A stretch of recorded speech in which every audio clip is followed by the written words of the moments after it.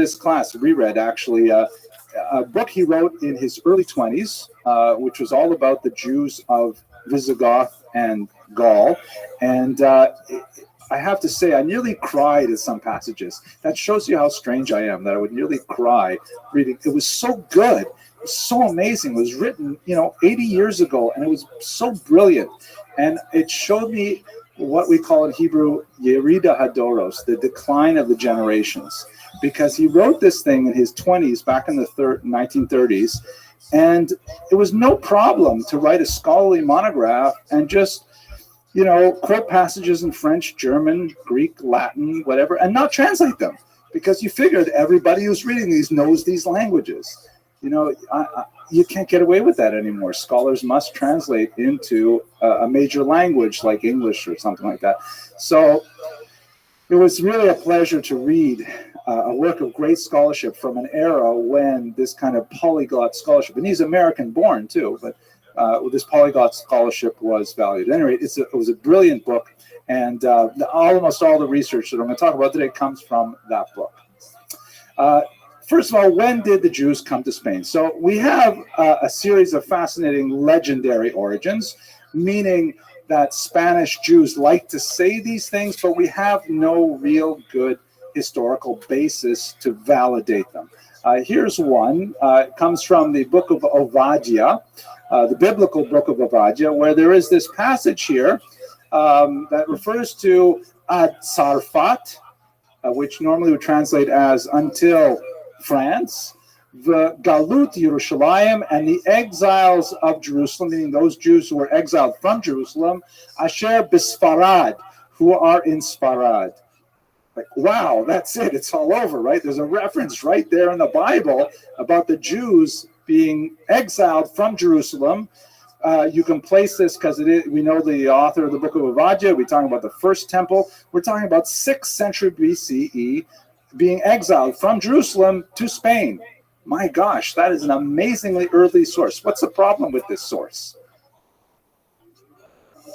Very good. Who says that Sfarad refers to Spain, right? That's the word we use now for Spain, but who says that's what the biblical book of Obadiah refers to? There are lots of words that can change meaning over time, and as Jews began to explore Europe, they applied words, place names from the Bible to various places for who knows what reason. There's no reason to say specifically that the Sfarad referred to here refers to the land we call Spain. So we know that the Jews, from Obadiah, we do know that the Jews who were exiled from Jerusalem went to a place called Sfarad, but that could be, I don't know, the island of Cyprus. It could be Boca Raton. We don't know. It just says Sfarad. So the problem is etymological. Who says that Sfarad refers to Spain? Hang on a second. I'm going to show you one more example. Here's an example from the Talmud, the same kind of problem. This is Tractate Yevamot, which is a little better. It says here, Afilu Sfinot, even boats, Habaot Migalia, that come from a place called Galia, Le Aspamia, to a place called Aspamia. So Aspamia sounds even better because there is a place name that sounds much better called Hispania, which would be Spain. And we'd like to say that Aspamia is Spain. But as Dr. Katz demonstrates with absolute clarity in his book, he can find about 8 different place names that are very similar and actually are more logical, closer, more closely related geographically. So there's no real way to tie either of these kinds of places to Spain. They may be etymologically related, but not necessarily historically. Please. So we don't have good connections. But here's one fun one, by the way. The Spanish term don, which means like Lord, sounds a lot like the Hebrew term Adon, which also means like Lord or Sir. So you have these kind of fanciful things, which is interesting, but no real proof. Let's go to something a little more serious. In the 16th century, an early Jewish historian named Moshe ibn Shem Tov ibn Habib claimed to have seen an inscription, meaning like a gravestone, written in Hebrew that had the text that read in English, "This is the grave of Adoniram, servant of King Solomon, who came to collect taxes and died here." Now, that would be an amazing inscription that would really help us date a Jewish community in Spain to the reign of King Solomon. Because if he is collecting taxes in Spain, and so much so that we have this rather unusual name, Adoniram, who is actually acting as an envoy, it sounds like it's a really good proof. And in fact, Moshe ben Shem Tov believed this inscription, and he wrote about it. The problem is we've lost the inscription, and there are a lot of doubts about the veracity of this account. So it's hard to rely on this sort of statement. Without the inscription existing and without modern standards of evaluating evidence, we just don't know if we can rely on it. It is a suggestion, though, of an origin of Spanish Jewry that goes back perhaps 3,000 years, rather dramatic. Finally, this is our scientifically best and earliest example of the Jewish settlement of Spain, and it goes back to a little baby girl in the village of Adra, where an inscription was found in Latin that read, that was discovered in the 18th century, and that's already in the Age of Enlightenment. We have a lot more confidence in the scholarship that happened then, and a transcription from the Latin text was made by a scholar named Juan de Mariana, and the text read as follows. And here you can see it's somewhat, it's broken up, and we don't have all of the letters intact. We have a blank couple of lines, then we have the phrase Nia, and then there's a little sort of an asterisk, it's actually a circle. Salomonula, the MO is wiped out, but it makes sense from context. It would be of Solomon. An una mens quattro di una Judea, which translates from Latin, here lies, we assume is what it's written there because of the gravestone, some little girl named something ending in Nia, daughter of Solomon, aged 1 year, 4 months and a day, a Jewess. And this particular inscription, although the inscription itself is lost, the source is fairly reliable. It dates back to the 2nd century of the Common Era. So the 100s. We know for sure that there was at least one Jewish girl, daughter of Solomon, who died at a terribly young age and was buried in Spain.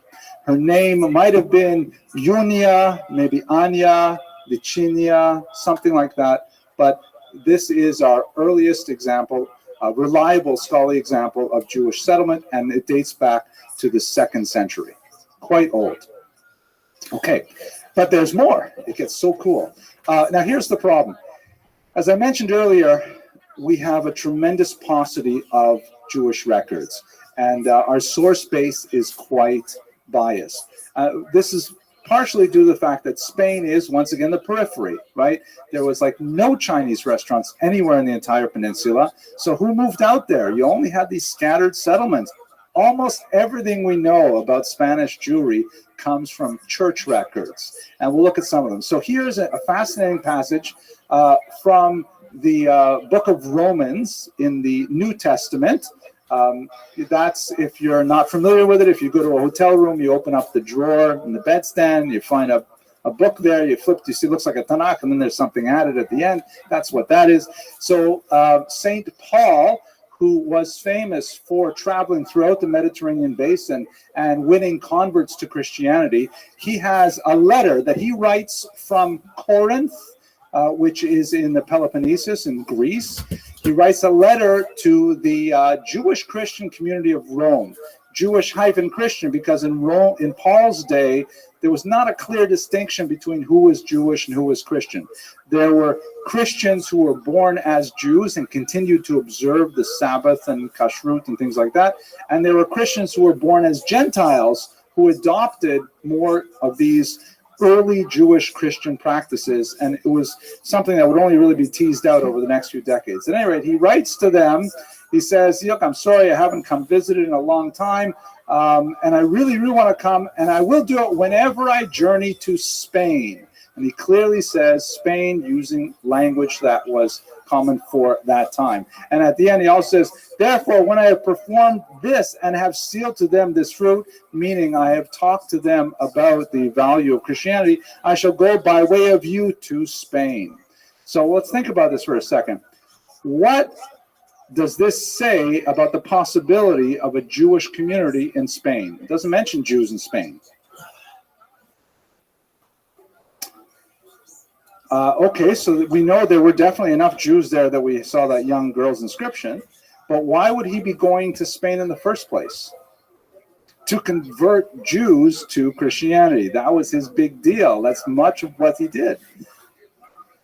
He also converted pagans, but he definitely is more likely for him to find an audience in places where there is a Jewish community. So it's an indication, perhaps, of him Jews living there. Here's a map that shows where he was in the Peloponnesus. Rome, of course, up here, and Spain all the way out here. So he's clearly making like this grand tour of the Mediterranean, going around from place to place, hopping from Jewish community one to the other, often arguing with the Jews, trying to convince them to convert to Christianity. And Spain, of course, was on his list because Spain had that community. It's a kind of like a sideways argument, but it is rather convincing, I think. When we look at the Synod of Elvira, this is an early church gathering in Spain about the year 305. It actually happened very close to this ancient structure, so we actually have a picture of imagining what it must have looked like. We have 3 church rules that were imposed that clearly refer to Jews, and they say something about the community. But when we look at these 3 sources, you'll see that it's kind of hard to imagine what the community was like when looked through the hostile lens of the church. But let's have a look at those 3 rules. So here's the first one. Canon 16 reads, Catholic girls may not marry Jews or heretics, incidentally, etc. So there must have been some kind of problem of Catholics marrying Jews. We can understand that. By the way, the distinction between Jews and heretics goes back and forth through much of this period. Sometimes they're considered one category, sometimes 2 categories. But okay, we can understand this, and this can be kind of like a statement of faith, right? Even if there are no Jews there, you could still say, like in Japan, they sometimes have anti-Semitism. There are hardly any Jews in Japan, but you can still be anti-Semitic, verbotsnit, as they say in Japanese. Here's another one, though. Look at this. If any cleric or layperson, meaning like not an official functionary of the church, eats with Jews, he or she shall be kept from communion as a way of correction.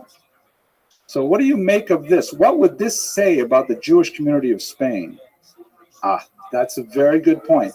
I think what it basically means is that, yeah, Christians are eating with Jews, and clerics, priests, are eating with Jews, that they're getting along well enough that they can have brunch together. And the church is saying, look, we got to stop this, because who knows, one thing leads to another. Eventually there's mixed dancing, who knows? So this indicates that the Jewish community was at least significant enough that they are eating with clerics. Now here's my favorite. Check out this next one. This is great. Okay, landlords are not to allow Jews to bless the crops they have received from God and for which they have offered thanks. Such an action would make our blessing invalid and meaningless, right? This is the church writing this canon. Anyone who continues this practice is to be expelled completely from the church. So it's a kind of a harsh punishment, yeah, no allowing Jews to bless your crops. But what does this say about the Jewish community? What does it mean? What does it imply? That they were strong in what sense? I mean, if you had like Christian peasants, and, you know, it's the beginning of the planting season. They say, oh, look at that. We're planting now. We better do everything right. What, you know, and whatever, what's a typical Spanish name? Maria says to Juan, you better get out there and find a Jew to bless our crops, because we want to make sure everything grows right.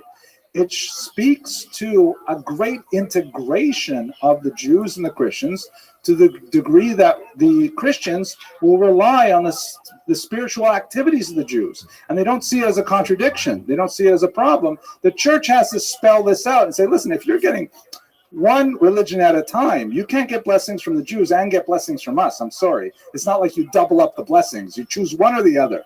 That's it.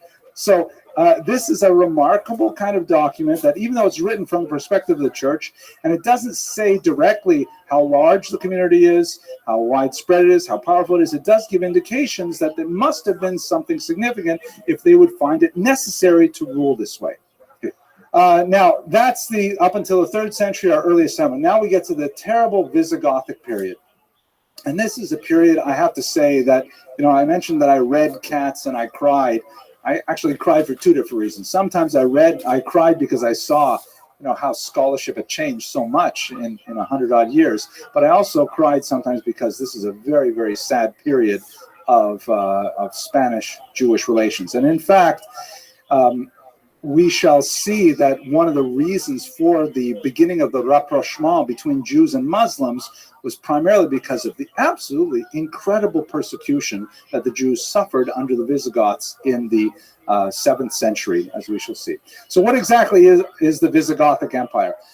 Spain at this point was part of the Roman Empire, but Rome was falling apart. You'll recall that Rome is sacked in the year 405 by the Vandals, and they spray painted all over the Colosseum and things like that. That was a joke. Hardly anyone laughed. Thank you, Ms. Rottenberg, for laughing.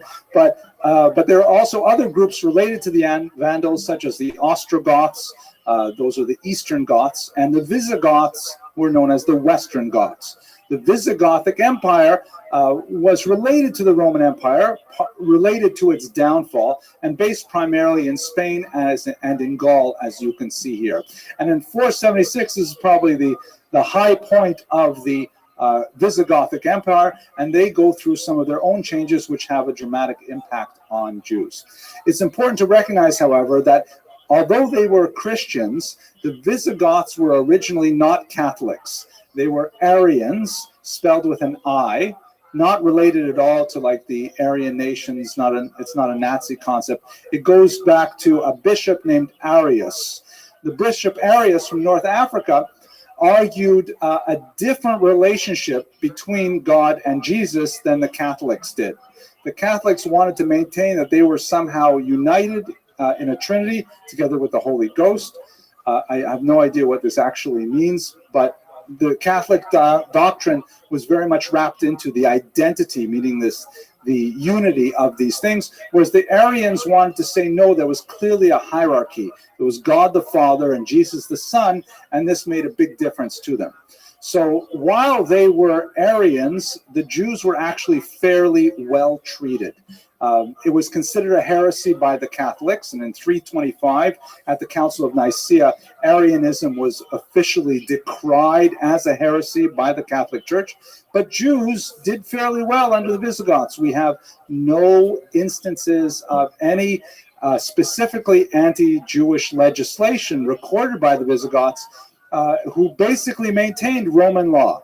So to the degree to which Roman law has some anti-Jewish discrimination, and that will be a larger discussion than we have time for here, but the Visigoths essentially just kept the same legislation. So Jews would not have been treated differently in Spain than they would have been treated, let's say, in the Italian peninsula, because they were under the same body of law. But things change dramatically when the Arians decide to abandon the heresy and become Catholics. And that happens in the year 589, when Recared I, shown here in this 19th century painting, decides to convert to Catholicism. And at this point, the Jews of Spain go through 122 years of incredible, increasing persecution to a mind-boggling extent that makes it much more understandable why the Jews would look to the Muslims as their deliverers from the newly Catholic regime. To be sure, the phenomenon known as the zeal of the convert is at play here, that because the Visigothic kings had for several hundred years flouted the Catholic Church and maintained a heretical movement, when they decided to return to the fold, they wanted to demonstrate literally their bona fides, their good faith, by showing just how Catholic they were. And in their interpretation, the way to do that would be to really persecute the Jews badly. And this is, in fact, what they did through a period of increasing legislation against the Jews, it's hard to even imagine how it was actually implemented. But implemented it was. Montesquieu, the French philosopher, wrote, and his insight is brilliant here. He says, tous les maximes, tous les principes, tous les vues de l'Inquisition, that all of the maxims, all of the perspectives, everything was similar to the Inquisition itself. I said that in French because I really liked how cats did everything in different languages, stuff like that. But basically, you can read that because it's almost totally English, right? But essentially, it's true, And in fact, if we jump much further in history, the great Holocaust historian Raoul Hilberg traced the development of Nazi ideology to the Spanish Inquisition, which can really be brought back to the Visigothic period after the conversion of Recared I. The period that we're going to look at now extends from 589 with Recared's conversion to 711, and it is just incredibly hard to imagine how this actually happened. Again, we do not have any Jewish sources to describe how Jews managed these draconian laws. We only have the laws themselves. And there are certain standards that we can use to evaluate law statutes for historical information. For example, if you see, I think if we were to go back over 500 years in time and look back at this period and say, wow, look how often America had to pass drug-related legislation.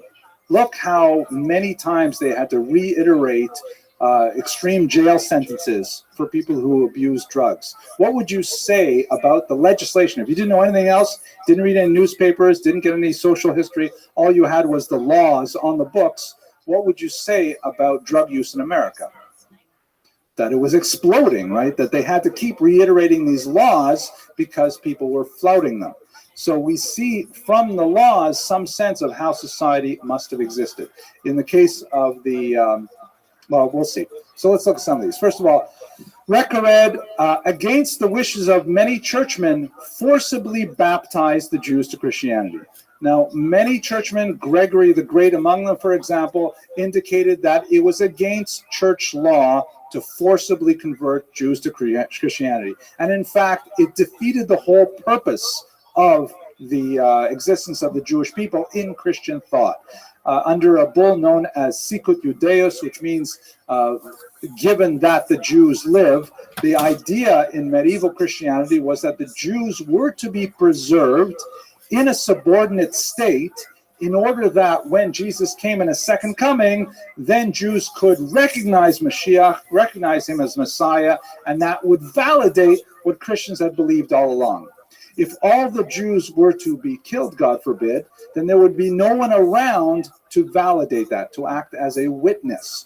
It was also known as the doctrine of witness because the whole point of allowing the Jews to live was to preserve them from a later period. That's just a theological argument. There are, of course, social and economic and other arguments. But basically, for most of Christian history in Europe, Jews were tolerated as a lower class population, persecuted from time to time, but never the subject of genocide and rarely the subject of mass forced conversions because it contradicted church law. There's a lot to say about this, but we don't have a lot of time.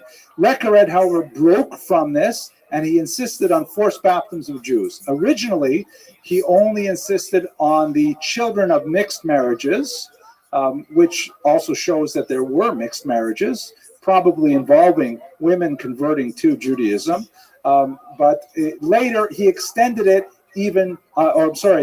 under his successor Sisebut, it was actually extended to all Jews, that all Jews were forcibly converted. We know that many Jews fled to nearby Gaul, which would be in the region of what we would today say France. Others, though, decided to, like we see with the Inquisition, decided to convert because they hoped that this would pass and then they would be able to practice their Judaism secretly. If it was just a conversion in name only, how serious could it be? So you see already the presaging of some of the patterns of response to threat that we see later in Spain. But once and this again sounds like the Inquisition. once the Jews were baptized, they were not trusted to be real Christians. Reckeswinth, and by the way, one thing I do like about the Visigoths, the kings have really cool names. I will give you a few really cool names. I have to like that about them. But Reckeswinth, he instituted oaths that, for example, if a baptized Jew, who technically should be a full Christian, is called to court, no, he had to take an extra oath because he could not be trusted as a true Christian. But they did have leniencies because these newly Christian former Jews did not enjoy eating pork. So they actually had laws in the book saying that these newly Christians don't have to eat pork because they don't enjoy it. But the fact that they have to say that they don't have to eat pork means that there must have been a significant number of them. Punishment for a series of crimes, such as being caught lighting candles for the Sabbath, or not working the fields on Saturdays, or things like that, ranged. There was lashes. Typically, the number would be 100 lashes. Confiscation of property, exile, and then this mysterious term, decalvatio, which scholars debate what this exactly means. The literal translation of the Latin means to make bald. So some theorists think that it must mean scalping, as this individual from the 19th century was scalped, which was practiced in North Africa, not by the Visigoths, but by the Berbers. But scalping in North Africa was not called decalvatio, and it was quite often fatal. Whereas in Visigothic Spain, people who suffered decalvatio tended to survive, so it might have referred to shaving the head as a kind of a humiliation, or perhaps pulling the hair out of the head. We're not sure. It's certainly not a nice punishment, and it was meted out several times to the same individuals. So it could have been merely shaving, or it could have been something much more violent. Punishment for conversion to Judaism, however, is pretty stiff and terrifying. Typically, conversion to Judaism happens in the relationship with marriage, and the punishment for such a conversion for males, to use the term that Solomon Katz refers to, would be amputation of the virile member, and for females, it would be amputation of the nose. So very horrific kind of punishments that were imposed to try to stop mixed marriages. And then there are a whole series of bizarre laws that are passed talking about forbidding the observance of Shabbat, that required Jews, again, who are technically Christians now because they have been forcibly baptized, but these new Christians had to report to a priest prior to the onset of the Sabbath, and then during the Sabbath to make sure that they were violating the Sabbath.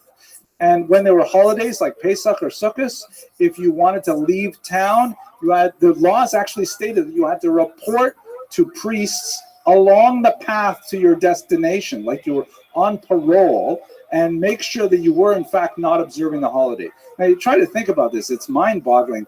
Was it actually enforced? It's hard to imagine that it would be. But one indication of the reality of it is other laws that specify punishments for Christian accomplices, meaning priests who are lenient with Jews, who do not want to work the fields on Sabbath, and others who accept bribes in order for the Jews to be, removed from these various punishments. These kinds of laws, like the drug laws we talked about earlier, indicate that there was a significant sized Jewish community, that they were technically Christian, but secretly flouting a lot of these laws through the payment of bribes.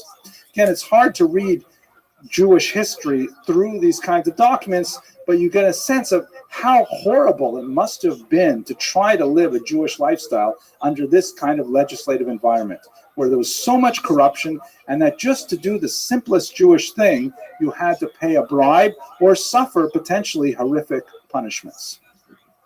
So that's this awful period from 589 to 782.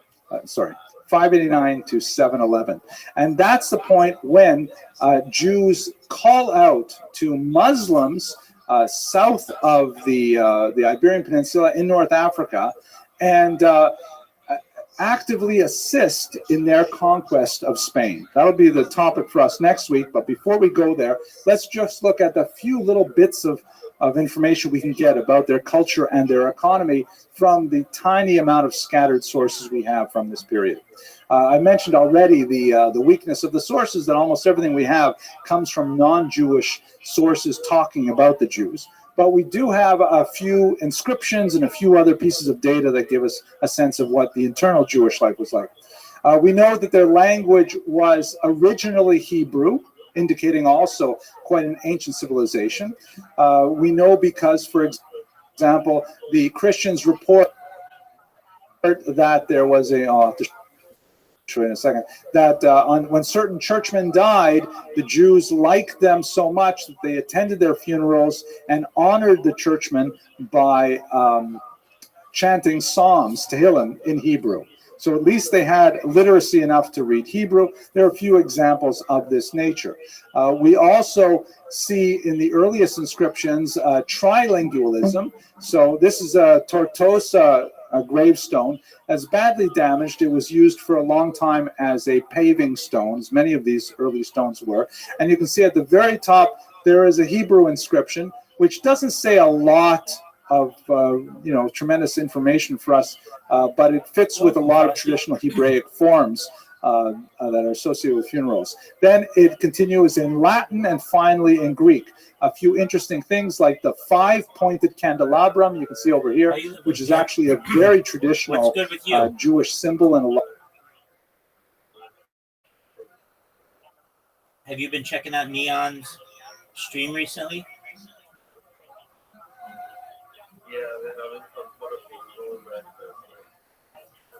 I have a question. Is all his stuff like pre-recorded?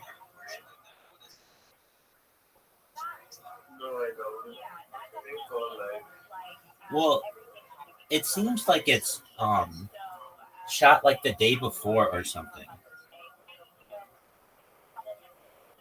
I don't know. He just doesn't interact with the chat. I don't know. They have a bunch of streamers. Those other streamers also have live streaming at the time. So I know you can have a like record stuff and putting it on at the same time. I know that's pretty close time. Oh, very cool. Excellent. Like some of them have phones and they have like selfie sticks attached to the phone and you just stream while Neon is streaming.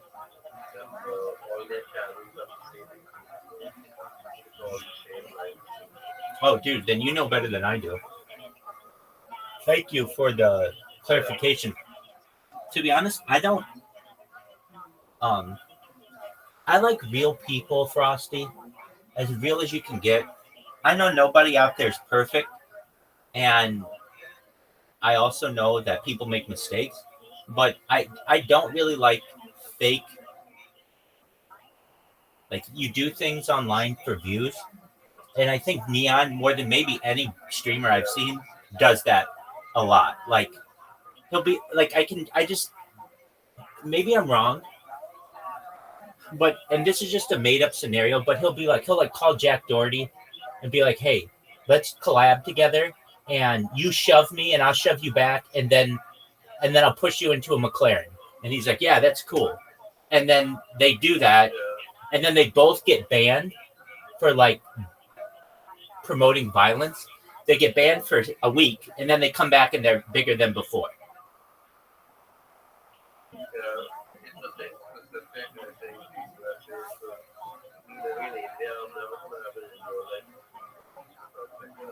I mean, it would be entertaining for us to I'm not willing to like I don't have that kind of an action. So I think it's kind of embarrassing Well, it depends. It depends how you do it. I think I could be wrong. I don't know the culture as well as you do, but India still has a pretty rigid caste system, and you still have to have respect for your elders to some extent and your parents, and that is broken down in the Western world where who gives a shit? I'll do whatever I want. Maybe you didn't even have parents, so there's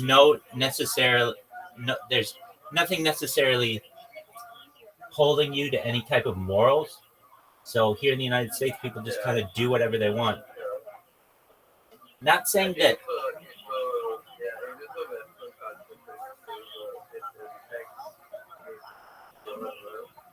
We have a lot of people who are speaking English here, right?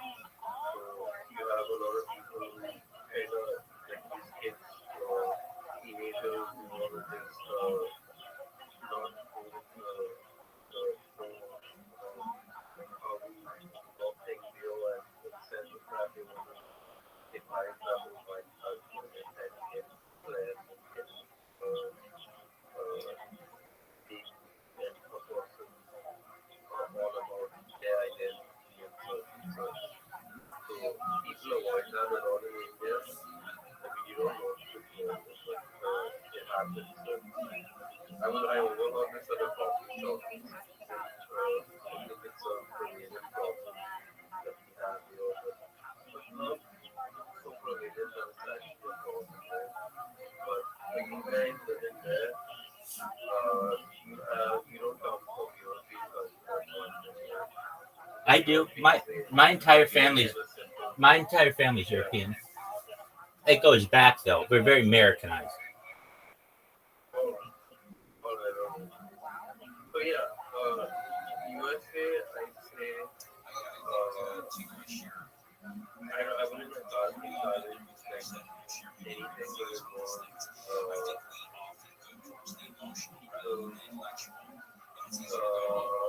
even for concerns and once that shit like if you start to get toxic environment with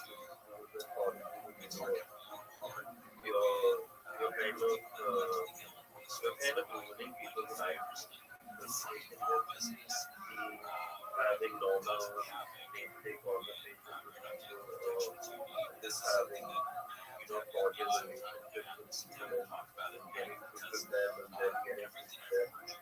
But instead of that, you're inviting all of them. So yeah, females are partly responsible for it, but then again, you can't do much about it. So these kids growing up, they're gonna want to leave way out.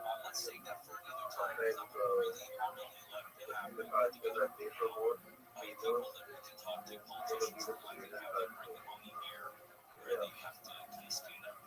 My advice on it. I could see that. I think that's valid. Do you know what T series is? Sorry, what? Do you know what T series is? T series. It's the largest YouTube channel. It's like basically just Indian stuff.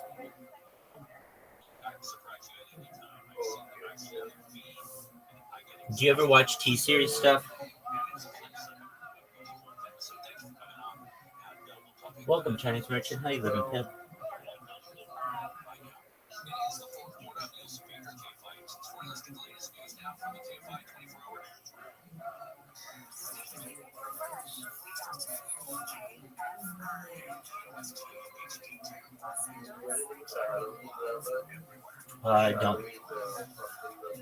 I don't celebrate Halloween. I just streamed, but I do have to say that I like seeing people's ingenuity when it comes to how creative they can be.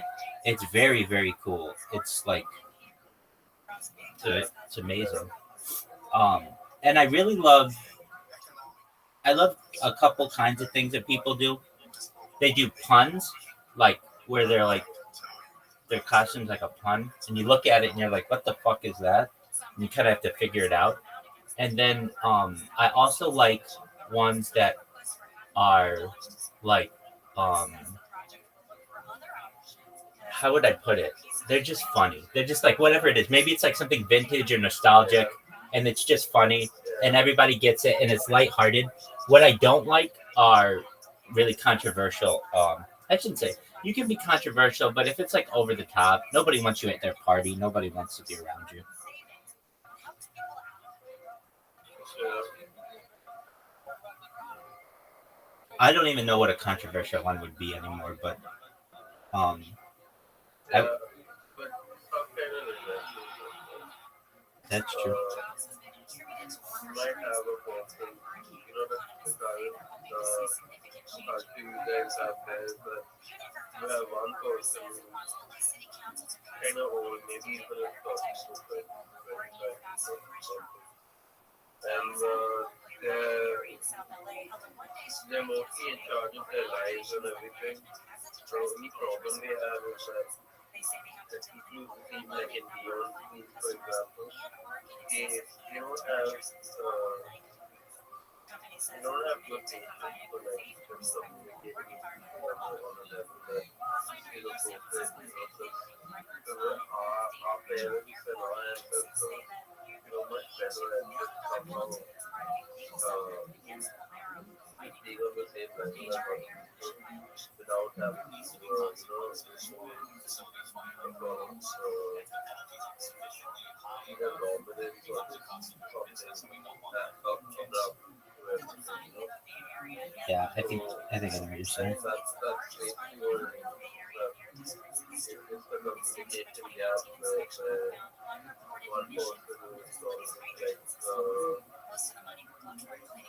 his own kind of thing, and the other person is in his own kind of thing.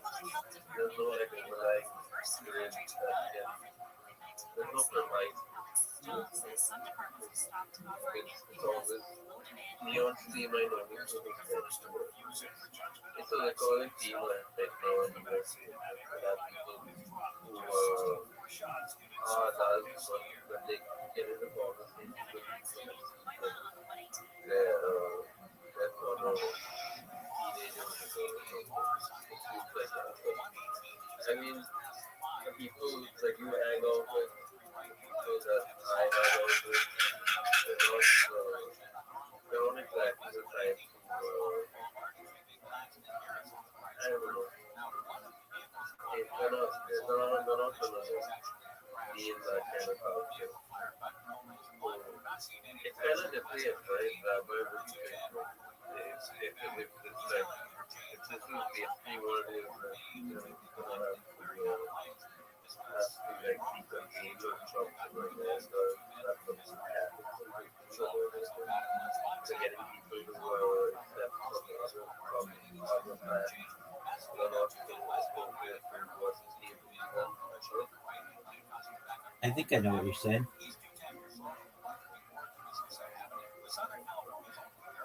Yeah, that's the problem that USA is that you guys are kind of lucky because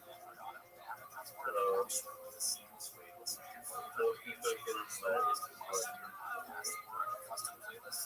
I think everything else would just be secondary and that's probably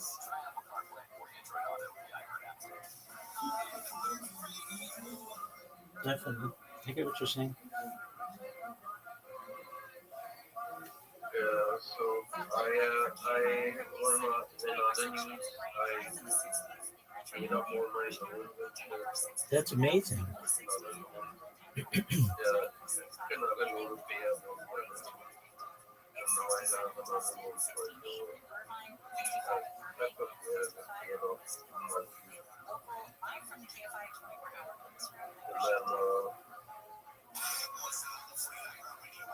yeah, not much going on. I went to the mass today. So 1st November is All Saints Day. 2nd November is All Saints Day. So yesterday evening I went for a church mass. It was All Saints Day, and so Halloween sort of like the Christian outrage day, that's the significance. And Christians don't like it that much, and so on and so on. But I think they're trying to appropriate it as a means where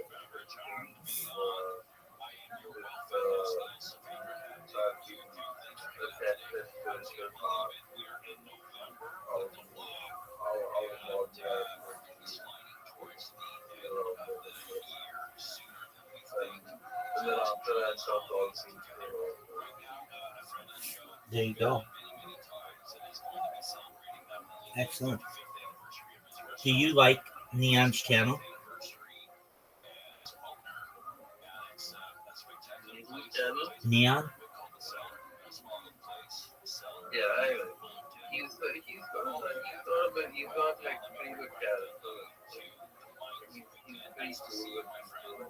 So yeah, I like not bad. So like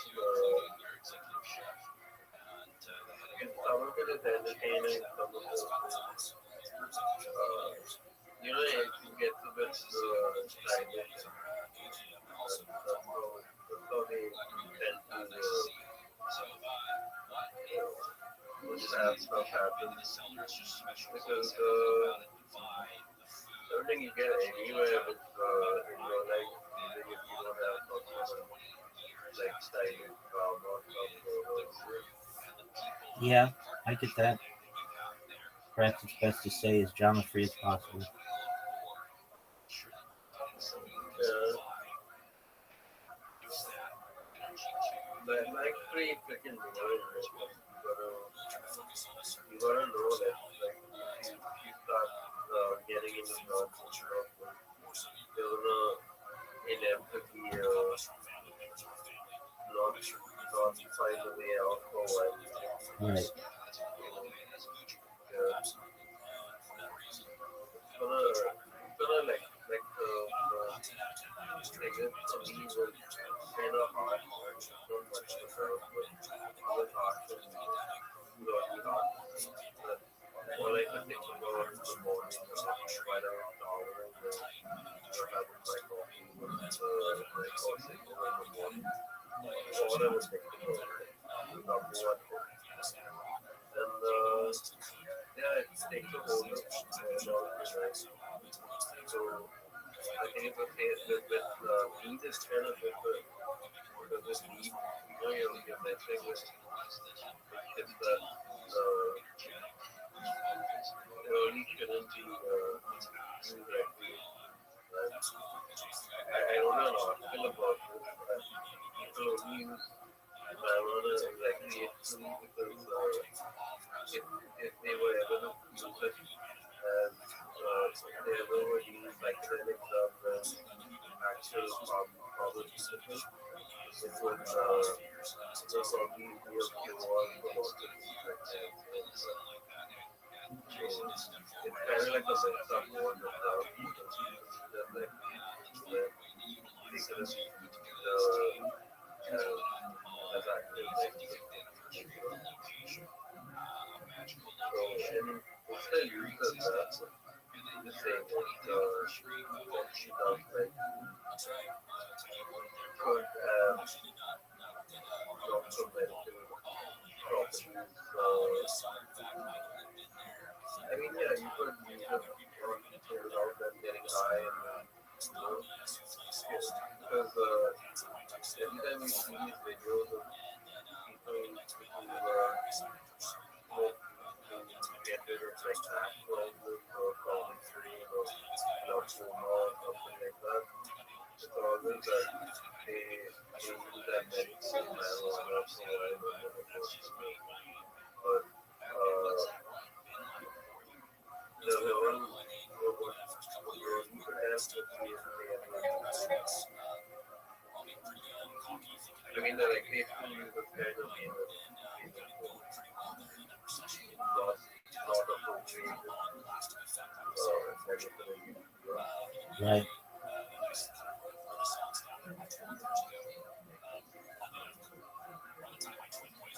But yeah, I don't know. I think it's an Indian drug anyway. I don't think it comes from there.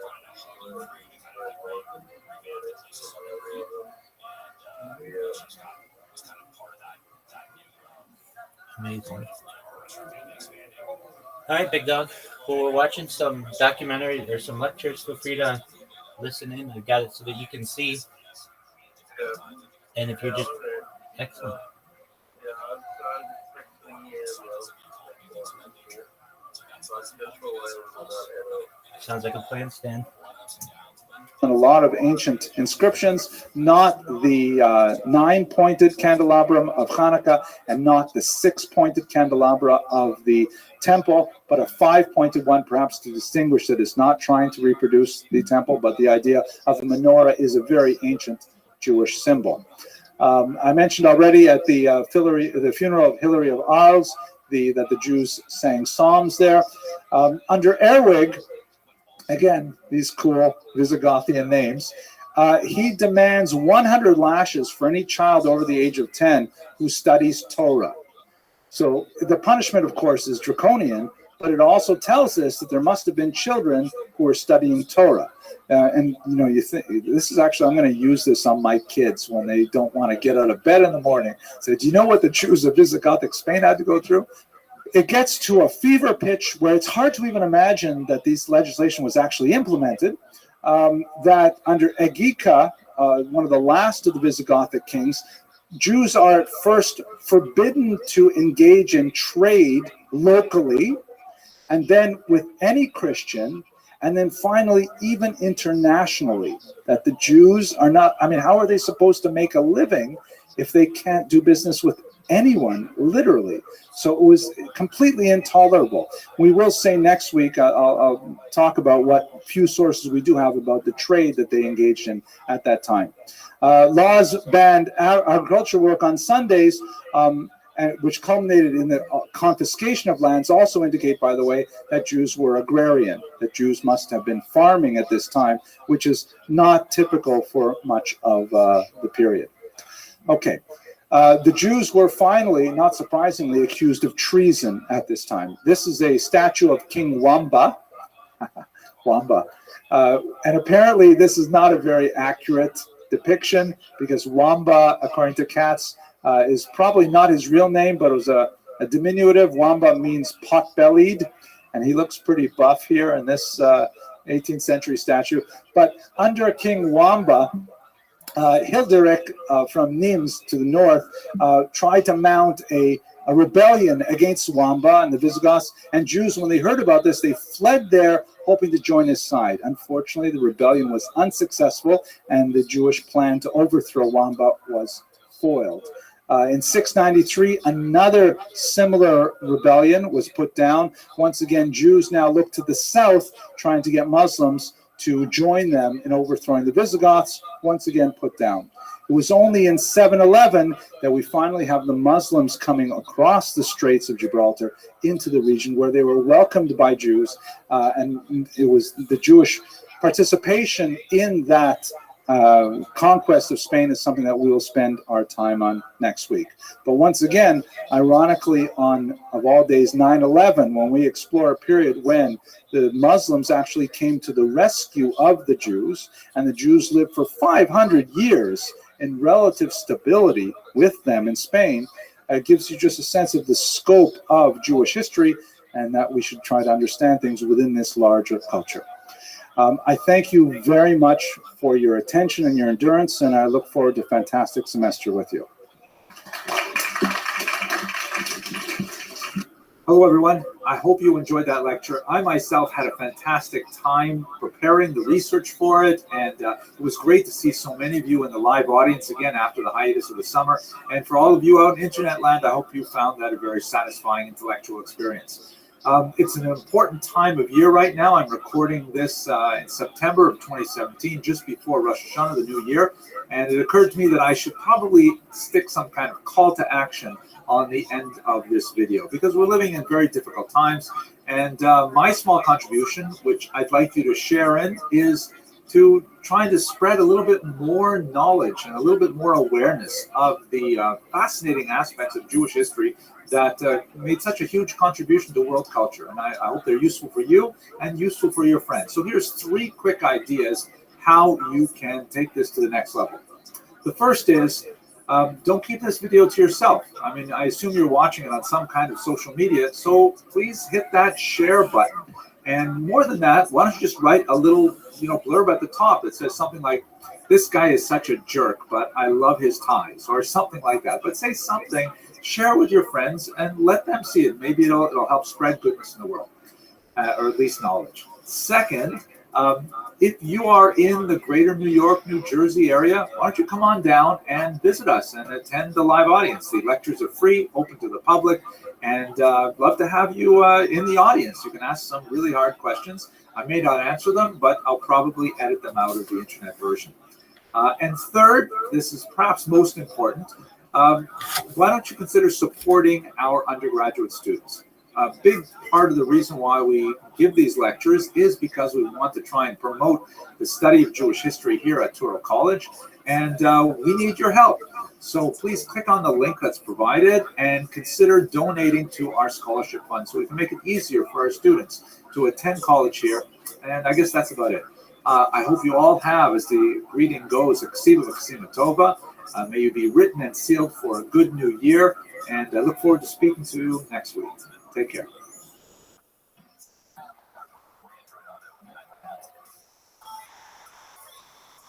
Okay, ladies and gentlemen, it's so great to see you again. I am so pleased to be continuing this series on the Jews of Sfarad. Tonight, we're going to look at another period of Sephardic history that's not very well studied. I was pleased with the response to the Jews of the Visigothic era.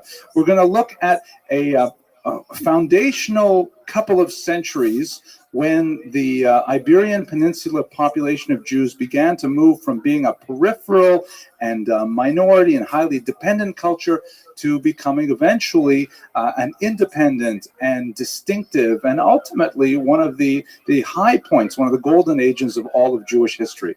So these 200 years, which are going to extend from the year 711, which is the date of the Muslim conquest of the peninsula, to about 910, which is the birth of Chastai ibn Shaprut, a truly remarkable character that we will speak about next Monday night, next week, God willing. That's what we're going to focus on today. And I'll also draw to your attention that the format of the class is a little bit different today as it was last week. For the past several years, I've tried to focus my presentations around the life and works of a particular individual. Not so much because of my training or inclination. In fact, I would rather not do that. I was trained as a social historian that tends to look at like movements and masses of people and things like that. But people like to learn about individuals. They like to attach the grand arc of history to a particular life, and so that's what we've been doing, and thank God for many years with some success. So this is another week where we're just going to speak in episodic points about several individuals, but primarily we're going to concern ourselves with the development of an entire population over 2 centuries. Next week we'll go back to our regularly scheduled programming. We'll ask the question, who was Chastai ibn Shaprut? And I'm confident you'll find that the answer was completely fascinating. Okay, so let's go straight to our material today. First of all, the good and welfare. Tonight's lecture is sponsored by my good friends Vic and Catherine Crespin.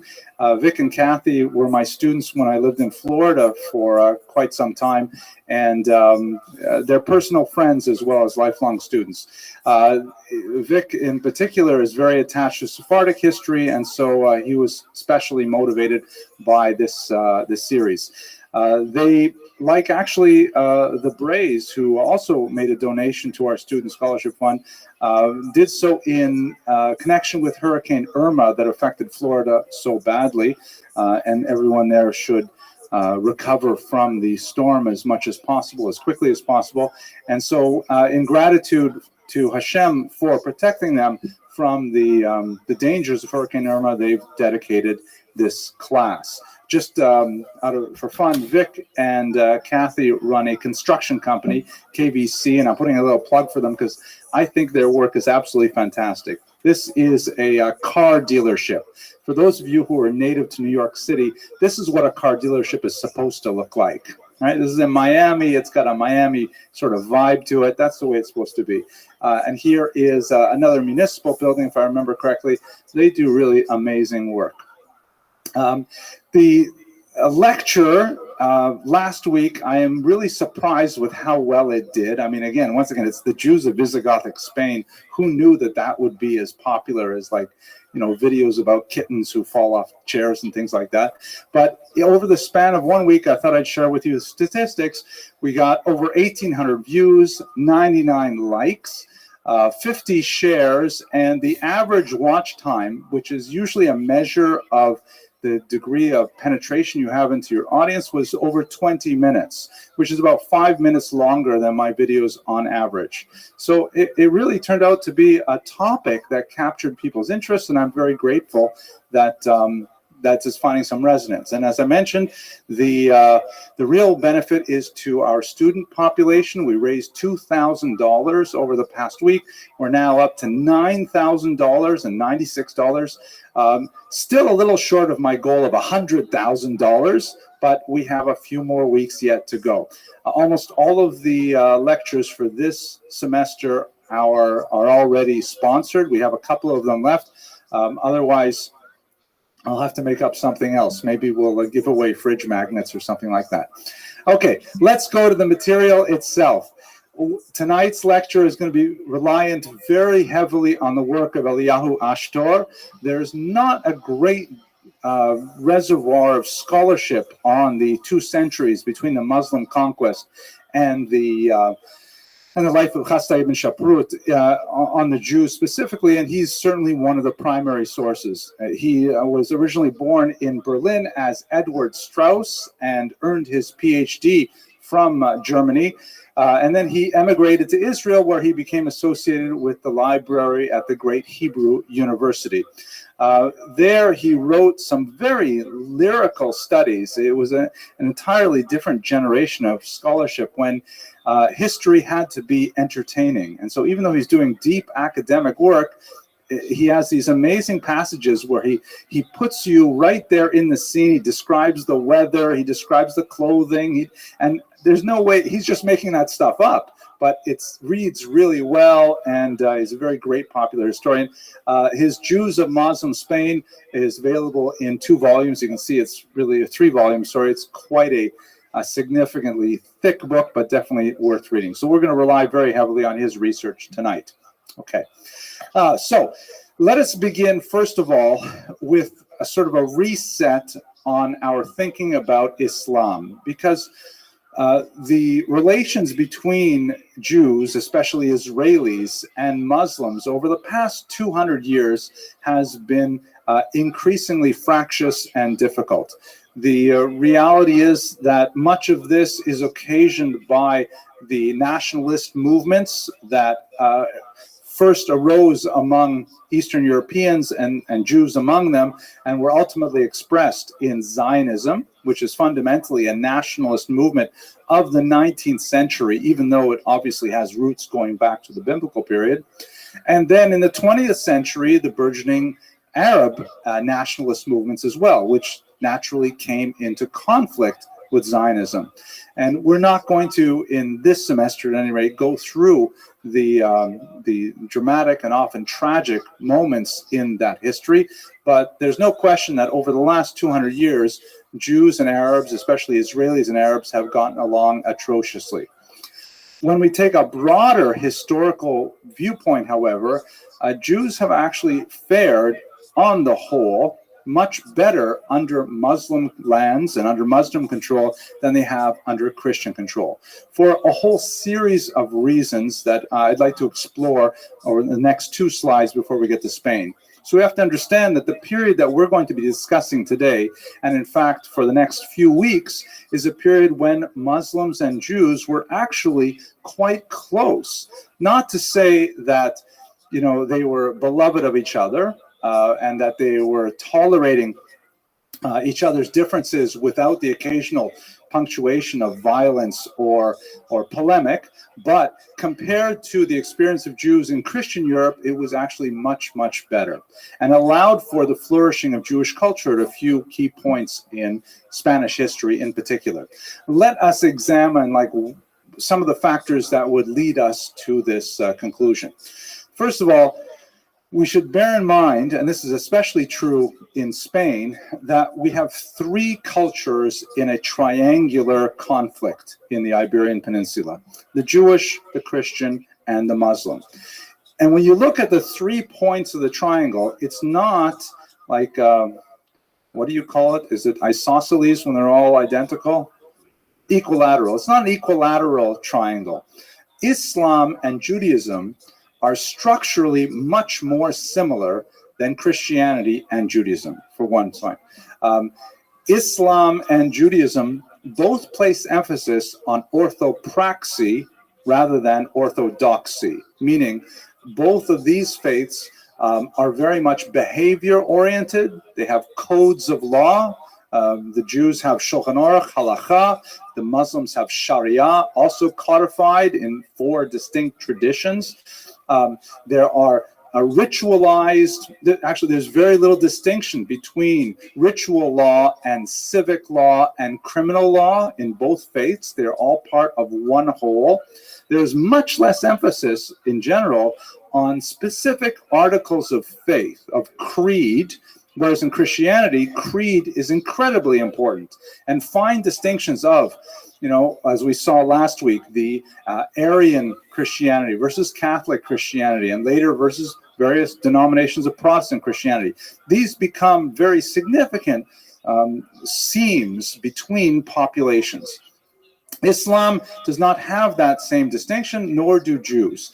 Both the Abrahamic faiths that existed in the Arabian Peninsula are much more focused on how one behaves, how one dresses, how one eats, how one does business. So structurally, they have a great deal of similarity. Furthermore, to a large degree, many of these similarities are actually imitations. I mean, Islam, which began in the 7th century, borrowed openly from Jewish practices in a lot of different ways. The idea of orienting oneself towards a particular direction while praying, the number of times one prays is ritually codified. The idea of tzniut, of modesty in dress, particularly female dress, the idea of a dietary code, kashrut or halal, all of these things are mirror images of each other. So in other words, Muslims and Christians in many ways have a shared cultural vocabulary. It makes it much easier for them to communicate with each other. Christianity, on the other hand, developed in an entirely different direction, focusing much more on ideas of belief over very fine historical and theological points. The status of the Virgin Mary, for example, the status of the Immaculate Conception, all kinds of theological debates that often are dizzying for the average person, not easy to pin down, but very easy to associate with heresy and apostasy and things like that. So in other words, structurally speaking, Muslims and Jews have a lot more in common with each other than Christians and Jews. Second very important point, the familial relationship is much closer chronologically and philosophically between Jews and Christians than it is between Jews and Muslims. What do I mean by that? Christianity emerged out of Judaism. Christianity was originally a Jewish movement. All of the early founders of the Christian church were Jewish, and it slowly, over the space of about 10 or 12 decades, became a Gentile movement in which most Christians were actually of non-Jewish stock. But in the first 100 years of Christianity's existence as a movement, it was very difficult to determine exactly what was Jewish and what was Christian. And so as it emerged, the very closeness caused a degree of antipathy, where in order to define themselves, Christians had to contrast their behavior, attitudes, ideas with the mother faith. I think I've given you all in previous classes the cholent metaphor, right? I don't want to redo the cholent metaphor. I see some people shaking their heads. You'll have to review older videos on that one. But basically, in their desire, think of the mother-daughter relationship, in the daughter's desire to establish independence, she has to assert why she is different, why she does things differently than her mother does. And that sometimes creates a certain kind of negative tension. As the very perceptive and heroic theologian Rosemary Radford Ruther once put it, anti-Semitism is the left hand of Christology. And what she meant by that was, in an attempt to elevate Christianity as a faith, with the right hand, it was necessary with the left hand to denigrate Judaism. So that's by nature of the very closeness of Judaism and Christianity, they have a much more negative relationship with each other. Islam, on the other hand, which was born 6 centuries later, is like a grandchild, and the grandchild does not necessarily have. Put it like this. Let's put it like this. Let's say the Zaidi comes over from Daheim. He comes over from Europe, the grandfather, and he's very observant and keeps the Sabbath and keeps the dietary laws and things like that. And the son, who was born here in America, has already tossed a lot of those things overboard, like he tossed his tefillin overboard, and so. He's constantly irritated by his father's piety, and his father, of course, is nonplussed by his son's irreligiosity. But the grandson has no inbred hostility to religious behavior, and he looks at his Zaidi. He says, "Oh, isn't that cool? Look what Zaidi does on Shabbos, and look what Zaidi eats, and look how Zaidi prays." So the grandson doesn't have the same degree of hostility to the Zaidi the way the son does. So Islam in this relationship is like the grandson, who looks to Judaism and doesn't see it as a threat to his own identity. He sees it as possibly, hey, maybe we could get something from them. And so the possibility of a synergy between Islam and Christianity and Judaism is actually much more possible, both for the structural reasons and for the chronological reasons. And in fact, later on in this course, when we look at some of the interesting blends of Sufi thought with Jewish thought in surprising places, like, for example, the influence of Sufism on the Rambam's own illustrious son, Abraham, be fascinating. So with these two factors in particular, Jews actually had a much more of a possibility of achieving some kind of modus vivendi, if not even a rapprochement, with the Muslims. Made it much more possible. Not to say that there were not moments of violence, not to say that there were not moments of discrimination and persecution, but on the whole, it was definitely much better in Muslim lands. I recall a few years ago, I was looking at a bibliography of anti-Jewish polemics, and it was for much of the medieval period. I wish I could remember the title. And I was amazed because about 4/5 of the book were listings of various anti-Jewish polemics published in Christian lands, and the remaining fifth was the index, the table of contents, and a tiny little section on Muslim anti-Jewish polemics. It was just not a big industry. They didn't have a readership. They didn't have the same kind of appeal. Masha'enkein, which is not the case, let's say, with the contemporary period, the 20th century, we live in a very different time, 21st century. Okay, to give you a sense of this is not to say that this is like Gan Eden, the Garden of Eden, and America and everybody loves each other. Definitely Jews were not first-class citizens. They were second-class citizens without doubt. But much of that relationship was outlined by a document known popularly as the Pact of Umar. Umar was one of the early caliphs of the 7th century, shortly after Muhammad himself. And according to tradition, he answered a series of questions posed to him by non-Muslims, most likely Christians, about, well, okay, so now Islam is the dominant religion and we live in Muslims' lands. How are we supposed to behave? Umar answered in such a way that outlined a series of abilities and disabilities that Christians and, by extension, Jews would have to live under, and that kind of set a legal standard for that. Now, it's quite likely that the Pact of Umar... One more time?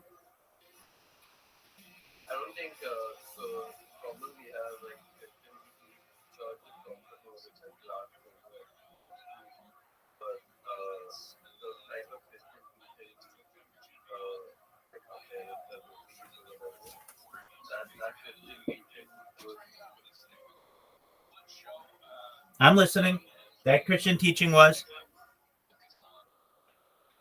so that Christian teaching was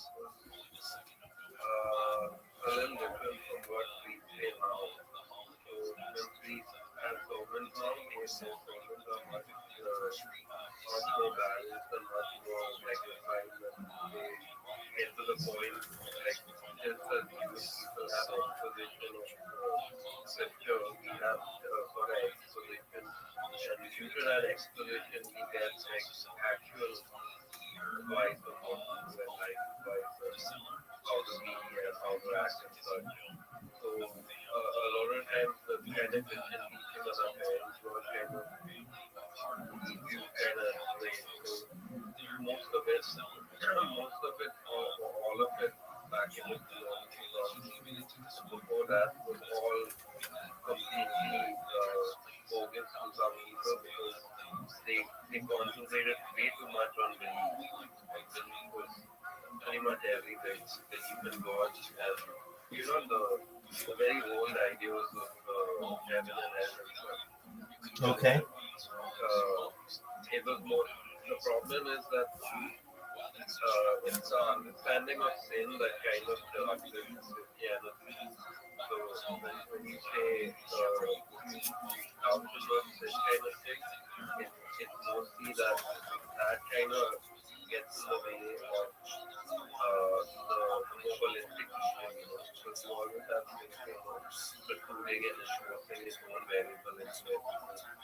So that's basically what happened. So right now it's kind of a good idea to listen to it. So back then, even in I'd say early 2005, like just back early 2000s and such, it was still kind of strange. They were receiving kind of wrong teaching and using that to stage when so I think that's where a lot of cases for Christians happen. Because they were being led the wrong path. All right. I could see that. Mar was actually Very cool. authored much later and was used to kind of justify the status quo, which pertained anyways. But for the sake of argument, we can understand it as something that that pertained in the 7th century as well. Basically, the argument of the Pact of Umar was that Jews, as the al-Kitab, people of the book, as a monotheistic religion that had received, according to Islamic theology, at some point communications from God in the form of prophecy, they were to be tolerated qua Jews. In other words, Judaism was a protected religion within Muslim lands, as was Christianity, later for other reasons Zoroastrianism as well. But basically, Jews were allowed to practice their own faith within Muslim lands. There were limits. They were not allowed to practice their faith in such a way that it might attract Muslim converts. Same went for Christianity. For example, they were not allowed to have too raucous celebrations for Purim or Simchas Torah. They are not allowed to build their houses of worship to be taller than the mosques. And in fact, widely ignored, they were not allowed to rebuild they're not allowed to rebuild synagogues once they fell down. In reality, Jews and Christians would just simply pay bribes and they would be able not only to repair their synagogues, but in fact to build new ones. Although that was not universally true in some places. Well, I'll get to that in another class. At any rate, they were to be maintained in a second-class status at all times. At some points, there were discriminations in terms of modalities of dress, of occupation, and things like that. Sometimes irritating symbolic discrimination, but for the most part, it was something that Jews could live with. Christians also lived on this. They were known as dhimmi, or protected peoples. They had a financial disability. They had to pay a special poll tax called jizya, which was for their non-Muslim status, which was higher than the zakat, the charitable tax that Muslims had to pay. But on the whole, it had something that Jews really admired, a concept that we'll come back to a little later. It imposed across the entire Mediterranean basin, in the southern part of the basin, I just want to expand on what you get a better understanding about where all these things come from. So I'm still attracted to Christianity. Yeah, so the problem in Christianity was that the Holy Trinity was not really be defined by anyone. So nowadays we have priests who define the Holy Trinity and as it is because the problem with Christianity is different from Judaism and Islam is that there's nothing holistic about it, right? Because you have Christ, and Christ, while not being a vague figure, was still vague in terms of the Holy Trinity. So what happened was that when it came to understanding the third person of the third Godhead of the Holy Trinity, like the Holy Spirit, people could not fathom it entirely, and they based the assumption that the Holy Spirit was the Spirit of Christ that is somehow the same as Christ. So people for a very long time, even while I was growing up, kind of believed that the Holy Spirit was not a person, but that the Jesus was at the same time. So that's basically what it was. And because of that, and other reasons, the other reasons were kind of like related to that. So we had in the Catholic Church, we made a sort of like ritual pact that I think some priests got a hold of it early on that Christ was there to be a sort of instigator. Like he himself said, I come to earth not to seek peace but a sword. And he brought the sword himself because hitting people who believe in true good,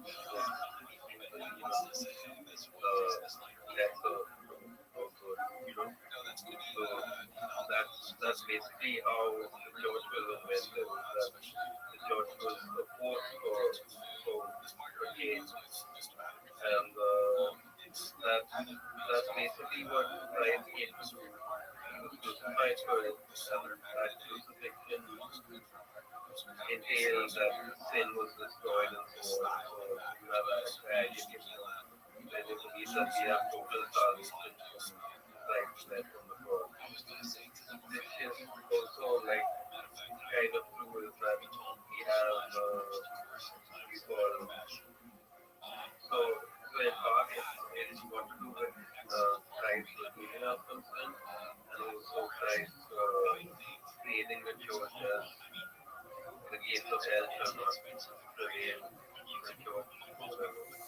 The church is the center, the bride of God. So so what happened was people kind of up to that path where Christ redeemed us from sin. Because of that, we have a sort of oneness with Christ. So this leads to like all sorts of things. You think about it, you think about like the sort of kind of phenomenology of spirit. Have you noticed that, right? Help me with it. What's the phenomenon of spirit? It's the idea that so some people believe that like a justification of God comes from the fact that when we die we belong to a singular vacant entity. And because of this, some people do believe that we don't have an ego when we die, but we belong to the same ego that is the spirit of everything. So in this sense, right, all that you have to do is the actual fact of belief Okay. or the actual conviction that you have. And that conviction can haunt you, right? So I think a lot of times when you read scripture, you find that Christ specifically says that some people do belong to evil because their conviction from their belief is so much that they place their conviction before their right to do good. Okay. In those terms. So the thing is, in Judaism and Islam, it doesn't really happen because what you guys have is a sort of it's a dialectical kind of experience of God, right? Because it's logic and then it becomes emotional and then it becomes software. So it's all kind of interrelated and it makes sense. The problem with Christianity is that we have a progressive kind of movement. So right now we're stuck in a very strange place where we can get lots of people into Christianity, but they're going to have to go the kind of long way and have that union. It's a sort of like God, the Pope, and like, it's a sort of union with God that the priest often talk about, that you need to have that union. Because if you just have the conviction and belief, that conviction might be stronger than your ability to just consider yourself. Expanding on the whole thing,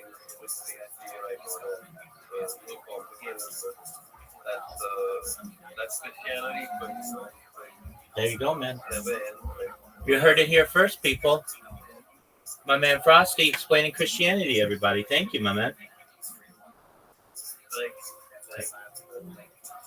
Absolutely. Nice work. I mean, I don't know if people hear this today, and I really mean this in my deepest, truest sense. I feel as if Frosty will be a theologian in the future. He'll be seen as a theologian. So shout out to you, Frosty. A Rechtsstaat, a society governed by law. The Jews were not equal citizens, but they knew their place and they knew their rights. Within their position, they knew how to operate. So the Pact of Umar actually guaranteed Jews a tremendous degree of stability and the possibility of expanding their activity both internally in their own culture and also economically by extension with other Jewish communities. Contrast this, by the way, to what we talked about last week with the incredibly chaotic and absurd decrees of the Visigothic kings ordering that everyone convert to Christianity, and then even though they converted, saying that we don't trust that you're actually converted, so we're going to persecute you some more, and you can't do business with each other, you can't marry each other, incredible degrees of persecution if we suspect you're keeping the Sabbath, all kinds of things like that. The Pact of Umar was, to use the Arabic term, gewaldig. It was like wonderful. Jews were really happy with it by and large. Okay, so that's just to frame our remarks really for the next few weeks about the rapprochement that was going to happen in the Iberian Peninsula. So the first thing we should understand is what was the role of the Jews in the Islamic invasion, which happens at the Strait of Gibraltar, which is actually an English sort of mispronunciation of the name of the first conqueror. But basically, Spain fell like a house of cards early in the 8th century. The Muslims, you can see from this map, actually can't see most of this here, but they're moving across the coast of North Africa with tremendous rapidity. Actually, let me go back to the big screen. Look at this. This is the expansion of Islam. This is where it starts out in the first half of the 7th century. Then it expands to this region here between 632 and 661. And, just a little over 100 years later, it's already into Spain. Just imagine the scope of this conquest. It was overwhelming. There are many reasons that we could point to for this rapid conquest. But clearly, one of the things was that most of these societies were very poorly constructed, had very limited ideological underpinnings, and so they were ripe for conquest by the Muslims. Spain in particular, nobody was really a big fan of the Visigoths. Christians included were not big fans of the Visigoths, and so they were not able to mount a serious defense against even a very small contingent of Muslims who made their way across the border. Now, in Christian historiography of the Middle Ages, in seeking to explain the debacle of such a rapid collapse of this Christian kingdom, they pointed quite often to the Jews and argued that the Jews had secretly conspired with the Muslims to invade, and they assisted them actively, and it was really the Jews who were the traitors who made this possible. Modern scholarship has, without a doubt, demolished that argument. The Jews did not extend an invitation. On the other hand, when the Muslims came, they were certainly not displeased to have the Visigothic rulers evicted from the peninsula. The maltreatment that the Jews had experienced at the hands of the Visigoths was so extreme that the Muslims were a very welcome change, and Jews actively assisted with their conquest of the peninsula. We'll describe exactly how that happened. But the real invitation was actually the Visigoths themselves. One of the last kings was named Witzia. I love those names. And Witzia, whose profile is shown here in an early, actually it's not a profile, that's his visage. I don't know if you can sort of make it out there. It's kind of blurry, but when Witzia died, there was a dynastic struggle, and a certain number of his sons were shut out of the annals of power. And so they conspired with each other to invite the Muslims to take over the peninsula and to support them in the reestablishment of the Visigothic rule. Of course, they were quite surprised that when the Muslims came and they saw that it was actually Taka, a very nice land and very fertile, and the climate was great and so on, that they were loath to relinquish control to the Visigoths. But it actually came from Visigoths themselves, who were displaced from power. They were the ones who invited the Muslims in. The Christian chronicles that describe this, describe them as traitors, that they were coming in, bringing the Muslims in to try to establish their own hold to the throne. Once again, the Jews had very little inclination to repel the invaders, but they were not necessarily the initiative. So what exactly would happen? And we see this in the Muslim chronicles time and time again.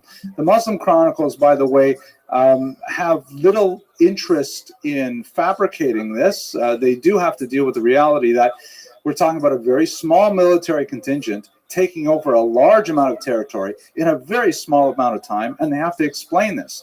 And basic military strategy indicates that one of the most fundamental aspects of winning a war is not necessarily the bravery of the soldiers, not necessarily the high technology of the weaponry and things like that. It's almost always all about, and I say this, by the way, as someone who has never, fired a gun in the military ever, but it's almost always about logistics. It's almost always about supply. It's almost always about making sure that the soldiers are well provisioned so they can go on and keep fighting.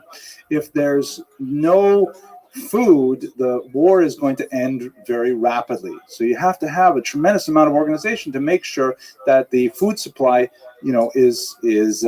is constant, and that there are reinforcements always available. So basically, if you have a very small amount of soldiers invading the peninsula, and you've got to go from city to city, how are you going to possibly maintain this? Especially if you have to leave behind soldiers to guard every single city that you go through. So basically, this is where the Jews were instrumental in the Muslim victory. What would happen is the Muslims would come up to a city, which was typically walled. This is the city of Avila. The walls here are constructed a few centuries after our period of time, but they do give us some sense of what it must have been like to approach a walled city. And the Muslims would have to somehow gain entry. They would use various engines of war that were portable, such as battering rams, catapults, things like that. They would take advantage of local vegetation, trees, to try and launch themselves over the walls and things like that. But once they were able to gain entry to the city, and according to the Christian chronicles, perhaps with the assistance of the Jews living inside the walls themselves, then they would have to take over the city and then move on to the next one. How can they retain control of the cities they conquer unless they have allies and assets that will maintain the new Muslim status quo? So the Jews were very happy to act in this capacity. Jews who are highly urbanized peoples in general We have to live, as I like to say, within walking distance of a synagogue, walking distance of a mikvah, walking distance of a Chinese restaurant. So there are lots of Jews in these urban areas. It always amazes me that people laugh at that joke, no matter how many times I say it. But so the Jews are urban. They hate the Visigoths. The Muslims come in. They've heard rumors about how the Muslims will give them dhimmi status, and they have to pay a little extra money, maybe a couple disabilities, but they will otherwise be protected. And so they essentially act as the loyal guardians of the city for the Muslims as they go on in their conquest. And so this catapults the Jews to positions of municipal power, allowing the Muslims to continue their conquest, guaranteeing their loyalty to the Jews. And it really works out really well for both the Muslims and the Jews, not so well for the Christians. Let us also remember that Christians, even though they may be, struggling with the Visigothic yoke, if they don't like what's happening in Muslim lands, they can always appeal to Christian populations on the other side of the Pyrenees. Jews, on the other hand, are a minority everywhere. It's not like they can make a short boat ride or take a short hike and they can find other Jewish communities that will come and rescue them. Jews are very much invested in the stability of a country, and so they tend to support the ruling authority, even if that ruling authority is slightly discriminatory, as we shall see. So the role of the Jews in the conquest is not so much in the invitation, but definitely in supporting the logistics of the Muslim advance. Another map of looking at the Muslim expansion. There's also another major internal development that happens in the latter part of the 7th century. The Muslims themselves go through an interregnum, and they have a major shift in the balance of power between the Abbasid dynasty and the Umayyad dynasty. We will not go into the details about these things, but basically there is a power struggle, and the Abbasids lose to the Umayyads. The Umayyads are eventually going to be the controllers of the entire Mediterranean basin, but it's not at all clear in the third quarter of the 7th century that this is going to happen. But it turns out to work out very well for the Jews, primarily because of this man, Abd al-Rahman I. And there's an interesting story that connects him specifically to the Jews. Al-Rahman was one of the major players in the Umayyad dynasty, and he was forced out from the capital of Baghdad in one of these internecine conflicts. He ended up wandering in secret and in hiding with just a few of his loyal servants, making his way across the coast of North Africa, seeking some kind of refuge and dreaming of something larger in terms of a political future. He came to the city of Kairouan, which is distinct from the city of Cairo. Kairouan is basically in the region of what we would call today Tunis. And while he is there, he meets up with another man who ironically had the same name, Al-Rahman. We won't try to keep them from being confused. This Al-Rahman, who lived in Kairouan, was a powerful figure there, and he had a Jewish fortune teller. This story, by the way, is told by the servants of the Umayyad Al-Rahman shown here. So we have it with a great degree of credibility in the sense that it comes from a non-Jewish source about a Jew acting in a positive capacity for Muslims. And this Jewish soothsayer, it's hard to imagine exactly what this person was, some kind of fortune teller or advisor or something. He tells the local ruler, Al-Rahman, that a man named Al-Rahman is destined for glory. And Al-Rahman says, great. He says, it's not you. It's someone else with the same name. And you will be able to recognize him because of his distinctive hairstyle, which I have to say, I was very disappointed. I looked all over the internet. I could not find a picture of this distinctive hairstyle, but it involves side locks. Apparently, he grew his hair long at his temples. I know that sounds a little spooky for Jews, right? It sounds like payas. But apparently, this Al-Rahman had very distinctive side locks. So the Kairouanese Al-Rahman says, okay, well, I guess that's what it is. And this new guy from the Umayyad dynasty comes into town, and the first al-Rahman recognizes him, and at first he wants to attack him, kill him, but the Jew says, no, you can't, because it's destined by God. You will have no power over him. So he says, all right, I guess I have to make my peace with him, and he shelters him, and he gives him support, and ultimately, the second al-Rahman, the one shown here, goes on to cross the Straits of Gibraltar and conquer Spain and become the first Umayyad emir, meaning ruler or king of Spain. So what's really important here for our purposes is that one of the early envisioning of the Jews in the idea of an Islamic Spain is of the Jew as a loyal servant, as a moral advisor, and we'll see that over and over again as a kind of trope in Muslim historiography of the period.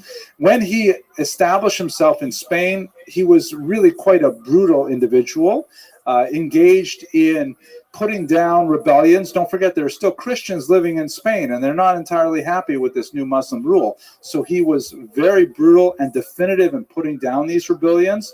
But at the same time, he established something that Jews tend to love, which is this term I used earlier, Rechtsstaat. Let's just take a quick moment to explore that idea.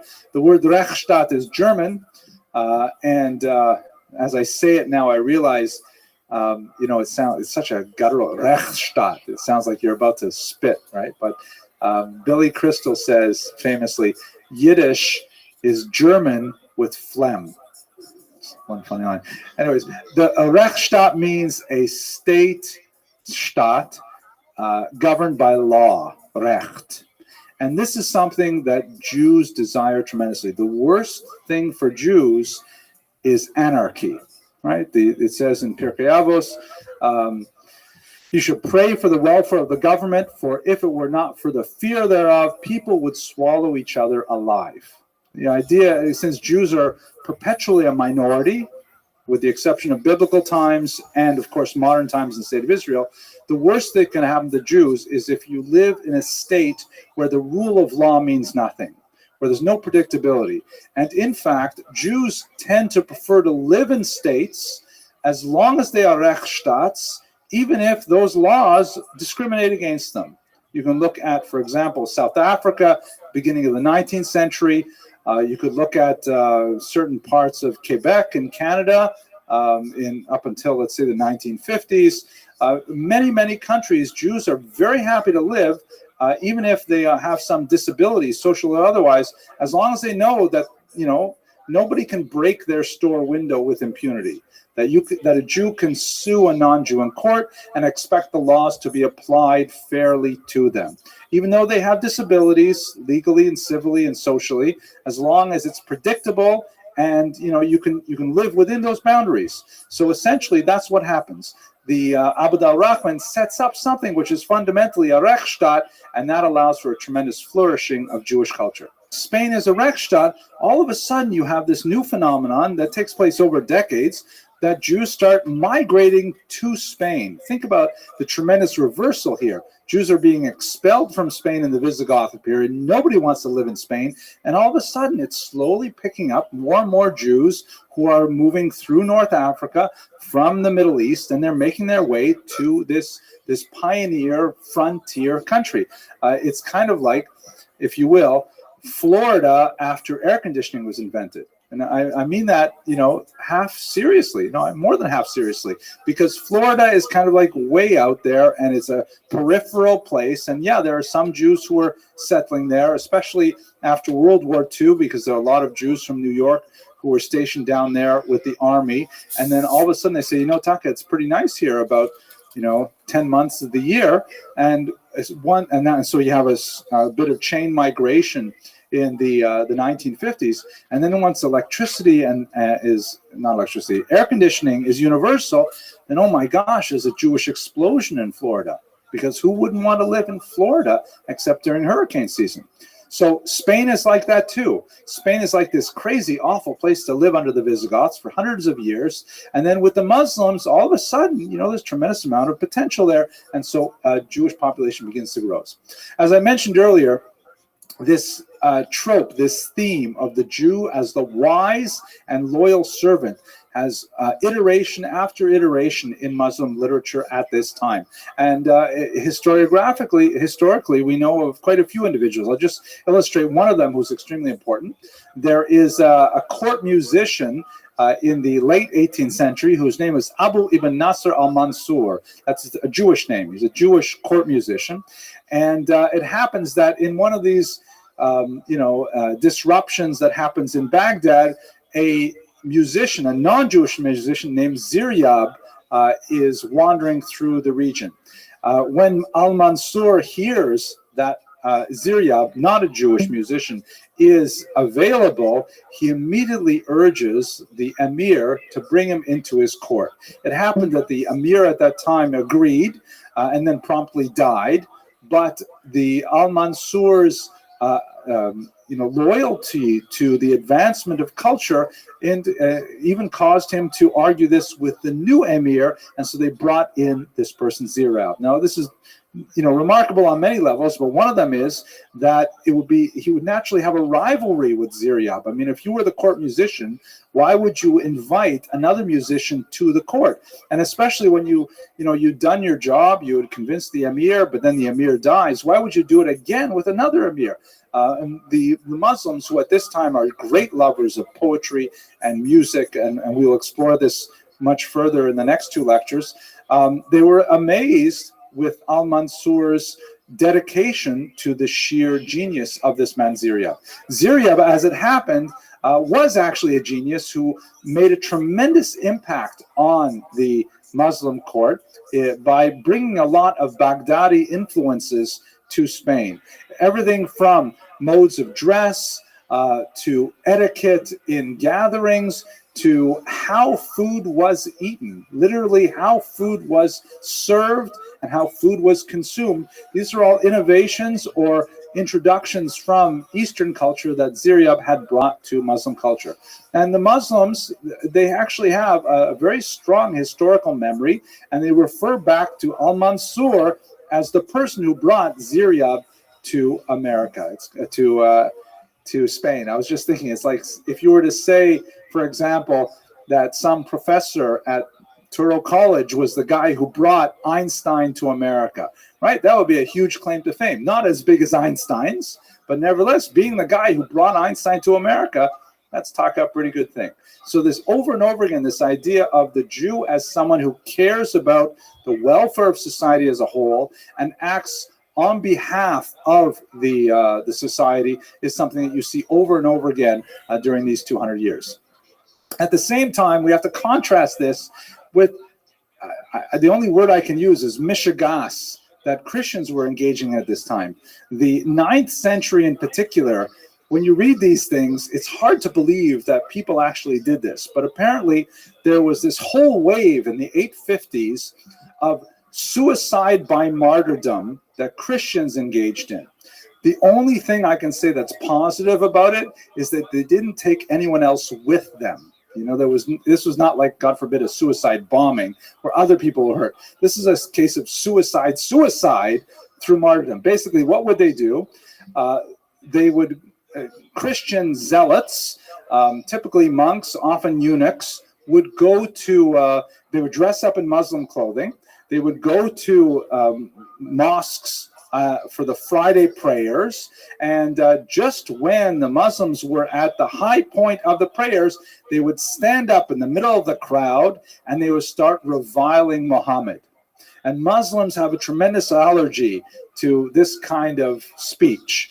And the crowds would be enraged, and sometimes they would be murdered on the spot. Sometimes they would be dragged away. In one particular case that happened in the Grand Mosque of Granada, if I remember correctly, the two monks who had committed this act had their feet and their hands and then ultimately their heads removed and their bodies displayed outside the city gates for some period of time thereafter.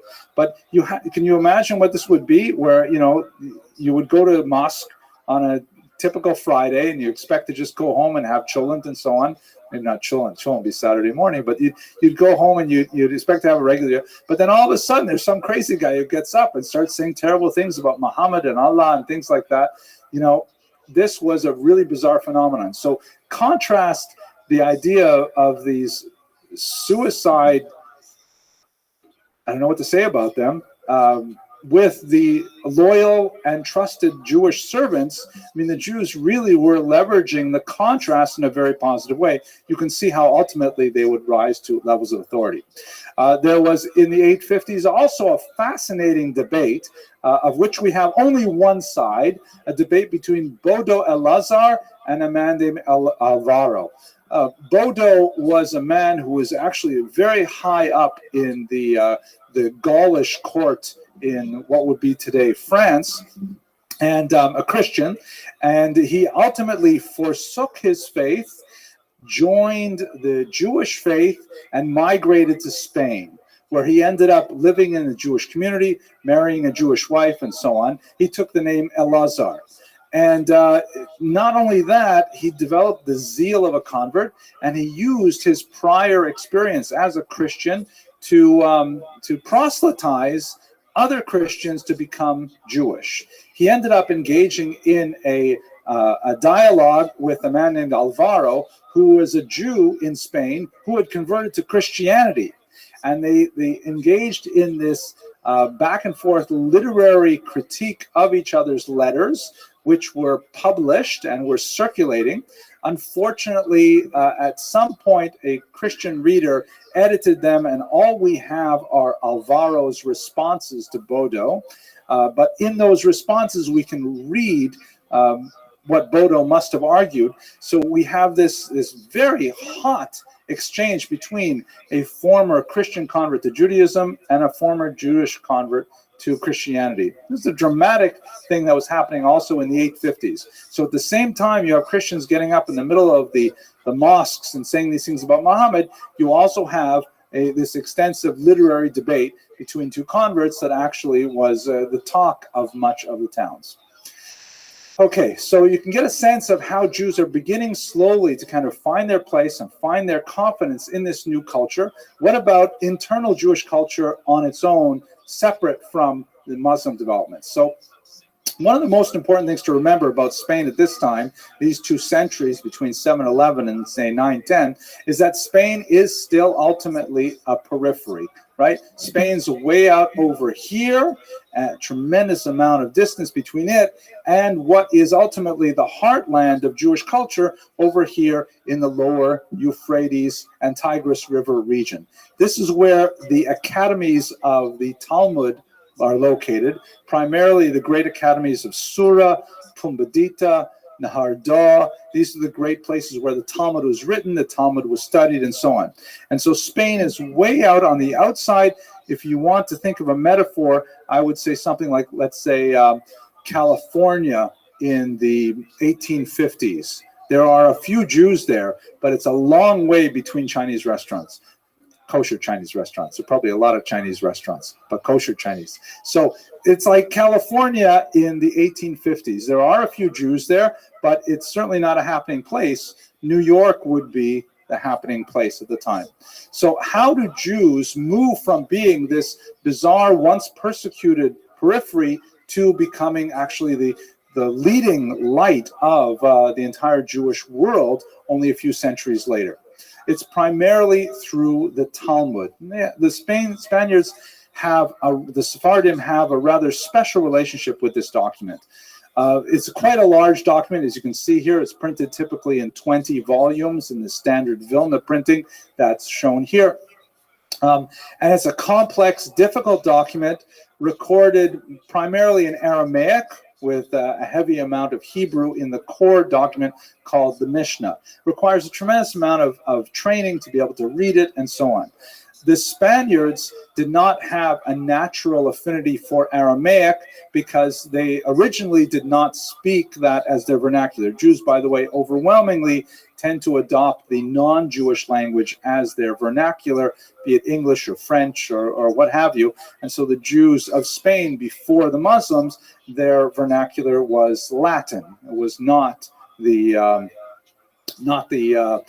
Arabic or the Aramaic that was used in places east. So their attachment to the Talmud was primary, but they had very little knowledge of that. Let us also remember that the way they would have the book would look more like this, would look like a manuscript, incredibly valuable, expensive documents, take forever to copy them, and if they ever hit a word that they didn't understand, they were really stuck. There was no one who could explain to them what these Aramaic words meant. And so they tended to view the Talmud with a tremendous degree of sanctity, perhaps even more than you would have in the East because of its unfamiliarity, its exotic nature. So the relationship with the Talmud was especially important because the primary sources of explanation was in Surah and Pumbedita, these two major sites in the Mesopotamian region. And Spain's original relationship with them, especially immediately after the end of the Visigothic period, when they're able to engage more freely in correspondence, is asking questions of the Talmudic experts in Surah and Pumbedita. This was something that's known as the responsa literature, or She'elot u'Tshuvot in Hebrew, in which the congregations of Spain would ask questions, written questions, which would be sent first to Kairouan, again in North Africa. I don't want to show you a map right now, but basically in the kind of hump in the middle of the Mediterranean, that would be where they would send the letters. And they would sit there until there was someone traveling from Kairouan to Baghdad, and then down from Baghdad into the Talmudic regions. And then they would wait a year or 2 or 3 years for a response. When the response came, it was an occasion of tremendous celebration. And Ashtor describes with tremendous detail how, the entire community would gather and they would sit cross-legged on the floor and they would wait as the letter would be brought in, and it would be held on a special silk pillow. And then the head of the community would take that letter and everyone would be silent as they would open it up, and they would read with tremendous zeal what this letter said. And it could be the answer to a question like, if you shech the chicken and the gallbladder is unusually green, is that chicken still kosher?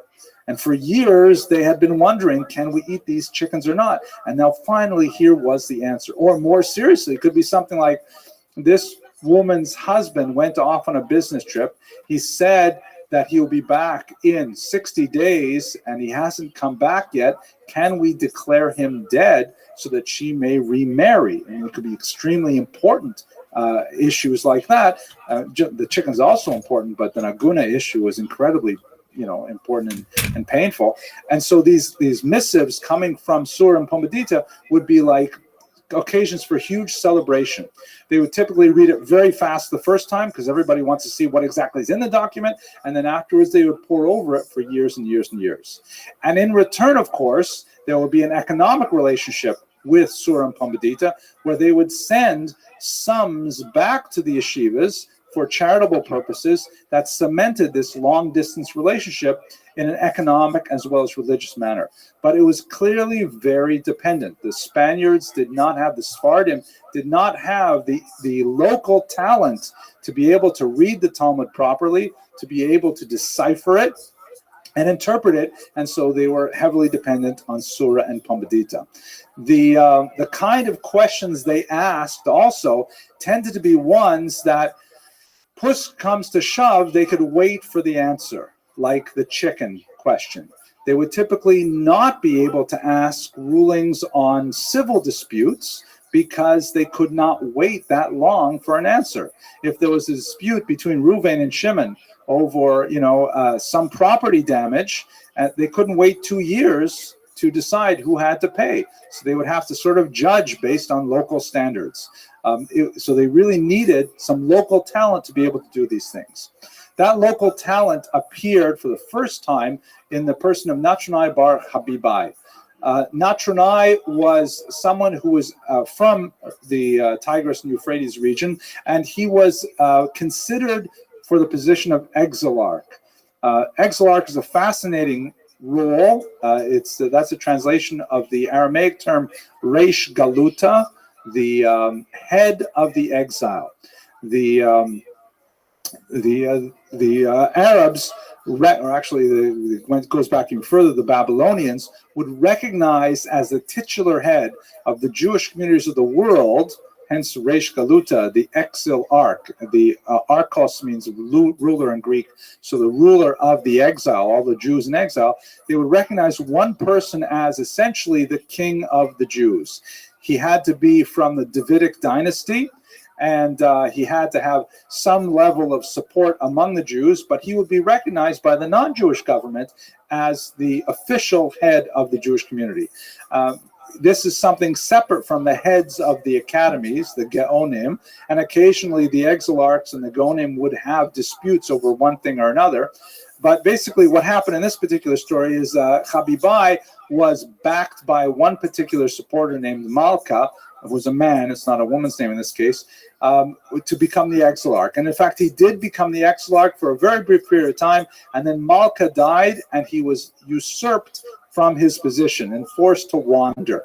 So like Abd al-Rahman that we saw earlier, he made his way across the coast of North Africa, and he ended up in Spain. There in Spain, he met with tremendous welcome, because here was someone who knew the Talmud. And in fact, he wrote down the Talmud for the Sephardim by heart. He wrote down which is an incredible intellectual achievement. He's not the only person who has been associated with this skill, but you can imagine 20 volumes of material. It also speaks to the oral quality of the Talmud at that time. People would quite literally memorize pieces of the Talmud. I will tell you very briefly, I hope many of you may have heard this, but there are certain people, my own Rabbi is one of them, who had this unique ability that you could put a pin on one word on one page of the top of a Talmud, and he would close his eyes and he would tell you every word that pin would pass through on the way to the bottom of the book. You know, it's tremendous, what they call an eidetic memory, where he's able to visualize the page. And there are people with this kind of talent. Some of my own study partners would memorize pages and pages and pages of Talmud. I myself, I didn't have the Sitzfleisch or the intellectual ability for it, but at any rate, he came and he gave them the Talmud, and they were so thrilled to have someone local who can actually work with these texts. And his particular involvement was so significant that over the course of a few centuries, ultimately they were able to develop their own students. And one of them, a man named Elazar ben Shmuel of Lucena, made his way back to Sura, to the Babylonian academies from Spain, to be able to study at the masters there. And he was extremely useful to them because he knew much of Latin culture and was able to explain a lot of references in the Talmud, ironically, that the Babylonians did not understand. So by the end of the 8th century, you slowly begin to see, the 9th century, you slowly begin to see the Spaniards developing their own Talmudic studies, initially quite limited, but you see the trajectory is going to be positive. And that's going to come to a culmination next week when we get to Chasdai ibn Shaprut. And I'll just give you a quick teaser here. This is an individual who really cemented the advancement of Jewish studies in the Sephardic lands by himself being one of these great scholars, and also by attaining tremendous wealth and power in the government.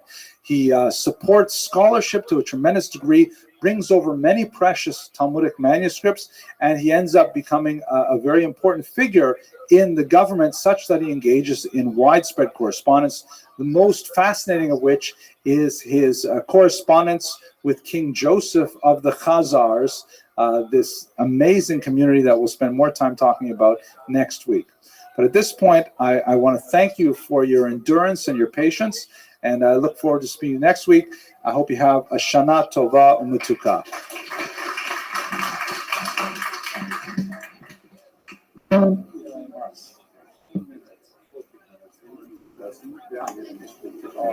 Hello, everyone. I hope you enjoyed that lecture. That was really a lot of fun for me doing the research, and I'm especially looking forward to next week when we're going to get into the more traditional structure of our topics with Chastai ibn Shaprut. I just wanted to offer a small call to action and wish you the best for the new year. The call to action is like this.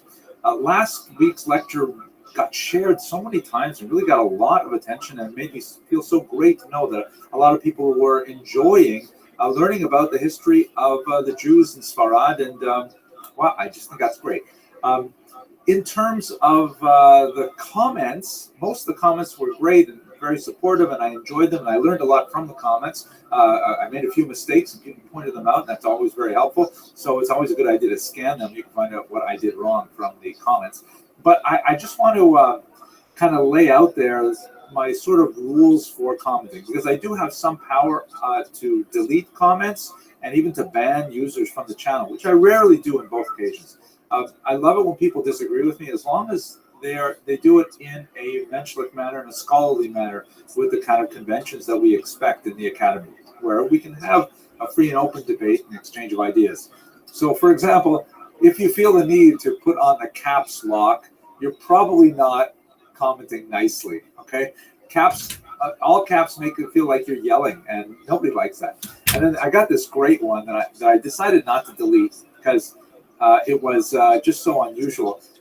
But another problem that I don't like comments that are ad hominem, meaning they attack me personally as a human being, or if they attack other people on the site who are commenting on the videos. That's just not nice. Nobody wants that. You can argue about ideas, you can argue about interpretations, but let's not argue about people, about what kind of a character a person has. So here's one that says, Henry, that's me.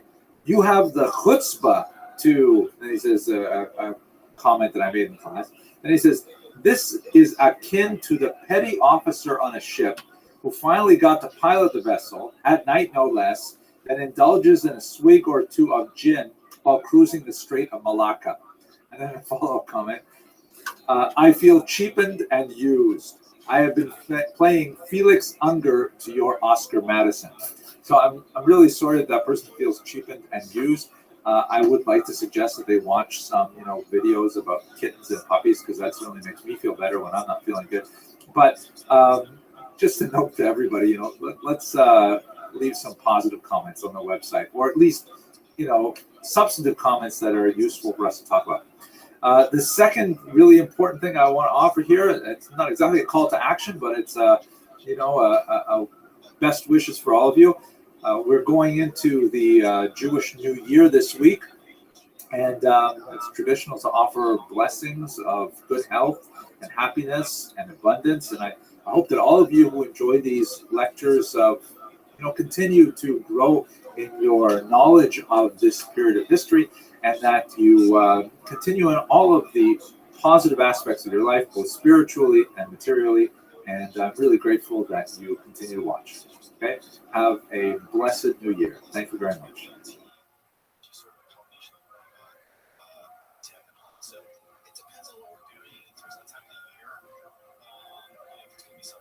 Ladies and gentlemen, tonight we've got a fantastic lecture. I have to tell you, I spent way too much time reading about Hebreo-Hispanic poetry, and I'm so over the top in love with this stuff. Today we will speak a little bit about it in the context of this amazing individual named Chastai ibn Shaprut. Next week we're going to speak even more when we get to Shmuel ibn Agrela, Shmuel HaNagid, but it is an absolutely fantastic topic, and the more I learn about it, the more I feel that we absolutely are totally charged and authorized and demanded to offer a high-quality liberal arts education to our young people. Because how could you go through life without encountering poetry of this nature? I made it so far into my 50s, and I'm amazed. Now I see that life is going to be totally different, as we shall see shortly.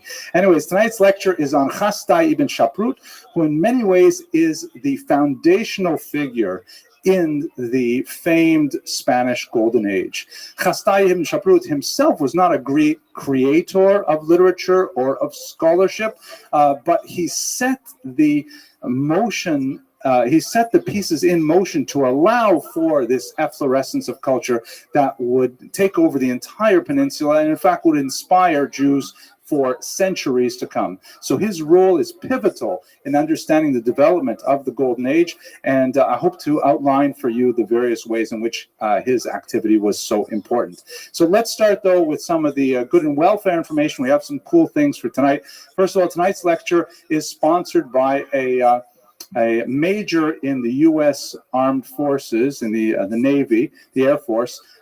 He prefers to remain anonymous, so I'm not going to divulge his name, but he's long been a fan of these lectures, and in particular, he is moved by the fact that my eldest son, Alexander, has decided to become a Chayel Boded, a lone soldier. He's gone to make Aliyah. He lives in Israel now to join the Israel Defense Forces and to do his part for the Jewish people there.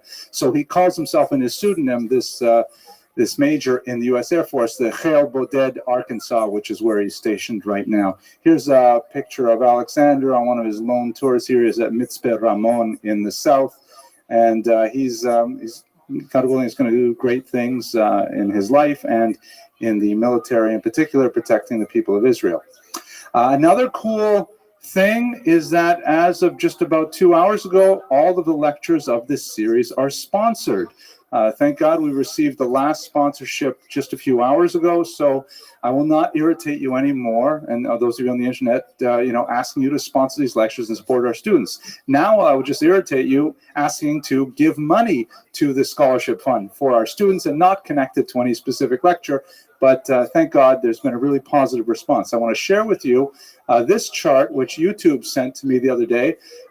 This is the number of likes I received on my most popular lecture in the last 6 months over the first week. And this blue line here is the number of likes for the first lecture in the series, Origins of Sephardic Jewry, which is pretty amazing. The first lecture of the series, I don't really know what I'm talking about. I'm making it up as I go along.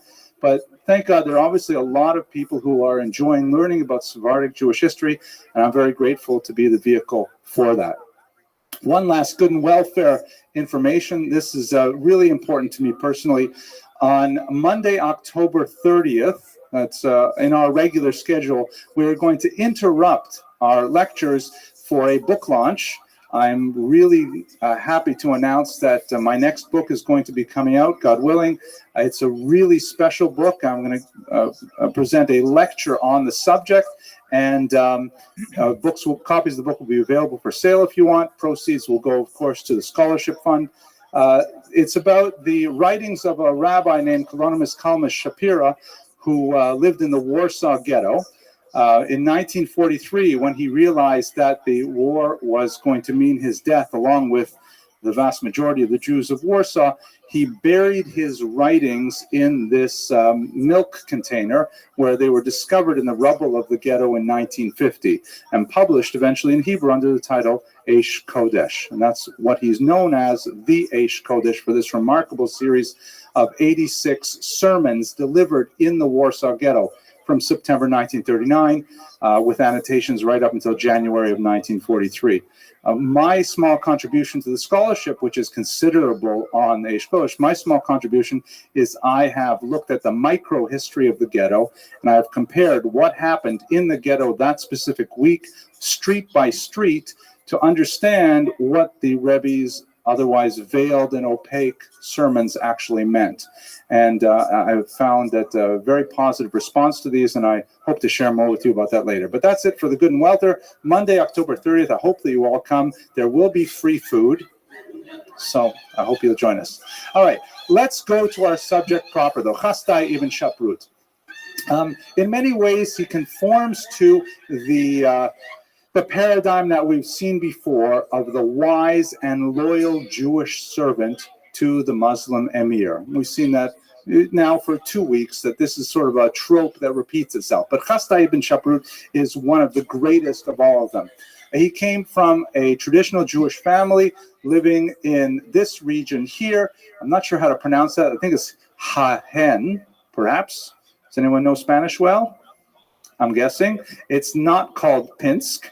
But I thought that was funny. I'll probably cut that out of the internet maybe. But he comes from a wealthy Jewish family here, and he made his way to Cordoba. His education was fairly traditional. The curriculum was basically a regular yeshiva education, primarily focused on the Bible. And as we shall see later on in today's lecture, Bible is of crucial importance to Spanish Jews, perhaps even more than anyone except the Karaites further east. The study of Bible is paramount and has a tremendous influence on the development of Spanish grammarians in particular.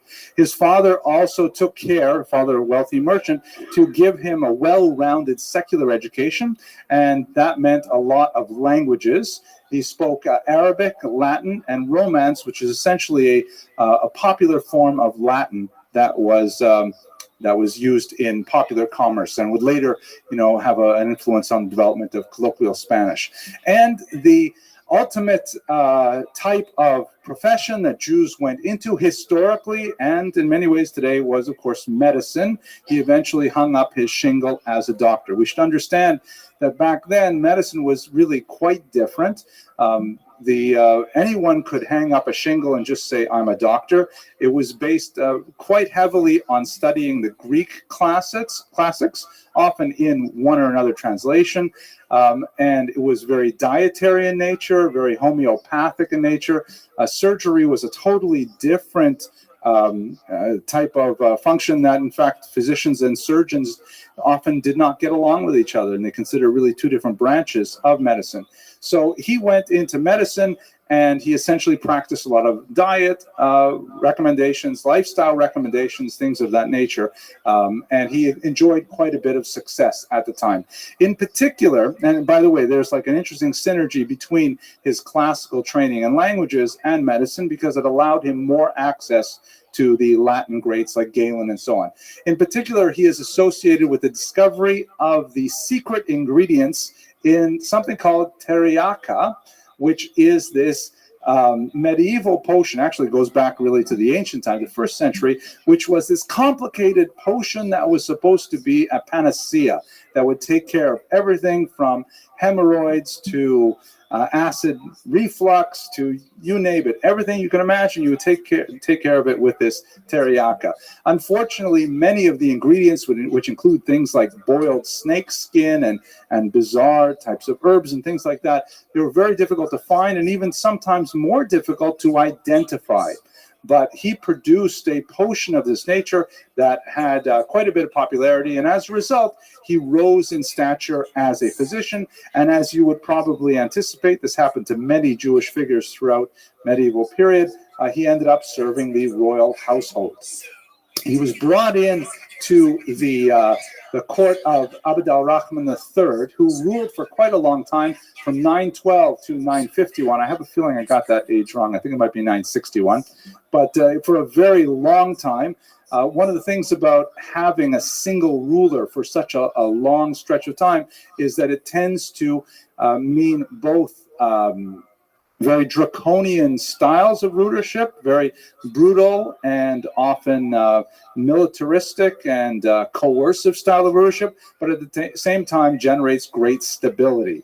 You can see that throughout history. You look, for example, at Stalin, very, very long rule. Many people were very unhappy under Stalin's rule, but at the same time, the Soviet Union did have remarkable degree of stability, even throughout the war years. Slow decline, to be sure, but stability. Roman emperors and so on. So we see this under Abd al-Rahman. Very hard on his enemies, very brutal, crushing Christian rebellions throughout the region, but at the same time, really allowing for a great deal of stability, which is the main element that Jews as a minority really value when they live in a society. The worst enemy, as we mentioned many times, the worst enemy of the Jews is anarchy. That's what really destroys the society and does not allow the Jews to participate actively. He is appointed to the royal court, and he ends up doing very well, of course, as we would anticipate. But he didn't leave it right there. He was eventually, because he showed so much intelligence and his sagacity, he was appointed to oversee customs and imports. This was not the prime government position. Typically, Jews who rose to the top of government would become minister of finance, but it was still a very important position in the government. And it also allowed him lots of commerce, literally, with foreigners who were coming to the Iberian Peninsula with various goods and services. So that allowed him even more contact that would eventually morph into a diplomatic career. He eventually would play roles for Abd al-Rahman III in far-flung diplomatic trips, both on his own and also through envoys who would engage in negotiations, especially with Christian kings out in the Byzantine Empire and also in the European kingdoms as well. Let us recall that this is a period of time where there is slowly escalating conflict between Christians and Muslims, which will come to a tremendous flashpoint at the end of the 11th century with the Crusades. But Jews actually have fairly free passage in all of these kingdoms because they are not viewed primarily as the other, the same way a Muslim would regard a Christian as an enemy or a Christian as a Muslim as an enemy. The Jews were a minority that were non-threatening. And furthermore, Jews had international contacts because there was a scattering of them throughout the entire Mediterranean basin. They could always show up in a town as strangers, go to shul, and expect to make contacts. They had a common language. They had a common cultural system.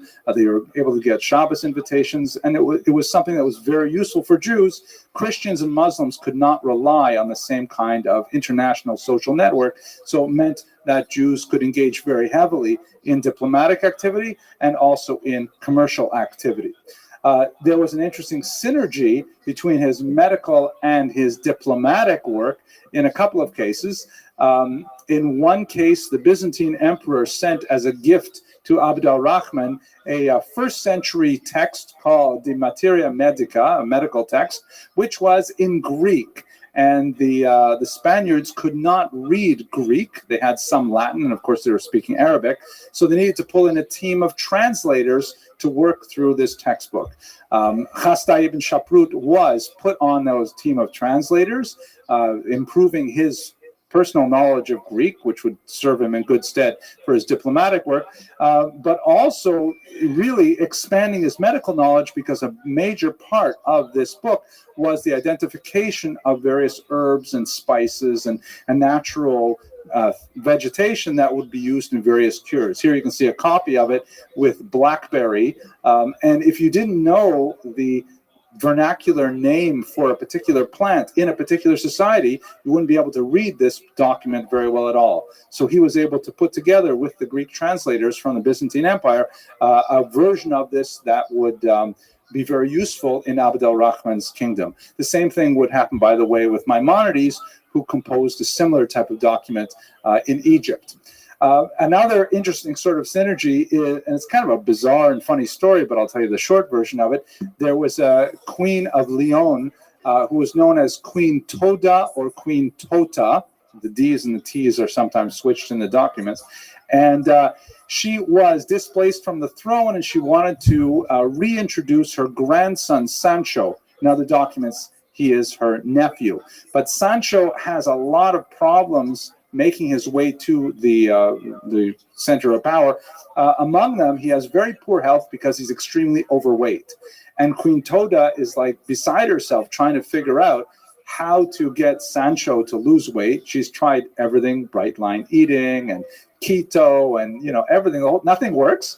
And so she takes him to, and this was a tremendous diplomatic coup, because here is a Christian queen, who is seeking out a Muslim ruler's help because he has a really good Jewish doctor.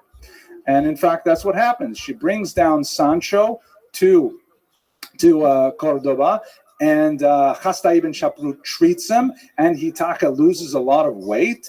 And she, in return, gives 10 fortresses from Lyon into the hands of Abd al-Rahman. So this is another kind of personal victory that was an interesting combination of his diplomatic and his historical talents. Fascinating kind of individual. And that's basically describing his rise to power.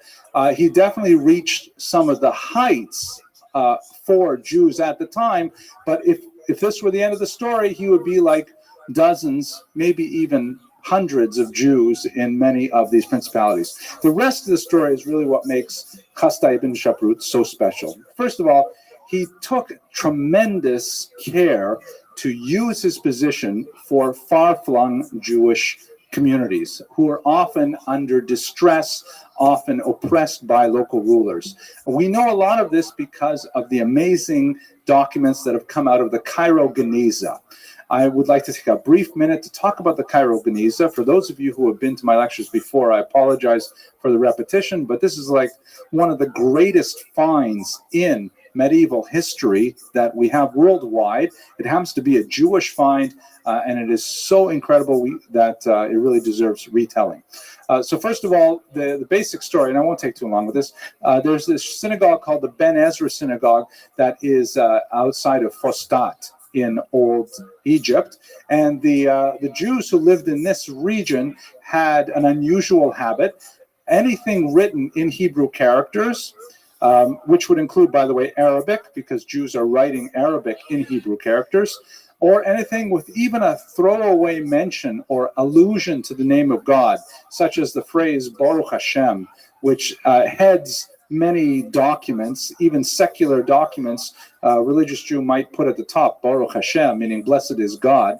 These documents would be preserved out of fear of transgressing the commandment not to take God's name in vain and not to destroy the name of God. These documents are called Shemos, which means literally names, because they refer to the name of God. And anything that discusses Torah would be included within this concept of Shemos. So the way that these documents are halakhically handled by Jewish law is they have to be buried. They have to be placed in a Jewish cemetery, and from time to time they're all collected up and put away like that, just as Torah scrolls are and things like that. So in this community, they were very, very strict about this for about 500 years. They did not throw away a scrap of paper that had any reference whatsoever to God on it, even if it was just Baruch Hashem, or if it had Hebrew letters on it.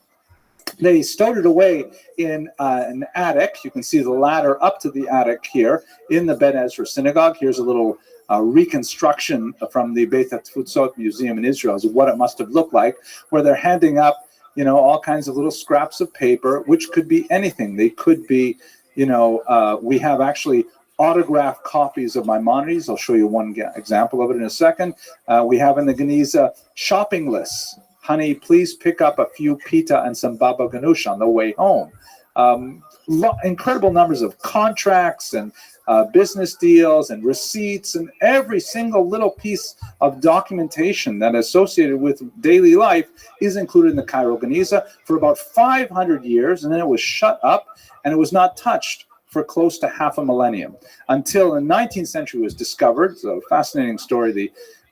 These two sisters from England, intrepid non-Jewish sisters, came and discovered it, brought a few copies back. Ultimately, they were divided up among 4 universities. Here is Solomon Schechter working with Geniza fragments. You can see they're just all over these tables here. They're little tiny pieces of documents, not necessarily paper, could be vellum, could be papyrus, could be parchment, and they are deteriorated, so they're falling apart, and it's like a massive, incredibly huge jigsaw puzzle trying to put these things back together and figure out what they said. And scholars are still working on that today. Incidentally, there's a great project. I can't remember the name of it right now. You'll have to Google it.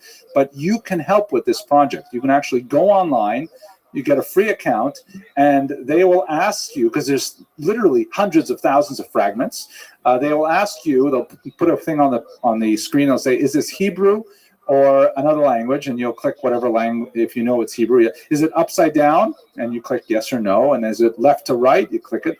And it's basically crowdsourcing this massive project. And as you run out of knowledge, like I don't know how to read this, it gets passed up to a next level of experts who are able to sort through those documents and eventually find what they are. At any rate, here is, for example, one of these rare documents found in the Geniza. Right here is the name Moshe Bar Maimon. This is the actual signature of Maimonides himself. It's incredible to imagine they found these things. And here's also a children's alphabet primer that was tossed in the Geniza as well. So from the Geniza, we have an incredible view of the totality of life's experience in Cairo and in the region at the time. What do we find in the Geniza? We find all kinds of documents about Chasta ibn Shaprut's activity. And don't forget, this is basically located outside of Cairo. He lived in Spain, but we have documents there, people bringing documents from Chasta ibn Shaprut saying, hey, take this to this particular local noble or this particular prince or king and tell him that, we here in Spain are very unhappy with how he's treating this Jewish community. Or he sends advice to these other Jewish communities, or there are letters that may have been intercepted and left there in Cairo. People are asking Chasta ibn Shaprut for help, but we know that he was like an incredibly major international player of the 10th century because there are all these documents in the Cairo Geniza attesting to his activity on a micro scale, but over the entire range of Jewish settlement. So this is a person who is, heroic in his indefatigable, that's a good word, he is heroic in his tireless efforts to rescue Jews all over the world. He was like a Moses Montefiore type of person, several hundred years before Montefiore lived. And that's what we see primarily from the Cairo Geniza, and it says a lot about what kind of person he was. Among his great interests on the status of Jewish populations throughout the world was the unusual story of the region called Khazaria. And this is perhaps where he is best known as a diplomat. We're not exactly sure how these diplomatic missions really turned out. As you shall see from the story that I'll describe to you, they sort of end in dead ends, but they are tantalizing in their details. Basically, what is Khazaria? It is this region north of the Caspian Sea over here that apparently converted to Judaism en masse in the 8th century. A phenomenal story, hard to believe, but in fact, we have so many documents from many different societies attesting, without, remarking on it in any particular way, that, there's this Jewish kingdom called Khazaria. Jewish Khazars come to Kiev, for example, and negotiate with local leaders there. There are Khazars that are passing back and forth throughout the region. Visitors go to Khazaria and describe their experiences there and so on. And it's kind of bizarre because are you telling me there's a whole Jewish kingdom in the Central Asian region? And, what happened to them? And how did they get to be Jewish? And how come they just sort of vanished? So there's many, many questions associated with it. I will tell you at the outset that if you're interested, I have a couple of hour-long lectures on Khazaria that you can watch in greater detail. Some scholars, including the very noted historian Shaul Stampfer, believes that it didn't happen at all. That all of these various attestations that we have to the Jewish nature of Khazaria are simply legends that were believed by credulous Jews at one time or another. And he argues for a very minimalist approach to the Jewish character of Khazaria. I personally think he's stretching that argument a little too much. He is a much greater historian than I, though, so it's incumbent upon me to at least invoke his name before I disagree with him. On the other hand, there are many scholars who feel that, yes, Khazaria did convert, but it was a very thin conversion that was primarily at the highest levels of society and was done primarily for geopolitical reasons.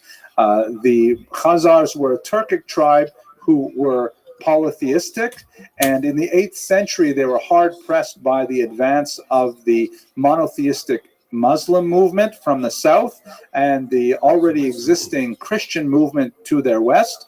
And according to this line of thinking, which you'll find many older scholars like Dunlop would purport to believe in, the reason the Khazars converted is because they felt that by adopting Judaism, they could attain some level of independence and would not be swallowed up in the Muslim or in the Christian worlds. The idea was that by maintaining their own faith, they would be able to, establish themselves as distinct. Hopefully, the Christians didn't hate the Jews as much as they hated Muslims. The Muslims didn't hate the Jews as much as they hated Christians, and so on. And they felt that they could attain some level of normalcy. And we also don't know, by the way, what kind of Jewish were they? It may have been only at the top strata of society, but were they Rabbinites or were they Karaites? We'll come back to this idea of who the Karaites a little later, but were they like traditional Talmudic Jews, or were they some kind of sectarian movement that rejected the Talmud? We have very little data about this, but the various encounters that we do record about Khazarians seem to indicate that they were not well educated, which would definitely support the idea that if they converted, it was only at the very highest levels, and it was probably not terribly sincere, and it was certainly not very well entrenched in the broader Jewish movement. But let's take this from the, well, actually, I'll just show you a couple of examples here. So here's some. It's probably, the Khazars are most well known, of course, by a book that was written a couple centuries after Chasdai ibn Shabrut, the Kuzari, which is by Rabbi Yehuda Halevi. We'll spend a whole hour speaking about him later. He's a fascinating individual, and actually I have one of his poems to read you. He wrote this brilliant philosophical treatise, and he used the story of the Khazar conversion as the pretext for the plot of the story. The plot of the story, which is based on the legend, is that the Khazar king was sort of troubled about faith, and he sought to have a three-way dialogue, or a trialogue, I guess, with the representatives of the world's major religions. And he has this debate, Muslims, Christians, and Jews, and ultimately decides to become Jewish himself and take the entire kingdom with him. For Yehuda Halevi, he used this as an opportunity to discuss the relative merits of Islam, Judaism, and Christianity, and we'll explore why he did that and how he did that in a couple of weeks. But for the time being, that's probably the way that the Kuzari is most well known. It is interesting to point out, however, that the people of Rus, Kievan Rus, who were later the Russian Empire, considered that their foundational empire. Also, the Belarusians and the Ukrainians claim Kievan Rus as their mother culture. They have a very similar story in their primary chronicle called the Povest Ramenyachlet, in which the King Vladimir, he also has, representatives from all the world's great faiths come speak with him. And it includes, by the way, two versions of Christians, both the Roman Catholics and the Eastern Orthodox, and Muslims, and Khazarian Jews. And they have this big kind of four-way debate, and Vladimir ends up choosing Orthodox Christianity. Ironically, he comes very close to becoming Jewish. Can you imagine what history would have been like had he done this? But when he found out that Israel was destroyed and the Jews were exiled, he says, no, that's not for me. He also came not quite as close to Islam, but when he found out that Muslims forbid alcohol, he said, no, not going to happen here. But he ended up choosing Orthodox Christianity. Now, that particular version of the story, again, it's the core legend of the conversion of the Ukrainians, Russians, and Belarusians to Christianity in the year 988, but it's clearly modeled on the Khazarian legend. These are kinds of things that lend some credence to the concept, if you like. But when we look for any more evidence, it's very hard to find. Like, for example, there's this pendant found there, which has a very clear Star of David on it. But the problem is the Star of David was not a well-known Jewish symbol at all until several hundred years later. So we read this six-pointed star anachronistically and say, oh, look at that, Jewish. But in fact, it's an unreliable symbol. And in fact, when we look at the various stones found from Sarkel, which is a Khazar region, all of these are pretty typical Turkic kind of icons. Here's the umbrella icon, for example, spiderweb icon. That looks a little bit like a menorah over there, but it's hard to identify anything that is indubitably Jewish in all of these pictures. But at the same time, to close this argument, we do have from the Geniza some amazing documents that really speak to the Khazar kingdom. For example, this letter here, called the Khazar document because or the Kievan document, excuse me. It's written in Hebrew, and it is essentially a letter of introduction for a charity collector, a tzedakah collector, known colloquially as a schnorrer, in Kiev, asking for money for his family, his Khazarian family back home in Kiev. And it is perfectly similar to ones that we have even in the 21st century, talking about his qualities and how deserving he is of charitable support from local Jews. And it's signed by a whole bunch of authorities from the Khazarian Jewish community in Kiev, including this interesting signature, which is blown up at the top, that is written in Turkic runes, not in Hebrew.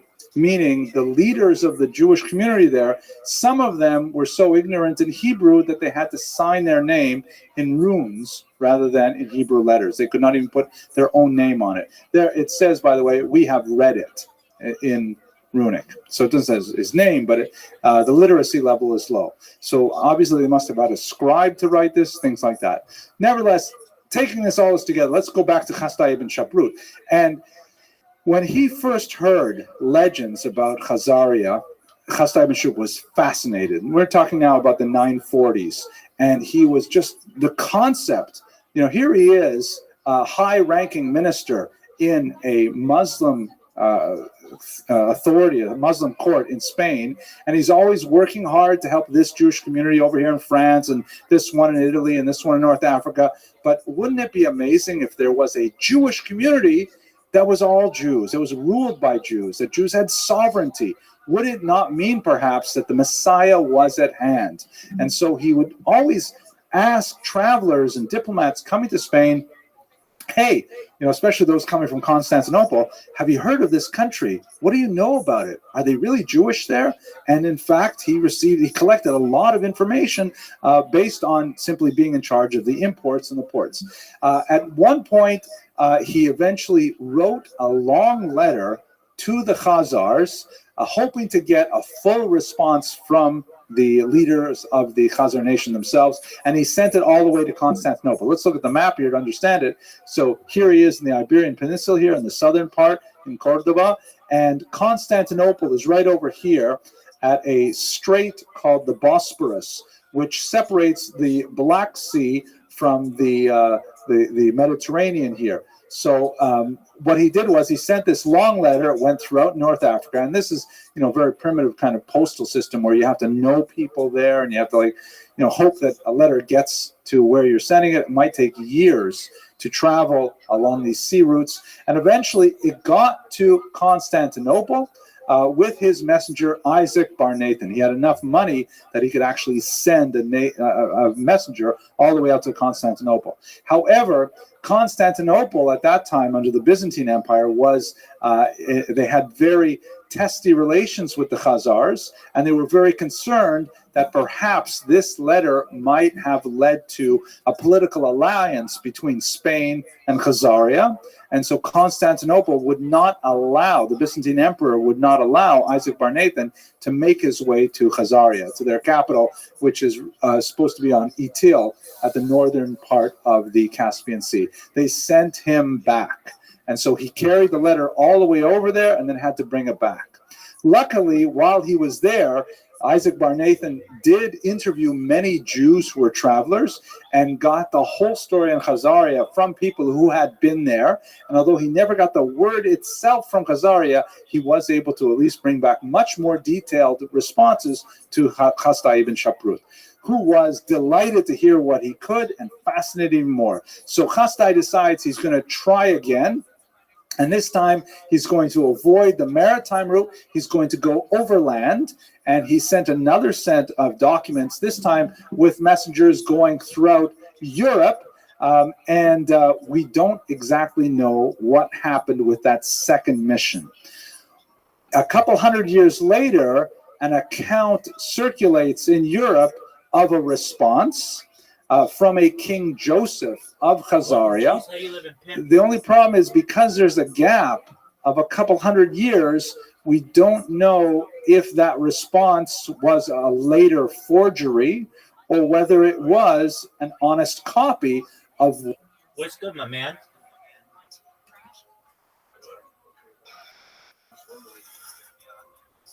What are you wondering? Why am I in Roblox? I'm a fan of Roblox.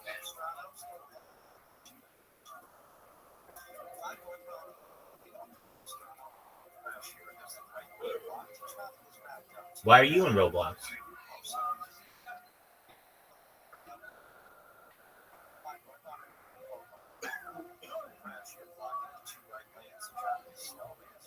To answer your question, it's a cool game. It is a cool game.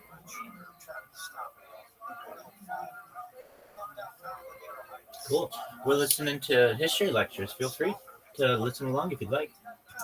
What King Joseph replied.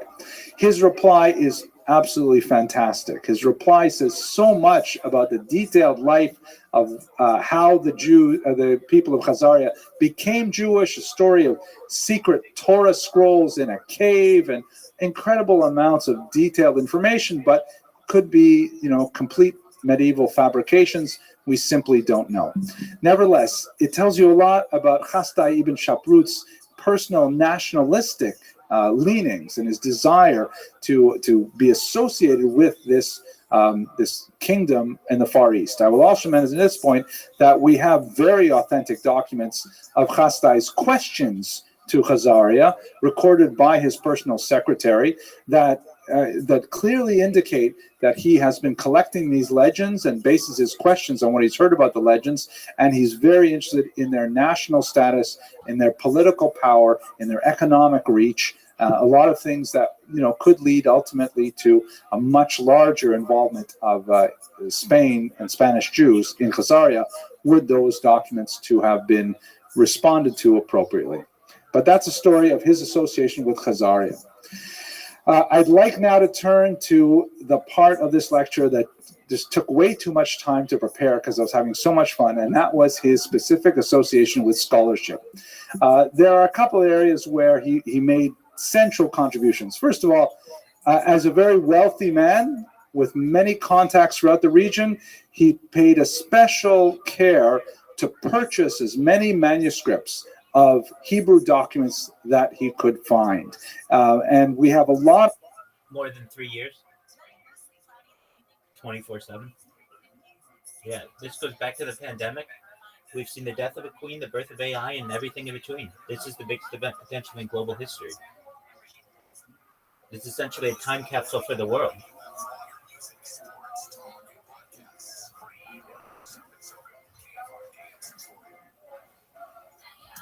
A lot of documentation in the Geniza that are receipts for. Go ahead, Cheese.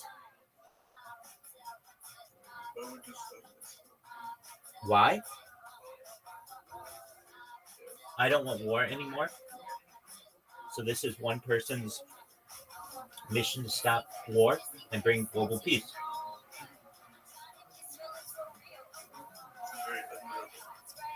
Well, thank you. I appreciate that. You should know that eventually we're going to get to the point where we want to start space tourism and perhaps terraforming other planets and getting off world. And before we start focusing on those things, we need peace here at home. So I want global peace, and then hopefully we'll be able to explore the stars.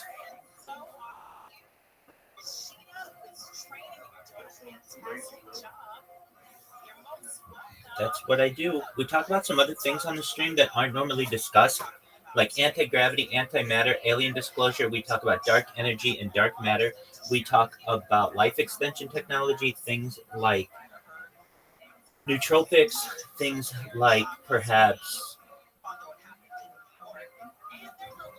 stem cells, human growth hormone, ambrosia therapy, where we use the platelets of younger people for the benefit of older people. Go ahead. We talk about life extension technology. So things, okay, it's just going to happen. I'll repeat it. So we talk about life extension technology, things like nootropics, things like human growth hormone, things like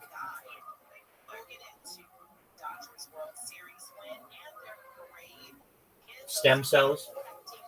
And we talk about other kinds of technology, like ending world hunger through the use of agricultural drones, floating greenhouses, saltwater greenhouses, vertical farming, cloud seeding, hydroponics. These are all really good ideas that aren't currently being utilized in mass scale. And I'd like to change that. I'd like to inject these ideas into the discussion of the world. And I think that's important.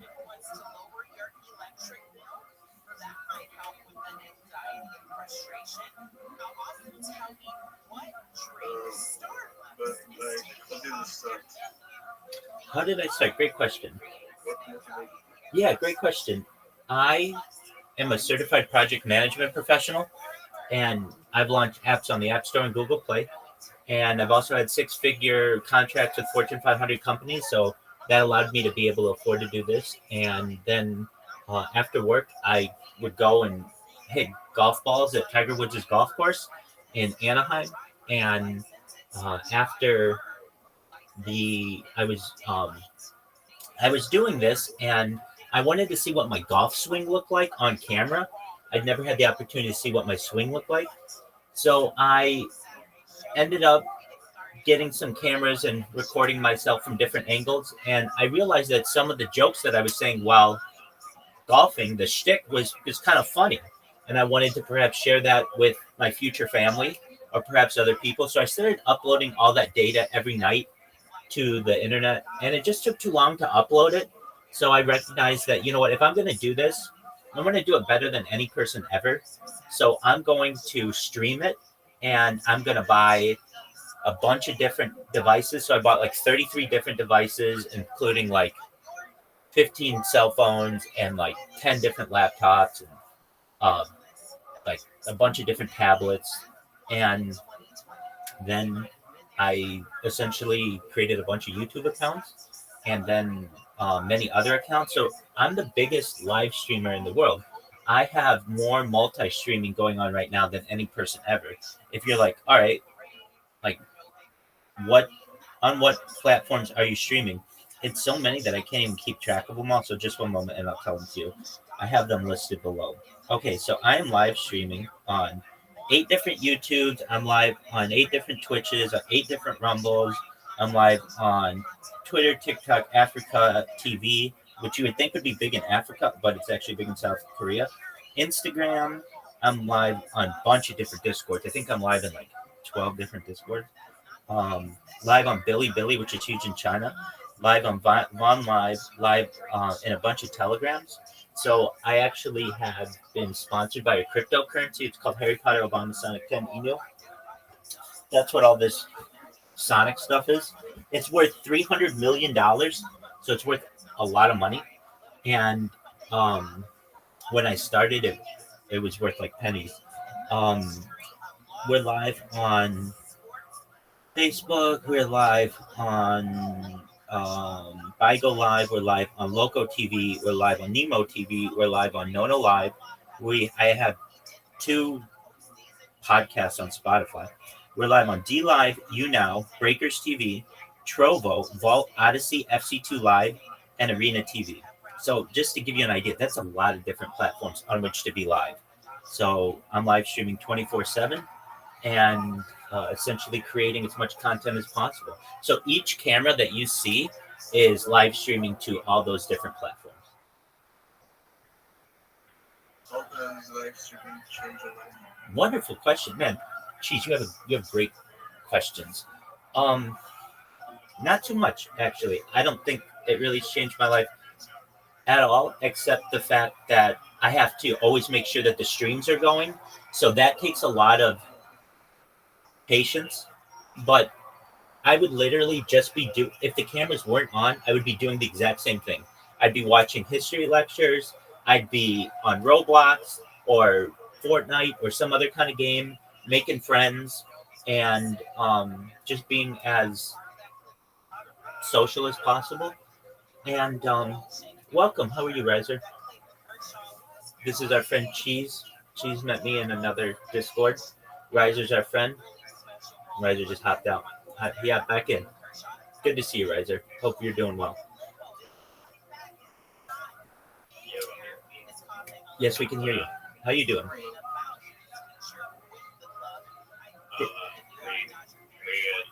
Excellent.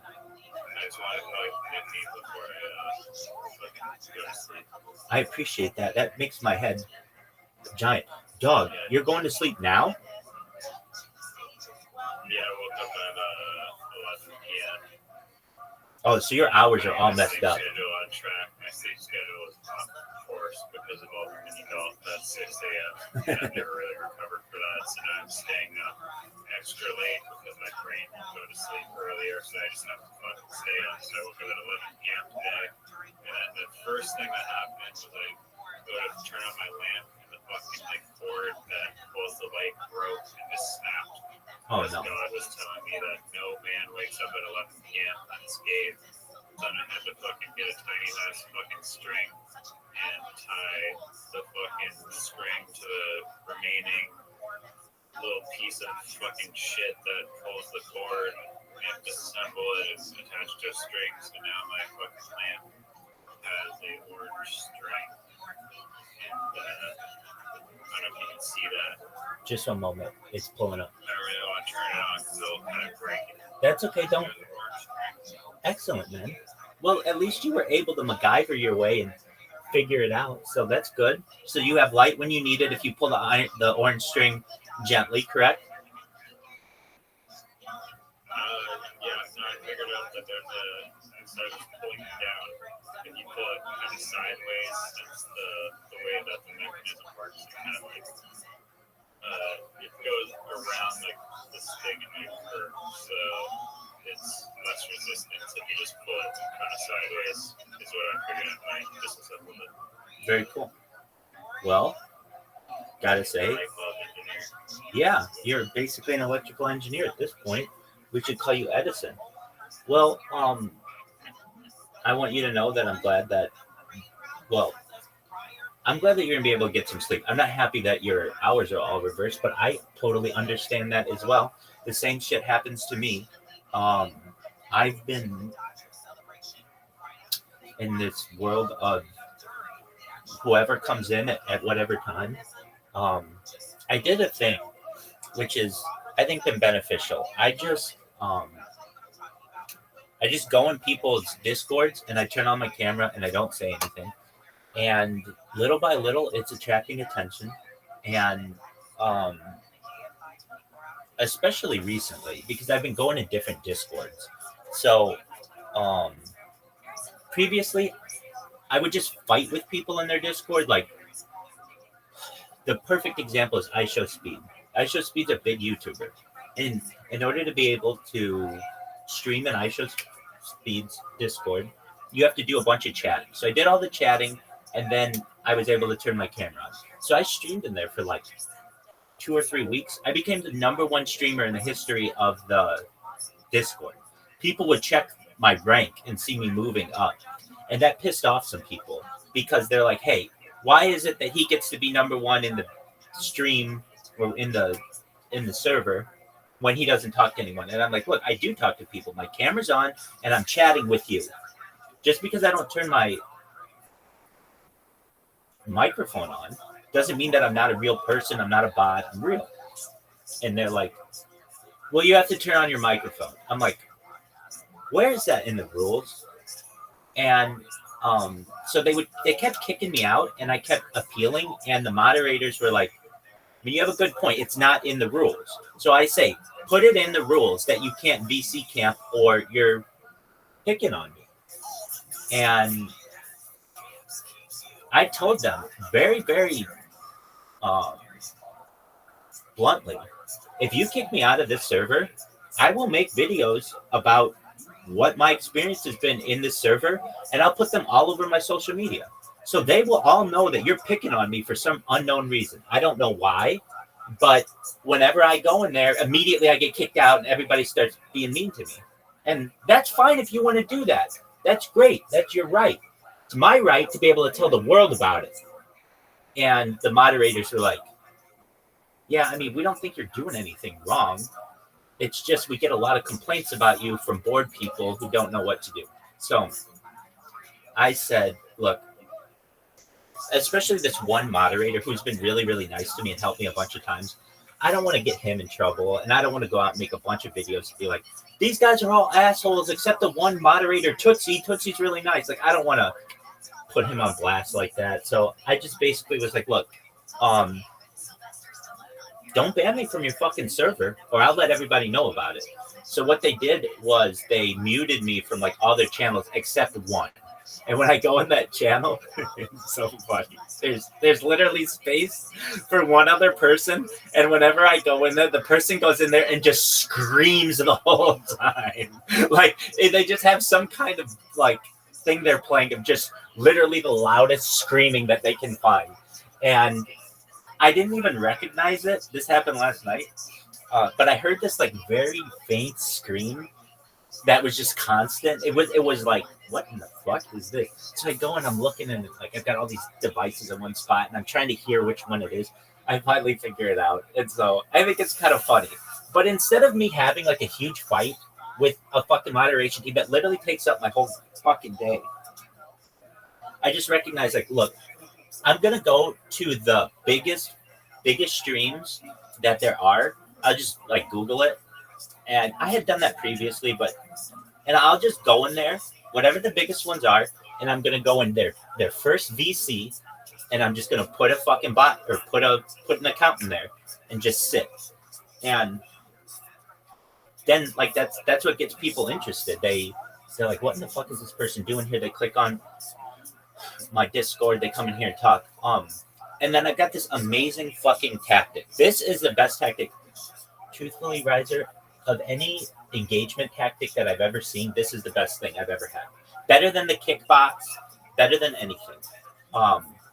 What I do is I'm in like a bunch of different big servers, and I go into their general chat, and I just say really positive things, like overly positive.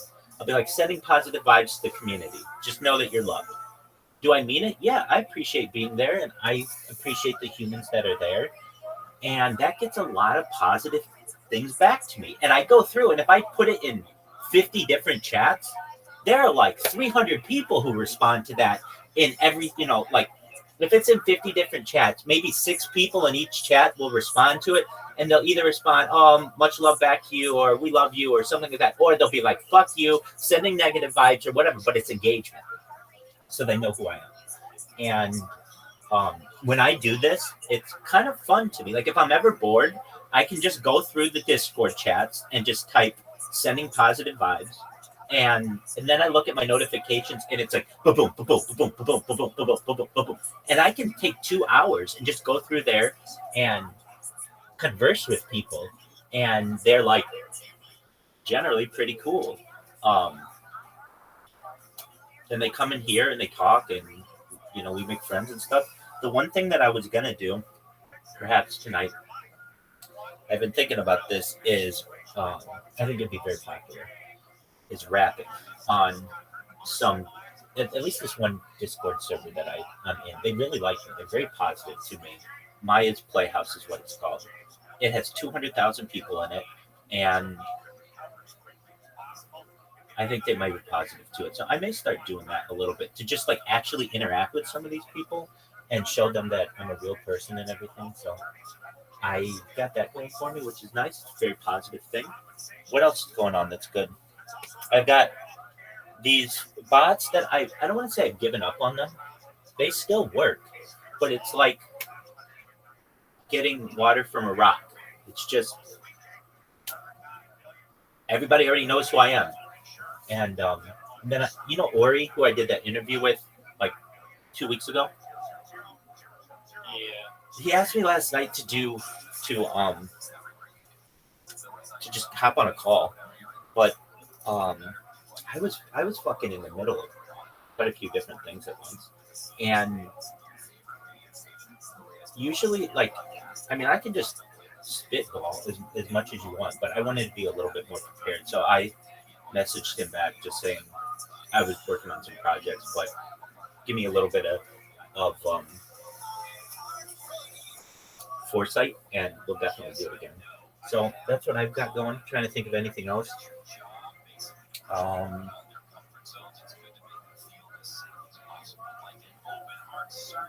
What else? That That's prayer about it. emoji thing was story last night about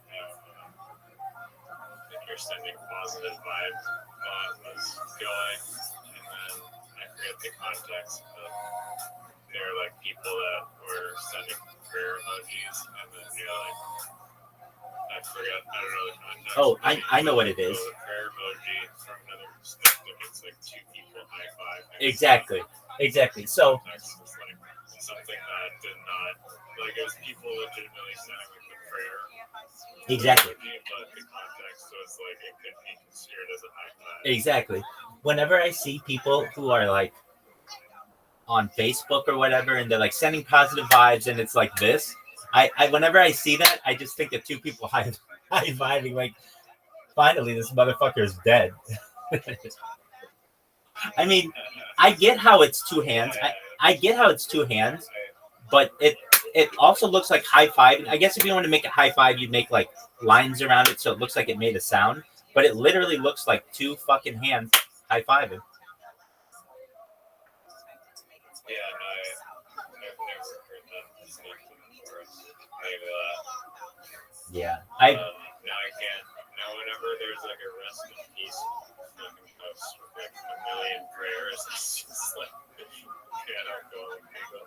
exactly. Yeah, I can. There was a lady in Squamish. Did I tell you? I think I did tell you. A lady in Squamish who her husband fell off a cliff and died. No, tell me about it. There's some lady in my town, Squamish, this Asian lady who I guess was an avid climber with her husband, and then it was on her birthday they decided to go for like this hike, and then they're like they're pretty experienced people, but I guess for whatever reason at this particular junction the husband fell off like down a large height and died. And so I only found out about it randomly on Instagram, but every day I just see her posting about her like mourning and shit over her lost husband, and yeah, it's just like constant like me yeah, I just see it all the time when I notice feed.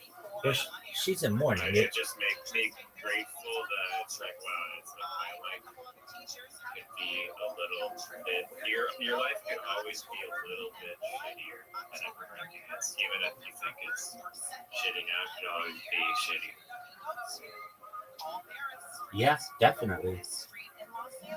There's the old adage, Murphy's Law, whatever can go wrong will. And I feel badly for that woman, though. I mean, she's obviously in mourning, and she's finding some kind of solace in the online community, but it's boring as shit for you and your feed. I get that. Yeah, no, it just, yeah, I don't know, it just makes me feel like it could be worse. Just like a reminder that it could be worse, I guess. But yeah, I don't know why the fuck I even brought that up. That's okay. Did she do the prayer emoji? Yes, there's lots of prayer emojis. I find emojis in posts for some reason. Right. Right. Maybe. Really fun with high five emoji. Absolutely. Maybe she's under suspicion with all those high fivings. Well, shout out. She's what? Maybe. Under suspicion of high fiving? No. Under suspicion of the death of her husband because of all the high five emojis. The police are going to come to our house someday and say, "Ma'am, we've been seeing all of these online posts. Why do you high five so much?"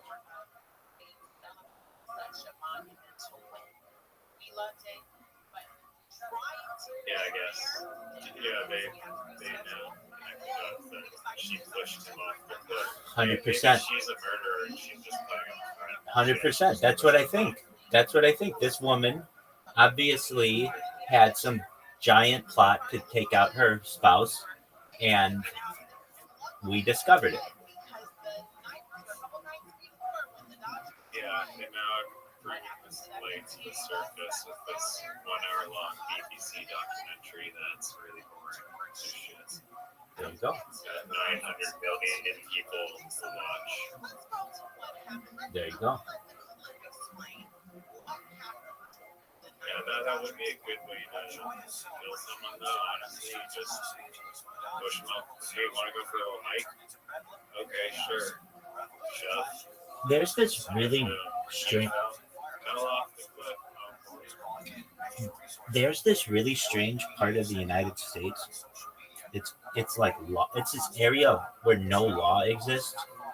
Just a moment. It's like in. It's like. I've seen videos of that on the internet where a bunch of fucking YouTubers go to this place and there's just like, it's like a bunch of, it's like garbage island. And there's like only crazy people that live there, obviously. They're like 9 quarters homeless, most of them. No. What are you talking about?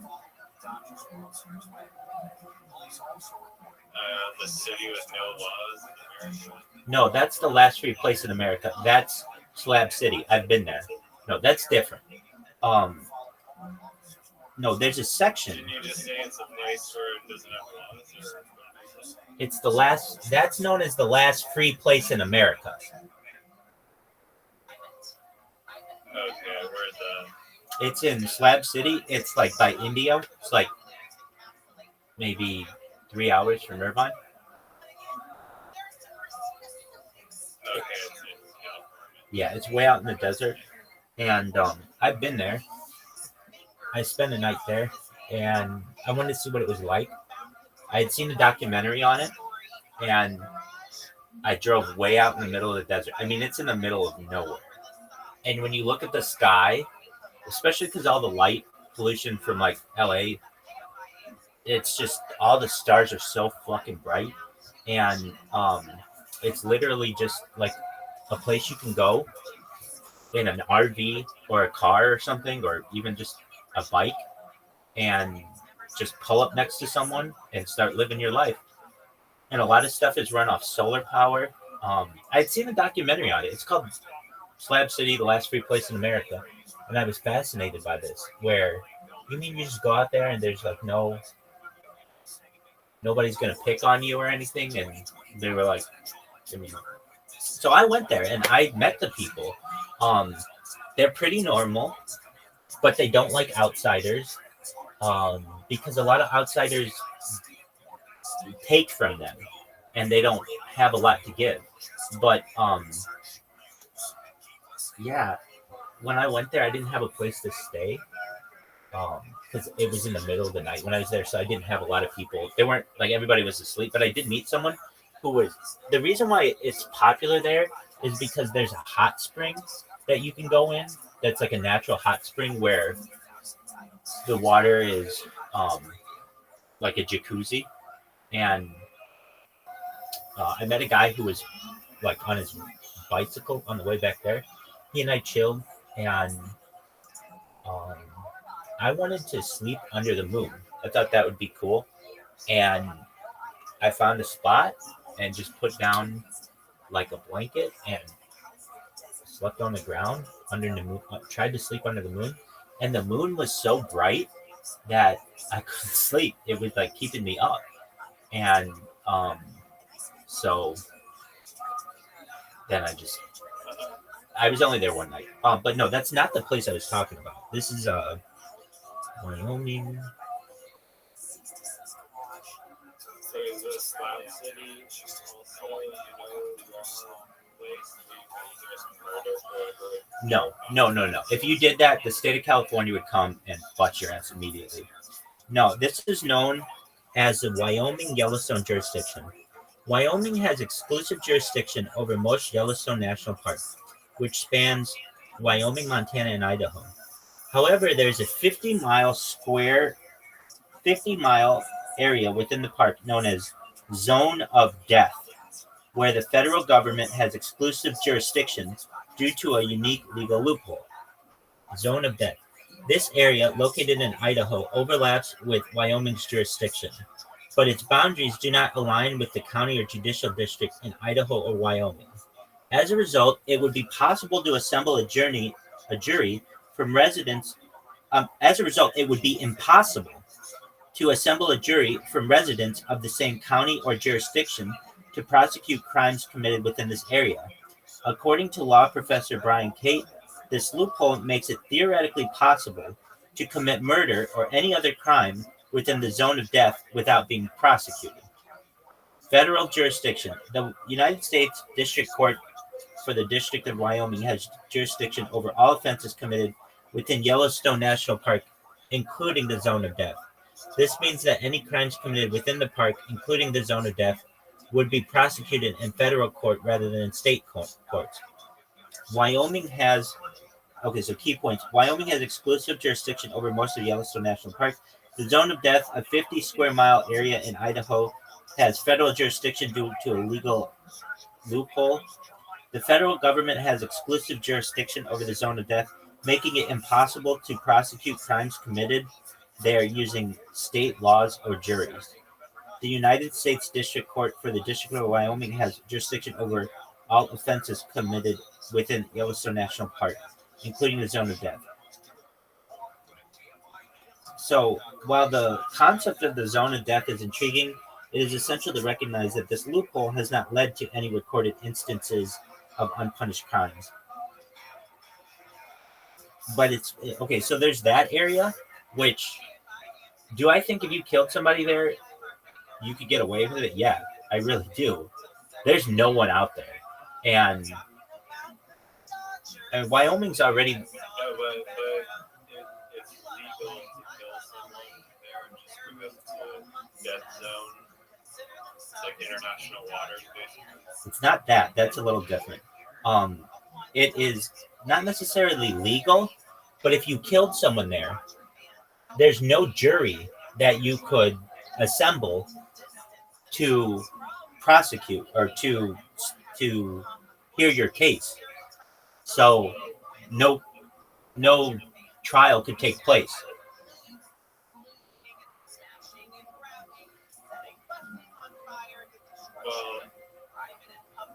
Well, what is the area defined as? It's not part of any state. It's its own. No, its own country. It's just no. It's part of states. It's part of Wyoming, Montana. It's part of Idaho. But essentially, the way that it works is Wyoming has exclusive jurisdiction over most of Yellowstone National Park. However, there is a 50-mile area within the park known as the Zone of Death, where federal government has exclusive jurisdiction due to a unique legal loophole. So basically, normally if you killed someone, the state of Wyoming would take over.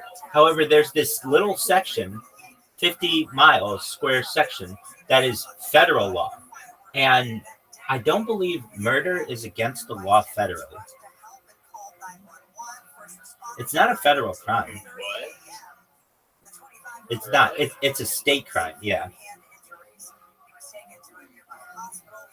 It can be. No federal law It- against murder, you know that? No. It can be. No, I'm not saying that. It can be, as I've said, it can be, but it's generally a state crime. According to the search results, murder is typically a state crime prosecuted in state courts. So it can be. It Still valid to the federal law, so you can't murder anyone there. Basically. No, it's not that at all. You can murder people there. If you do, there's no one to hear there's no jury that would hear the case. And because murder is not a federal crime, unless it's really, really specific, like you cross state lines, you killed a federal official, it was a murder on federal property. Now, hold on, including military bases, national parks, or federal buildings fall under federal jurisdiction. So let's see, and terrorism and hate crimes. So let's take a look at this.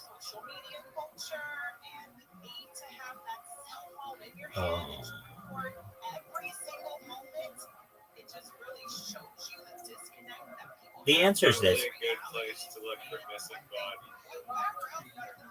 I mean, it's 50 square miles in the most rural land in the contiguous United States.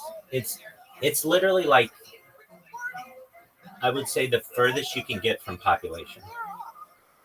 So what's the answer? You're not supposed to murder. If you killed someone here, I think personally, because it happened on federal land, that you could be prosecuted under perhaps murder federally.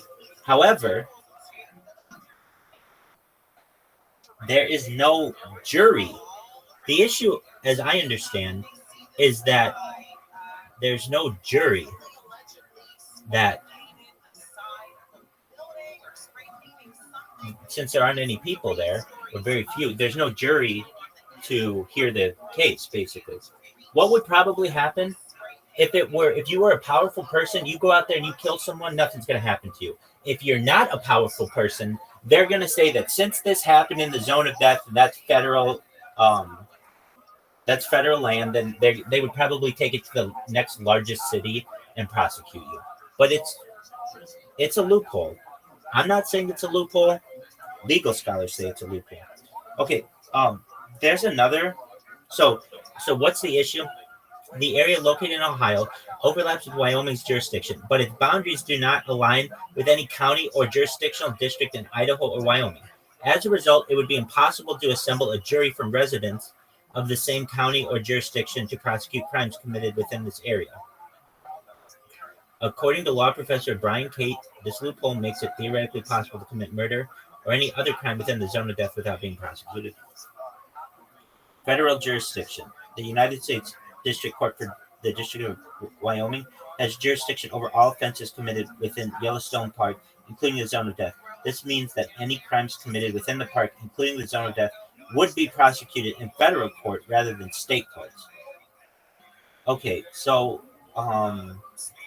let's say you don't commit murder, because I think arguably murder would be something that they could say is a federal crime.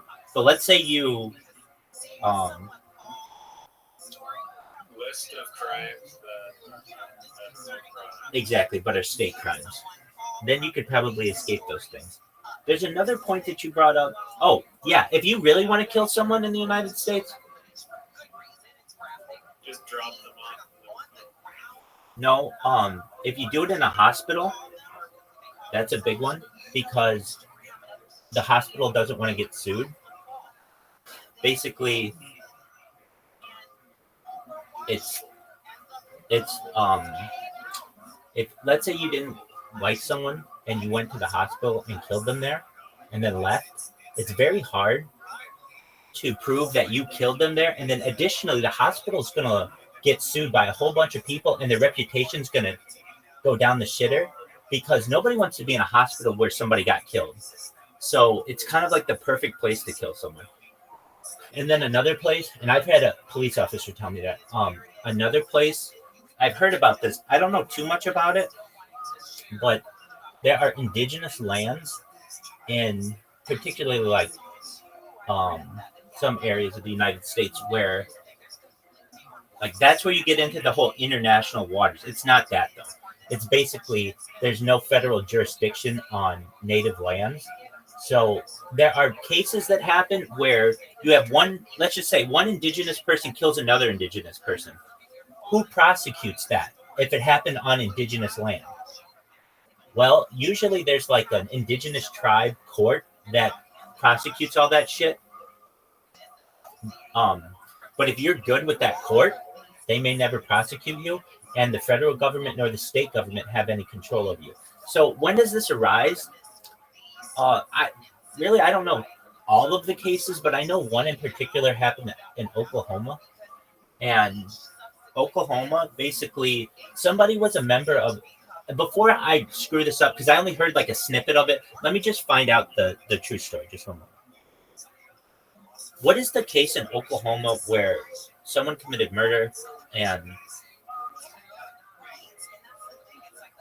it happened and they were a part of an indigenous tribe, but the indigenous tribe is no longer active?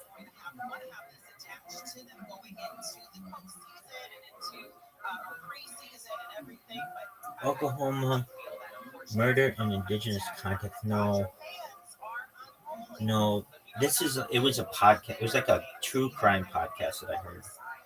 I didn't listen to it. I just heard um, I heard it advertised. Oh, okay. Basic.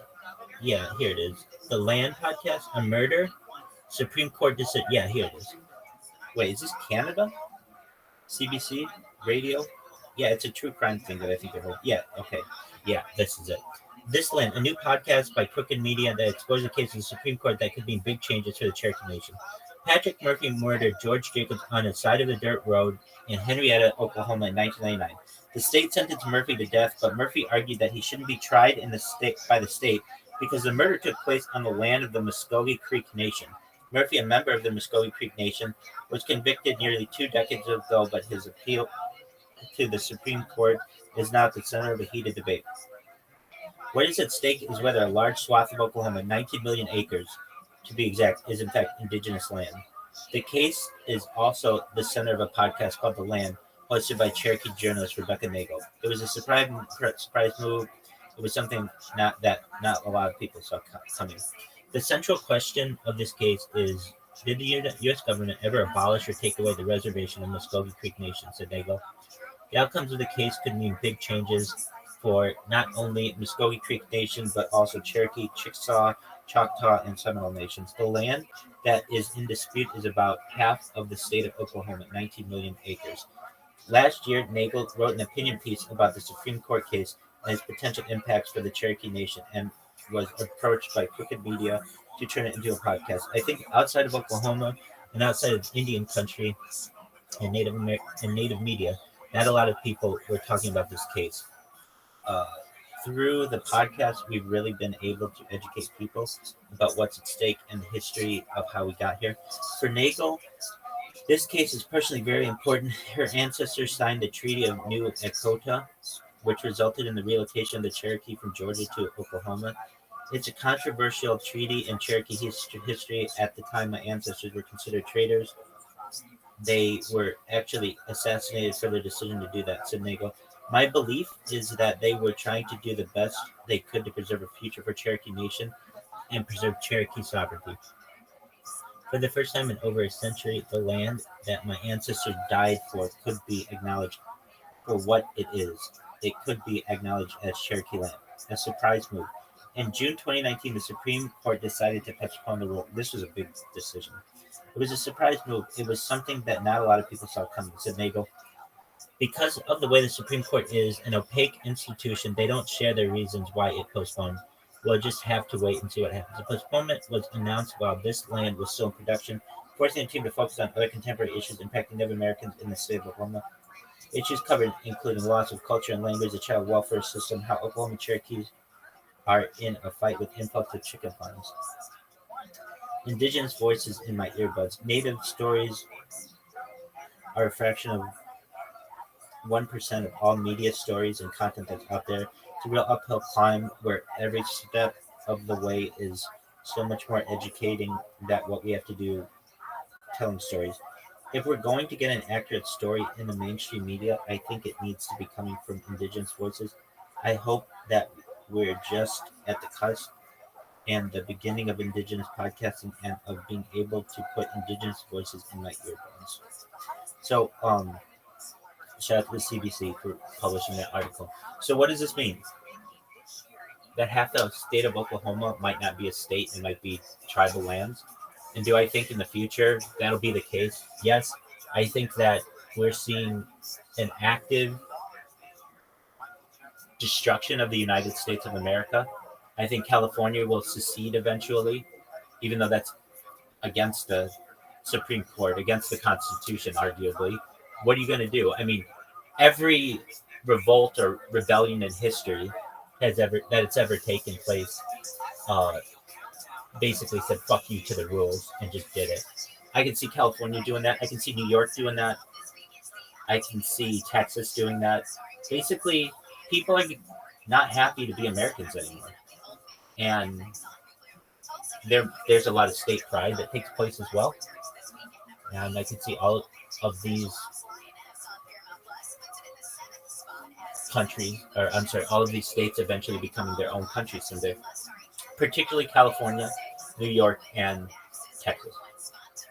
But also Oklahoma. Oklahoma is its own kind of deal because of the indigenous land. I don't think Oklahoma will become its own country, but half of it will. Half of it is already considered like indigenous land by the Supreme Court. So with that said, I could see some. Hopefully that happens. Yeah, I appreciate the talk. I've got to go to sleep. I'm really fucking tired. But You sound tired. You take care, Riser. Peace, man. Take care, buddy. Shout out to Riser, everybody. Peace, bro. Zoning out to indigenous lands ungoverned by any federal laws. Zone of death, baby. I'm going to the death zone right now. Do you kill someone in Antarctica, or does that just go to like an entire swath of countries? Have you seen how Antarctica? Have you seen how Antarctica is arranged? It's like a big pie with like a big pizza, and countries get their own little slits of it. Let's ask that question though. Who prosecutes a murder in Antarctica?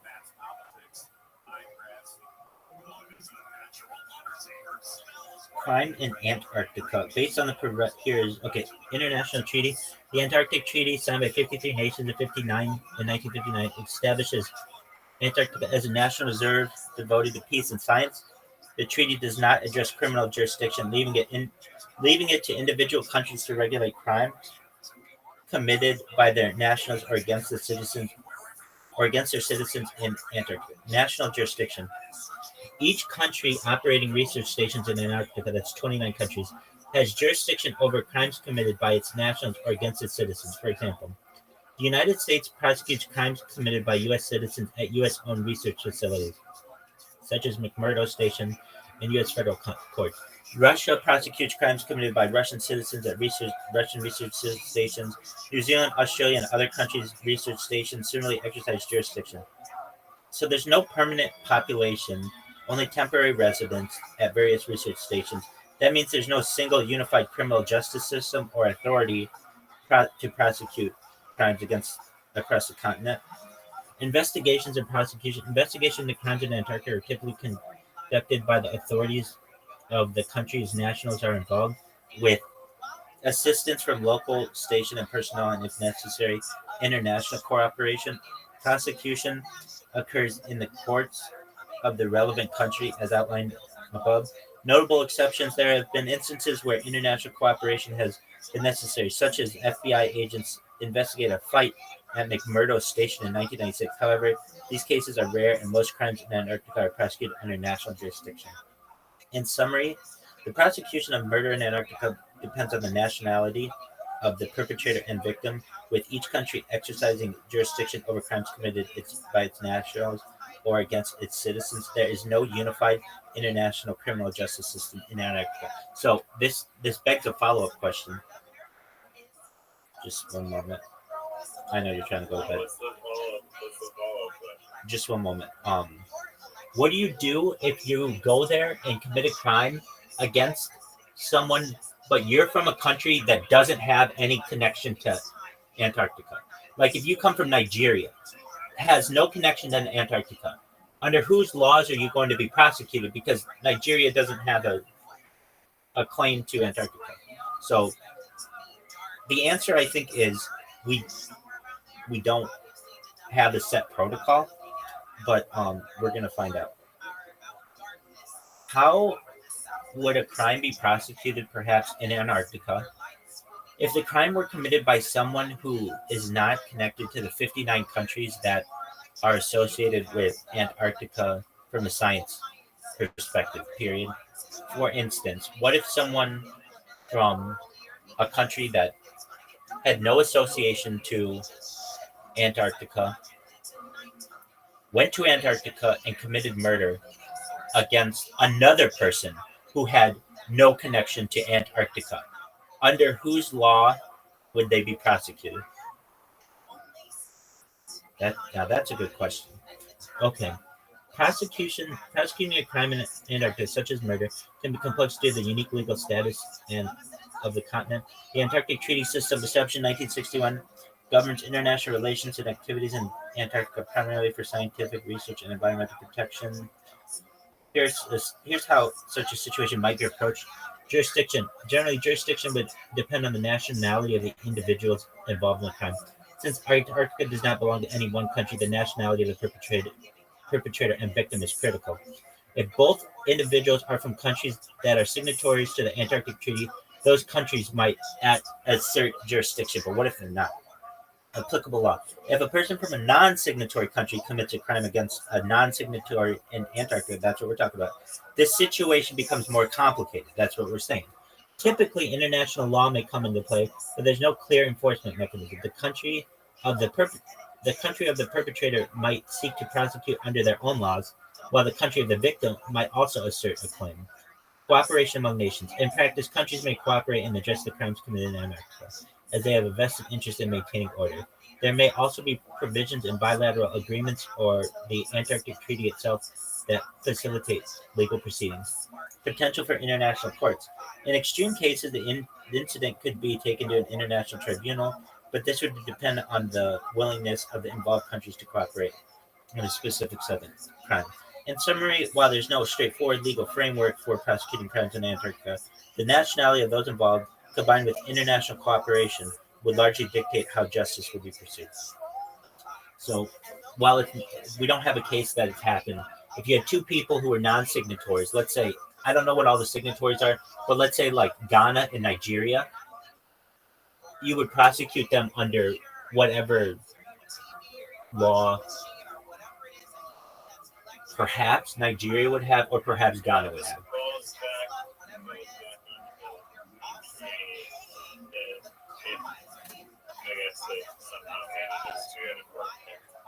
Right. It's a good question. Would you prosecute under Nigerian law or Ghanaian law?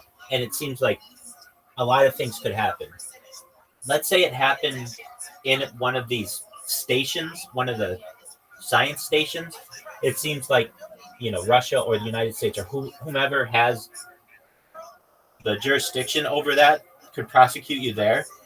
But if you aren't associated at all with any of those places, like literally you and a friend, guy from Ghana, guy from Nigeria, get on a boat, get to Antarctica. The guy from Nigeria kills the guy from Ghana, assuming that Ghana and Nigeria haven't signed the Antarctic Treaty.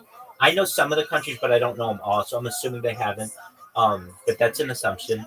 Okay, so if that happens, what would happen? There are a bunch of things. It could be prosecute them under Nigerian law. It could be prosecute them under Ghanaian law. It could be an international tribunal, or it could be, depending on where it happened, the country might take jurisdiction to prosecute them there. But it doesn't seem like it's like you would get prosecuted somewhere.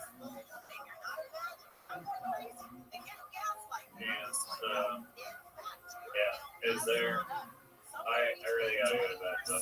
That's okay. We can talk about Antarctic murder mysteries whenever you want. Sweet dreams, my friend. Take care.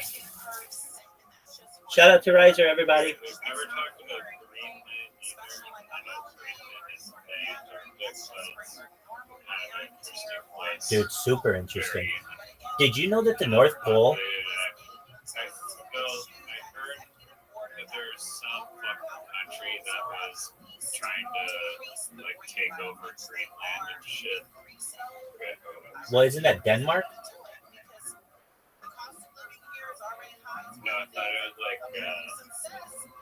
Russia or China or something. some like our guys. Oh no. The Donald Trump said something about this. Just a moment. Oh yeah, might be might be the states. What did Donald Trump say about taking over Greenland? In 2019, Donald Trump expressed interest in purchasing Greenland, which is an autonomous territory of Denmark. He described it as a strategically important area, and mentioned it would be beneficial to the U.S. However, his proposal was met with widespread criticism and ridicule, both from Danish officials and the international community. Denmark's prime minister stated that Greenland was not for sale, emphasizing its status as part of Denmark. The idea of buying Greenland highlighted Trump's unorthodox approach to foreign policy and diplomacy. I think it's an okay thing to do. They used to do that. Hey, we want to buy this piece of land from you. We think it's got strategic importance. What's the price? I don't think that's crazy, but I understand in the modern age. But yeah, that was the United States that did that. Yeah, if they're purchasing Greenland, I guess prepare for war or some shit. Or with the economy or long the freaking military. I mean, the United States bought Alaska within the last 200 years, and there wasn't any of that. It's been pretty peaceful. The reason why it's been pretty peaceful, a major part of this is that no one lives there, or very few people live there. Same with Greenland. I can tell you this. I know more about Greenland than most people, particularly because I've listened to a lot of explorers podcasts and the different routes across Greenland. Greenland's not that big. It looks way, way, way bigger on a map because of the illusion of the Merkel. What is this called? What is the illusion of a map? It's the Mercator map. Yeah. The longitude and latitude lines. Right. So the Mercator map distorts things that are closer to the poles. So Greenland looks really big, when in reality it is an island, but it's not that big. It's so is Nineveh not as giant as it looks on the map? Correct, but it is still very big. Nineveh is like one of the biggest islands, or not islands, but like, it has some of the most amount of islands. What are the world's largest islands? Give me a list of the top 50. So it depends on how you define it. Greenland is considered the biggest island, but Australia could be the biggest island too. So Greenland's number 1, New Guinea's 2, Borneo's 3, Madagascar's 4, Baffin Island 5, Sumatra, Honshu, Great Britain, Victoria Island. Okay, so what about Nineveh? There's probably island. I mean, I don't know why they don't count the Nineveh Islands as islands.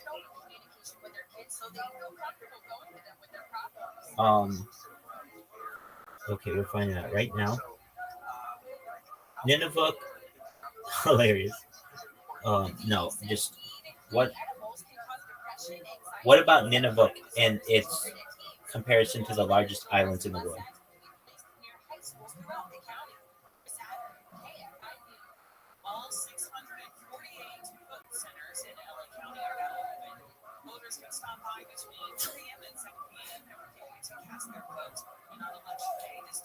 Nineveh in Canada.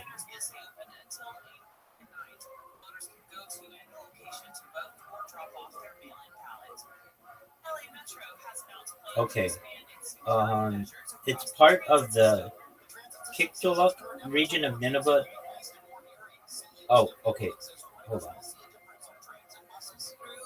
Why isn't Nunavut considered an island by itself?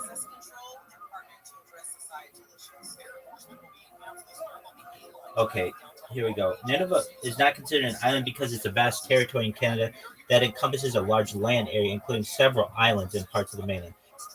It is the largest and northernmost territory in Canada, covering 2 million square kilometers. While it includes many islands such as Baffin Island, Victoria Island, Ellesmere Island, Nineveh itself is a territory that consists of both land and islands, making it a significant geographical region. So we'd have to find, okay, what is the size of the largest island in Canada? Baffin Island is number 1. Victoria Islands 2. Ellesmere Islands 3. Newfoundland's 4. Newfies. Banks Island 5. Prince of Wales Island 6. Saskatchewan Island 7. Anticosti Island 8. Vancouver Island 9. Cape Breton Island 10. I learned something interesting about Vancouver Island recently, that there are more people living in Vancouver Island, even seasonally, than are on all of the state of Alaska. Something like that. Anyway, you need to get some sleep. We've learned everything that we can about the northern poles and the southern poles. One last thing, though, before you go. This is just something that I think is really interesting. Do you know that the North Pole is not over land? It's just only ice.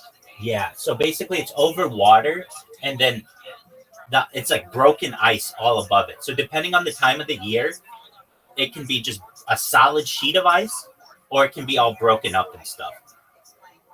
So it's actually very, very difficult to get to.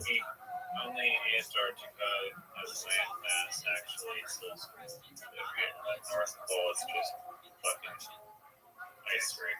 Right. Just a big old skating rink. Well, sometimes. But then that ice breaks up, and then it can be open ocean, too. Right.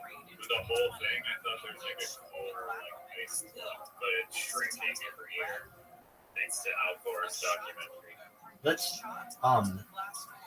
I know what you're saying. What you're saying makes complete sense. I get what you're saying. Like, wouldn't it always be frozen up there and always frozen on the bottom? Let's ask.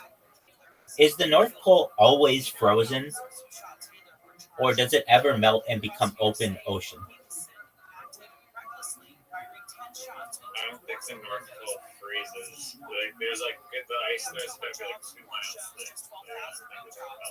Freezing every year. The North Pole is covered by sea ice and varies in thickness. During the summer months, some of the ice melts, leading to areas of open water. So it does melt. Some of it. But there's like some of it doesn't. It has seasonal melting, but what I don't want you to think is that it's always frozen up there 100% of the time, and it's been like that for thousands of years. No, it melts and freezes all the time, and sometimes it's open ocean up there, just depending on the time of the year. Oh shit. I thought there was because in Al Gore's documentary, it's like there's a bunch of satellite views and it just shows the North Pole shrinking or whatever. Right. But I mean, truthfully, didn't he say like by the year 2006? I'll have to look into that. I mean, just look at what he's absolutely look at what he said. Just really quick. These are some of my favorite parts. I know you got to go. In Al Gore's documentary, An Inconvenient Truth, what are some timelines that he gave that did not come true?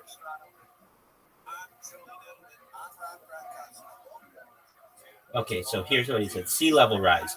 Gore projected that sea levels could rise significantly by 2010. That didn't happen. Arctic ice melt. Gore indicated that the Arctic could see significant ice loss. That didn't happen. Hurricane intensity. Gore linked climate change to increased hurricane intensity. That didn't happen. While there have been storms, the connection with climate change in the area is ongoing. Temperature predictions. Gore suggested that temperatures would rise sharply within a decade, and they didn't. So all that, none of that came true. Good night, my friend. Yeah, it's just in the environment trying to get elected, saying that he just save it. But I probably. Actually, let me just. It's called the Inconvenient Truth. So actual. Yeah, I mean, you could just Probably a million other people thought it all at. definitely.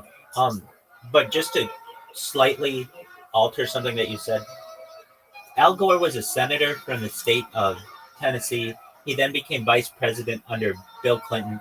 he lost, which I'm sure you remember, the very contentious. Okay, he lost the very contentious 2000 election, particularly in Florida. After that, he never ran again. So don't think that Al Gore promoted environmentalism to win an election. That's not what he did. He lost the election and then went into environmentalism.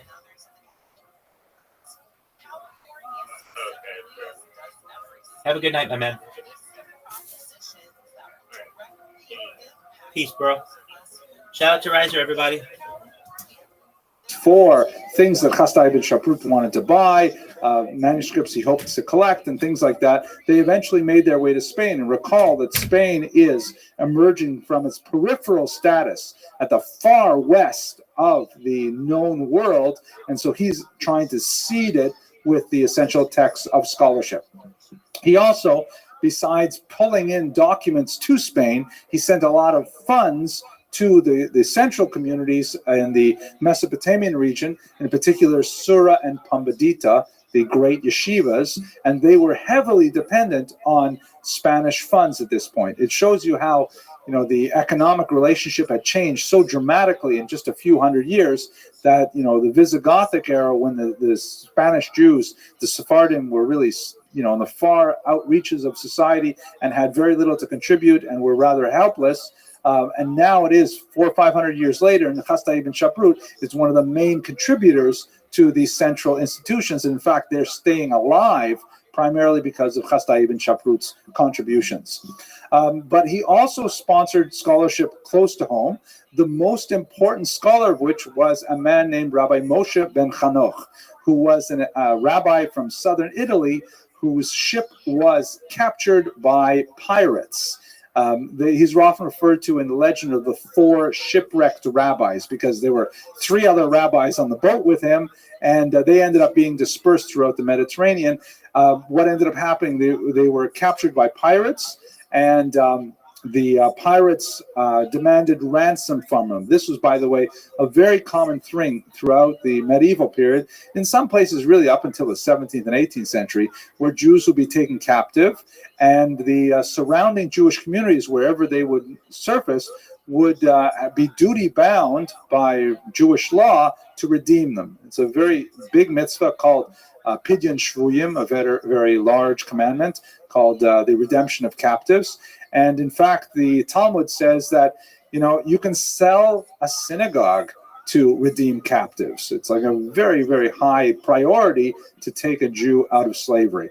When Chasdai ibn Shaprut heard that there was this, distinguished individual, his son as well, who were taken into captivity, he immediately expended great effort to redeem him. And then when he heard of what a scholar he was, that this was a very educated Talmudist, far beyond Chasdai ibn Shaprut's own abilities, he immediately installed him in Cordoba, where the local head rabbi immediately gave up his seat in favor of Moshe ben Chanoch, and Moshe ben Chanoch ended up becoming the primary teacher of the Jews of Cordoba and really establishing it as a major Jewish center of learning afterwards.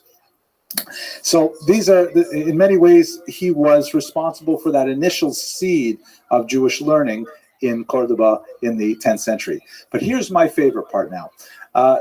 Without a doubt, the most heated scholarly debate that went on in the 10th century and continued to some degree for a couple centuries afterwards was the debate between Menachem ben Saruk and Dunash ben Larbrat.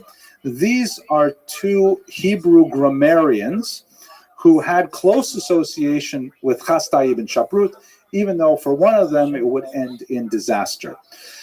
Menachem ben Saruk came to Cordoba at the invitation of Chasdai ibn Shaprut to become his personal secretary. He composed a lot of his letters, including the famous letter to the Chazars. We know that it was Menachem ben Saruk because it's very common custom that the first letters in a Hebrew missive would form an acrostic of the name of the author. So some of them say Chasdai ibn Shaprut, Menachem ben Saruk immediately afterwards, his own and it was, a huge, almost poetic kind of letter. He was a scholar who spent most of his energy focused on the Hebrew language. And one of the features of Hebrew that he pioneered was the idea of a common shoresh or root to Hebrew words. The vast majority of Hebrew words have a 3-letter root, a trilateral root. And these 3 letters can be combined with infixes, prefixes, and suffixes to inflect the verb and put it into various tenses, numbers, and various levels of well, I'm not sure what the right word in English is, but they can change the word, the 3-letter root, to mean all kinds of different things that are somehow related to the core meaning of that word. So Menachem ben Saruk, he opined that there was as few as 1 letter in these roots and as many as 5, even though the vast majority of them are 3. And he began to create a grammar around his basic analysis of the Hebrew roots. We should recall this is incredibly important. I mean, we should recall that Hebrew had ceased to be a living language now for about 800 years. It was a language only of scholarship, and there are all kinds of phrases in the Bible whose meaning was simply lost. In particular, the so-called hapax legomenon, words that occur only once in the Bible. So when you have a word like that, and you're not sure what it means, you have nowhere else to compare it. You have no passage to say, oh, it means this over here, it means that over there. It must mean that they're related to each other. So Menachem ben Saruk devoted tremendous energy trying to figure out each one of these words' meanings based on the roots and so on, and he achieved really quite a bit of success. He also was a poet of some note, but in the traditional Hebrew poetic style that we will explore shortly. His younger rival was a man named Dunash ben Labrat, who was a vicious opponent of Menachem ben Saruk. And he ridiculed him openly and with a very biting poetic style, such that a huge controversy swirled between the two of them over, literally, how many letters formed the root of a given Hebrew word. And Dunash ibn Labrat actually wrote a book detailing 80 mistakes in one of Menachem ben Saruk's first works with the intent of dragging his name through the mud. It was a really bitter, scholarly, personal animus between these two great grammarians that went on literally for decades. Perhaps the hottest part of it, though, was not about grammar, although I've given you kind of an overview of that, but it was about poetry. And it's amazing to me that people felt so passionate about poetry that they would devote their lives to attacking their poetic enemies and defending their poetic heroes. Let me just give you a little taste of some of the debate. We'll return to this again next week because it was a major part in the life of Hispano-Jewish society. Let us recall that the Sfaradim loved poetry to a degree that we find difficult to imagine. They would have gatherings that were devoted exclusively to the recital of new poems. They had poems of tremendous depth. They would have poetry slams, what we'd have today. We have challenge poems where they would all get together and agree that they're going to write a poem on a particular theme, and then they would see who can compose on the spot the greatest poem. Letters were exchanged in poetry. Poems were purchased. Poems were commissioned. It was a huge industry that, the only thing we have to compare to it today is maybe Hollywood movies. The way in which people are fascinated with movies and movie stars, that's how the Sephardim were about poetry. They loved poetry with a tremendous depth.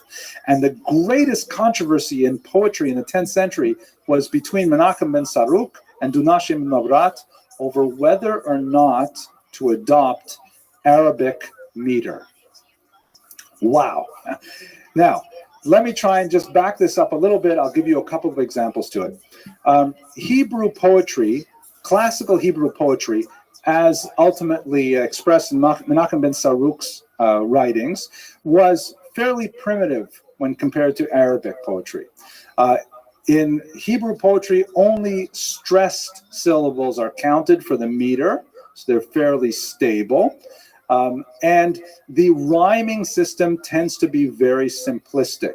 It's called a monorhyme, if there is a rhyme at all. Quite often it's just prose poetry, but a monorhyme is pretty much the only traditional form of rhyme. Let me give you an example of that. And I'm going to take you a little bit out into secular culture, hope you don't mind. Here's a song by Bruno Mars. He's a contemporary Sephardic poetry. No, not Sephardic. He is Spanish, but not Sephardic. And the lyrics go, I'd catch a grenade for ya. For ya means like for you. Throw my head on a blade for ya. I jump in front of a train for ya.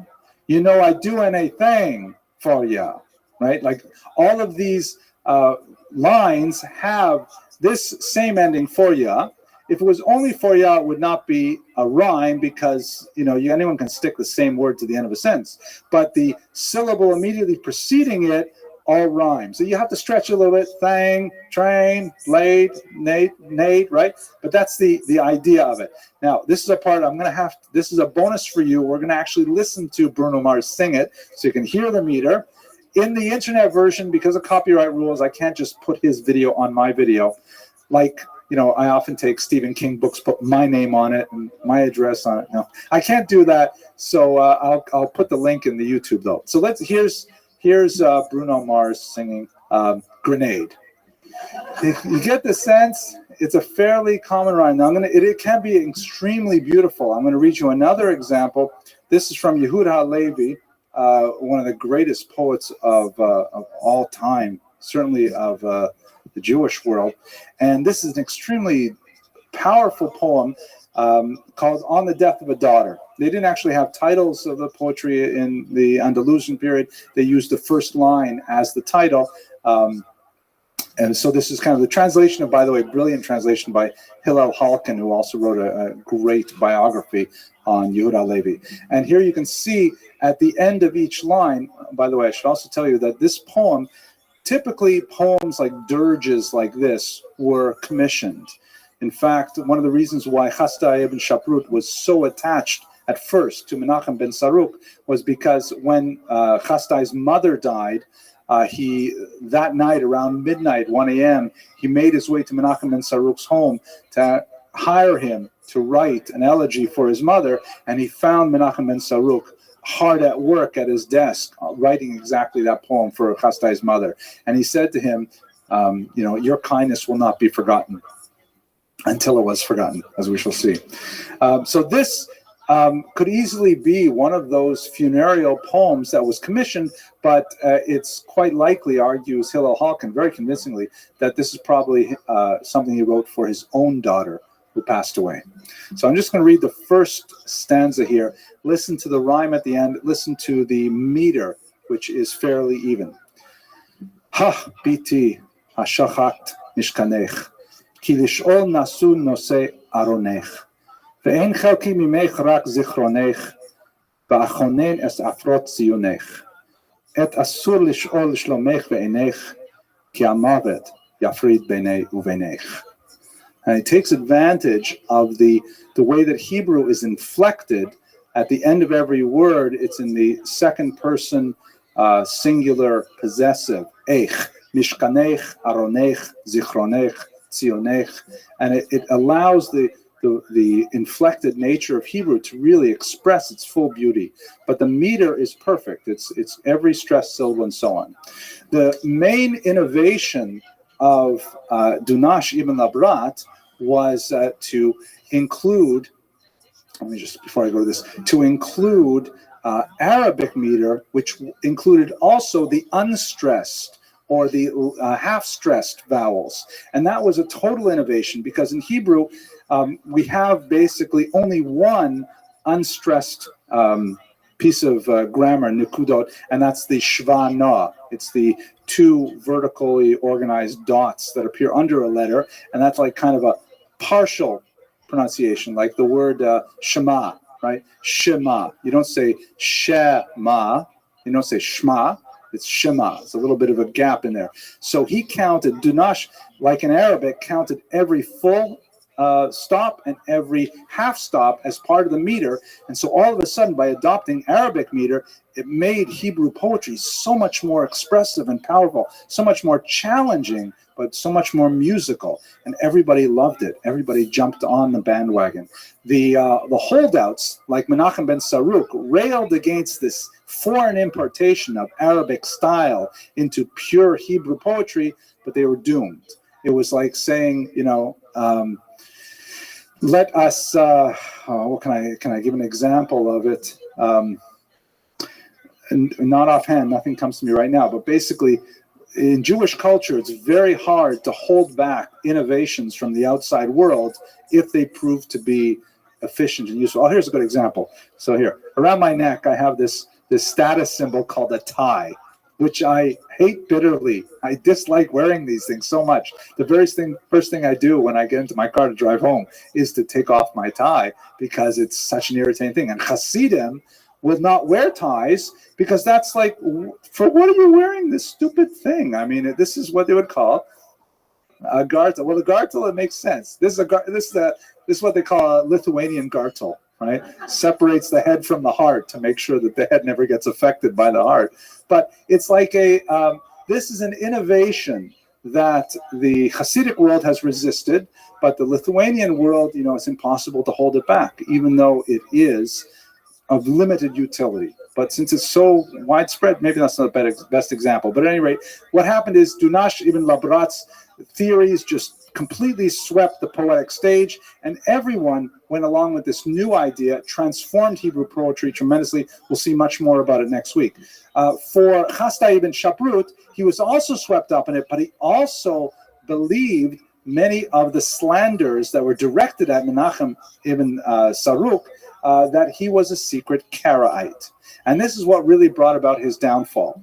Karaism is an early, just a couple of centuries ago, before Chasdai ibn Shaprut, this is an innovation that arose out of Babylon, where a group of Jews followed a disaffected exilarch named Anan ben David, to say that the Talmud was fabricated, essentially, and that the Torah, the 5 books of Moses, is the only authoritative communication from God.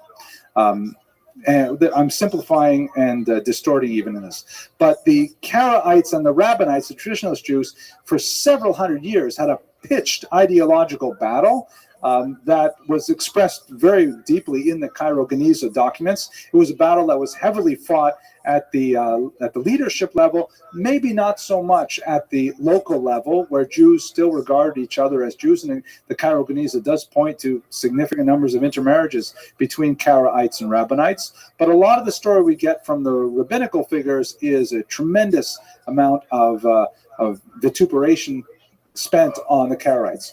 So a rumor circulated that Menachem ben Saruk was secretly a Karaite, and in fact he did read heavily Karaite sources, because the Karaites happened to be very, very excellent grammarians. Because they believed that the Torah is the only true communication with God, they placed a tremendous amount of emphasis on understanding the finer points of the grammar of the Bible. And as a result, when they published some book or circulated a manuscript on biblical grammar, Menachem ben Saruk, as a traditionalist, he jumped all over it because he wanted to know what they had to say. So there was some validity to Dunash's claim.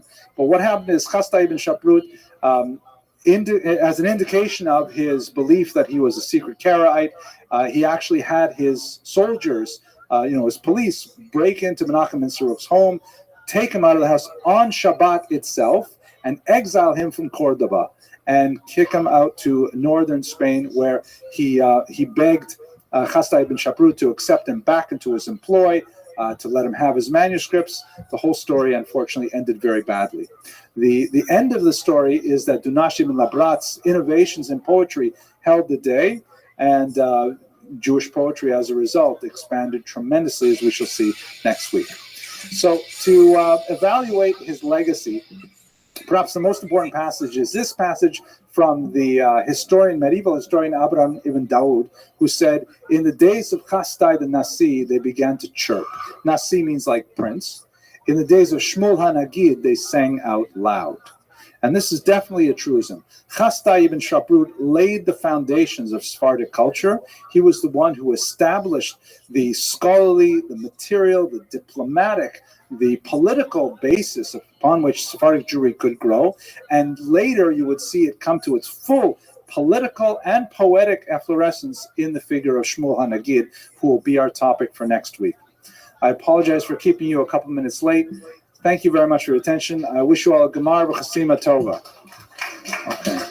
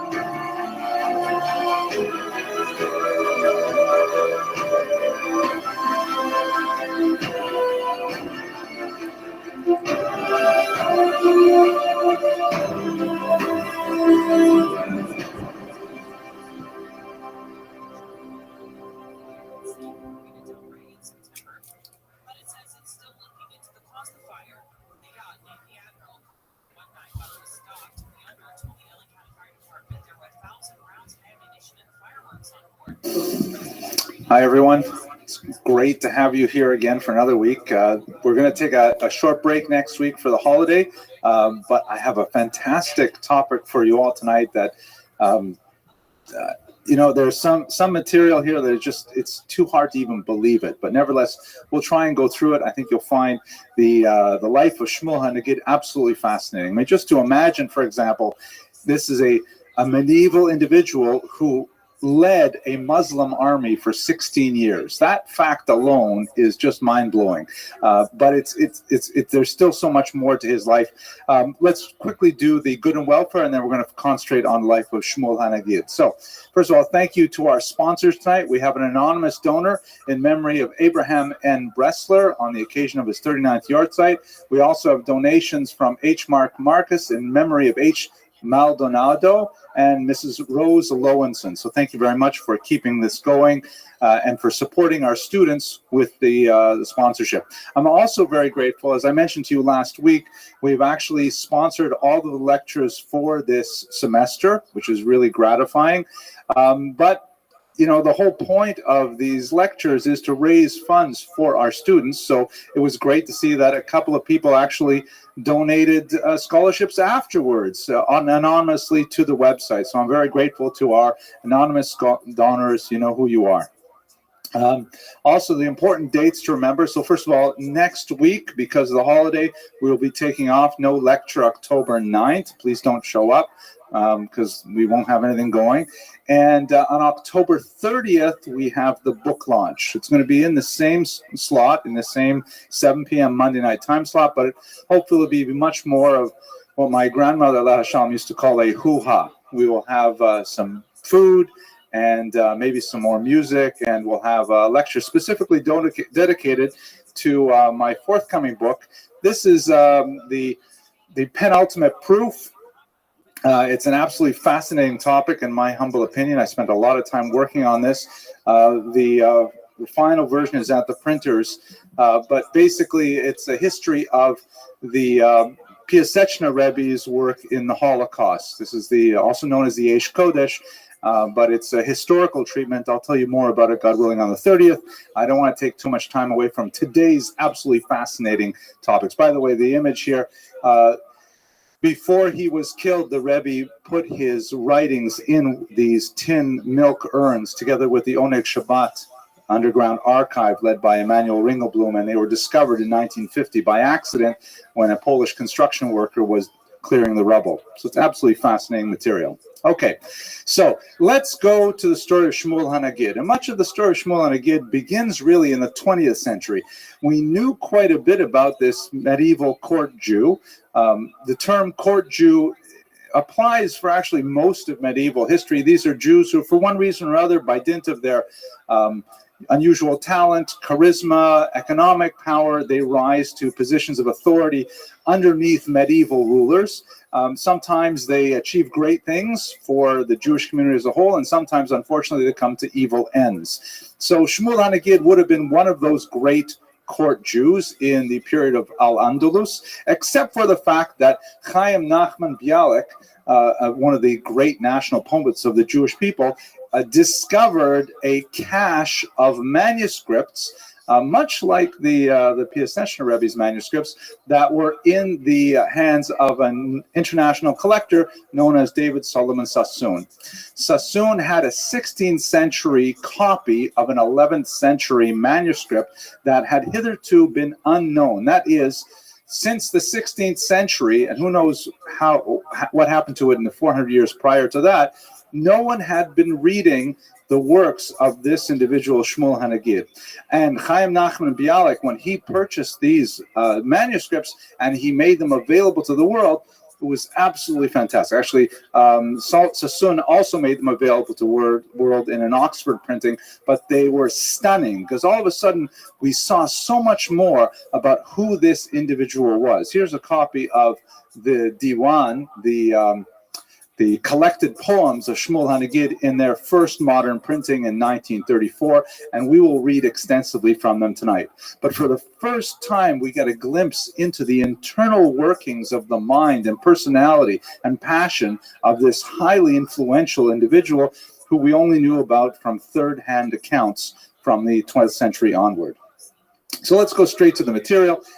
And let's also, by the way, it's very relevant to note how relevant this is for the development of the state of Israel. Bialik, by emphasizing Shmuel HaNagid as a paradigm of potential Jewish achievement, was essentially mapping out the Israeli personality, the Israeli archetype, which in many ways, we can trace that to Shmuel HaNagid. The idolization of the Sephardic ideal is something we'll conclude with, God willing, today's lecture. But there's no question that Shmuel HaNagid's life, 1,000 years later. How's your day going?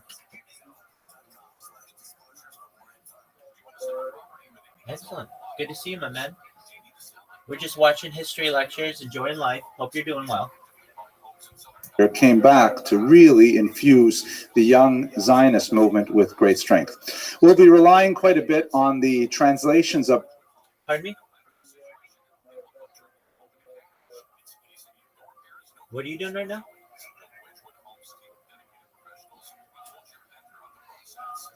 Okay. Alrighty. Of Peter Cole, shown here. He's a MacArthur-winning, Genius Award-winning scholar who is living in Jerusalem right now. I fell in love with his poetry, but after I got some pictures, I really enjoy his hair too. I think the hair is coming from, what can I say? Anyways, he looks great here. His wife is also a quite a talented writer. I didn't realize they wrote this book together, A Sacred Trash, A Lost and Found World of the Cairo Geniza. We spoke about the Geniza last week. This is a fascinating read, a very entertaining read, the story of the discovery of the Geniza and so on. So he's come up a few times in our research today. So a lot of the translations that I'm going to be reading to you today come straight from Peter Cole's amazing work on Shmuel HaNagid. Okay, so what's the story? His rise to power is recorded in the Sefer HaKabbalah of Abraham Ibn Daud, a medieval historian, but it occurs intrinsically within the changing political environment of the 10th century Spain. This is a period when we have the so-called Taifa period when Al-Andalus is broken up into a number of kind of city-states. The Umayyad reign that we saw earlier under Abd al-Rahman III has now decayed to the point that it has broken up, primarily through the pressure of these Berbers. Berbers are a North African people who converted to Islam. They are known as ferocious warriors. They have a couple of interesting kind of characteristics. For example, they cover their faces during wartime, which is rather unusual, but one would think it would cast a sort of a terrifying mien onto the victims of their assaults. So the Berbers that had assisted with the original invasion of Spain in the 8th century, they now come and they take over from the Umayyads and they establish this new rule. The new rule is chaotic, it's very warlike, and the Berbers have a distinct disadvantage vis-a-vis their Arab counterparts. Remember, the term Arab is an ethnic designation as well as, well, not really as well as, an ethnic designation. Arabs basically mean people coming from the Middle East. They are associated with Islam overwhelmingly. It's not, you could speak of Jewish Arabs, but that would be kind of stretching the point. It's an ethnic group, the Arabs. The Berbers are also an ethnic group coming from North Africa. Both Berbers and Arabs are overwhelmingly Muslim. But the Berbers are like new converts to Islam, and they lacked one of the essential features that are really important to the Muslim culture, and that is literacy. The Arabs are very, very proud of their Quran, of course, of the poetry of the Quran, of the method of recording ideas in text. Is very, very important to the Muslims. And in fact, quite a bit of our discussion today is going to revolve around poetry once again, which is something that the Muslims valued very, very highly. The Berbers lacked all these features. They did not have the same strengths in literacy. Before I go on, I just want to mention out here. So what happens is Shmuel ben Yosef was born in Cordoba, which is, again, this very important city that we've seen a few times now in this lecture series. Ibn Shaprut comes from Cordoba and so on. But in 1013, when he was 20 years old, he flees from Cordoba in the wake of some terrible massacres that occur in the context of the Berber invasion. So he makes his way down to Malaga here in the south. And later he will be associated primarily with Granada and the Alhambra, which we've seen so many photographs of. So the Berbers, here we are moving forward again. Literacy is incredibly important in general, of course, for all societies, but the Muslims especially prize it. The Berbers lacked it, and as a result, they are very reliant on intercessors, people who could communicate, who could be culture brokers for them. The story, as recorded by Ibn Dawood, is that this is exactly what happened to Shmuel ben Yosef Halevi, Shmuel HaNagid, as he would be known later. He was working in Malaga, essentially with a small spice store. He was well regarded, apparently had a fairly reasonable amount of business. He had been well educated in Cordoba by his father. He studied under Hanoch ben Moshe, who was one of the great, the dynasty of rabbis that had been brought by Ibn Shaprut in our last lecture. So he knew Talmud well. He knew Hebrew literature very well. He also studied Greek and Latin, Romance, and of course Arabic. And he was a master of all of these languages. And so as the story goes, which is not terribly far-fetched, although it has some legendary elements to it, the story goes that one of the important figures in the local ruler's court would frequent the town of Malaga, where he had a property very close by to Shmuel's spice store, and he would often have letters written from that location. Furthermore, sometimes he would have his servants write letters from that location. According to one version, a woman from his harem would be writing letters to him from Malaga. And since these people were not so especially literate, they knew that this Jewish guy, the spice dealer, knew Arabic well, and so he would write these beautiful letters in very ornate style and with beautiful calligraphy and so on.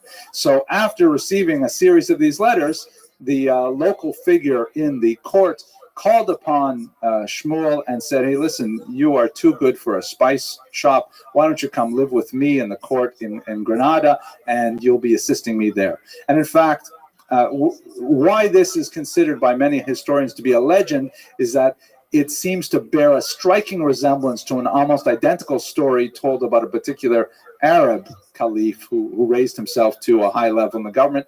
So it could be that the story was repeated several times, but the core of it is certainly true, that Shmuel was a very intelligent individual, a very literate individual, and he rose up by dint of his own effort and by dint of his literary skills to find a place in the court. There, with the death of the local ruler, this is a sort of a comic book cover that illustrates a lot of the ideas. There's some iconic elements here that are useful. By dint of his talents, he was eventually promoted first to tax collector, which is a significant position. It's not quite finance minister, but essentially means that he would be responsible for taxing an entire region.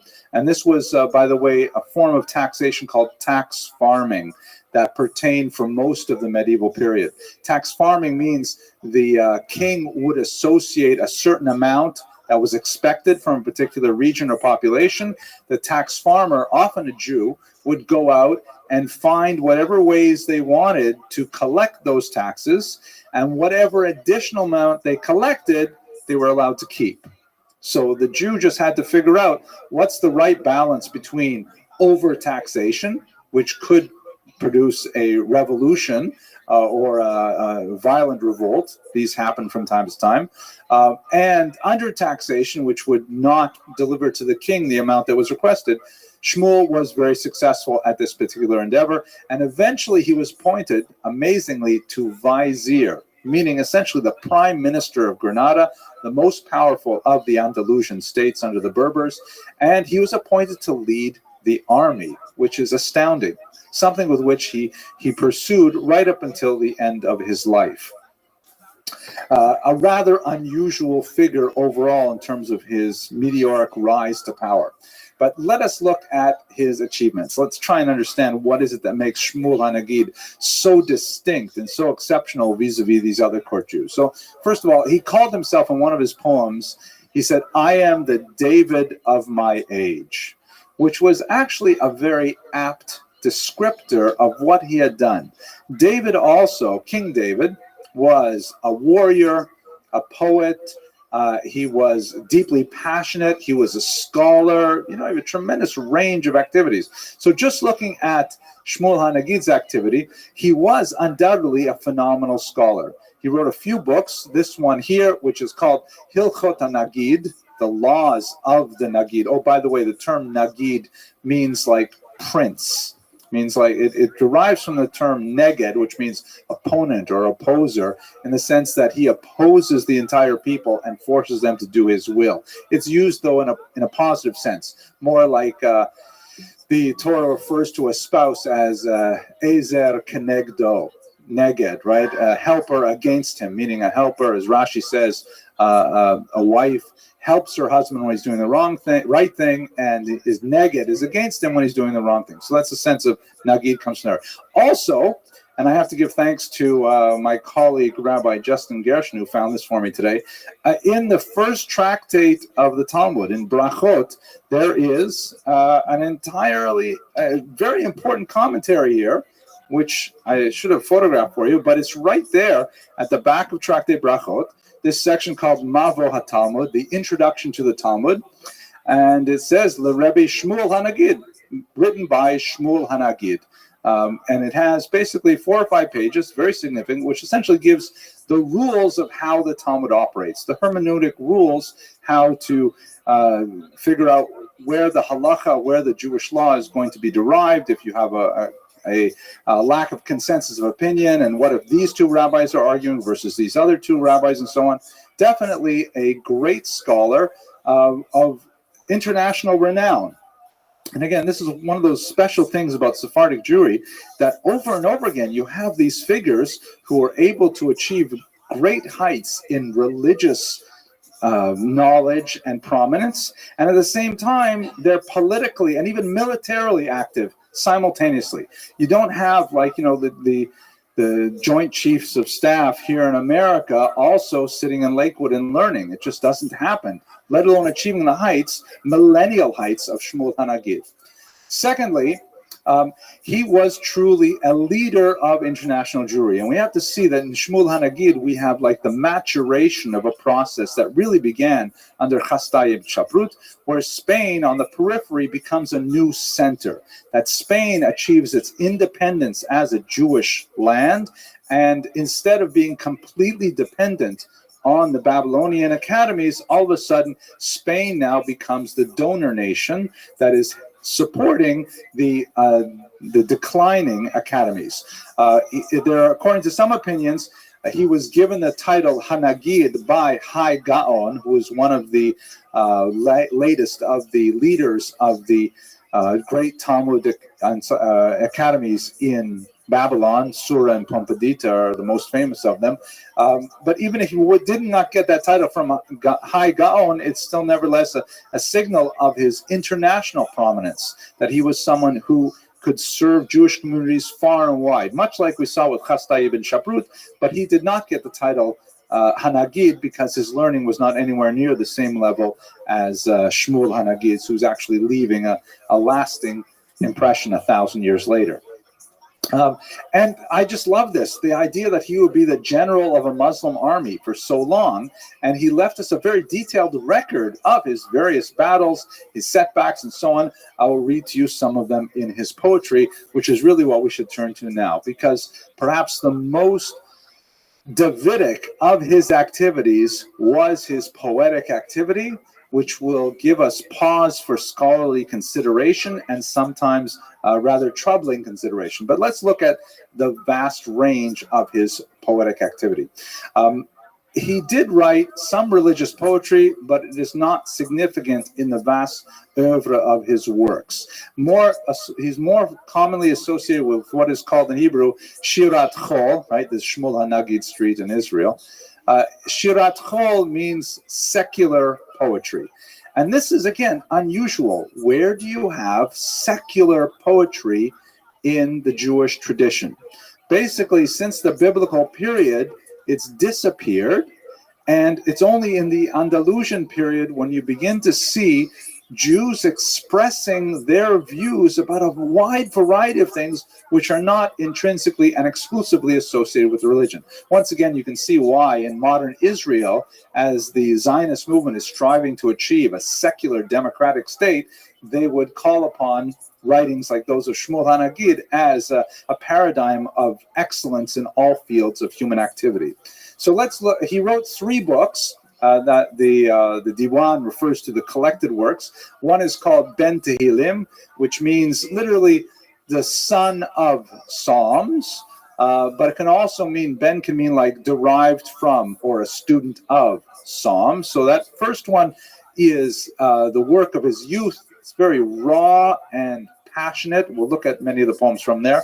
Then later in life, he wrote something called Ben Mishlei, the son of Proverbs, which has a more depressing mien and a more kind of like reflective view of, retrospective view of life. And much like Mishlei, also, Proverbs also looks back on life with just a little bit more of a cynical patina to the words. And then finally, Ben Kohelet, which in Jewish tradition, Mishlei and Kohelet were both written by King Solomon.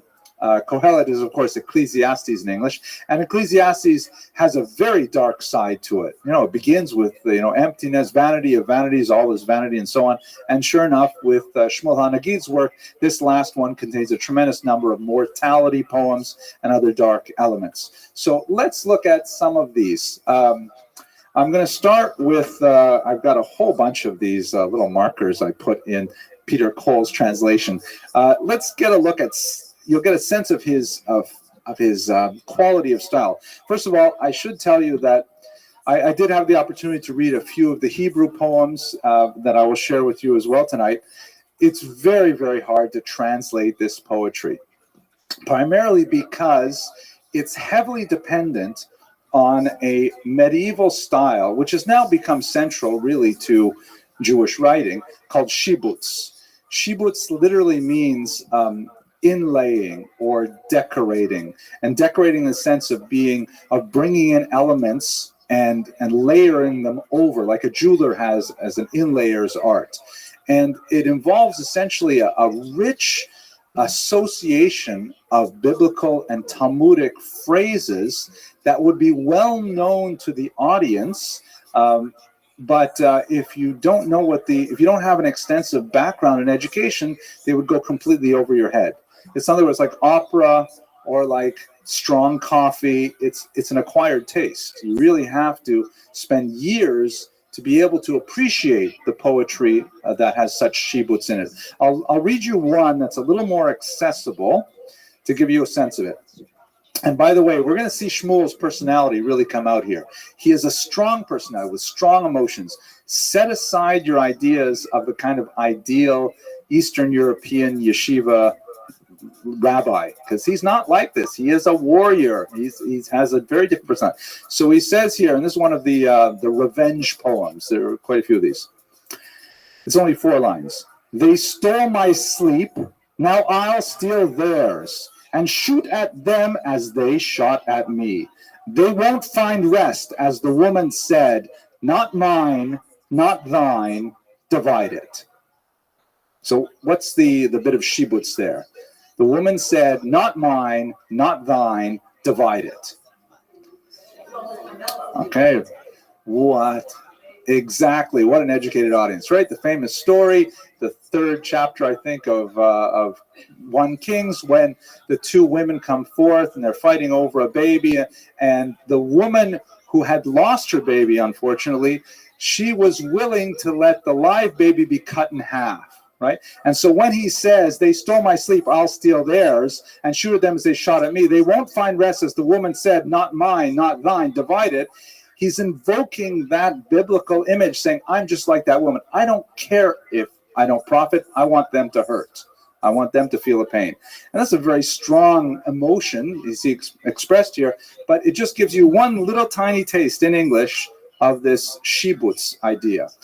It's very hard to convey it. When you read it in the Hebrew, though, it is overwhelmingly beautiful and complex, and it just brings in so many different allusions and counterpoints and texture that Peter Cole has done a great job trying to bring it into English, but you really have to read all the notes to figure out what's actually happening in the Hebrew. I can say with some sadness, even I'm not such an old guy, but I see it myself in my own students. I remember, especially when I taught at secular universities and to Jewish kids, who should have some background. And I remember talking to them about Tevye the Milchaker, Tevye the dairyman, and one of the famous characters of Shalom Aleichem. And you're familiar, of course, that Tevye, he's a boor. He is uneducated, and he's constantly misquoting Talmudic passages. And they're common Talmudic passages. So when he misquotes them, people laugh because you see how he is twisting the original because he's ignorant. But my students thought he was actually saying Jewish wisdom. They thought because they couldn't they didn't know the original, so they wouldn't know when it was twisted. And that's a shame. That's when shibutz doesn't work, unfortunately. Okay, so here's one passage. This is actually a poem from his early youth, from Ben Tehillim, when he was fleeing from the massacre at Cordoba, when he made his way down to Malaga. And he's 20 years old, and he's thinking about revenge. He's thinking about, I'm going to get back, and I'm going to climb up higher. He's an extremely ambitious individual. I'm going to get those people back. Spirit splits in its asking, and a soul in its wanting is balked, and the body fattened is vital and full, its precious being uneasy. But the modest man walks on the earth with his thought drawn towards sky. What good is the pulse of man's flesh and its favors when the mind is in pain? And the friends who fray me, their fine physiques and slender thinking it's ease or gain that drives me pitching from place to place, my hair wild, my eyes charcoaled with night. Not a one speaks wisely, their souls blunted or blurred, goat-footed thinkers. Should someone unguilty hold back from longing towards heights like the moon? Should he wait weaving its light across him like a man stretching taut his tense skin, until he acts and they hear of his action, as he adds and then adds like the sea to his fame. By God and God's faithful, and I keep my oaths, I'll climb cliffs and descend to the innermost pit, and sow the edge of desert to desert, and split the sea in every gorge, and sail in mountainous ascent, until the word forever makes sense to me, and my enemies fear me, and my friends in that fear find solace. Then free men will turn their faces toward mine, as I face theirs. And soul will save us as it trips our obstructors. The bends of our friendship are rich with it, planted by the river of affection, and fixed like a seal in wax, like graven gold in the windowed dome of the temple. May Ka be with you as you live, and your soul which he loves be delivered, and the God of sentence and aegis beyond the sun and the moon. It's not your typical sort of religious poetry. It's very powerful individual. It's talking about, my enemies will fear me. I will keep going, and I will know the word forever. Really strong, powerful statements of his self. Very ambitious individual. There are a couple of fascinating things I'll skip over here. There's a great passage here where he's on a sailing ship, and these are tiny little ships. These are not like the big, triple-masted galleons you see with the 18th century. And apparently he encountered either a killer shark or a whale, and he writes a beautiful poem about what it was like and how terrified they were that they would be submerged by this particular creature and so on. Let's see now. What's next on here? Love for his brother Isaac. So here is, he had an older brother named Isaac who was a very great support to him in his youth, and he constantly turned to him with counsel, and his brother predeceased him.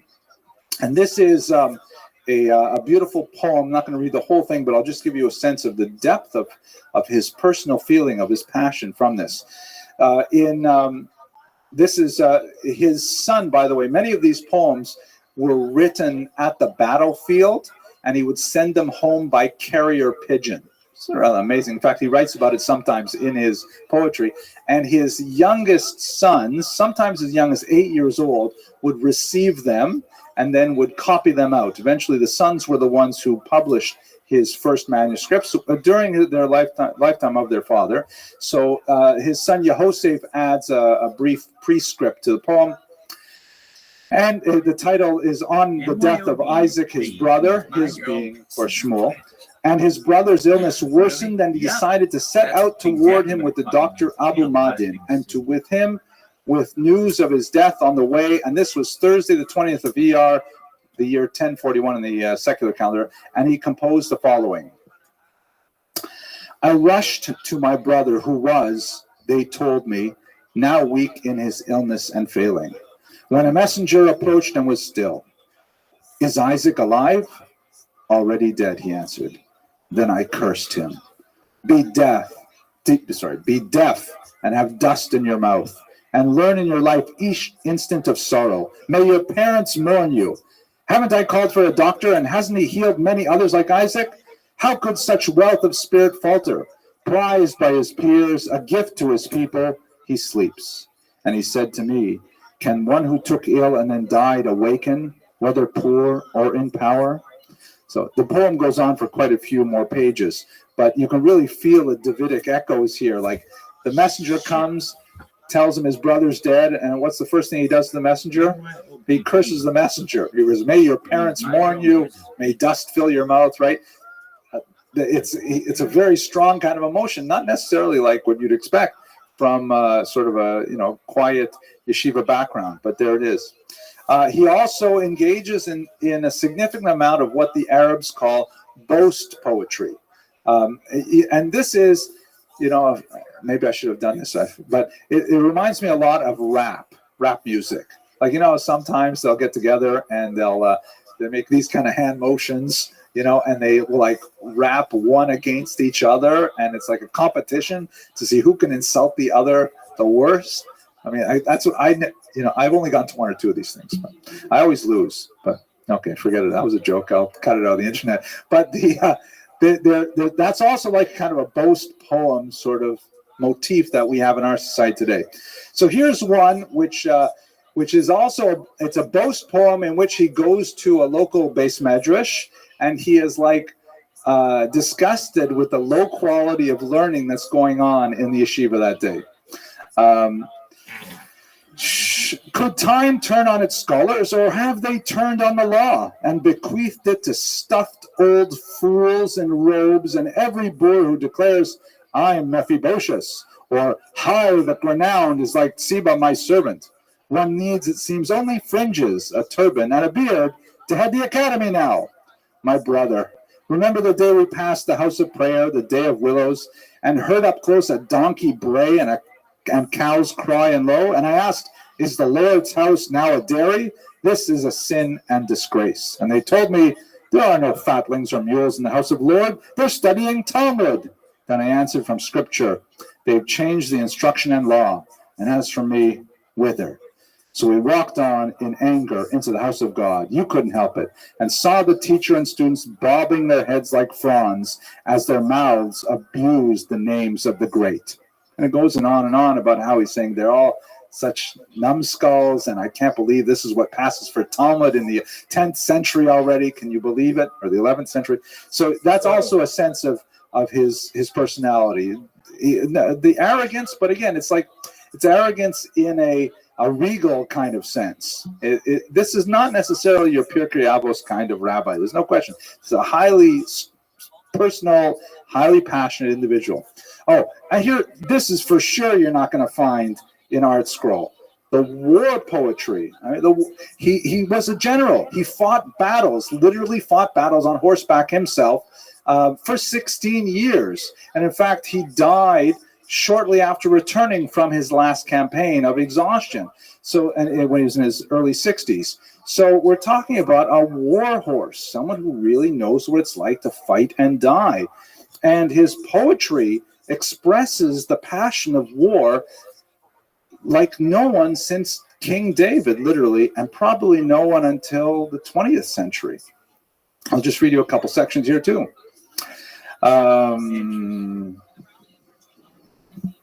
Here. Mine is the Lord who told me, trust and I'll see you're content with your path. For you I'll break the young lion's teeth. I'll bring down giants before you. Then he dressed himself in anger, like the day when Pharaoh's men were drowned. And he was revealed before us, though not through a window in secret, not from behind a lattice or wall. He routed his foes who fled like chaff, driven out from the floor of threshing. He watched as they withered like leaves. He made them afraid, and they skipped like calves, like kids or like wild young oxen. And he stripped away their might, and he left them in battle like children, as angels diverted their sword thrusts, confusing their right hands and left. Others subverted their plans and made of his strategists fools. Lies he placed in the mouths of his spies, on the lips of his enemy princes, and to put them to death like churls. And soon as they saw what they had chased, they fled in 7 directions. Surely this is the work of the Lord, who tempted them into action, who tangled their arms in ropes and smothered their hearts with lids, as their chariots blocked their retreat and their horses hemmed them in. And he goes on and on talking about the slaughter and the blood and so on. He really means it. And he's speaking, of course, from great experience. Now, the controversial poems,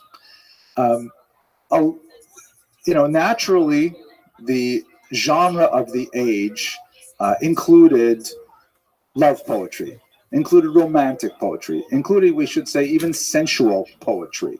And he has a lot of poems about the quality of wine. And by the way, the environment in which much of this poetry was disseminated was long drinking parties. It's true that Islam forbids the consumption of alcohol. They would have these long drinking parties, and especially when it was very hot summer days and it was too hot to do anything else, so they get together and they would share poems, or they would challenge each other to write poems on subjects and things like that. And a certain number of the poems are devoted to romantic, sensual love. Some relationships which are expressly forbidden by the Torah. And so this has caused quite a conundrum, even from the medieval period. I'll just read you a passage from his son's preface. He writes about his father's poems, and though some speak of desire, he wrote in full faith, referring to the congregation of Israel and its God, as in the manner of several of the prophetic books. And this is a reference, by the way, to, for example, Song of Songs, which is also a very intense poem of love, but it's understood allegorically by the rabbis as a dialogue between God as a male figure and the Jewish people as the female, the bride, and so on. So he's saying that his father's poems are like that as well. And God will reward him in his intention. One who would cast aspersions on this allegorical work by suggesting any other aim will bear the burden of his guilt. I ask for help from the Lord, since all is in his hand. Now, that said, it's easier to apply what he said to Song of Songs than it is to some of the poems of Shmuel HaNagid. Some historians have argued that this was essentially this is like a cultural norm. This is what people write about. This is like demonstrating that you could write, that a Jew could write in Hebrew in formats that the Muslims would choose, the Arabs would choose. Others wrote that, no, this is referring to a physical reality, but Hamevin Yavin. You can always check out Peter Cole's translations and you can decide for yourself. Okay, let's escape this difficult section. Let's go. Ben Mishlei. So here, Ben Mishlei. Now we move in this section to more of his wisdom literature. And you see, really, he's a tremendous Talmud Chacham and a very brilliant man. I would choose, I'll choose one in English here. No, perhaps I'll just do the Hebrew. So we'll look at the Hebrew together. I'll translate just extemporaneously because you can, well, actually, maybe I should use Peter Cole because, no, I'll translate back and forth. There are, I think there are about 1,500 poems in Ben Mishlei. Unlike the longer poems that you have in Ben Tehillim, these are typically very tightly structured. They tend to be 2 lines with 2 hemistitches in each of them, very strict meter, and they come across like proverbs as things that you can memorize, and they could be like pieces of wisdom to carry about with you. So let's look at 4 of them here. The poem is actually here on the top, and these are the notes in the Yardain edition. So if you can read Hebrew, you can see the notes, but I'll just read the top. And listen to the sound of it. If your Hebrew is not very strong, just listen to the sound. I will attempt to pronounce it with a Sephardi pronunciation. Asher yaga v'kana lo sfarim, v'libo ma'asher bam reik v'reikam. K'fiseach asher chakak alai kir, ma'at regel v'ba lakum v'lo kam. So that was pretty good, I think. The translation: one who expends effort and purchases many books, but his heart is entirely not in them. He is like a lame person who draws upon the wall 100 legs.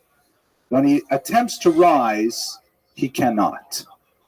So in other words, the metaphor is, it's like, okay, you want to, and don't forget, books back then, manuscripts, very expensive, with status symbol like you couldn't believe.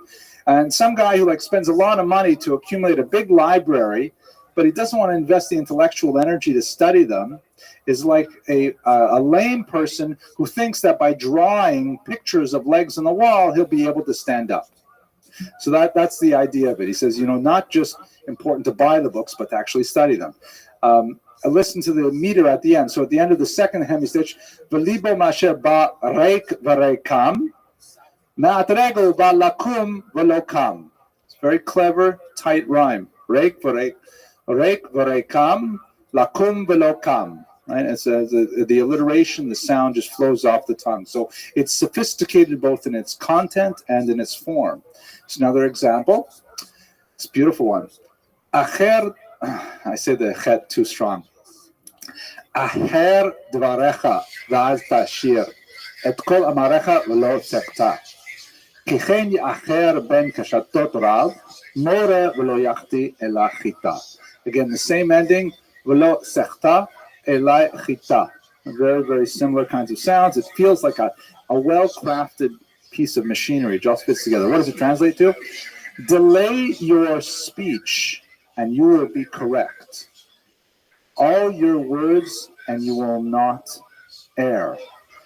For if you delay like the archer, the master archer, who shoots and does not miss even the leaf of a grain of wheat. It takes a lot to translate into English, but the concept is, if you develop the discipline of not speaking quickly, then you will never go wrong, just like a fine archer who delays when he's aiming and then is able to hit a kernel of wheat without touching either side of it. A kernel of wheat, obviously a very small thing. So a beautiful concept, again, very well presented. Here you see a little bit of cynicism coming through. Anashem yanu ashir bechavod rav uvayesha v'yivzu rash v'yasimu p'sha'im lo b'li pesha. The ending, rav uvayesha b'li pesha. The people respond to wealth with great honor and salvation, but they degrade the poor and place upon them sins which they did not commit. Again, it's in English. It's just a nice thought. If you're rich, it really counts. Mishlei says it as well. Kesef ya'aneh et hakol, that money answers everything. He's saying it here that a rich person who comes in, people pay a lot of attention. Like as Tevye says, right? When you're rich, they think you really know, right? So, but a poor person, they blame him for things that he didn't even do. It's the opposite. So he's cynically attacking wealth. Last one here in Ben Mishlei. This one is famous, actually. It's well translated into English. Krav domeh barosha el yafefa, asher kol ish l'sachek ba ya'aveh. V'sofok zekena hamusa, asher kol shochara yivke v'yidveh. War is compared at first to a beautiful young girl that every person wants to flirt with her. And in the end, she is like a haggard old nag that everyone who visits her will cry and be depressed. Right? Now think about this, written after 16 years of being at the front. At the beginning, you love war, like, first relationship with a young woman. It's like, oh, it's so exciting. It's so new. I want to go to war. But in the end, it's like, oh, man, I got to go back to that again. That's the cynical idea that he's bringing apart. And again, it's in a very beautiful, tightly metered, contained phrase. It must have taken, hours to think this up. Very beautiful. Okay, Ben Kohelet, his final work. This is the work of his old age, and he tends to have quite a few depressing concepts in here, more mortality-oriented. Let me see if I can find you. This one reminds me of my father, Alav Shalom. My father, he used to say things like, I once said to him when my wife was expecting, and I said, so Dad, are you ready to be a Zaidi? My father said, Henry, I'm not ready to be a father. And he often used to say to me into his 70s and 80s, he used to say, Henry, I feel like I'm 16 years old. Like on the inside, he just feels he's the same. So this is the concept that I think he was trying to say. Be glad, she said, and this is, be glad, she said, God brought you to 50 years in your world, but didn't know there's no division between, as I see it, my days that have passed and Noah's of which I've heard. In the world I have nothing but the hour I'm in, which stands for a moment, and then like a cloud moves on. Right? This beautiful passage. Like I don't feel old. All I have is the hour I'm in, which stands for a moment, and then like a cloud moves on. Do you recognize the shibuts there? What's the cloud that moves on? Not the Anani Kavod, but I'm sorry? Tzeil Over, which is from the Chalom Ya'u from the Yom Kippur davening, right? You guys just forgot it already. I mean, it was just a couple days ago. But he's referring here, the cloud that moves on, it's like the Tzeil Over, the shadow that passes. And that's, of course, in the context of Unatan et Tokef, very powerful mortality poem that's in the liturgy on Yom Kippur. You know, I have to take all of that back because I think Unatana Tofek was not written for another 200 years. Right. So forget that. It was still cool, but maybe Unatana Tofek relied on this. I don't know, it's possible. Anyways, still fun. Okay, here's another one. This kind of an old age poem when he reflects on his life and he thinks about it. This is beautiful. A child at 1 or 2 crawls like a snake on the floor. At 10, he skips to his father like a kid among goats on the hills. At 20, love in his heart takes hold and he struts for girls. He basks in the glories of youth for his pride and power. At 30, reaching 40, he ripens and joins the elders, his friends. At 50, the sleep of his youth in whiteness is brought to an end, and the terrors of time assault him when a man passes 60. Till 70, then he sighs with age and seems to be saintly. But time surrounds him at 80, trapped in the fowler's snare. And at 90, he can't distinguish between the plow and the scythe. At 100, who gets to be 100? Men in amazement approach him. When he dies, he lies with maggots, repulsive to one and all. So it's right that I wax elegiac from time to time in my soul. Right? Dark, sad, depressing poem, but nevertheless, you get the idea. Here's the last one. Did Shakespeare read his stuff? I doubt it. I think Shakespeare's Hebrew was really weak. But no, this is all in Hebrew. Beautiful Hebrew. That's one of the reasons why it fits so well with Bialik's plan. Okay, last one here, and we'll put this book away. You mock me now in your youth because I've grown old and gray. I'm old, but I've seen the carpenters building their coffins for boys. You know? So he's a very profound and deep thinker, saying one never knows who is truly old and who is truly young. Okay, so that gives you a sense of his literary oeuvre. Let's look a little bit at his end. As I mentioned already, he eventually died. He succumbed to exhaustion after one of his latest campaigns. He was just over 60 years old, and he handed over the reins of authority to Yehosef, who was like him, became vizier in Granada. However, Yehosef was not raised the same way that Shmuel was. Shmuel brought himself up from nothing as a refugee from the Cordoban attacks of 1013, and eventually climbed his way up to the very pinnacle of power that a Jew could even conceive of reaching. Yehosef had grown up because Shmuel, I forgot to mention, he married late in life. He was already in his 30s when he got married. His sons had grown up, in the lap of luxury, surrounded by power and elegance everywhere. Yehosef did not have the same ability to associate with the common people, to win their loyalty in battle, and he tended to surround himself in the wealth of the Alhambra, which didn't look quite as gorgeous as it does here, because a lot of these are more later adaptations. But he holed himself up in the Alhambra, and he tended to avoid the crowd while sending out messengers to continue collecting taxes and other duties.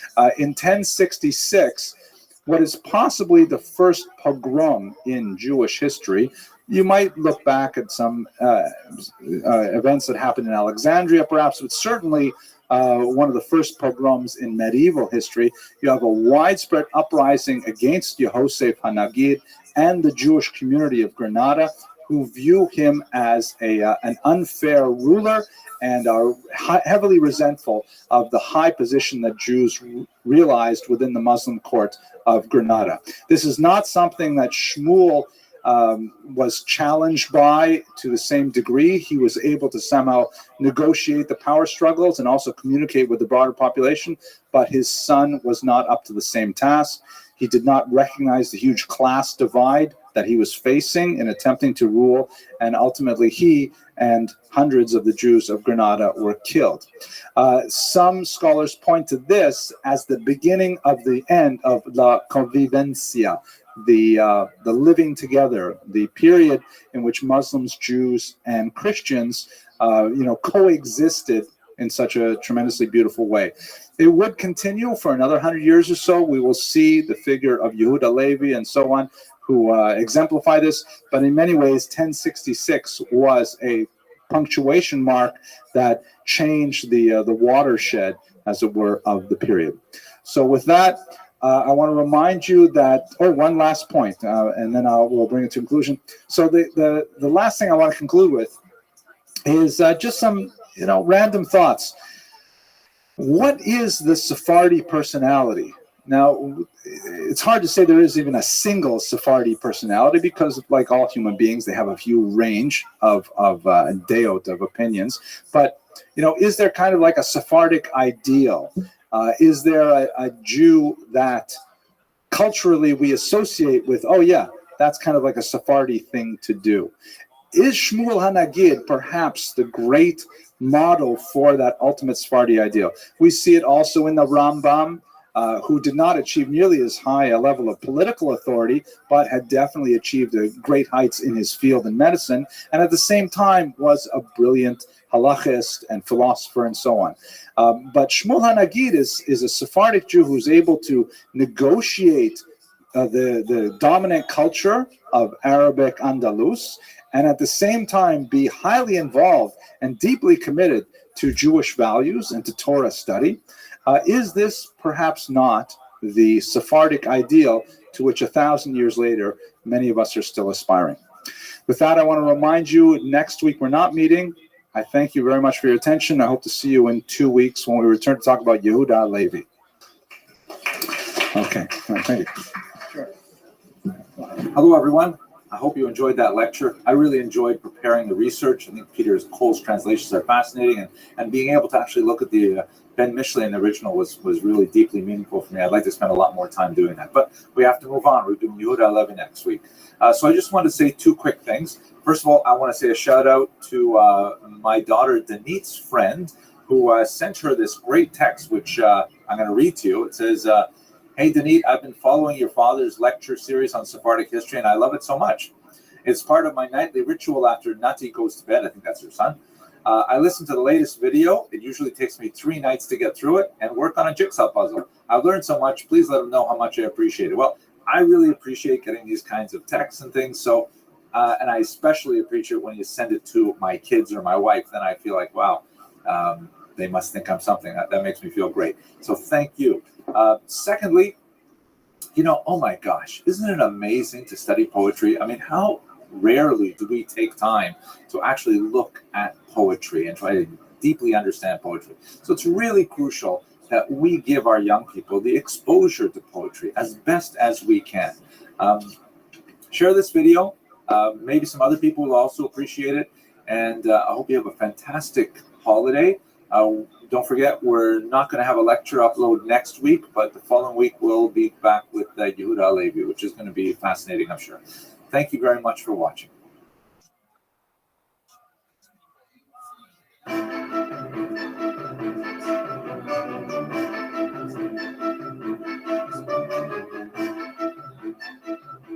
All right, ladies and gentlemen, we're going? Okay, ladies and gentlemen, thank you so much for coming out tonight, especially on this auspicious evening. I wasn't sure if I'd have 3 or 4 people or if I had a large crowd tonight. This is, of course, if you're not familiar with it in the internet viewing audience, tonight is International Sino-Judaic Friendship Day. Yeah, I like that one. Yeah, right. Sino, like Chinese, right? This joke comes to us from Mr. Chaim Singer of Passaic, New Jersey, who says it's an ultimate dad joke. His father, Dr. Carl Singer, often tells this joke. So here's how the joke goes. There's this company that's looking for a new office manager, and they're advertising, and they're having difficulty getting someone to take the job. And so they're waiting and waiting for someone to show up, and finally there's the doorbell rings, and they open the door, and in walks a large boxer, a dog, large dog. And they look at the dog, and the dog looks at them, and they don't know what to say. So the dog he lifts up his paw, and he puts his hand on the desk. And they look at the desk, and right there is the job ad. And they say to the dog, "Are you here to apply for a job?" And the dog barks once. And they don't know what to do, so they say, "Well, they start talking to each other. What about equal opportunity, affirmative action? What do we do? A dog applies for this job." So they say to the dog, "Well, this job has very high requirements. You have to have quite a bit of skills. For example, you have to know how to take dictation. The dog immediately pulls out a pair of reading glasses and a pen, and he's got his pad ready to go. And they say, well, this dog requires extensive computer skills. You have to be able to type 70 words a minute. Jumps up to the terminal, bangs out, 1,000 words in just a couple of minutes. Amazing. And they say, well, this job requires that the successful candidate be bilingual. And the dog says, meow. That's the dad joke, right? That's cute. Yeah, thank you. I thought so too. Once again, Dr. Carl Singer from Passaic, New Jersey. Okay. No, that's his dad's joke. That's his dad's joke, right? Okay. Anyways, so tonight's topic is actually quite fascinating. I really had a tremendous time doing the research for this. It's not a topic I knew much about at all until just really about a week ago.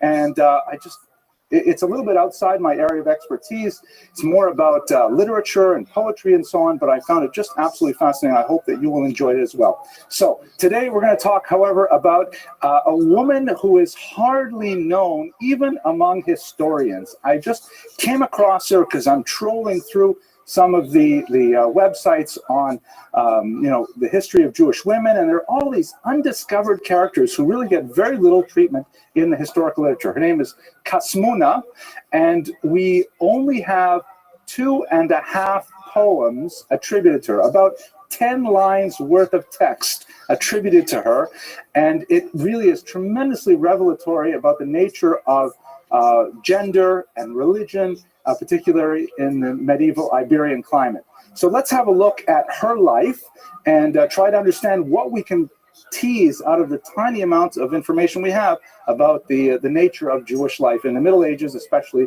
as it applies to women. So the main source of our information for this woman named Kasmuna, by the way, the name is rather interesting.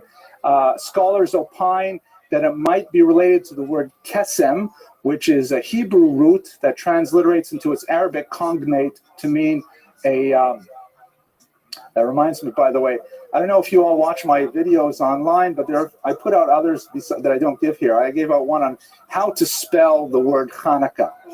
And I cannot believe the amount of noise and comments that people have contributed to it. One person wrote, like I happen to say that the reason why we spell it with a CH is because the English language does not have a symbol for the guttural pronunciation of ch, right? And so a whole bunch of linguists are just lurking around the web waiting to jump on me. One of them said, oh my gosh, it is not a guttural, it is a voiceless fricative. Right? And that was a great term. And then someone else came on and no, anyways. So back to where we were. Kesem is related to the word for sorcery. And so her name might mean like little witch, but in a diminutive sense, meaning like you name your child after, she's like enchanting, an enchantress, right? That would be a nice way of saying little witch. Other scholars say no, it's related to a purely Arabic root, which means shining or beautiful, which is perhaps a more traditional name. But at any rate, it clearly is an Arabic name. Women historically have often been given non-Hebraic names, primarily because they were not required to be called up to the Torah. When men are called up to the Torah, it's considered much more common for them to be called up by a traditional Hebrew name, Avram, Yaakov, Yitzchak, whatever it is. But since women did not have that privilege for the vast majority of Jewish history, they were often given popular non-Jewish names, right up really until Fiddler on the Roof, with names like Zeitel and Sprinza and Badana, Masha, which is, of course, Maria. These are all very traditional non-Jewish names. Well, originally, Maria was a very Jewish name, but then they kind of got spoiled. Okay, anyways, the story goes that the source that we have for Kasmuna and her life is from a early 16th century Arabic Muslim dictionary of female poets. So this Muslim writer collected the poetry written by women over several centuries, and he has an entry on this woman named Kasmuna al-Yahuda, Kasmuna the Jewess.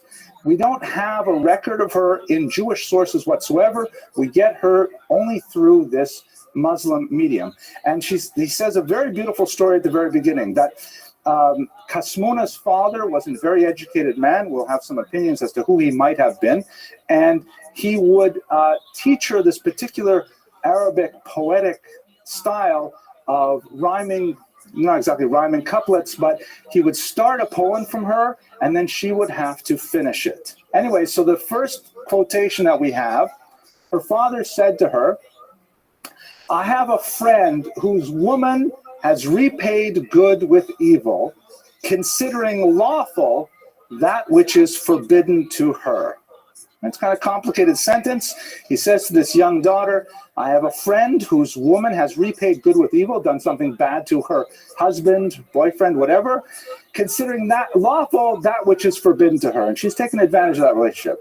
Kasmuna then replied, just like the sun from which the moon derives its light, always, yet afterward eclipses the body of the sun.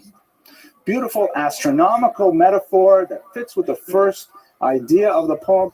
And as the Arabic author of the collection of poems writes, her father embraced her and said, my daughter, by the 10 commandments, right, a typical Jewish thing to say, you are a greater poet than I.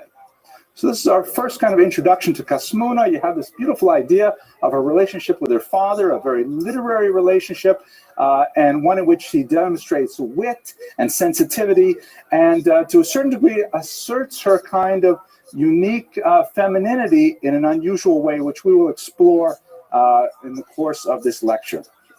So that's our first introduction to Kasmuna. Any questions so far?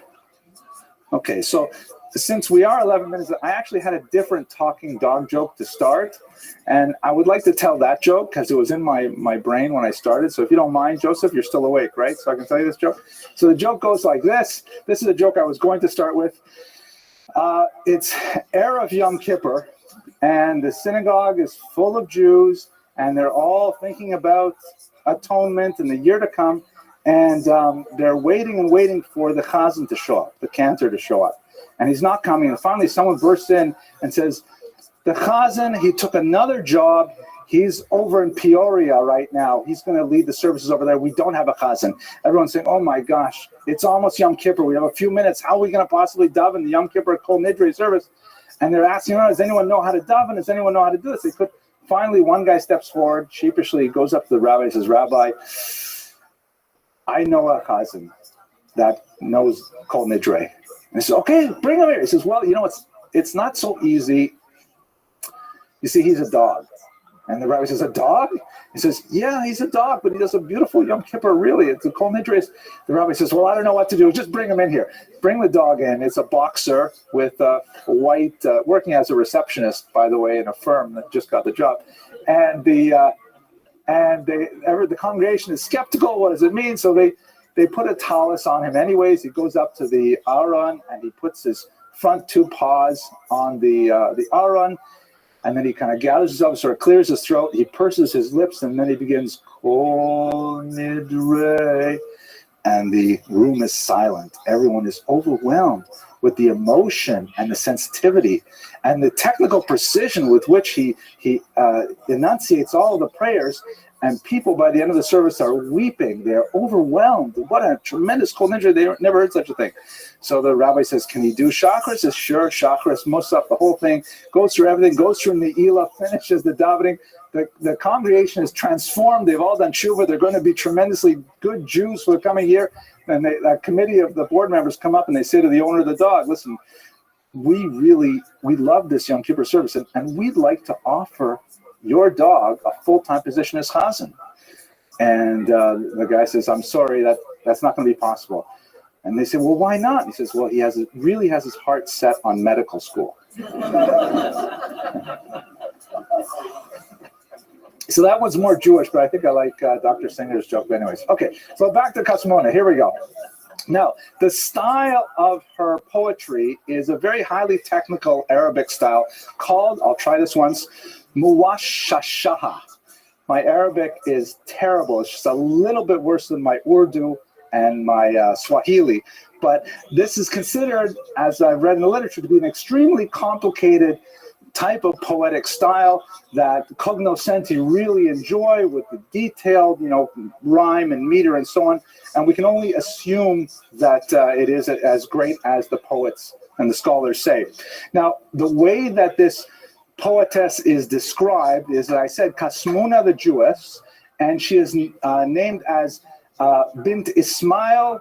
Sorry, it's Bint Ismail ibn Magdala. I might have a typo on this here. The daughter of Ismail of Baghdad. And one particular scholar named Bellamy argues that, in fact, when you look more closely at the literary evidence, it's quite possible that Bagdala was actually a misprint, and it was none other than Shmuel Hanagid, which is Samuel ibn Nagrela. An absolutely fascinating proposition, because Shmuel Hanagid, that's his Hebrew name as opposed to the Arabic, was one of the most famous Jews of the Spanish Golden Age, a tremendously towering figure of phenomenal importance. And if this was in fact his daughter, it opens up a whole new venue into what we know about the world of Iberian Jewry and about Jewish women in the Spanish lands. As we shall see, there's a lot of controversy over that particular assertion. It's far from clear that this is in fact her father, but it certainly does place her life within a royal context, a long rabbinic context, and in fact a royal context. So before we go into it, let's just talk a little bit about why we know so little about her. The unfortunate reality is that women basically drop off the radar screen for almost all of Jewish history. We have some exceptional women who stand out in the biblical period. Of course, the foremothers, women like Tzipporah, Moses' wife, and so on, with very few exceptions, like let's say Bruria, with very few exceptions, they always tend to be, living in the shadow of a male, either their husband, their father, sometimes their sons, but they rarely stand out on their own. And the historiography, the literature that we have, basically ignores women's history. And there are a lot of reasons for this. It's hard to believe that Jewish women were not so exceptional, since we know how exceptional they are even today. And I said that even when my wife left the room.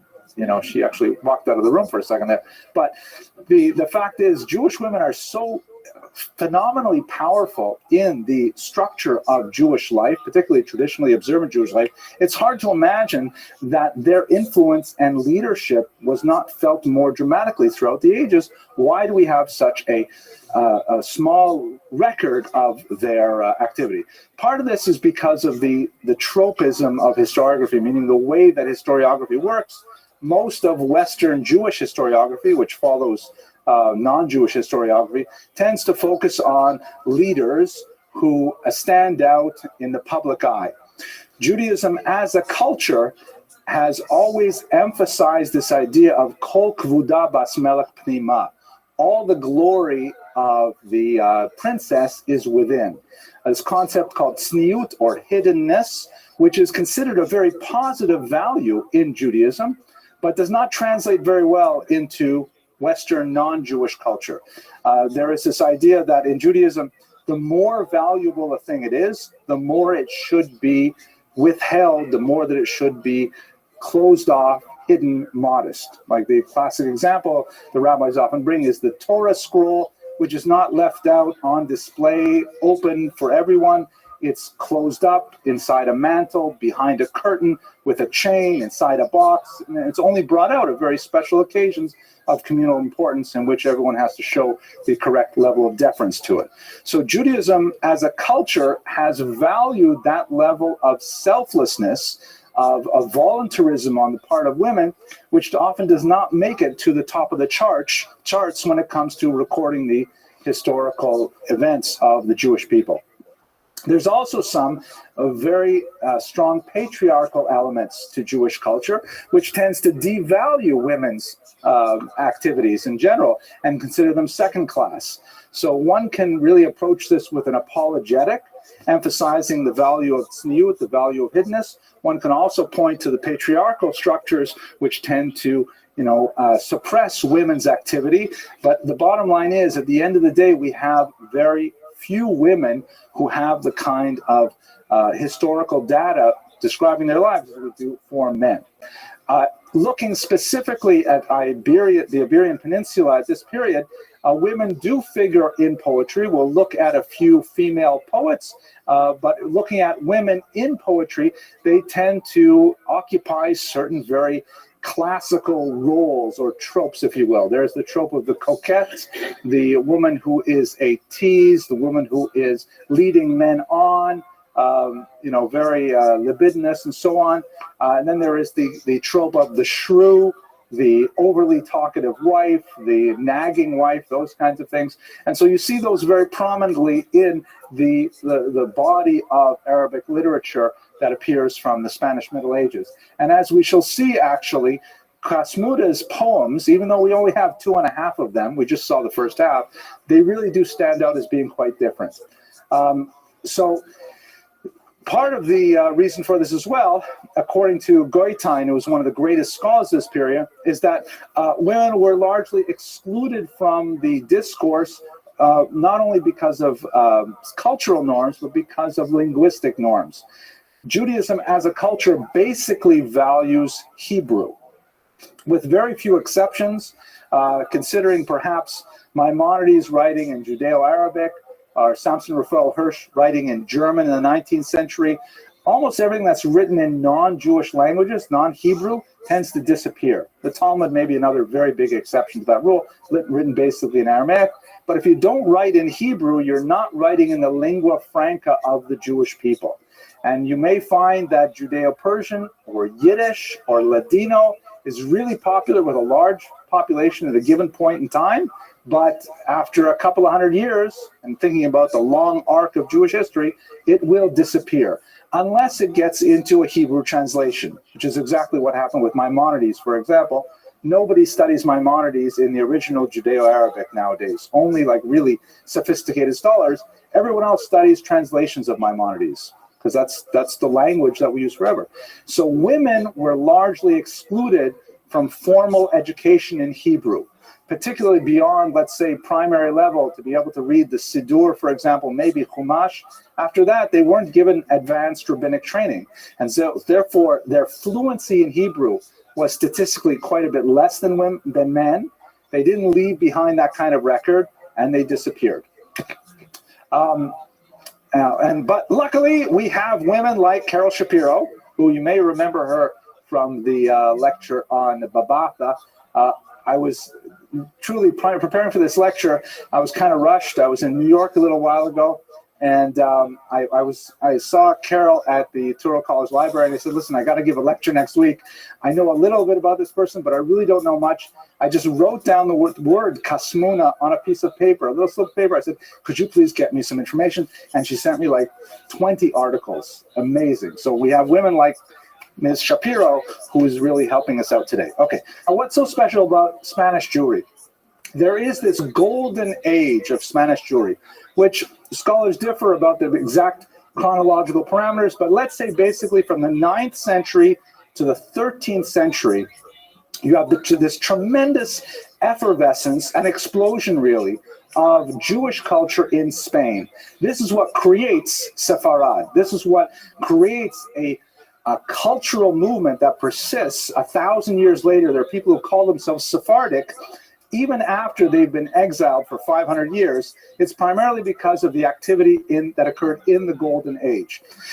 It was the principal sociological reason for this tremendous explosion of Jewish activity, which is, by the way, kind of like the explosion of Jewish activity and creativity at the turn of the 20th century in Europe. When you looked at how does that joke go? You look at the great minds of the turn of the 20th century who changed our nature, our understanding of society. Like, for example, take the 4 top minds, right? You have Sigmund Freud, who changed the way we think about the unconscious, changed the way we think about ourselves. You have Albert Einstein, changed the way we think about reality, time, space, all that. Karl Marx changed the way we think about politics, distribution of wealth. And then you have, of course, Charles Darwin, who changed the way we think about the very origin of our human species. And as the joke goes, 3 of them are Jewish and 1 of them was wrong. Can't get away with these things, but I have tenure, so I can say things like that. Okay, so what was special about Spanish Jewry? It was, first and foremost, a triangular culture, which is something that Jews did not experience for the vast majority of their history. What do I mean by that? With the exception of the period when the Jews lived in their land, in the biblical period, Jews are always a minority in every other land. And they're almost always a minority in a binary relationship, meaning there is a massive population of, let's say, Christians, and then there's a Jewish minority. And there's a tiny little minority of like maybe non-sectarian Christians, things like that, but basically it's one big population and the Jews. Or in Muslim lands, one big population of Muslims and the Jews. The Jews constitute a single minority, and they don't have the plurality of the population to be able to assert themselves effectively in that environment. The Jews are always negotiating with a state power that's far larger than they are. And so Jewish culture, for most of these centuries we're talking about, tended to develop in an insular fashion, inward looking, developing mystical thought and internal Jewish ideas and so on. Spain, however, was quite different because Spain is a more or less 3-way split of 3 distinct populations: the Muslims, the Christians, and the Jews. And of course, for much of the really about 600 years of history, they were contesting with each other for control of the peninsula. And as a result, because the Jews were not the only minority, and they could play themselves culturally and politically and even militarily against 2 other populations, they found they had a unique power base from which to express themselves in all of these various endeavors of human activity. And this is why in Spain, for example, you have tremendous Jewish statesmen. You have Jews who are generals of armies, who, as Jews, completely observant Jews, who are nevertheless leading armies. That hardly happens anywhere. The only place where you could see things like that is, let's say, in communist Russia with Leon Trotsky, and he's not exactly an observant Jew who ends up leading an army, but here you have traditionalist Jews very much at home in the Jewish community and also taking massive leadership positions in the culture as a whole. You have Jews who are very, very comfortable in the outside culture and in Hebrew culture simultaneously. You might think perhaps in America where there's something like that here. It's very different because we have, of course, democracy, which changes everything. But we also have this idea of, although this is largely a Christian country, we have very large minorities of non-Christians and of multiple types of Christians as well. So Jews have a unique amount of power in this country as well. But I'm going to go past that. You have the real Joseph model of leadership in Spain, just as we have in biblical Egypt, where the Jews can come in, and because of the conflict between Muslims and Christians, they can occupy a role that allows them to exercise leadership, typically in a viceroy fashion, that is unprecedented for most of Jewish history. So that's really when you have this flowering of Jewish culture. The most important of all of them is the man who is thought to possibly be Kasmuna's father, the famous Shmuel HaNagid, who lived from 993 to 1055. There's a lot of beautiful stories about his origins and his rise to power. Basically that he was a small merchant, a spice merchant, who had tremendous literary prowess, and it was noticed by a serving girl for the king, and he was eventually promoted to become none other than the viceroy and the leader of the armies of Granada. It's a really fascinating story. I gave a lecture on it a couple of years ago, if you look it up on the web. But what's interesting about him in our context, we know that he had 3 sons and an unnamed daughter, so it's not impossible that the daughter was Kasmuna. But he's also a tremendous poet, leaving behind nearly 2,000 poems to this day. So again, it reinforces the idea that he would have taught Kasmuna how to be a poetess. And he's also a rabbinic scholar, writing an introduction to the Talmud that is still published in Talmudic tractates today called Hamavo, the Introduction, which is a masterful piece of research describing how the Talmud works as a document. If this is really Kasmuna's father, then we understand so much more about where she could have gotten these unusual talents and what it meant about Jewish leadership in a literary as well as politically. Anyways, let's go to her poems themselves, okay? There's only 3 of them, 2.5, so I should certainly read them to you. We know that she lived in Granada, either the 11th or the 12th century. That's, again, from this Arabic author who gives us this anthology. Her poems are written in Arabic. They're not written in Hebrew. The story that the brief descriptions in this Arabic anthology say that her poetry was so beautiful that it especially motivated her father to find a husband for her. That will actually be a fact of tremendous significance in trying to identify Kasmuna, whether or not he succeeded or whether or not he even tried, as we shall see. It appears that she never married. She may have died young. Let's look at the poems now, and you'll get a sense for yourself.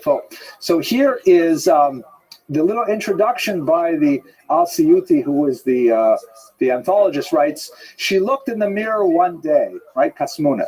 She looked in the mirror one day, seeing that she was beautiful and had reached the time of marriage, but that she was not getting married. She said, and here is her poem, I'll read it out loud. A garden whose harvest time has come. No harvester can be seen to extend a hand to you. Alas, youth passes and is wasted. If she said, and is wasted, then you know for sure she's Jewish. While one remains, I will not name him, who is alone. Now, what's troublesome about this poem, especially the last part? Someone else, right? What's going on? Who is this? I will not name him. So I found out in doing my research that apparently in Iberian Arabic poetry, it was very common for women to refer to themselves in the third person singular masculine. So when you read it with this weird convention you would never think of unless you read this strange article on Kasmuna, that I will not name myself who is alone, right? Like, so here she is, she's describing herself like, you know, a garden in flower, ready to be harvested, ready to like start a married life. And yet, no, where's the guy? Where's my bashert? He's not here. I am alone. So you can see a kind of a melancholy there. A very beautiful kind of metaphor of the garden that's waiting for the gardener, so to speak.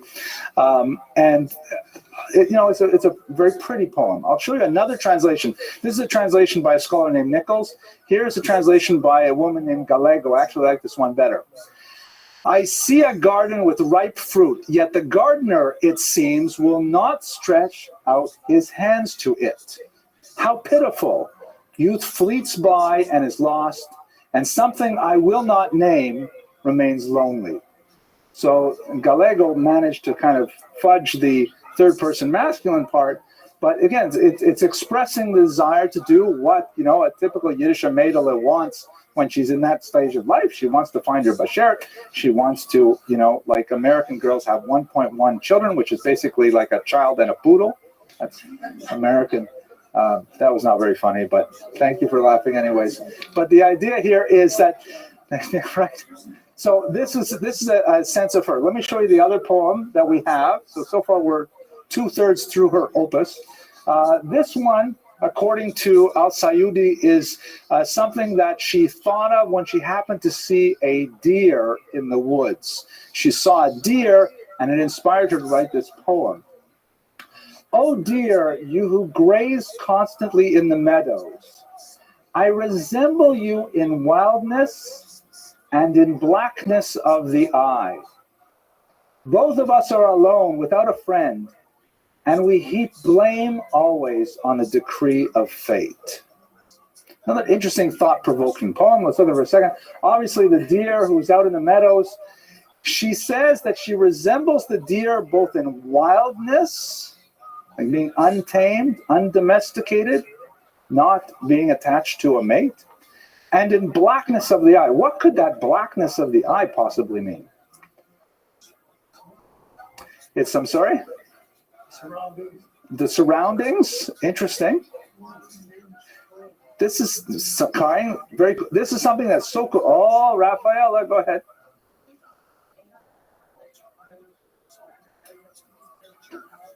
Oh, that's pretty good. She's quite bright, isn't she?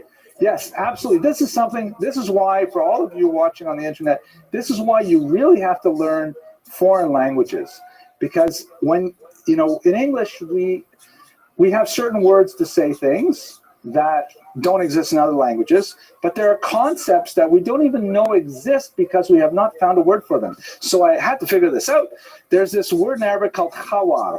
Khawar is considered a very beautiful characteristic which refers to the contrast between the dark iris and the white of the eye.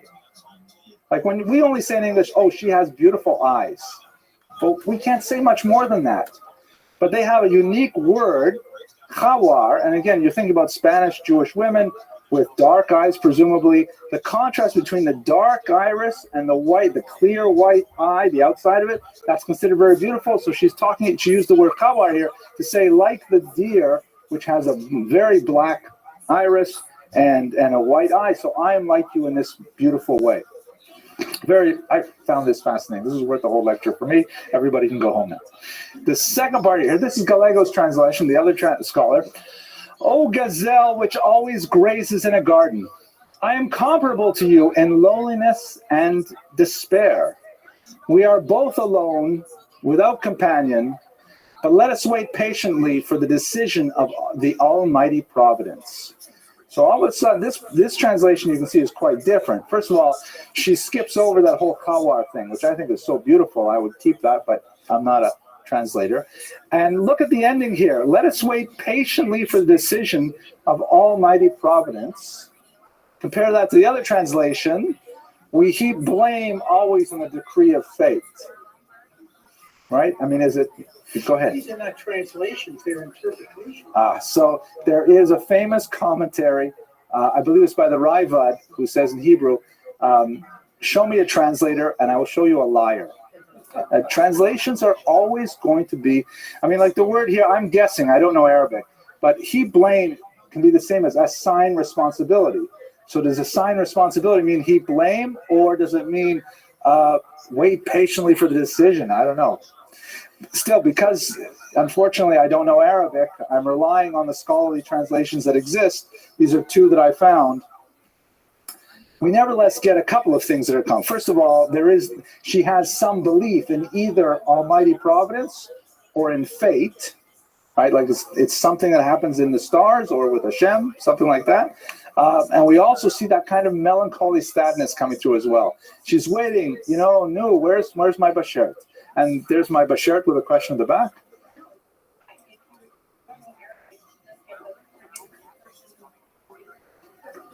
Oh, I should get the guy who wants the voiceless fricative. And we need that guy over here to tell us exactly what this means. Let me show you where I think we really see her personality emerge. When you compare her to, as Gallego did, to typical poetry of Arabic women of the period. Let me see some images. Hang on a second. I'll just show you these poems and I'll come back to you. So here we go. So James Manfred Nichols, who actually provided some of the translation, he says that there is this whole genre of women's poetry in Arabic, because then again, that was the vernacular. They were speaking Arabic. It was not so difficult for them to write Arabic, unlike Hebrew. And there's a lot of essentially love poems. By the way, Shmuel HaNagid also wrote a tremendous amount of love poetry. Some of it is really quite heated, really erotic poetry. You can visit that lecture. You'll see I quote a couple of them there, and the ones that I didn't even include on the internet are even worse. But really, very hot poems. And her poetry, though, is characterized, as he put it, by its delicacy and its melancholy. Lots of metaphors, not too graphic, and again, evokes that kind of sadness, that tristesse, to use the French word, rather than a some kind of more graphic. Also, the very common genre, which we find strange reading about in the 21st century, but the Iberian poets had a whole genre called boast poetry, in which actually it's not so weird. It's like rap is like that. Do you ever listen to rap music where it's all about I'm so tough and I did this and I got that, I got into jail and I got out. So it's all like promote. I know Rafi's laughing, but that's so they had that kind of genre of boast poetry. I beat that enemy of mine, and he was so embarrassed and stuff like that. And Jews wrote that poetry too. Jews love that stuff. So it doesn't have the kind of narcissism that you see in a lot of the genres poetry, and it does not have that coquettishness. She's not like flaunting her youthful beauty and the effects it has on her male admirers. Check out these examples. So here's a poetess, a female poet named Walada, who wrote, "Worthy am I, by God, of the highest, and proudly I walk with head aloft. My cheek I give to my lover, and to those who wish them, I yield my kisses." Right? So there's it's very strong, very graphic, very sexual kind of. You don't see that in the few poems we have of Kasmuda, who's comparing herself to a deer, a loan, a garden, things like that. I mean, they're metaphors for relationships and for sexuality and for love, but they're very much more tznius. Another example, Najwan from the 12th century. "I paid a poem with another. Tell me, by my soul, who is the better poet? If woman be my nature, my man is my poetry." Right? If woman be my nature, man is my poetry. And the Arabs as a culture, going all the way from Spain to Malaysia, worshipped Arabic as the ultimate language. Just like Jews with Hebrew, Arabic, even if your native language is, Urdu, or actually Swahili is a good example. Your native language is East African dialects. You're going to try to imitate Arabic, and that turns into Swahili. I'm not sure if that's even close to true, but it's time for the talking dog joke, okay? It's the last talking dog joke. Do you want to do your question first? Let's hear you joke. Talking dog joke. Okay, 3 talking dog jokes. Joseph, you're still awake. You're really waiting for this. So it goes like this. There's an ad in the paper, dog for sale, $50. So a guy wants a dog, so he goes and he finds the classified ad, he goes to the door, knocks on the door. Dog answers the door. Boxer with a white patch in his eye. Dog says, "Can I help you?" He says, "What?" And he says, "Can I help you? Are you here about the ad for the talking dog?" And the guy says, "I can't believe it. You talk. How do you talk?" He says, "Yeah, I know. It's a long story, but basically, before the fall of the Soviet Union, the CIA had a secret project where they genetically modified dogs and gave us special training, and the plan was to paratroop us in behind the Iron Curtain, befriend high Soviet leaders, and then once we learned state secrets, we would run away and get across the border undetected, report to our handlers, and we would be debriefed on everything. And then what happened was, Reagan and Gorbachev and Glasnost, and it all fell apart, and I was out of a job. And the guy says, "That's amazing.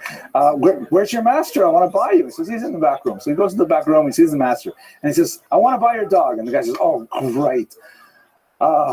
Thank you." And he says, "Okay, great. I have $50. He says, $50? No, let's just take him. You don't have to pay him for it. Don't have to pay you for anything. What are you talking about? He's an amazing dog. Why do you want to get rid of him?" He says, "Well, for one thing, he's a tremendous liar. Did he tell you that story about the CIA?" Okay, let's go on. So, question, I'm sorry. Other than the last 50 years or so, can you think of any Jewish women who have had any influence in the world, in the arts? Are you kidding? We only have 15 minutes left, and I don't, In politics? Gloria Steinem jumps ahead, Betty Friedan. Other than the last 50 years. Well, there are some very significant women. If you go back just in the headers of the lectures that I've given, there's a lot of early 20th century leaders. There's women like the founders of Hadassah, Henrietta Zold. There's the poetess who wrote the Colossus, Emma Goldman. There, give me your tired, There's, of course, the great Rosa Luxemburg, phenomenal socialist leader, very radical socialist leader. It's much easier to find people in the 19th century onward because of the impact of feminism. So if you take me back to the 17th century, then we'd have a hard time. Then we would only dig up maybe a dozen before we were really having a hard time. But 19th century, definitely tremendous amount of Jewish female leaders. When I went to Cheder after school, there was not one girl in my class. I don't know what it is today, except my kids belong to a Reform temple. It was a mixture. Well, I don't know what's happening in the Orthodox. I will recommend one book to you, and then I'll take us back because I'm worried my jokes took us too much time. There's a brilliant book out there called The Breath of Life, Feminism in the American Jewish Community by Sylvia Barrett Fishman, who's one of the greatest scholars of American feminism. And she has written really quite persuasively about the impact of education on Jewish women in the last 100 years. Since, for example, Sarah Schinnerer, who founded the Beis Yaakov movement of schools for women. And she says that, most Jewish girls leaving at 12th grade Orthodox education, meaning they're 17, 18 years old, they have superior knowledge to most rabbis 50 years ago. And that's just typical graduates. There are two of them in this room right now who have, skills in Hebrew translation, tremendous amount of textual knowledge, tremendous amount of contextual historical knowledge, ritual knowledge that's literary, that they can write about and they can speak about and they can teach about. So we're living in very revolutionary times in which we have fundamentally altered the tectonic plates upon which a society rests by giving women that level of education. And now we're really in trouble. Okay, let's go weiter. Okay, now, the connection to Shmuel ibn Nagrela is problematic. The last argument for it, besides that possible misspelling of the name, is that Shmuel Hanagid lost a daughter, and he composed a poem as a eulogy. But it's somewhat problematic poem. According to what we know about his life, because he was, again, a very famous Jew of the period, his daughter died of during a smallpox epidemic in 1044. And Shmuel Hanagid wrote a poem to his favorite son, Yehoseph, to whom he dedicated, maybe 500 of his poems or 300 of his poems, consoling him, his eldest son, on the death of his younger sister. It was not actually a eulogy for the sister. It was a poem consoling his son at the loss of his sister. And that's a little weird. Shmuel Hanagid, based on his poetic record, was not exactly the kind of person you would expect to give his daughter an advanced education. For example, in one of his poems, he writes, "My son," and this is hard to believe, but part of this is within the genre. He says, "My son, beat your wife every day, lest you become a wife to your wife." So that's not exactly dripping with 20th century feminist ideology. That's kind of a nasty statement. And when you put together these two little bits, that he writes a poem to his son, consoling him on the loss of his sister, and he has these other poems that are decidedly not proto-feminist, it doesn't exactly fit the mold that we saw at the beginning of the father who's, playfully teaching his daughter how to write poetry. He's kind of like he's almost ignoring her. So you add that to a lot of the circumstantial evidence, the misspelling of the name, the problem with the dates, because the 15th century author believed that she lived a little bit later. It's not as plausible that she actually was Ibn Nagrela's daughter. We also have a problem over whether or not he got her a husband. If you recall, that was, the primary concern of her poems. The daughter of Shmuel Hanagid died apparently too young to marry, whereas the Kasmuna described in the Arabic anthology got a husband because she was such a great poetess. So to try and connect these two together, say, oh, here's a moderately famous Jewish poet, and here's a famous Jewish political leader, they must be related. It's a bit of a historical stretch, and although it's appealing, it may not be possible to make that. So when we look at the legacy of this woman, and again, we spent the last 50 minutes really talking about 12 lines of poetry. That's all we know about her, and kind of little tidbits that were written 500 years after she died may not at all be true. It's not possible to say without doubt that she was the daughter of Shmuel Hanagid. Bellamy wrote an article saying, yes, she was. Gallego, we've seen her translation, say absolutely no. Another scholar, Garula, says maybe a descendant, because perhaps, the wealth and the power of that family might have carried on. But ultimately, if we can abandon that whole discussion, my question is, does it really matter? Here we have a tremendous literary treasure, a moment of the expression of a Jewish woman living sometime in the 11th century. She tells us what's important to her. She shows us how her approach to life is distinctive from other Arabic poets, or women, I should say, Muslim women of the period.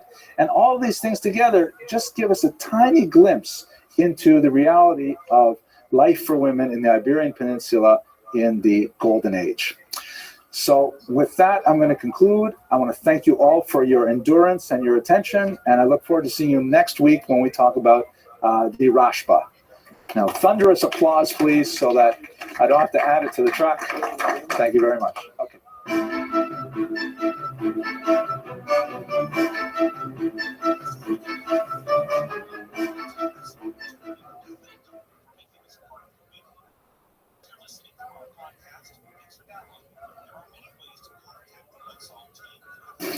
Okay, I hope you're all doing well. It's great to see you again. I hope you had a fantastic holiday with Yom Tov. I especially love those 3-day Yom Tovs. I mean, I wish we could have them one after another. I really do. I really do. They're fantastic. It's the fourth day when you have to come back to the real world that's very difficult. But otherwise, if I were to make my own religion, the only thing I would do is I would just make the holidays a little longer. At any rate, today's, by the way, I was able to do so much reading on Yehuda Halevi. Not enough for this presentation, but nevertheless, a lot that I really enjoyed. And I will, regale you with a lot of his poetry. And of course, we have to start tonight with the most famous, perhaps, of all pieces of medieval verse in Hebrew. We certainly have this famous poem. It's only a few lines, but I'd like to begin with it. Of course, you know what it is. Libi b'mizrach, my heart is in the east. Let me try and read it with a Sephardic accent. You'll forgive me, please. Libi b'mizrach v'anochi b'sof ma'arav. Ech et ama et asher ochal ve'ech ye'arav. Echa ashalem nedarai ve'asarai be'od Sion be'chevel Edom v'ani be'kevel Arav. Yakel be'enai azov kol tov Sfarad kmo yakar be'enai ra'ot afrot dvir necharav. And now here's the English translation. My heart is in the east and I in the uttermost west. How can I find savor in food? How shall it be sweet to me? How shall I render my vows and my bonds while yet Zion lieth beneath the fetter of Edom, and I in Arab chains? A light thing it would seem to me to leave all the good things of Spain, seeing how precious in mine eyes it is to behold the dust of the desolate sanctuary. What he is expressing here, of course, is a famous lament, and he lived this in his own life. He's a person of tremendous fame and success in Spain, which was like, that was like the Brooklyn of the medieval world. I mean, it was like the center of the Jewish world, where all literature and all sophistication came there. Baghdad was already a distant dream, and now Spain was, Cordoba and Granada were places of great culture, and yet he longed for the backward, desolate sanctuary, the desert areas, the arid spaces of Jerusalem. And of course, as an older individual, he gave it all up, and he made his way to Jerusalem, where, according to new research that has come out of the Guinness Library, we know that he did actually make it to Eretz Israel, but he died within months of his arrival there. Nevertheless, this famous Levant, Libi Mizrach, V'ani B'sof Ma'arav, my heart is in the east, meaning in Israel, and I am way out here in the far west, is the refrain that has echoed through the last 800 years of all Jews who wish to make Aliyah, to live properly in the land of Israel. So we're going to see how this is expressed in the great Yehuda Halevi's life over the next hour or so, and I hope you'll find this fascinating as I did. Let's begin, though, with some of our standard good and welfare for tonight. First of all, thank you to our sponsors. Once again, we are fortunate to have the generous sponsorship of Vic and Kathy Crespin, friends of mine, students of mine from Miami, who after Hurricane Irma sponsored 2 lectures, and we thank them very much. We also got, I'm really excited because, we filled up all of the sponsorships for the fall semester, which is really nice, and people are still giving money. That's really amazing. You're getting these anonymous donations coming in, and I have the screen here, but I took this yesterday, and I got a couple more today, so we are right now at $9,998 for the scholarship fund. So would someone please give $2 just so we can get one more digit? Okay, good. Thank you. We got $2. Can we have $2.50? No, that's great. Here it comes right now. Professor Levine, thank you. We have now made $10,000 with this donation. That's great. Okay, thank you. I will deposit it in the scholarship account after we're done. So, and I'll send an email to Rabbi Krupka right away, the executive vice president, that we made $10,000 right here and now. So we how can are go you? further. Our goal is 100. How's life going? How is your life going? Amazingly. Thank you for being here. Do you know anything about me? I know we've talked a little bit, but... Okay, excellent. So you know I stream 24/7. I have more content than any person ever? Okay, excellent. You know that we talk about anti-gravity, antimatter, life extension technology. Have we talked about that? Excellent. And I've told you that I don't think you're going to die. Excellent. Beautiful. All right. Well, how are things in your neck of the woods, so? Excellent. I'm living the dream. Every day is a holiday. Every meal's a feast. I'm watching history lectures, enjoying life, going viral little by little. And I was going to sing a little karaoke. Do you like karaoke? You do? Do you have any requests?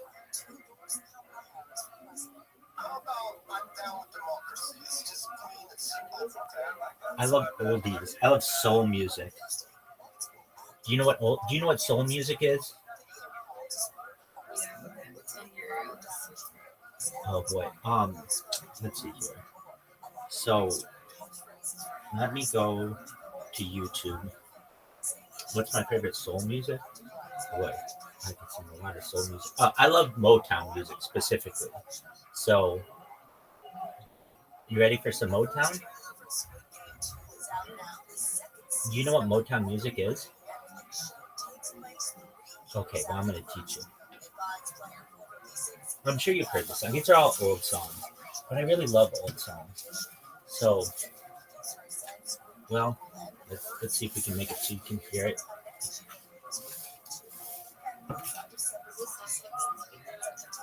Yeah. All right. You ready, Soph? Whoa. One moment. Why did it come in right there? Now, this is quite interesting. I use apps, I think, more than perhaps anybody on earth. My finger might have hit it. But here we go.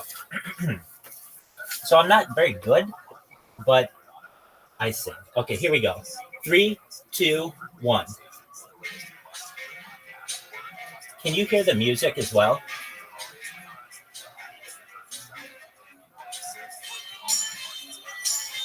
Ooh, sugar pie, honey bunch.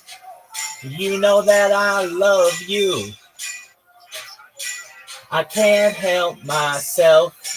I love you and nobody else. In and out my life. You come and you go. Leaving just your picture behind. And I kissed it 1,000 times. When you tap your finger or wink your eye, I come running to you. I thought I turned away from Steve, and there's nothing that I can't do. So now it's just, an instrumental. So I'll snap. Why? Why not? Can't help myself. No, I can't help myself. Sugar pie, honey bunch. Younger than a man should be. I can't help myself. I love you and nobody else. Tell you I'm gonna love you. Tell you I'm a fool. And I tried, but every time I see your face, I get all choked up inside. When I call your name, girl, it starts to burn, burning in my heart, turning all apart. No matter how I try, my love I cannot hide. Touch sugar pie, honey bun. Know that I wait for you. I can't help myself. Of you and nobody else. Ooh, sugar pie, honey bun, sugar pie. Anything you ask me to, I can't help myself. I love you and nobody else. Ooh, sugar pie, honey bun, sugar pie. When I love you, I can't help myself. No, I can't help myself. So that was by a band known as the Four Tops. We can certainly sing something more recent than that, though. Do you have any requests for more recent? You're like, yeah, any song I've ever heard. This My Way by Frank Sinatra. Wow. Absolutely. I love this song an incredible amount. And I'm thrilled that you know what it is. Love Frank Sinatra. And now the end is near, and so I face the final curtain. My friend, I'll say it clear, I'll state my case, which I'm certain I've lived a life that's full. I traveled each and every highway and more, much more than this.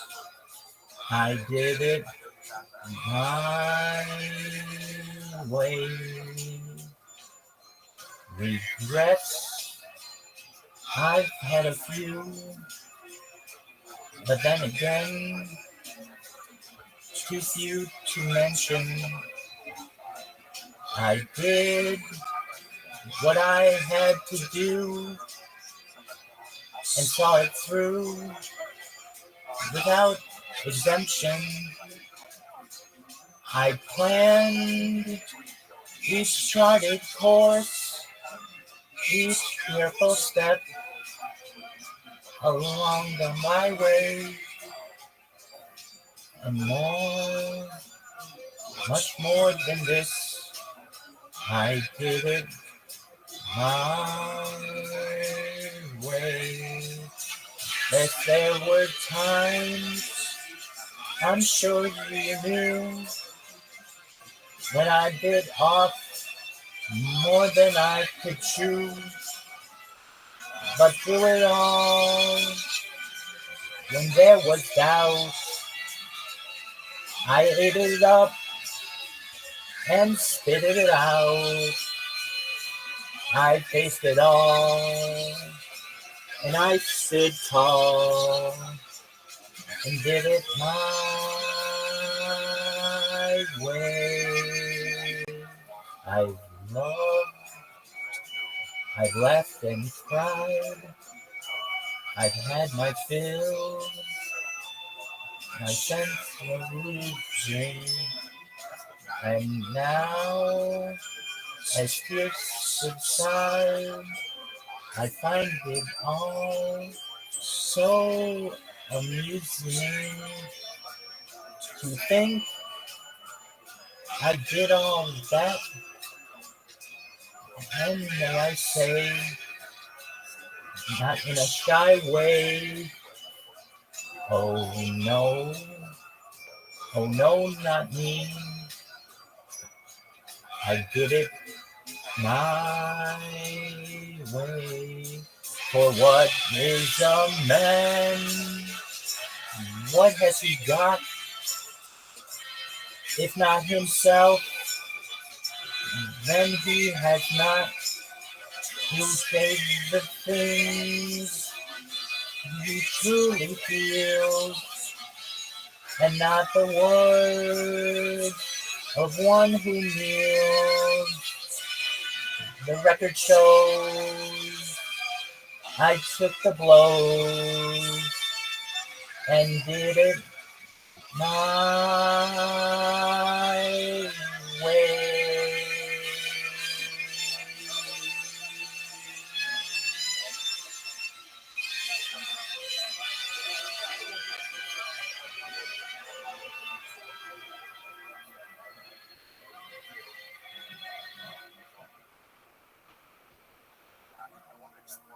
Yes, it was my way.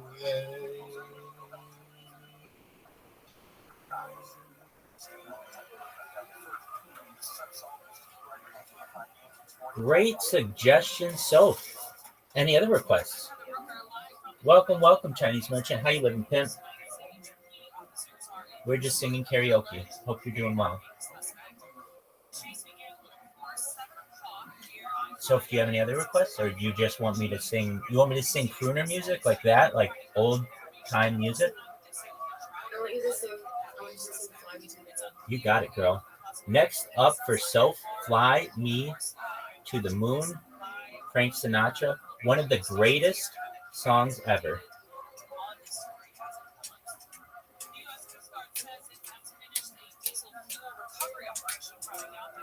Fly me to the moon, let me play among the stars. Let me see what spring is like on Jupiter and Mars. In other words, hold my hand. In other words, baby, kiss me.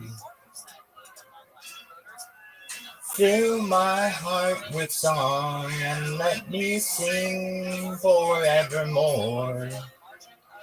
You are all I long for, all I worship and adore.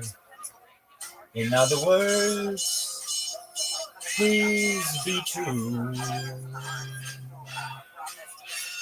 In other words, I love you.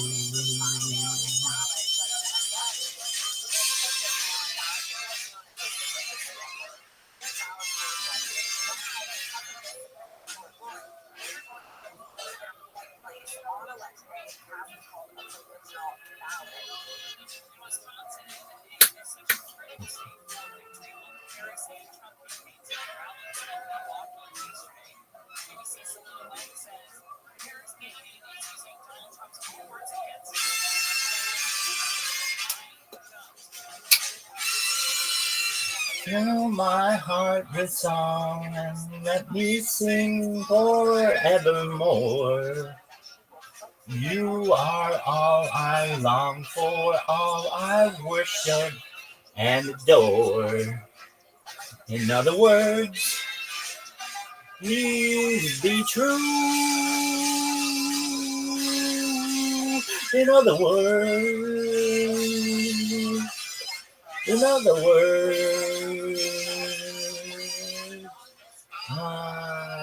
love you. Excellent. Excellent suggestion. Give me another one. Or I can name them if you can't take my eyes off of you. How about that? Excellent.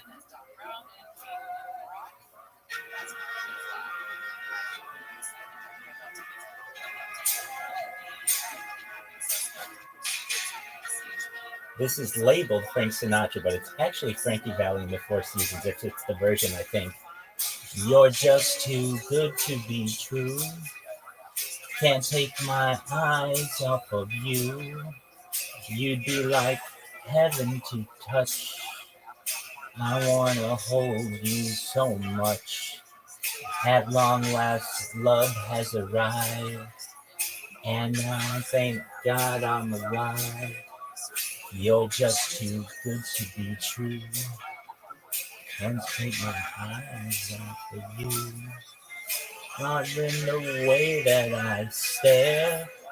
Is nothing else to compare. The sign of you makes me weak. There are no words left to speak. But if you feel I feel, please let me know that it's real. You're just too good to be true. Can't take my eyes off of you.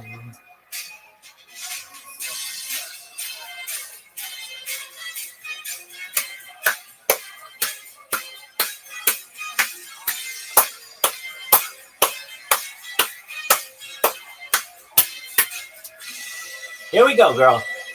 I love you, baby, and if it's quite alright, I need you, baby. Every warm or only night, I love you, baby. Trust in me when I say, oh, pretty baby, don't bring me pulling down, pretty baby. Come on and say I love you, baby. Let me love you. You're just too good to be true. Can't take my eyes off of you. You'd be like heaven to touch. I wanna hold you so much. And long last, love has arrived. And I thank God I'm alive. You're just too good to be true. Can't take my eyes off of you.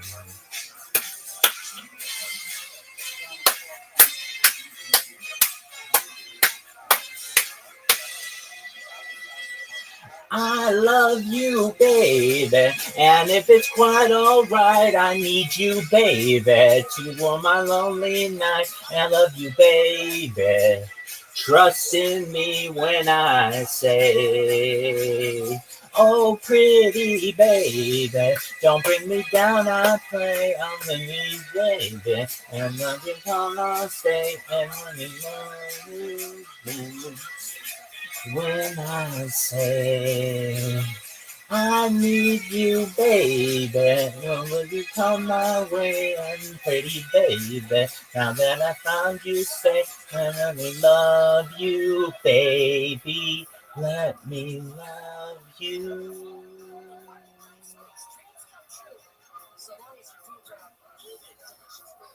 All right, we were not expecting that one. Oh, hey, can I sing to you? I've been practicing these songs.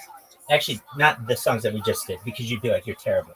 I know I'm terrible, but believe it or not, so I'm going to be the most famous singer of all time because I have so much content. But I have a special place in my heart. Do you know who George Michael is? Do you mind if I sing George Michael? Excellent. I love me some George Michael. I was singing this yesterday. Yes, you are, girl. Your own private show. Whenever you want me. You're going to be famous? Oh, it's private. You are going to be... No one else knows it. It's your own personal rabbi. Here we go, girl. I feel so unsure as I take your hand and lead you to the dance floor. As the music dies, something in your eyes calls to mind a silver screen and all its sad goodbyes. I'm never gonna dance again. Guilty feet have got no rhythm, though it's easy to pretend. I know you're not a fool. You should have known better than to cheat a friend and waste the chance that I've been given. So I'm never gonna dance again the way I dance with you. Oh.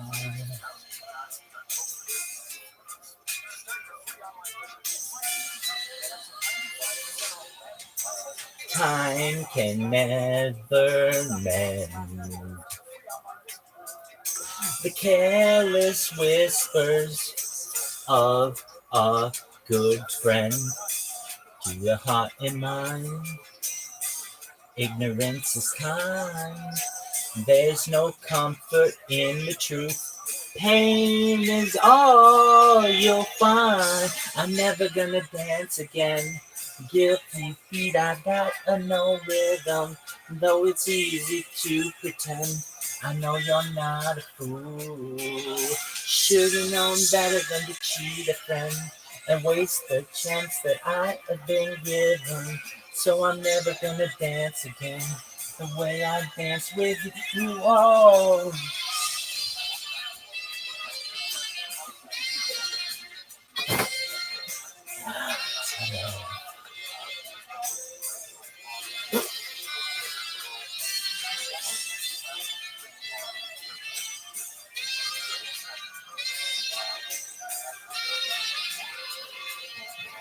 Here we go, girl. This is for you, so. Tonight the music seems so loud. I wish that we could lose this crowd. Maybe it's better this way. We hurt each other with the words we wanted to say. We could have been so good together. We could have lived this dance forever. But now who's gonna dance with me? Please stay. And I'm never gonna dance again. Guilty feet, I got no rhythm, though it's easy to pretend. I know you're not a fool. Should've known better than to cheat a friend and waste the chance that I've been given. So I'm never gonna dance again the way I dance with you. Oh, oh.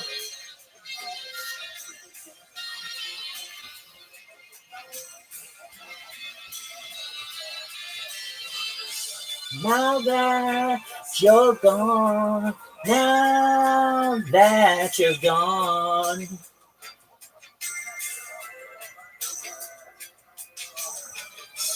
Now that you're gone, what did I do so wrong that you had to leave me alone?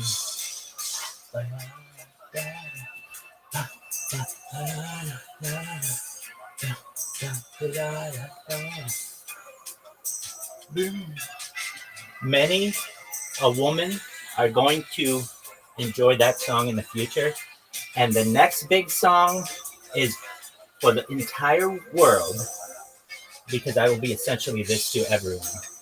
Next up, we have the man, the myth, the legend, the one, the only, George Michael's father figure. This goes out there to all the ladies who need a father figure. Rabbi Rothschild is the father figure for you all. Standing up for women everywhere. Rabbi wants equality for all people.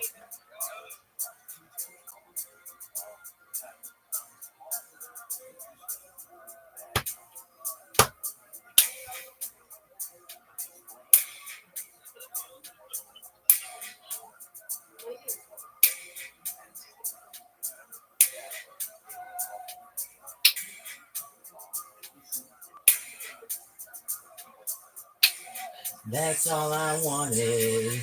Something special, someone sacred. In your lives, in just one moment, to be more than naked. At your side, sometimes I think that you never understand me. Understand me. Me this time is forever. Say it can be. Oh, oh, that's all you want.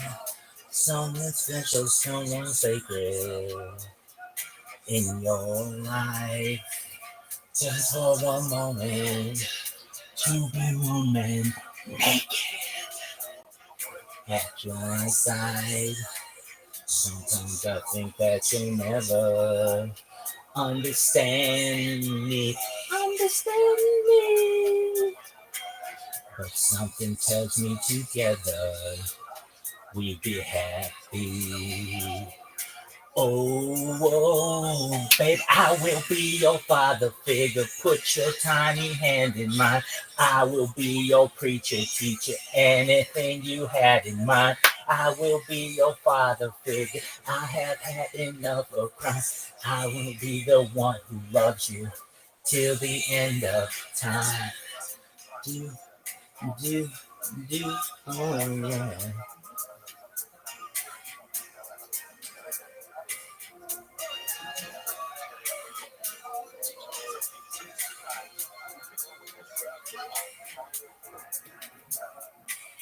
That's all I wanted. Something saying be mistaken for a crime. That's all I wanted. Just to see my baby's blue eyes shine. Since I think that you never understands me. Understands me. If we have faith in each other, then we can be. Oh, oh, babe, I will be your father figure. Put your tiny hand in mine. I will be your preacher, teacher, anything you had in mind. I will be your father figure. I have had enough of crime. I will be the one who loves you till the end of time. If you are the desert, I'll be the sea. If you ever hunger for me, whatever you ask for, that's what I'll be. So when you remember the ones who have lied, who said that they can't remember as you cried, beautiful darling, don't think of me because all I ever wanted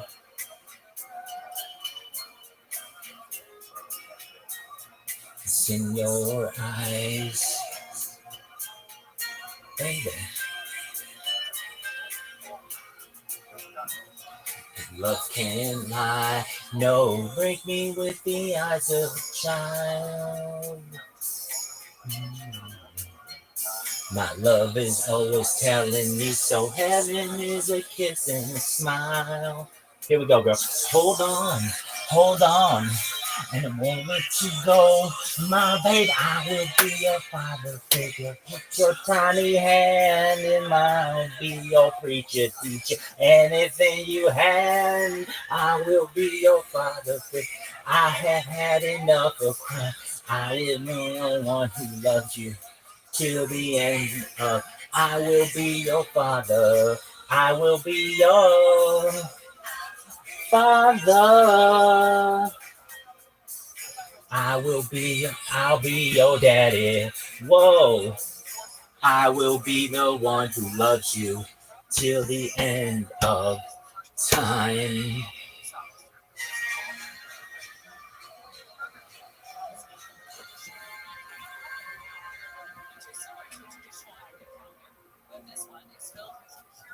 Bingo. Alrighty, girl. You're like, I don't like George Michael that much. Too bad. I love him. He has some beautiful, beautiful videos. Absolutely. This goes out to Soph and all the beautiful women out there. This is a video with the hottest supermodels of 1990.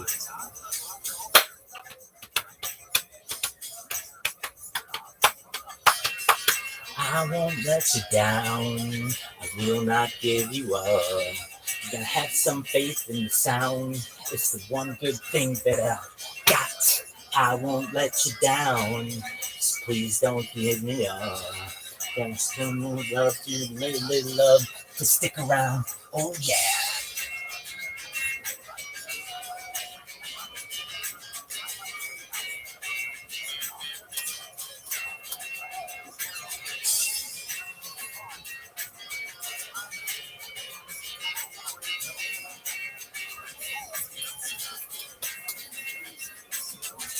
Heaven knows I was just a young boy. Didn't know what I wanted to be. Didn't know what I wanted to be. I was every little younger schoolgirl's pride and joy. And I guess it wasn't meant for me. Embrace one place. Brand new clothes, gonna bring that place. On the rock and roll TV, rock and roll TV. Rain waves and the days that the same old way. I'm gonna be so happy.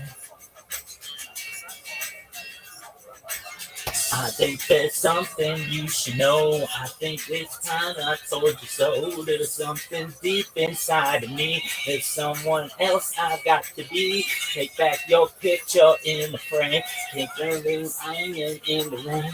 Somehow you understand. Sometimes the clothes do not make the man. All we have to do now is take these lies and make them true. So all we have to see is that I don't belong to you and you don't belong to me. Yeah, freedom. I won't let you down. Will not give you up. Then have some faith in the beginning of what you take. Freedom. I won't let you down. Please don't give me up. And I really love you. Heaven knows I'm having fun, Lord. When you're making money in me, when I'm Mr. Buddy in me. And the other things that good job, everything comes down. And the other than the fantasy. I'm living in the fantasy. Embracing down my face. Get back home, got a brand new stage for boys at MTV, boys at MTV. Rain waves and rain, the game is fantasy, ain't no way.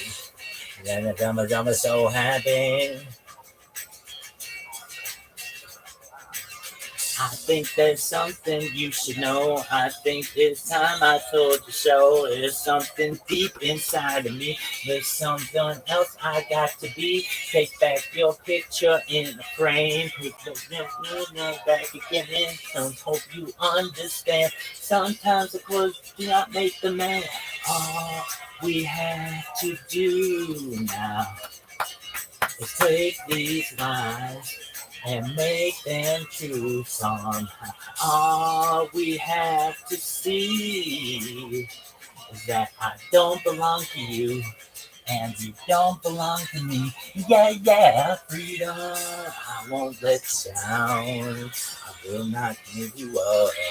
And have some faith and sound.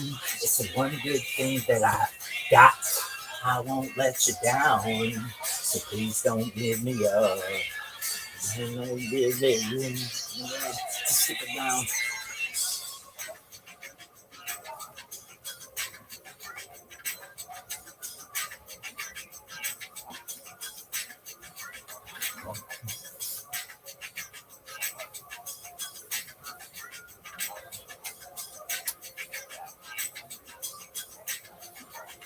It feels like the road to heaven, and it feels like the road to hell.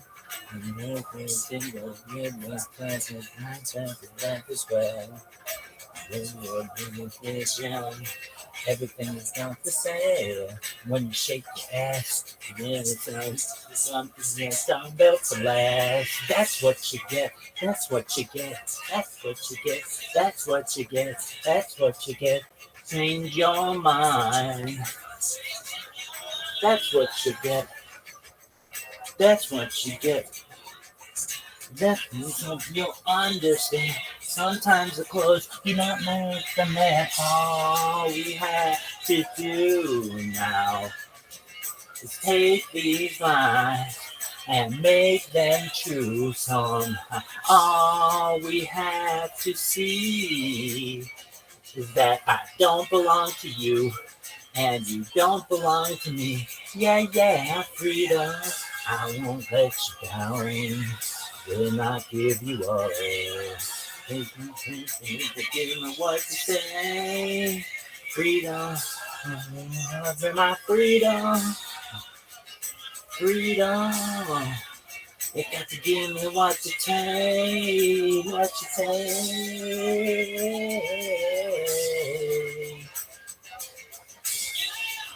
You gotta give them what you're giving them, what you're giving them, what you're giving them, what they want from me.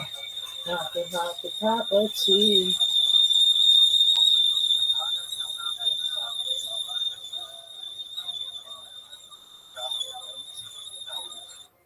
And here we go. The one, the only. I think I can do this one without lyrics. So just one more. I like showing that I like showing the videos. I think the videos are such beautiful art. And so why not? It's a little long of an intro, but that's okay. It's an amazing song.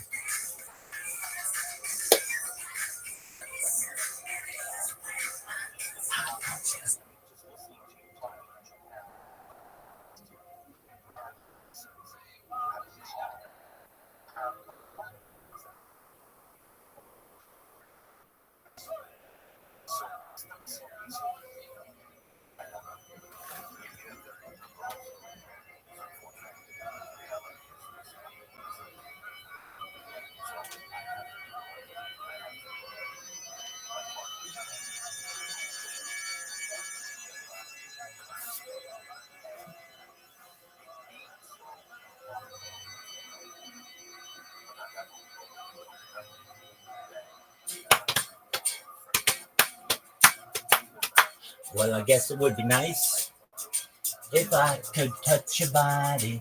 I know not everybody has got a body like you. But I gotta think twice before I give my heart away. And I know all the games you play, 'cause I've been them too. Oh, but I need some time off that emotion. Time to help my heart off the floor. And then this love comes round without devotion. Well, it takes a strong man, baby, but I'm showing you the door. Because I have faith. I gotta have faith. Because I got to have faith to faith to faith. I got to have faith to faith to faith.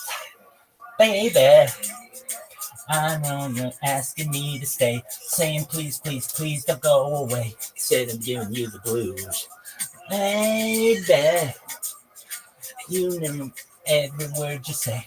Can't help but think of yesterday. No, no, no, no, tie me down to the lover boardroom before this river. Here comes an ocean. Time to blow my heart up out the floor. Now reconsider my foolish notion. Well, the things I want to hold me is gonna wait for something more. But I gotta have faith. Gotta have faith. Cause I got to have faith, faith, faith. I got to have faith, faith, faith.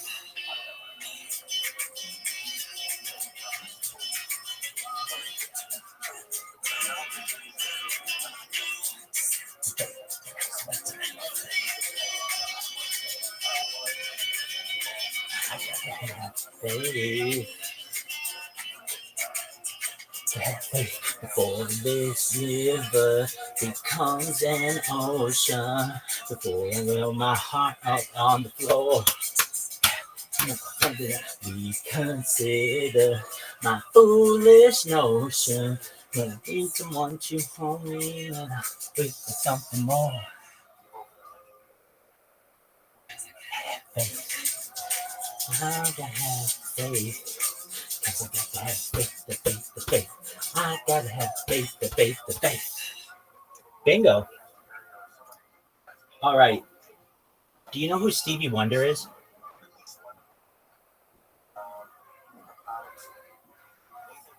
So?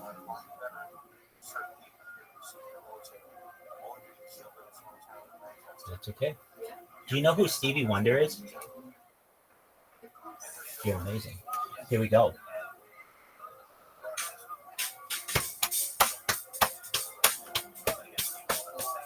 What up, Maddie? We're singing karaoke.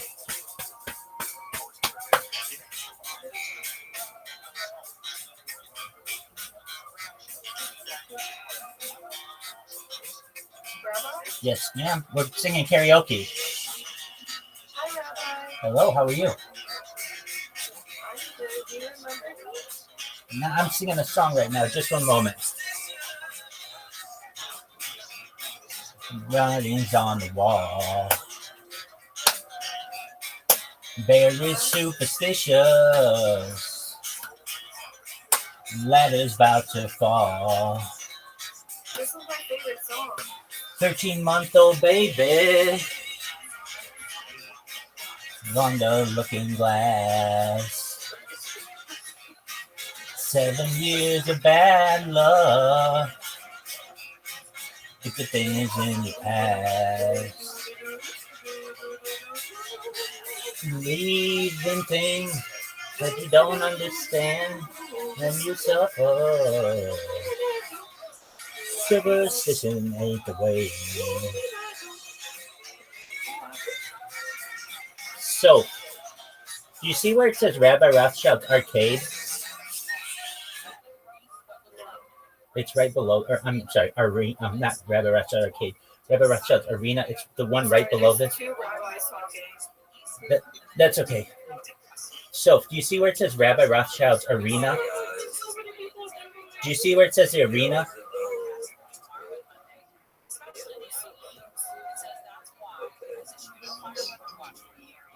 So, go to the VC right below.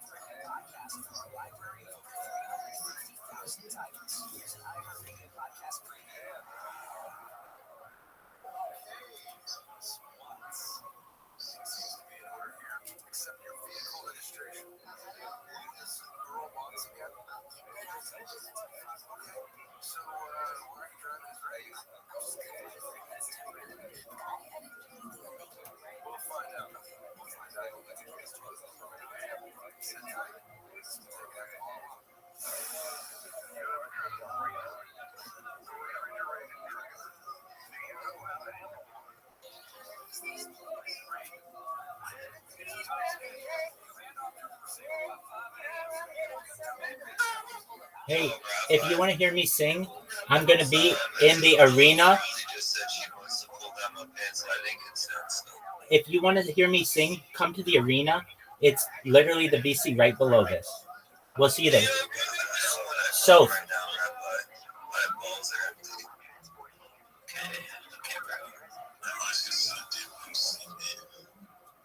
Is this Corpse? Hey, Corpse husband, how are you? It's not Corpse, it's Corpse. Get it right. Okay, bro. I got you, broski. I'm not even talking like that, Phil. Okay, broski. I got you, broski. It would be more funny if you, like, didn't word, said word. Hey, she's fun. Worked up like she's rewind. I got this soda.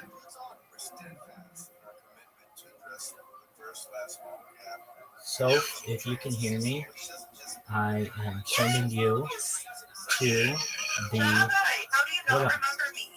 I meet a lot of people, and I'm Rabbi, not. I was literally your girlfriend. I've got a lot of them, girl. No, I was one of them. I was very important to you at a certain time. You still are, baby. All right, Okay, baby, I missed you. I miss you too, girl. All right, so if you're wondering what is Rabbi doing, he is going to try to open up the arena below. If you'd like to hear me sing, feel free to go there, and that way we won't have any distractions. So, with that said, I will see everybody. Baby, I'm all the distraction you need, baby. There you are, girl. Excellent. We'll see you in the arena.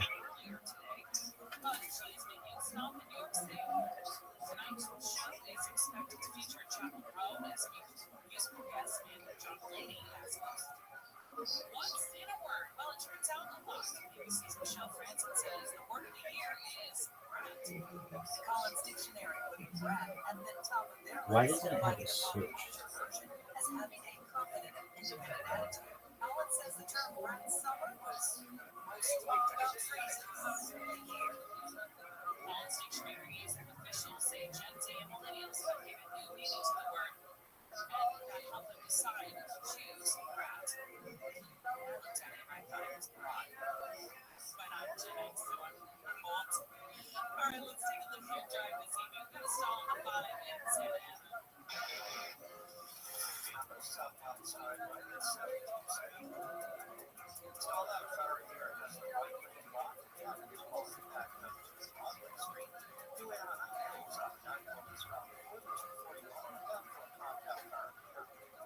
Sigma, hello, bro.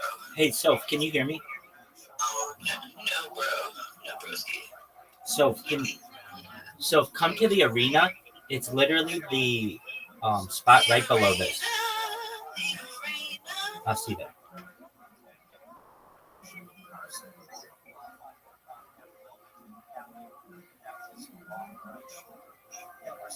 Excellent. Okay, so you should be able to hear me.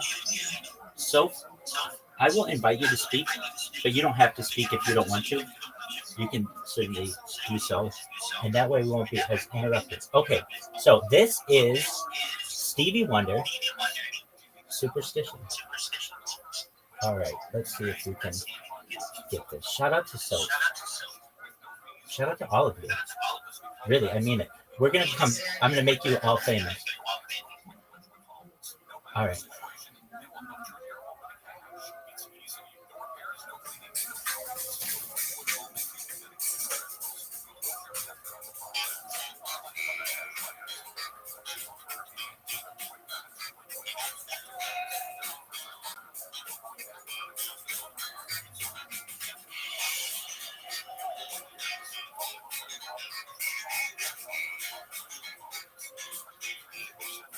Very superstitious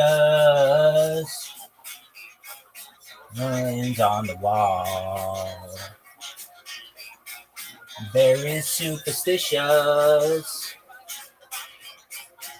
letters about to fall. 13-month-old baby, love the looking glass. 7 years of bad luck, the good things in your past. When you believe in things, that you don't understand and you suffer. Superstition ain't the way.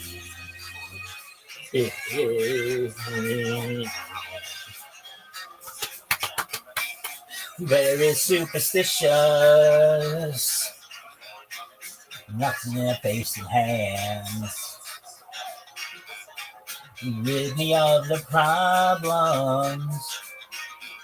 Do all that you can. Keep me in the game. Keep me going strong. You don't want to save me. Sadness is a song. When you believe in things that you don't understand, you suffer. Superstition ain't the way. Yeah. Then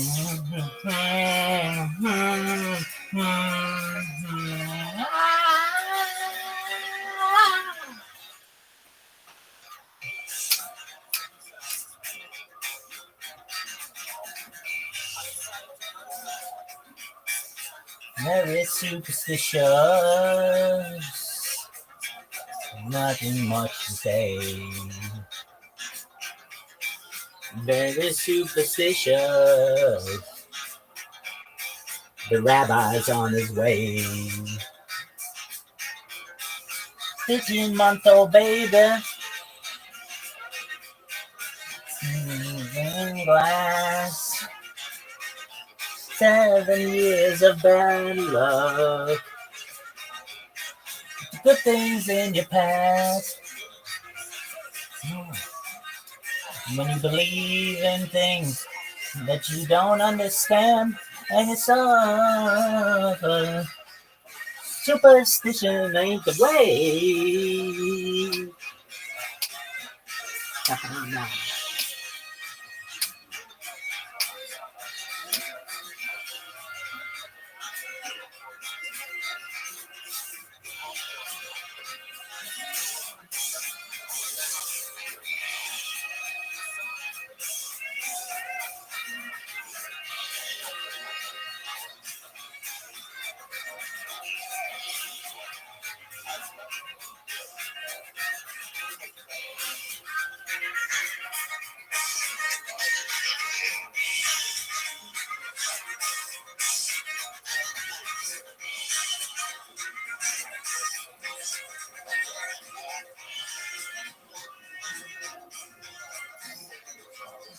I don't know who my future wife is, but I know she's out there.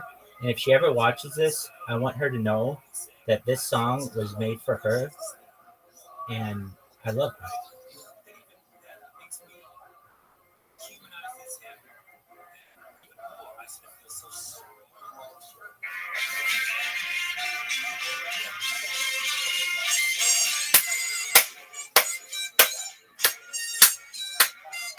Hey, hey, hey. I was born in Little Rock, had a childhood sweetheart. We were always hand in hand. I wore high top shoes and short tails. Susie was in pigtails. I knew I loved her even then. You know, my papa disapproved it. My mama boo-hooed it. But I told them time and time again, don't you know I was made to love her, with the world all around her. Yeah, hey, hey, hey. She's been my inspiration, shown appreciation for the love I gave it to the years. Like that sweet magnolia tree, my love blossomed under leaf. My life grew sweeter through the years. I know that my baby loved me. My baby needs me. That's why we made it through the years. I was made to love her, worship and adore her. Hey, hey, hey. through thick and thin. My love just won't end. Man, I love my baby, Ah, my baby loves me. My baby needs me. And I know I won't go nowhere. I'm real knee-high to a chicken. And all the bugs bit me. That the passing year. Now that rainbow tumbles. While this whole world crumbles. I'd still be standing there. 'Cause I was made to love her. I was made to live for her. Yeah, yeah, yeah. I was made to love her. The world all around her. Hey, hey, hey. I was made to please. You know, Stevie ain't gonna leave. No. Hey. I also love duets. I love Marvin Gaye, if you know who Marvin Gaye is. And I know this song by heart. And so if I know it by heart or pretty well, I'm going to let you see the music video. These two are such a beautiful couple. And while they didn't necessarily have the fairy tale ending that we all would have wanted, maybe in the future, someday, we might be able to make it happen. This is Marvin Gaye and Tammy Terrell. Go ahead, Soph. Go ahead. Oh, thank you. This is Marvin Gaye and Tammy Terrell, Ain't No Mountain High Enough. Ooh, I like when it starts right in the middle. Not.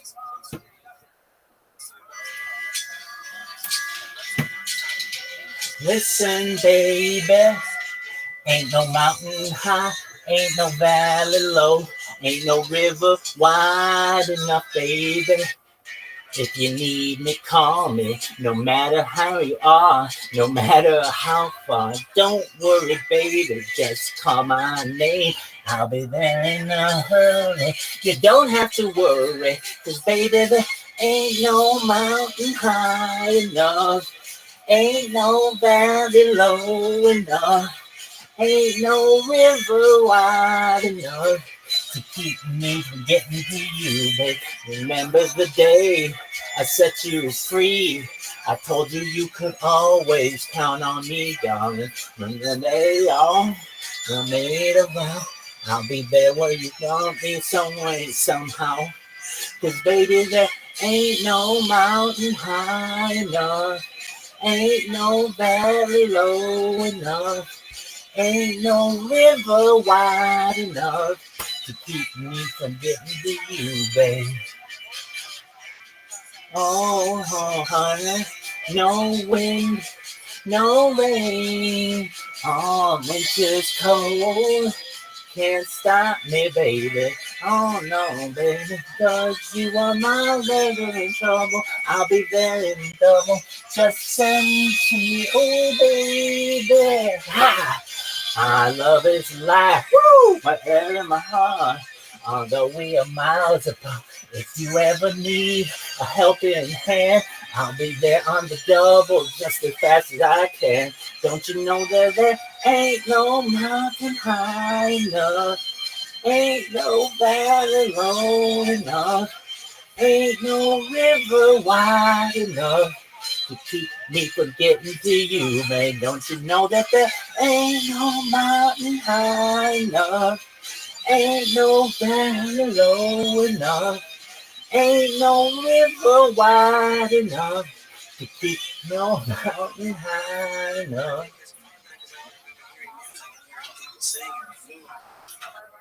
Next up, this is a beautiful song, Aretha Franklin.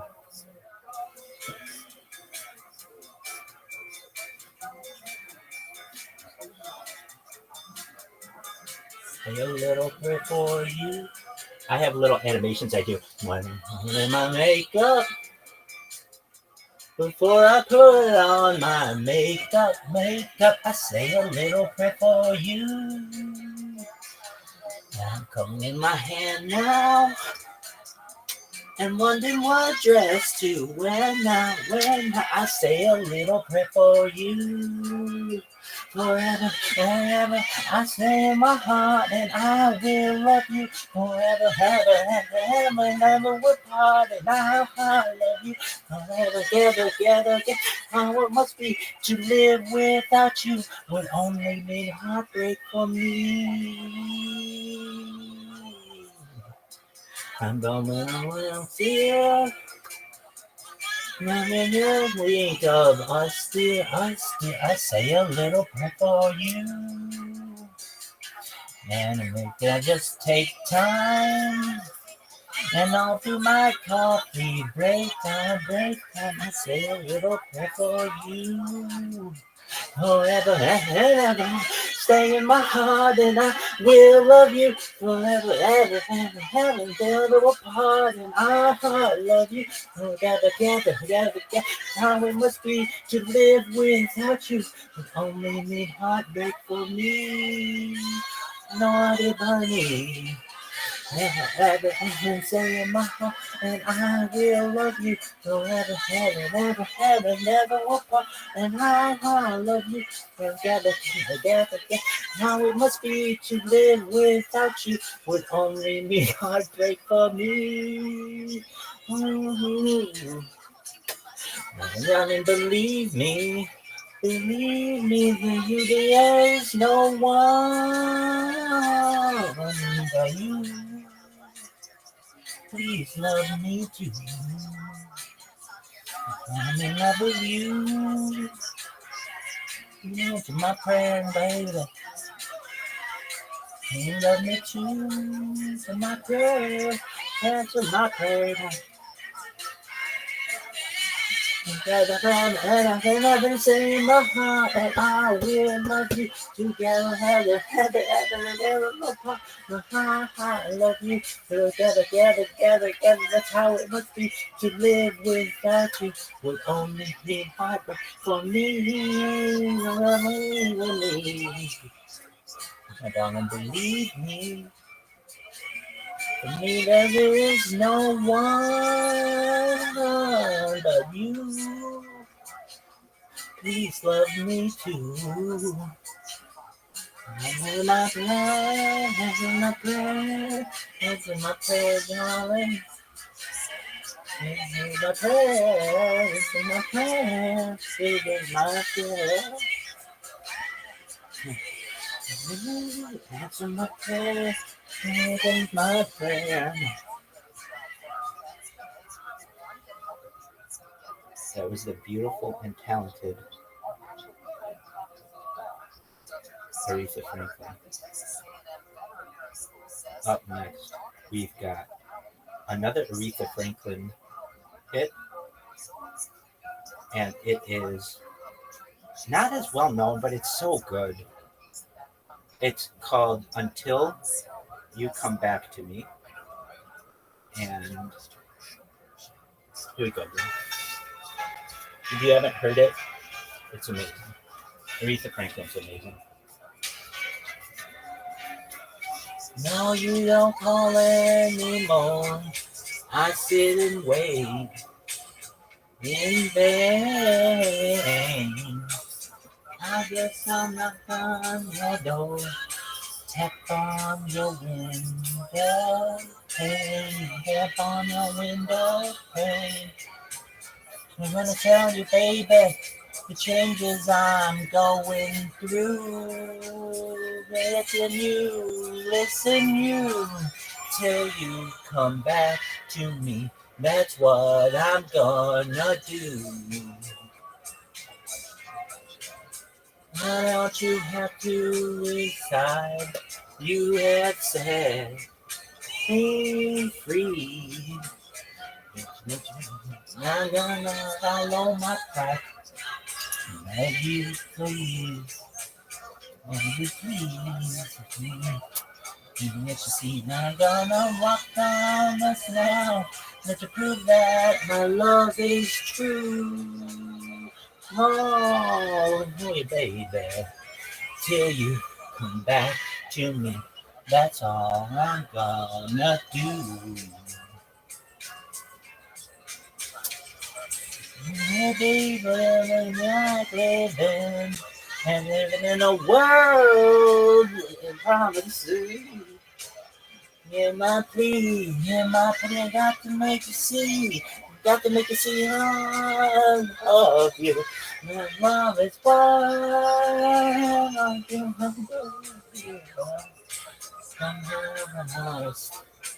somehow I must explain.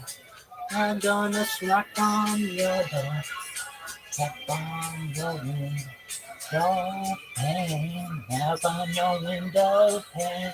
I'm gonna make life myself, just to see if I get through to you. I can change from you, baby, till you come back to me. That's what I'm gonna do. Till you come back to me. That's what I'm gonna do.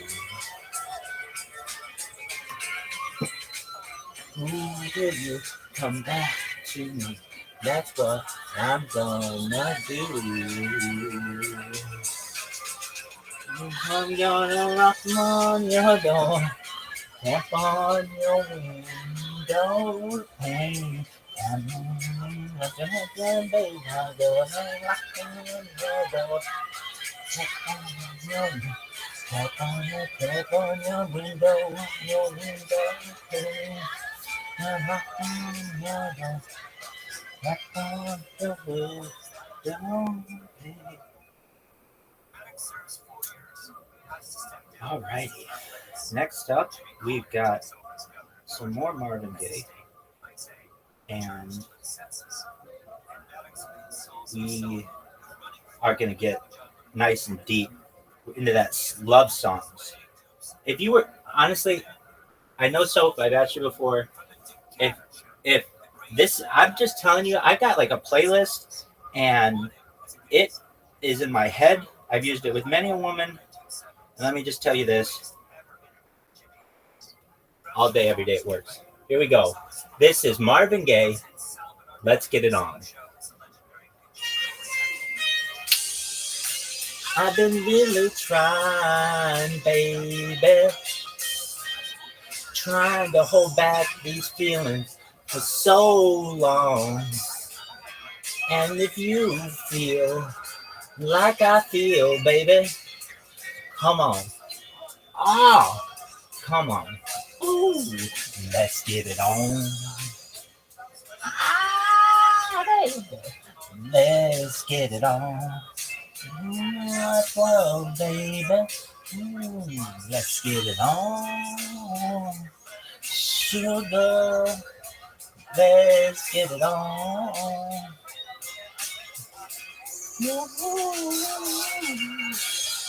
We're all sensitive people with so much to give. Understand me, sugar. Since we got to be, let's live. I love you. There's nothing wrong with me loving you. Okay, now.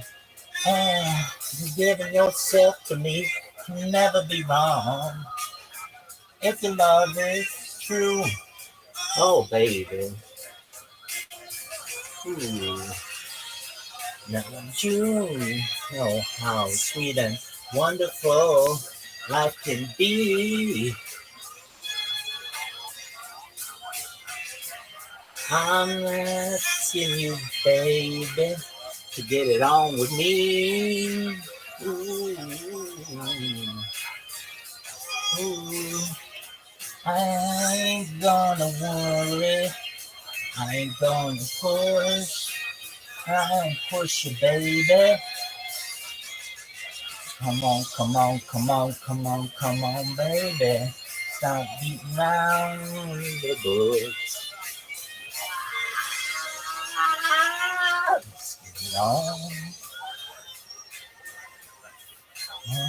Let's get it on. Know what I'm talking about. Come on, baby. Hey, let the love come out. If you believe in love, let's get it on. Ooh, let's get it on, baby. He's feeling it's you on, yeah. You get it on. Let's get it on.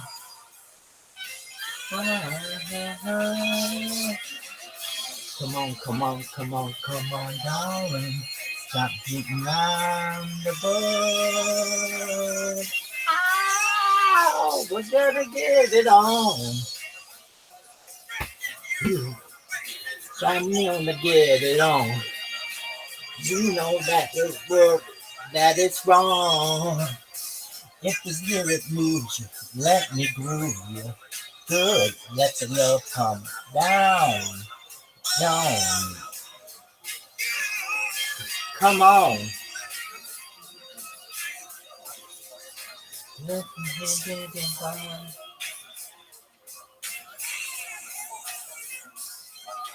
Feeling.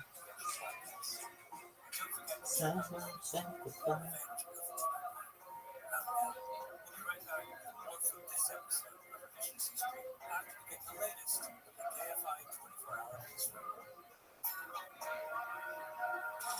Alrighty, so we're gonna move into the boy bands now. So just one moment. Oh, it's on. Excellent. Economic benefit and circulation value of money is over $1 billion. Yeah. You are my fire, the one desire. Believe when I say I want it that way, but we are 2 worlds apart. Can't reach to your heart when you say I want it that way. Tell me why it ain't nothing but a heartache. Tell me why it ain't nothing but a mistake. Tell me why I never wanna hear you say I want it that way. You must, your fire, your one desire. I know it's too late, but I want it that way. Tell me why it ain't nothing but a heart. Tell me why it ain't nothing but a mistake. Tell me why I never want you say I want it that way. Now you can see that we're falling apart from the way that it used to be. Yeah. No matter the distance, I want you to know that deep down inside of me, you are my fire, the one desire. You are, you are, you are, you are. Don't wanna hear you say nothing but a heart.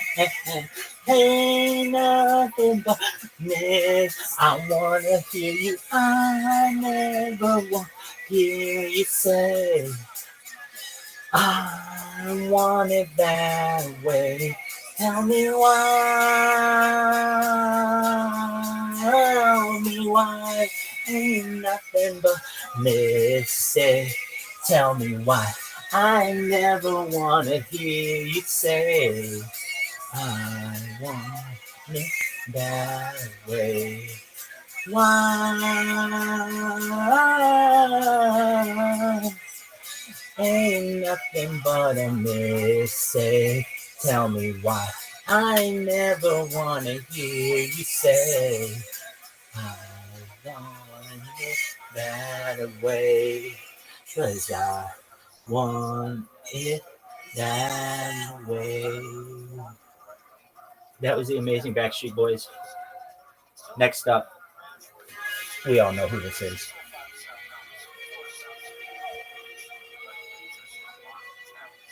Hey, hey. Bye, bye, bye, bye, bye.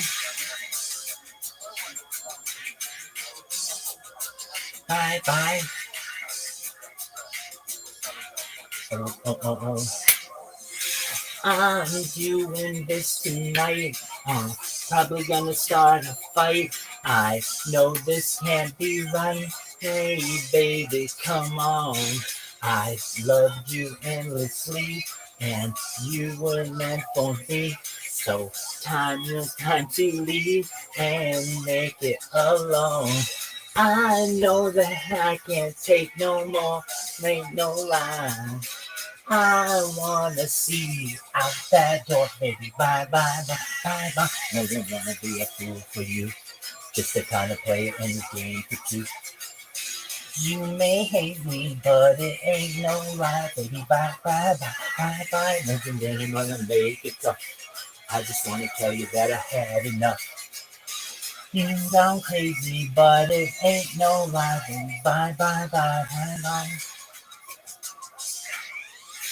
Just hit me with the truth, girl. You're more than welcome to. So, finding one good reason, baby, come on. Now, into you and me, and now they come to see that life would be so better if you're gone. I know that I can take no more, make no lie. I wanna see you on the door, baby. Bye, bye, bye, bye, bye. If you want one rule for you, just another player in the game for two. You may hate me, but it ain't no lie, baby. Bye, bye, bye, bye, bye. If you really wanna make it tough, I just wanna tell you that I had enough. It sounds crazy, but it ain't no lie, baby. Bye, bye, bye. No, for sure. I don't wanna be a piece no more. Bye, bye, bye. Just let it go. I don't wanna be a loser and I've had enough. I don't wanna be a fool in this game for two. So I'm leaving you. Bye, bye, bye. Don't wanna make it to had enough. But it ain't no lie. Make a mama man for two. Listen, I'm gonna play it in the game for two. You're a fool, but it ain't no lie. Baby, bye, bye, bye, bye, bye. You really wanna make it tough. I just wanna tell you that I had enough. Might sound crazy, but it ain't no lie. Bye, bye, bye. Bingo, bango, bongo. That was the great NSYNC. Next up, we have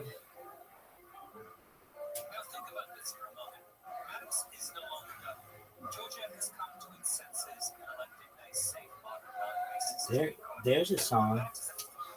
It's called Truly Madly Deeply. It's not really, I mean, it was known well back in the day, but it's a great song. Here we go.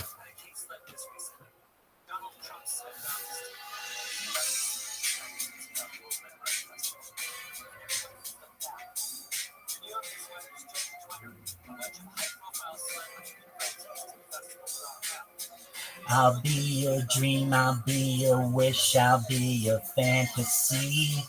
I'll be your hope, I'll be your love, be everything that you need. I'll be more than every breath, truly, madly, deeply do.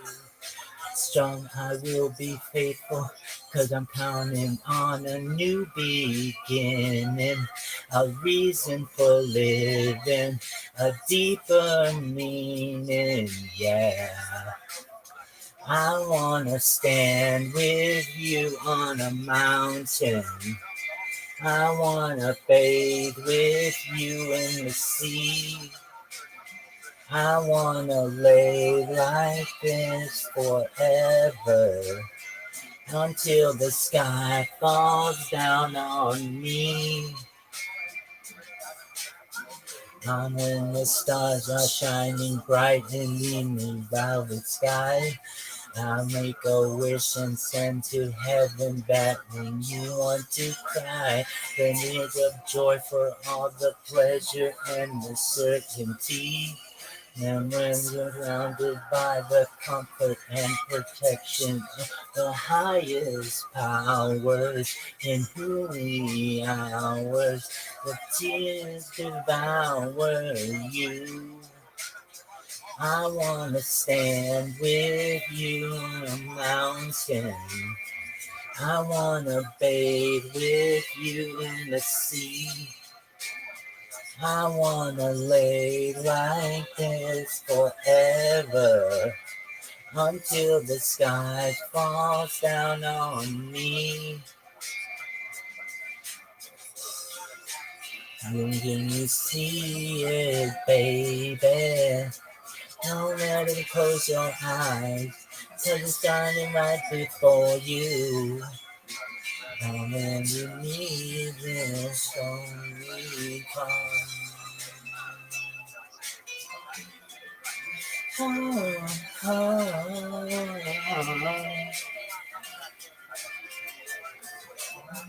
I'll be your dream, I'll be your wish, I'll be your fantasy.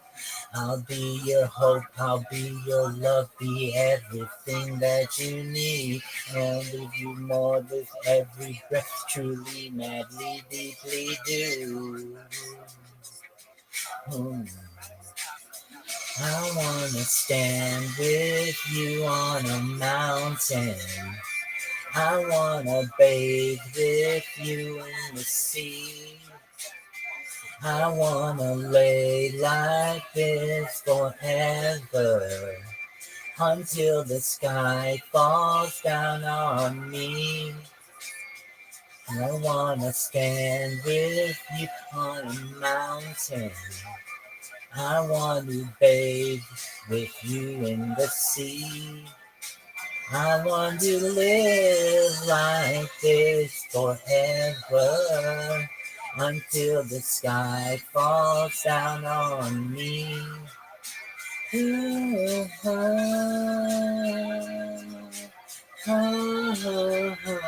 yeah.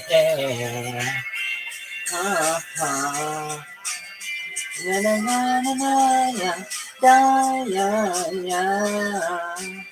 Na na na na na ya, da ya ya.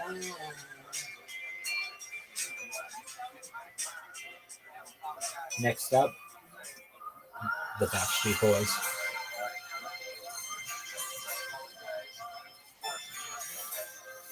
Long as you love me.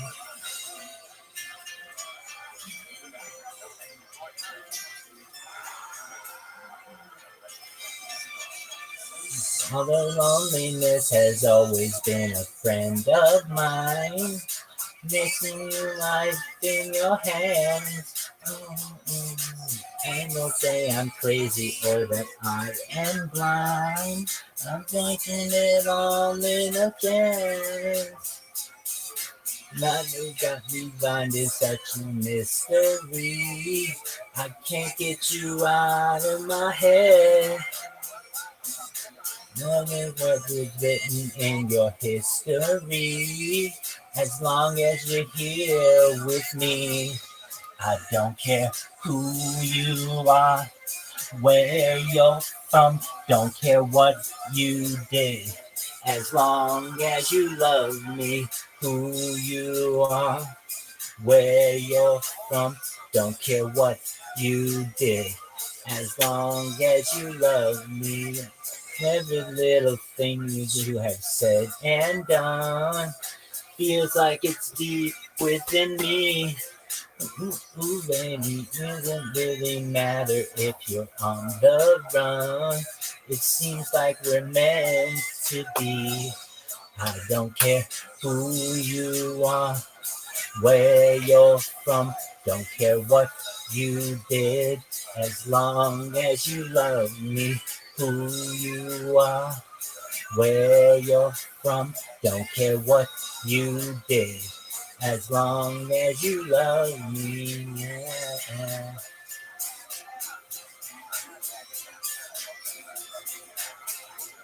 As long as you love me. Better than this, no one knows, but I guess it shows when I look into my eyes. Registered and where you're coming from, I don't care as long as you love me, baby.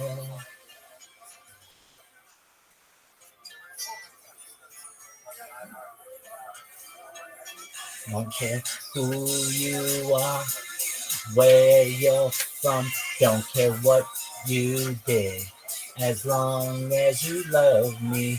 Who you are, where you're from, don't care what you did, as long as you love me. Who you are, where you're from, what you did, as long as you love me. Who you are, where you're from, as long as you love me. Who you are, as long as you love me. What you did, I don't care, as long as you love me.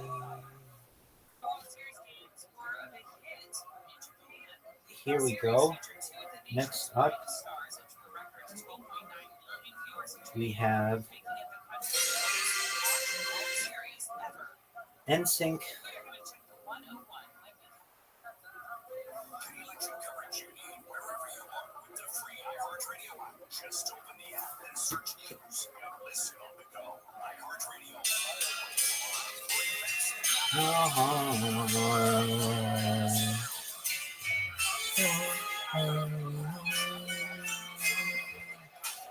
I'm in your arms, so close together. Don't notice what I have. Now we'll toss and turn, 'cause I'm without you. How I'm missing you so bad. Where was my head? Where was my heart? Now I cry alone in the dark. I lie awake, I drive myself crazy, thinking of you. Made a mistake when I let you go away. I drive myself crazy, wanting you the way that I do.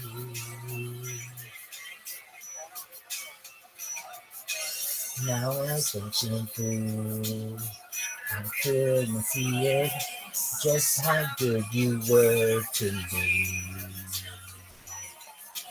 You reflect your love, undying devotion. I confess my need to be free. And when I left with all this pain, I've only got myself to blame. I lie awake, I drive myself crazy,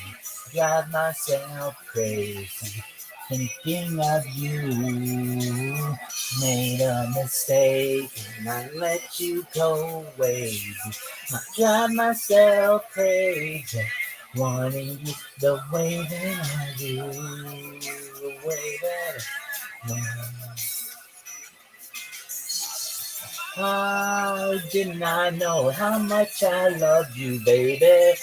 Why didn't I show if I had only love you. I want your chance. Oh, I had the chance.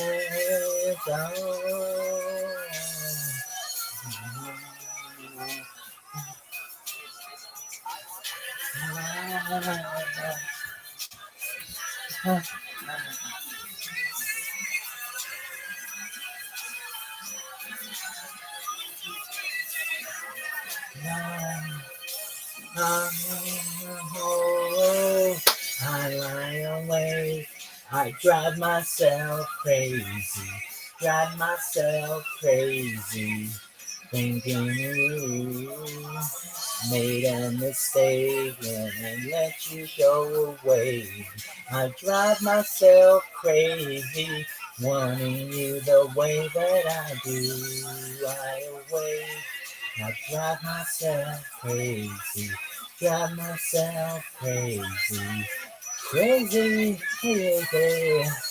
I won't take and let you go, baby. I drive myself crazy, wanting you the way that I do. Myself crazy, wanting you the way that I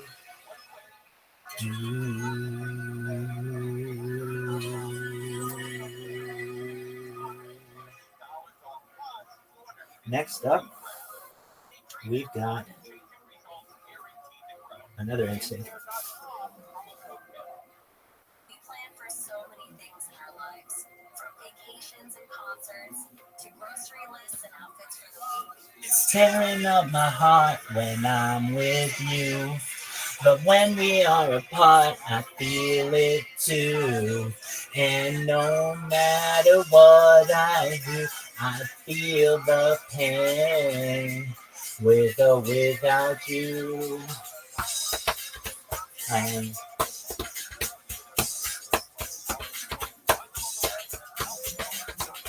Maybe I don't understand just why we can't be lovers. Things are getting out of hand. Trying too much, but baby, we can win. Let it go. If you want me, girl, let me know. I am down on my knees. I can't fake it anymore. It's tearing up my heart when I'm with you. But when we are apart, I feel it too. And no matter what I do, I feel the pain with or without you.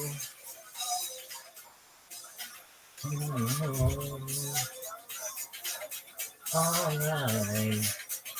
Maybe I don't understand what I'm trying to tell you in the corner of my mind.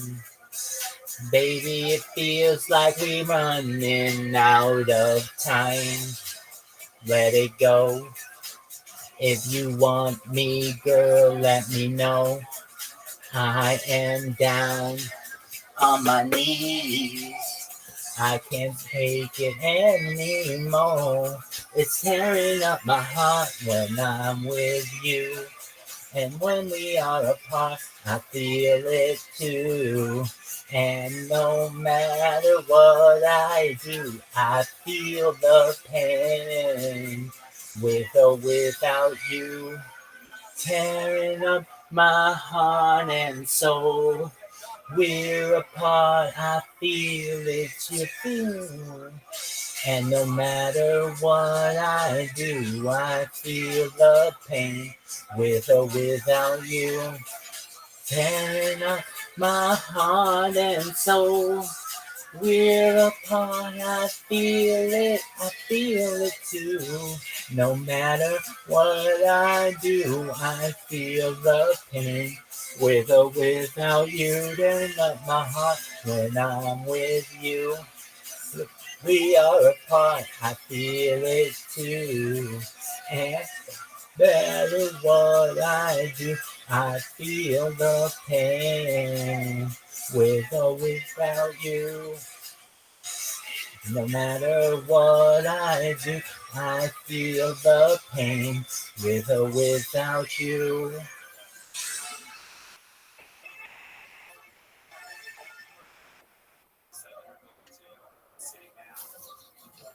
Next up, NSYNC, it's going to be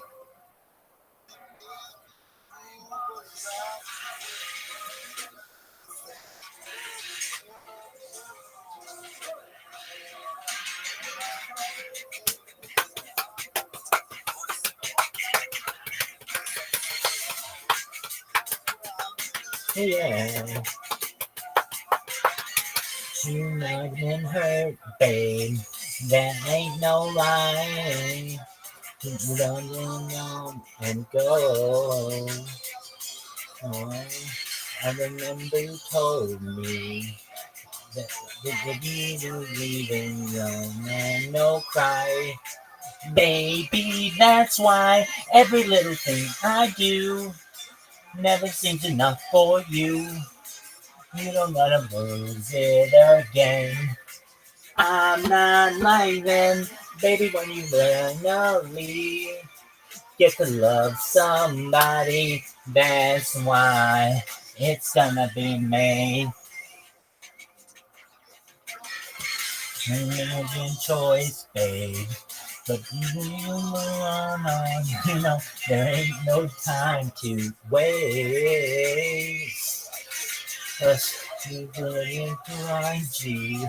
But in the end, you won't be made. You can't deny. So just tell me why every little thing I do never seems enough for you. You don't wanna lose it again. I'm not like them. Maybe when you finally get to love somebody, that's why it's gonna be me.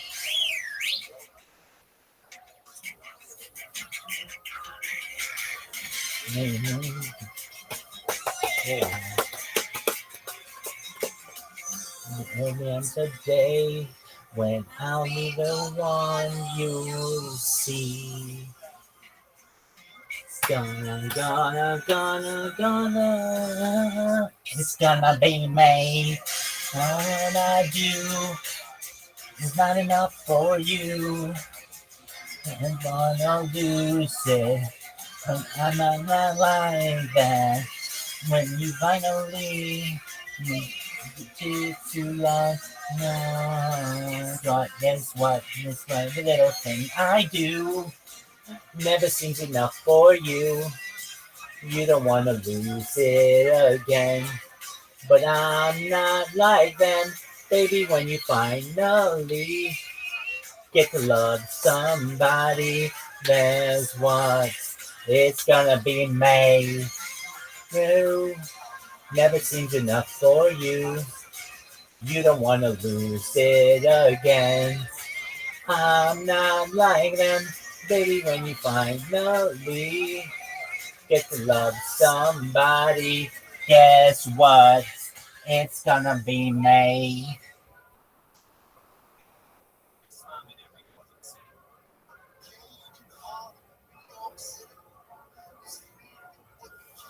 This is I Want You Back by NSYNC. You're all I ever wanted. You're all I ever needed. Yeah. So tell me what to do now. Cause I'm too bad.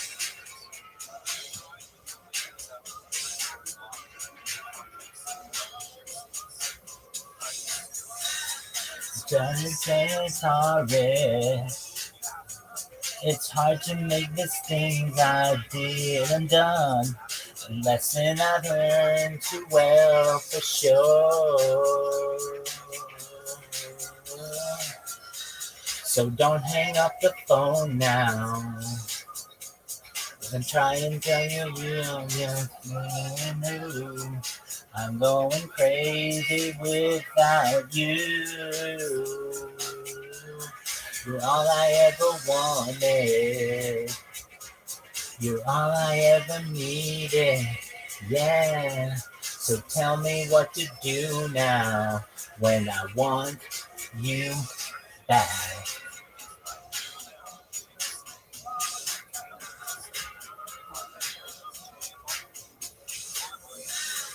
See, I remember the way you used to look at me and say, promises never last forever.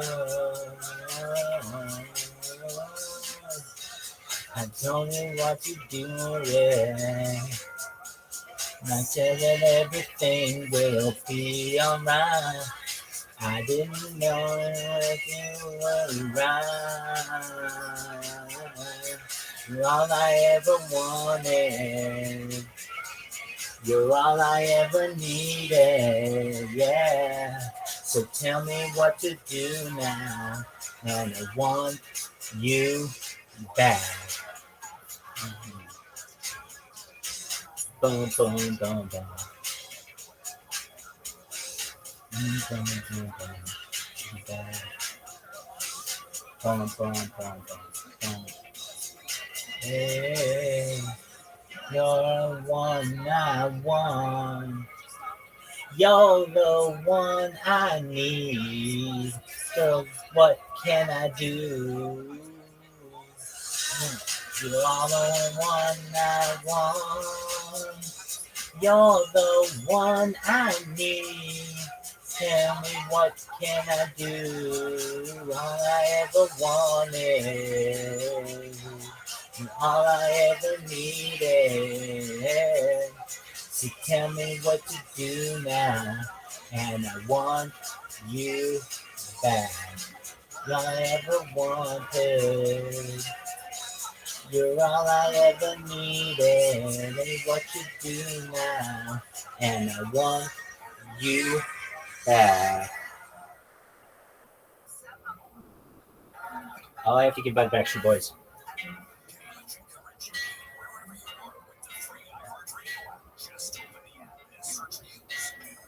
I don't care what he does to make you cry, but I'll be there to make you smile.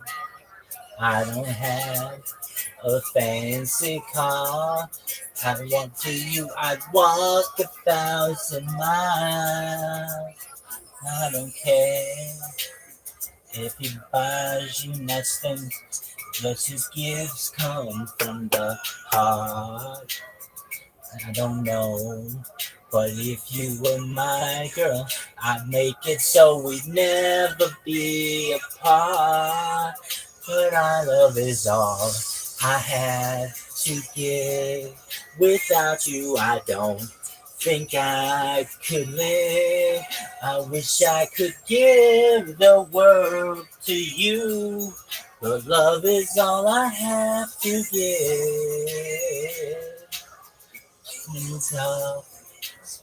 Does it seem like he's not even listening to a word you say? That's okay, babe.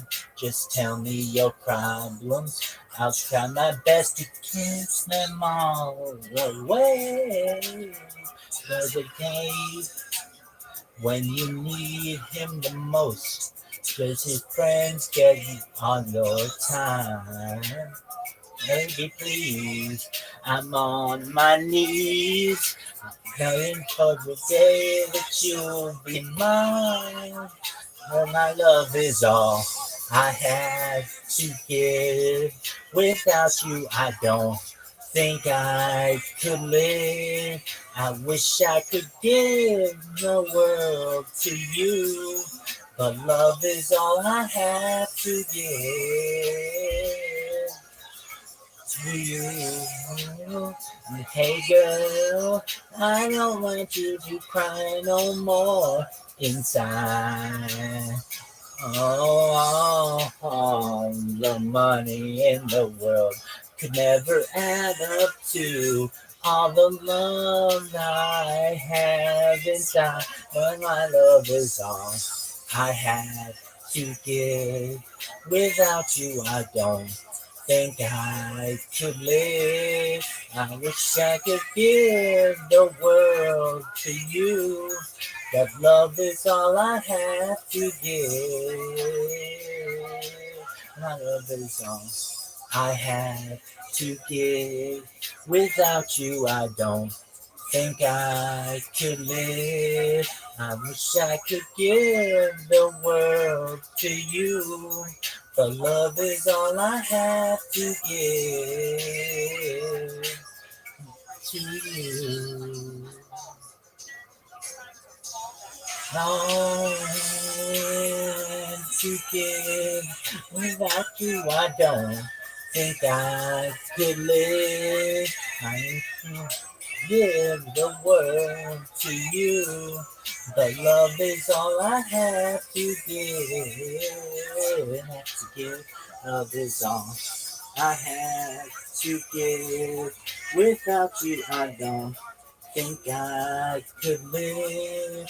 I would sing the world to you, but love is all I have to give. Actually, boys, I'll never break your heart. Baby, I know you're hurting. Right now, I feel like you could never love again. Now, all I ask is for a chance to prove that I love you. On the first day that I saw your face, and I knew that we'd be together forever. When I asked you out, you said no, but I found out telling you you'd be hurt too. You would never do love again. I deserve a try, and you just once. Give me a chance and I'll prove it's all wrong. You walked in, you walked so quick to judge. But me, he's nothing like me. I'll never break your heart. I'll never make you cry. I'd rather die than live without you. All the hard can be nothing though. I'll never break your heart. I'll never make you cry. I'd rather die than live without. Honey, baby, all I need. Honey, that's no life. Honey, time, bro. You get to know me a little more than good. That's a really good baby. Nah, no, you're afraid. No, you're afraid. Feeling show, and I only understand because you're trying to live your life. Cause I'm don't need trust for once. I need one chance and I'll prove this all wrong. Walking you were so quick to judge. Funny, he's nothing like me. But can't you see? Never break your heart. I'll never make you cry. I'll never die till then without.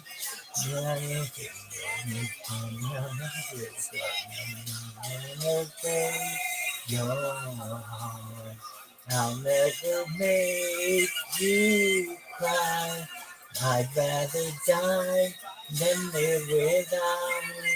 I'll give you all of me, honey, that's no lie. No way, no how, I'll never have you. I'll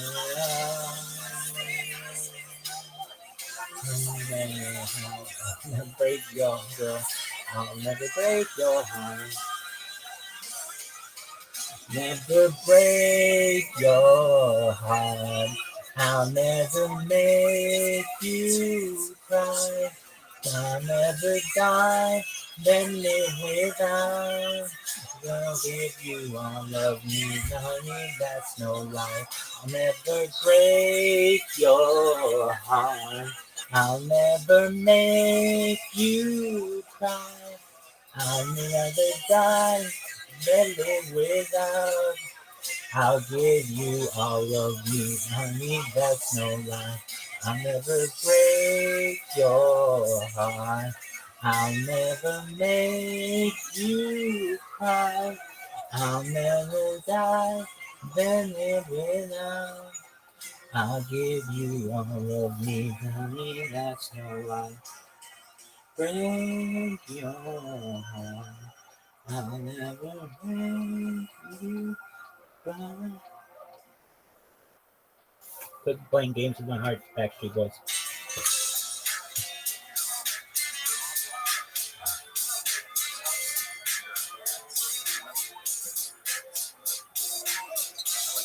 Baby.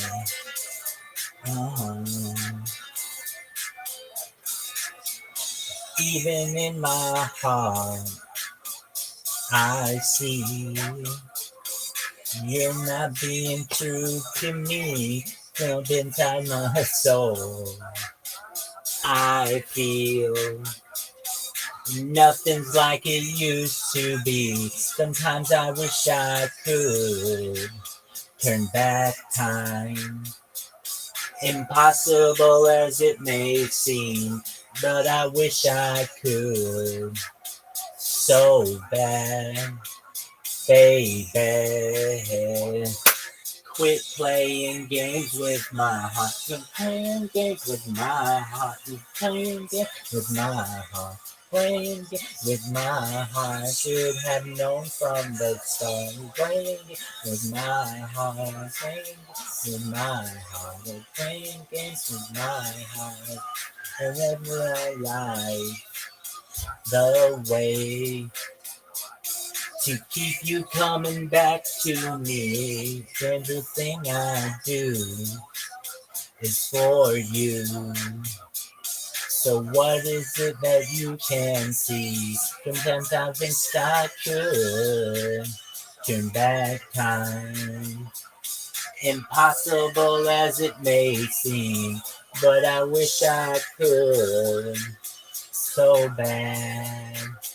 Baby, better quit playing games with my heart. Quit playing games with my heart. Quit playing games with my heart. Quit playing games with my heart. Should have known from the start. Quit playing games with my heart. Quit playing games with my heart.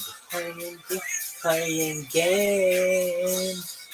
Baby, the love that we had was so strong. I'm remaining forever. Oh, baby, this is not right. Let's start this tonight. Baby, oh, we're playing games. Na na na na. Na na na na na. Na na na na na. I wish I could turn back time. Impossible as it may seem, but I wish I could so bad, baby. Quit playing games with my heart. Quit playing games with my heart. Quit playing games with my heart. Quit playing games with my. I should have known from the start. Quit playing games with my heart. Quit playing games with my heart. Quit playing games with my heart. Playing games with my heart. Na na na na na na na baby. Na na na na. Playing games with my heart. Na na na na. Da da da da na. Na na na na na.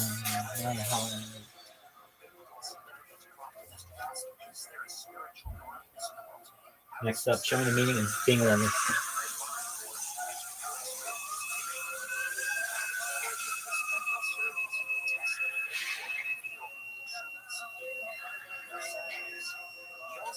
Show me the meaning of being lonely.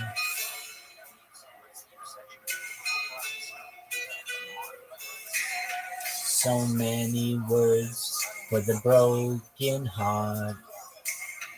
It's hard to see in a crimson love. So hard to breathe. Walk with me, and now it's so light, so soon become wild and free. I can feel the sun. Your every wish will be done. They tell me, show me the meaning of being lonely. Is this the feeling I need to walk with? Tell me why I can't be there where you are. There's something missing in my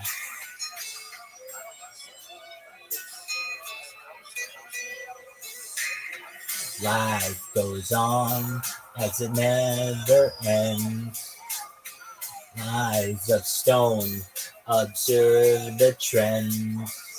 They never say forever days. If only guilty roads to an endless love. There's no control. Are you with me now? Every wish will be done. They tell me, show me the meaning of being lonely. This is the feeling I need to walk with me. Why? Tell me why I can't be there where you are.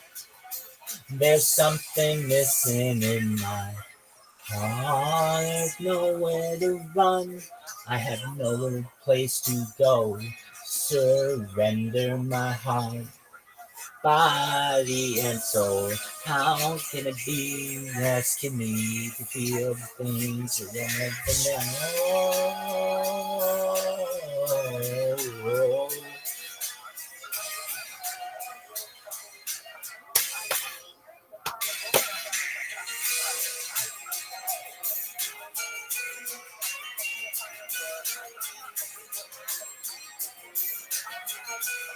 I'm listening now.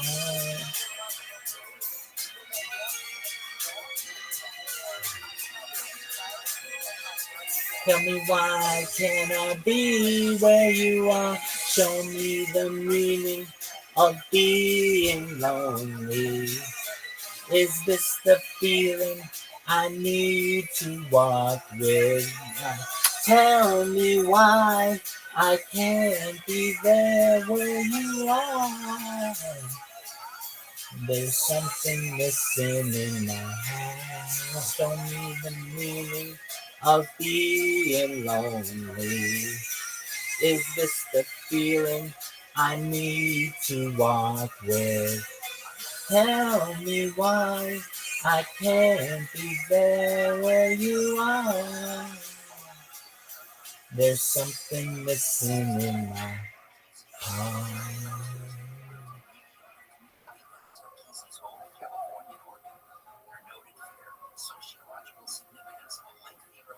Backstreet Boy, Shape of My Heart.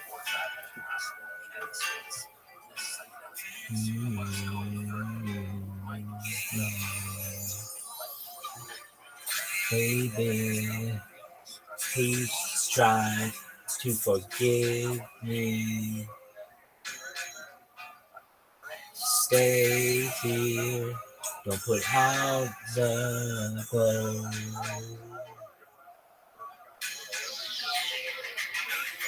Hold me now, don't bother.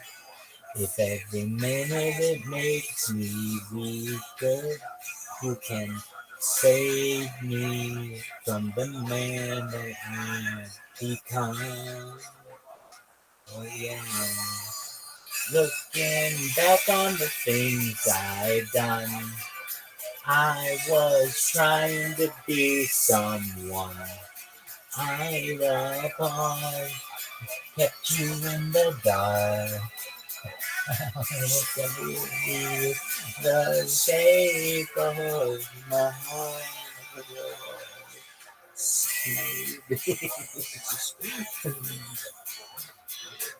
Loneliness was tragic, so help me. I can't win this war. Oh no. Touch me now, don't bother. Every second it makes me weaker. You can save me from the man I've become. Looking back on the things I've done, I was trying to be someone. I played my part, left you in the dark.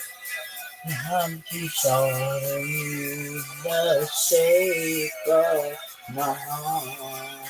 My confession, got nothing to hide no more. I know where to start to show you the shape of my heart.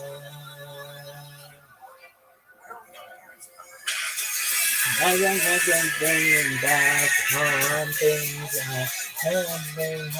never wanna play the same. Oh, heart, I'll keep you in the dark.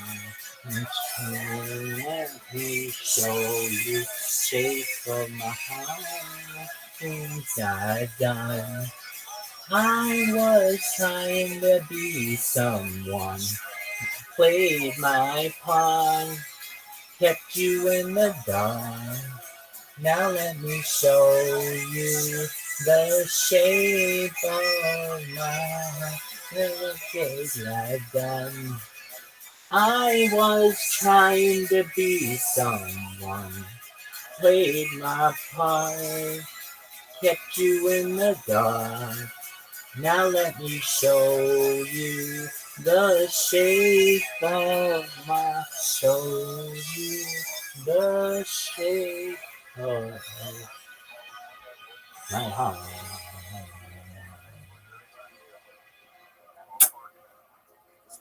All right, next up.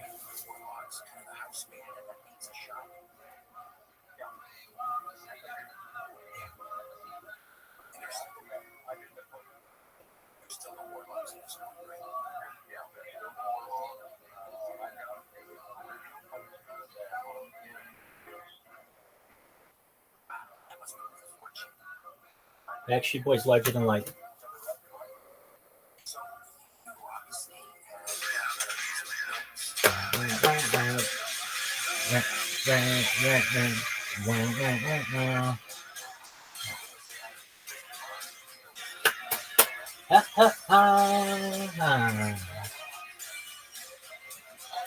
I've been running high, women screaming my name. Alright. But let me tell you now, there are prices to pay. Alright. All of your time spent, flashes of light. All you people, don't you see, can't you see how your love's affecting our reality? Every time we're down, you can make it right, and that makes you larger than life. Looking in the crowd and they seem really great online. Then they it in a different way. Come on. 'Cause all of your time spent, makes us alive. All you people, can't you see? Can't you see how your love's affecting our reality? Every time we're down, you can make it, and that makes you larger than life.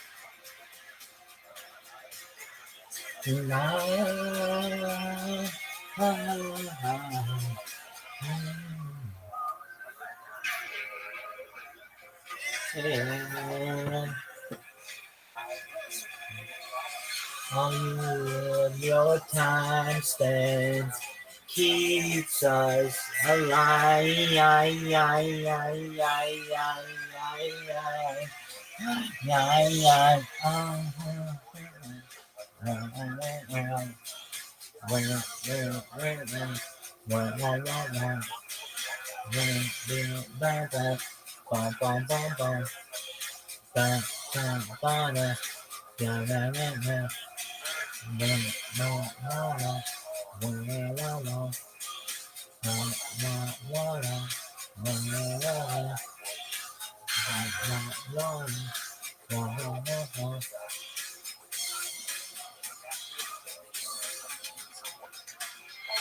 You people, can't you see? Can't you see how your love's affecting our reality?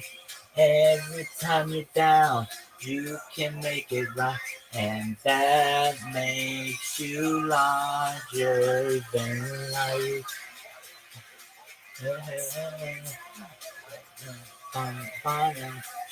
Making it right.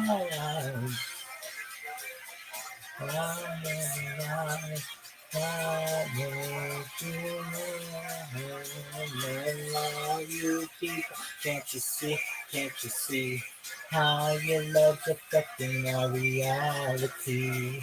Every time we're down, you can make it right.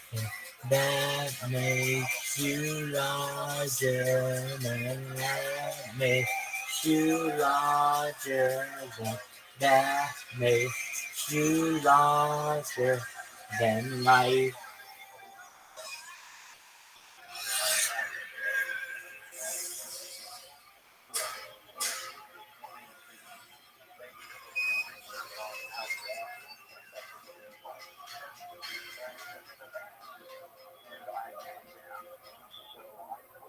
Here we go.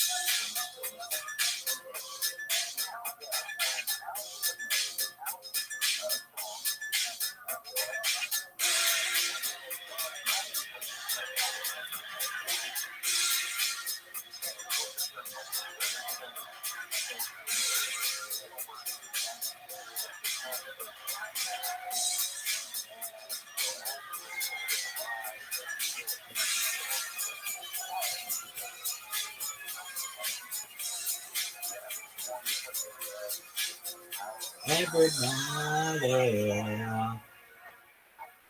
rock your body. Everybody, rock your body right. Back, street, back. All right.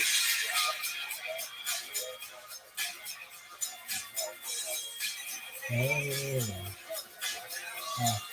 On the world, we're back again. Brothers, sisters, everybody say.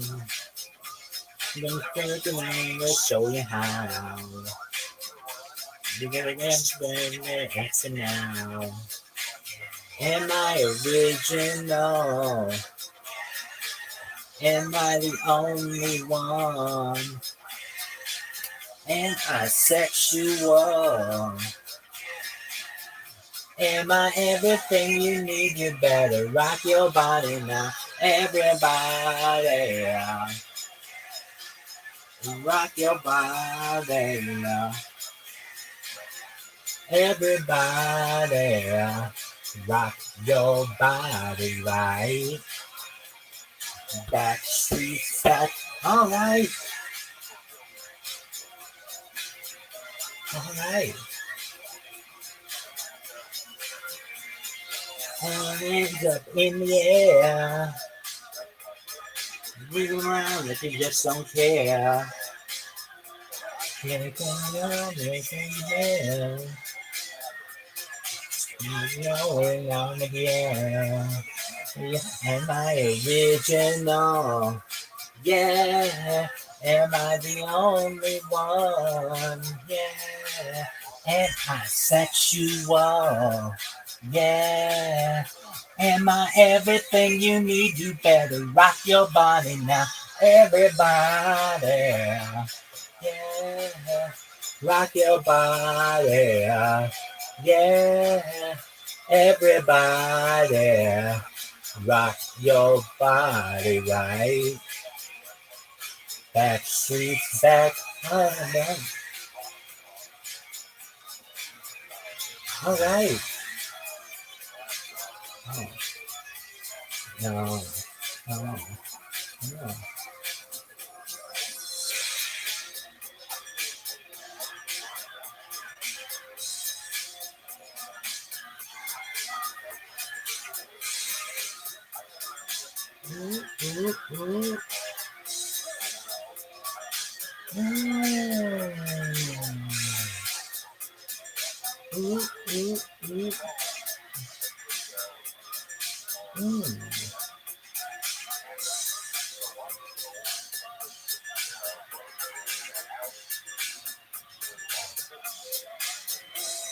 Everybody, yeah, rock your body, yeah, everybody, rock your body right.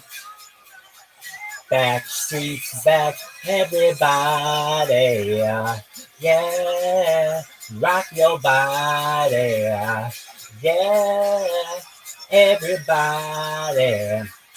Rock your body right. Back streets back. All right.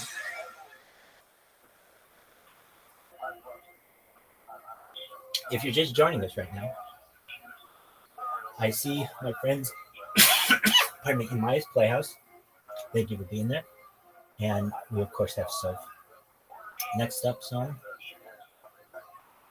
we are going to change it up to maybe some 80s, just some classic 80s love ballads. All right, so we're gonna sing some REO Speedwagon. If you know REO Speedwagon, here we go, guys.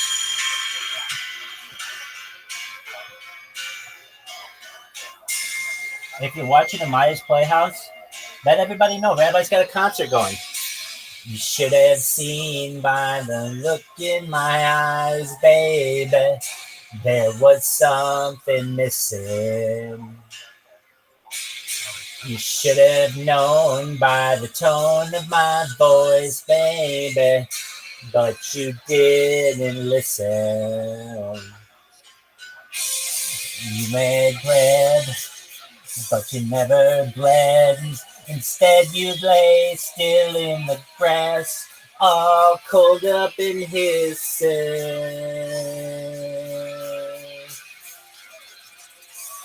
No, I know all about those men, and I don't remember.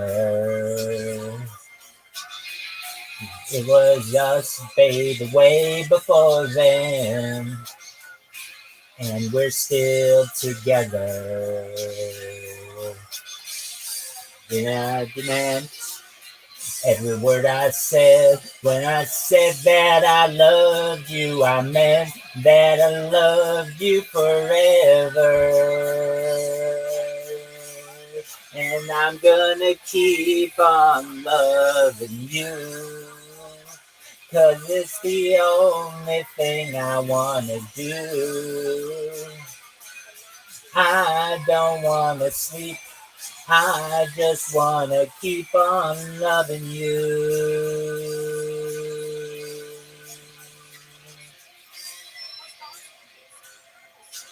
Oh, Rabbi, you play air guitar?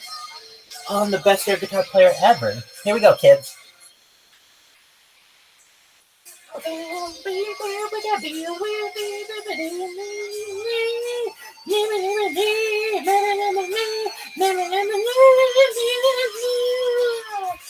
And I meant every word I said.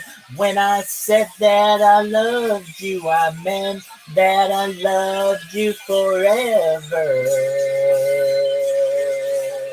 And I'm gonna keep on loving you, 'cause it's the only thing I wanna do.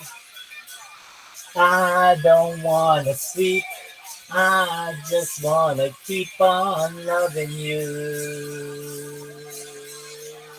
Hey, I'm gonna keep on loving you, 'cause it's the only thing I wanna do.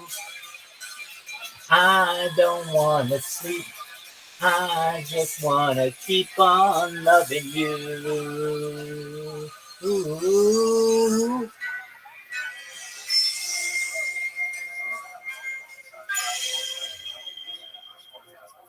If you're just joining us, we've got a concert going on. We just started, people. Don't worry. I've got more energy than that little bunny with the drum. So what are we doing right now? We're going to send to Maya's Playhouse just to let everybody know that we've got this concert going. So I'm going to go in the chat, and I just want everybody to know. Rabbi Rothschild is singing a free karaoke concert in the E-Sex in the BCs. Please listen. Please come listen.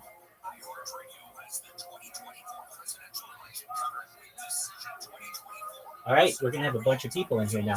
And then one other thing, I'm going to send it to a group of people that I know, because I have like a bunch of different devices here. So we're just going to send it to one other group of people. Yeah, that's who.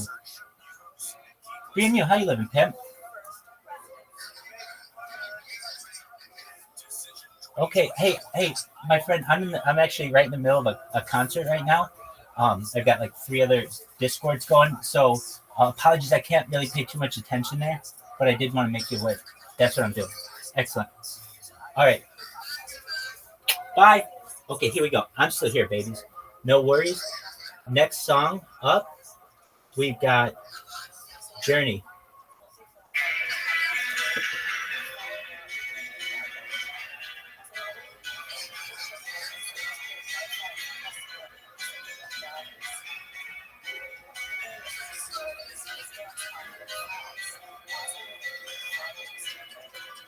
Just a small town girl living in a lonely world.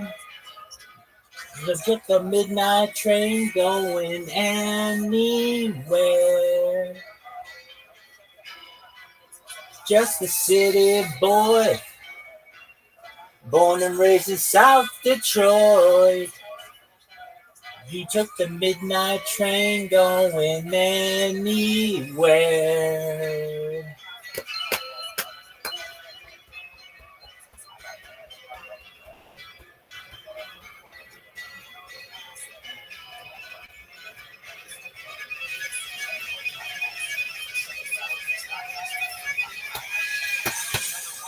A singer in a smoky room, the smell of wine and cheap perfume.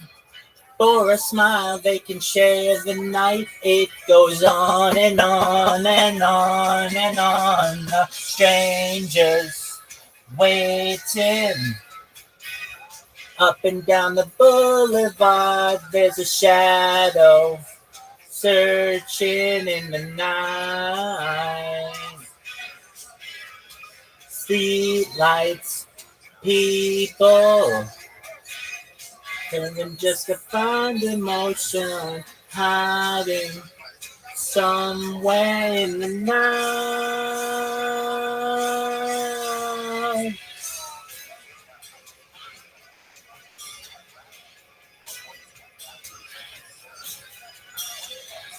Working hard to get my fill. Everybody wants a thrill.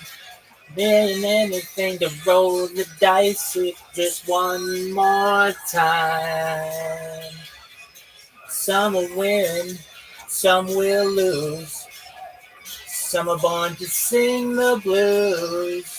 Well, the movie never ends. It goes on and on and on and on. Strangers waiting up and down the boulevard. There's shadows searching in the night. Street lights, people living just to find emotion, hiding somewhere in the night.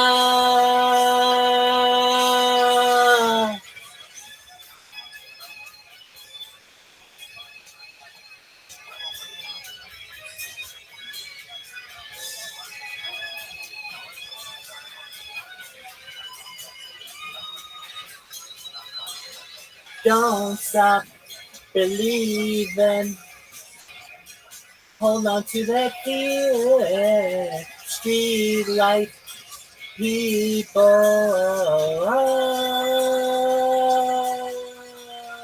Don't stop believing. Hold on. Street light people.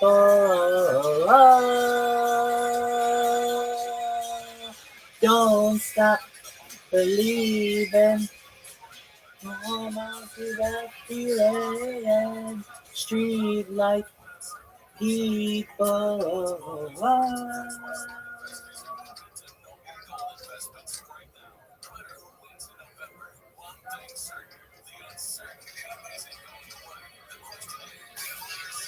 Next up, Living on a Prayer by Bon Jovi.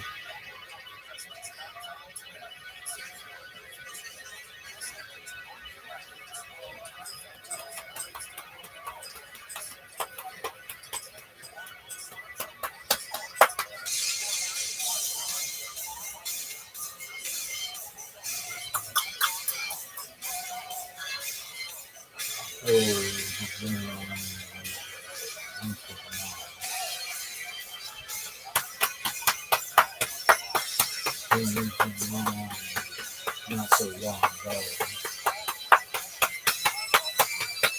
Sonny used to work on the docks. Union's been on strike. It's down on his luck. It's tough. He's so tough. Gina lives a diner and maid. Looking for her man. She brings home her pay for love. Ooh, for love.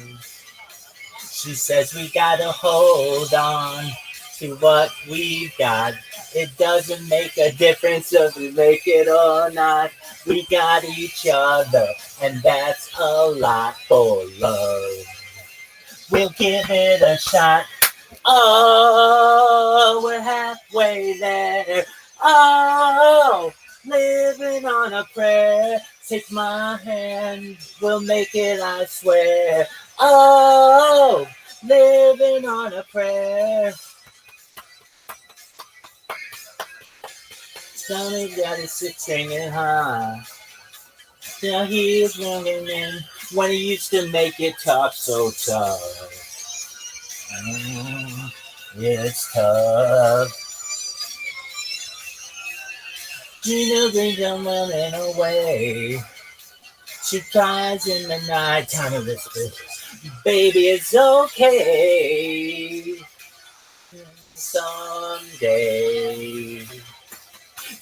We gotta hold on to what we got.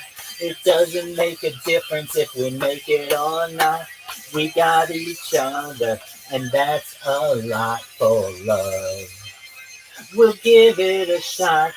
Oh, we're halfway there.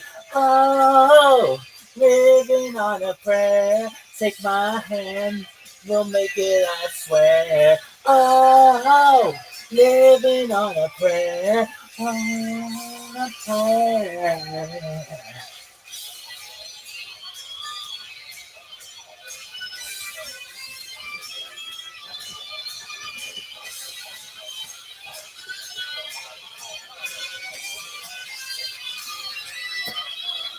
Ooh, we gotta hold on, ready or not. You give her the fight, man, it's all that you got. Whoa, we're halfway there. Oh, living on a prayer. Take my hand, we'll make it, I swear. Oh, living on a prayer. Oh, we're halfway there. Oh, living on a prayer. Take my hand, we'll make it, I swear. Oh, living on a prayer. Oh, we're halfway there. Oh, living on a prayer.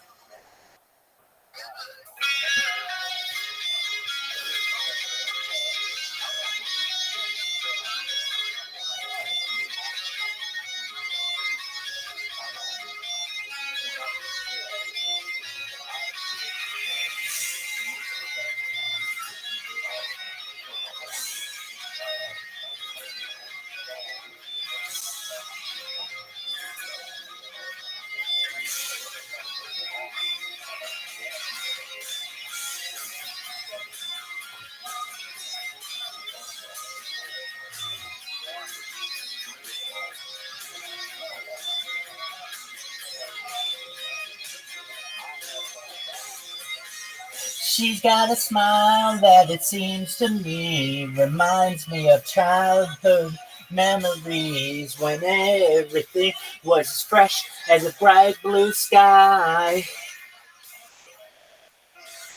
Now I see him and I see her face. He takes me away to that special place. And if I stare too long, I'd probably break down and cry. Whoa, sweet child of mine. Whoa, oh, oh, oh, sweet love of mine.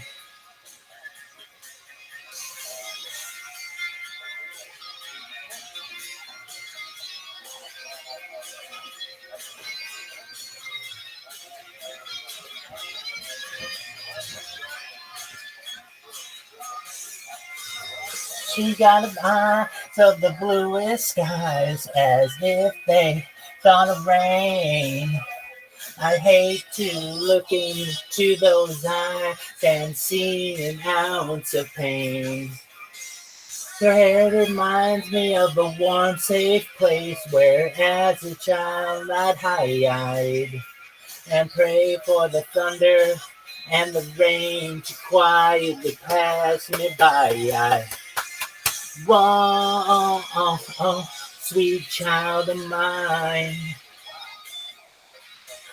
Ooh, oh, oh, oh, oh, the sweet love of mine.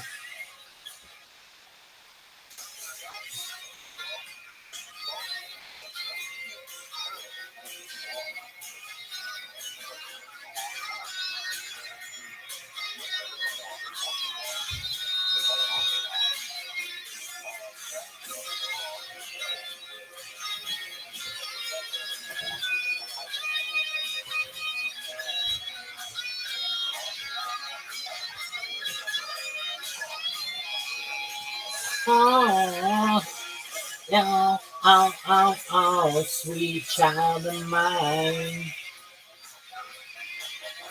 oh, sweet love of mine. Oh, sweet child of mine. Oh, yeah. Oh, sweet love of mine.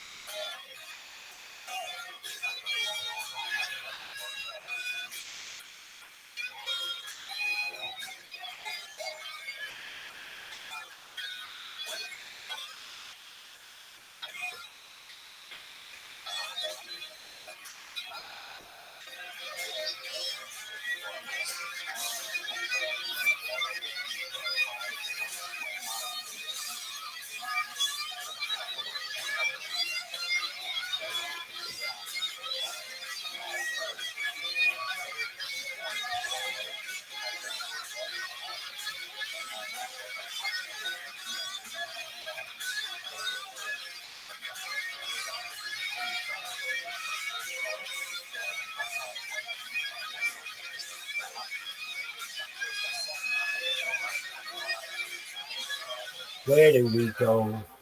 Where do we go now? Where do we go? Where do we go? Where do we go now? Where do we go now? Where do we go? Where do we go now? Where do we go now? Now, where do we go now? Where do we go? Where do we go now? Where do we go? Where do we go now? Now, sweet child now. Sweet child, my life.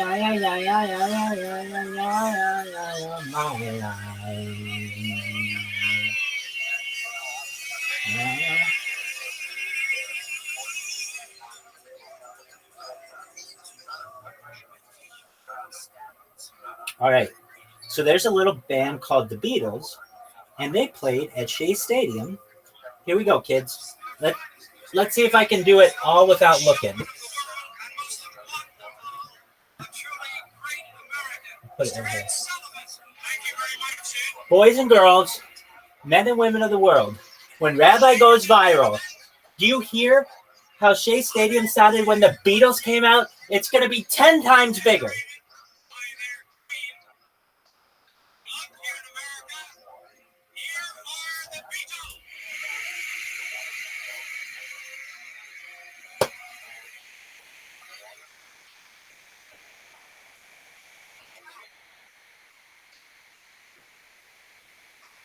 Do you hear that?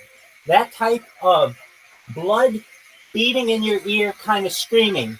Women are going to go crazy for the Rabbi. More content than anyone, baby. Here we go. We're singing the whole Shea Stadium Beatles concert right now. This is big. This is huge. This is large. Do you all hear this? Just the piercing of these bitches. Guess what? That's what we're going to see soon, kids. The whole world's going to go like this. When they know that somebody live streams their life 24/7, 365, going back 3 years, it's the biggest event in global history. And we're taking Harry Potter, Obama, Sonic 1080 to the moon. We've got cryptocurrency. We got a community. We got everything you want in the world, kids. Here we go. The Beatles live, Shea Stadium. Starting up with one of the greatest songs of all time. With one of the best bands of all time. With the greatest person perhaps ever. Here we go.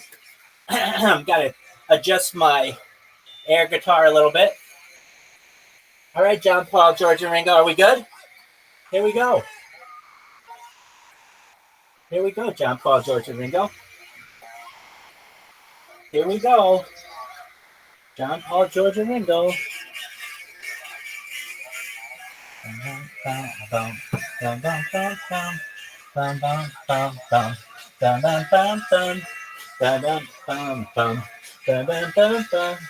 dun, dun, dun. Ah, ah, ah.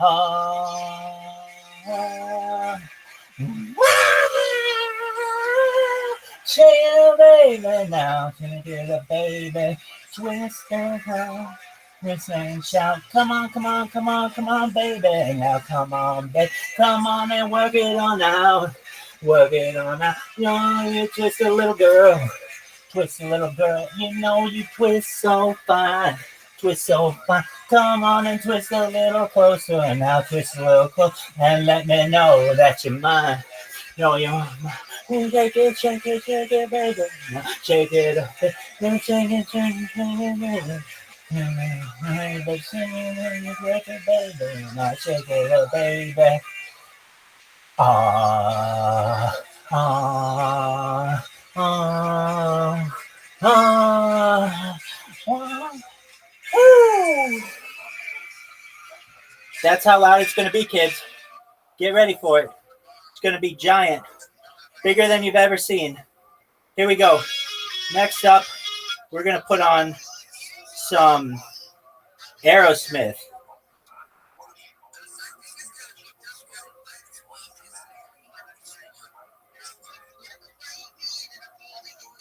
Here we go.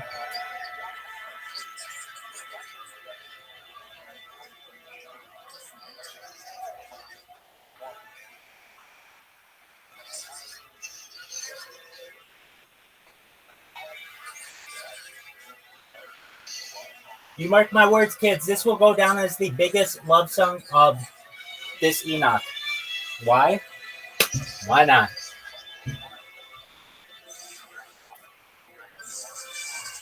I could stay awake just to hear you breathing. Watch your smile while you are sleeping, while you're far away dreaming. I could spend my life in this sweet surrender. I could stay lost in this moment forever. Every moment spent with you is a moment I treasure. I don't want to close my eyes. I don't want to fall asleep 'cause I miss you, baby. And I don't want to miss a thing. Even when I dream of you, the sweetest dream would never do. I still miss you, baby. And I don't want to miss a thing.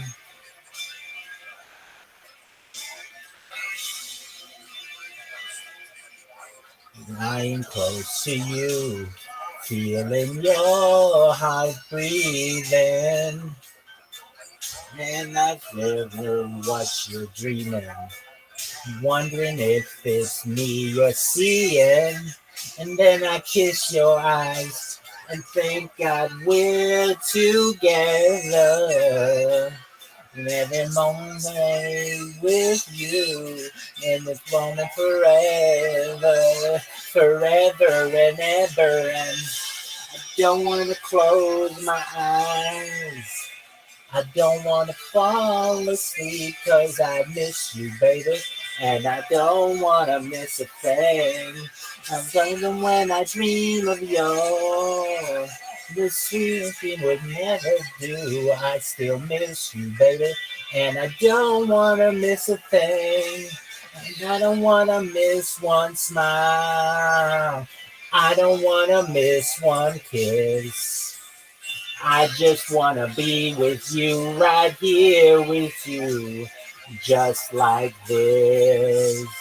I just want to hold you close. I feel your heart so close to mine, and must stay there in this moment for all the rest of time. Yeah, yeah, yeah, yeah, yeah! I don't want to close my eyes. I don't want to fall asleep 'cause I miss you, baby. And I don't want to miss a thing. It's even when I dream of you. The sweetest dream would never do. I still miss you, baby, and I don't wanna miss a thing. I don't wanna close my eyes.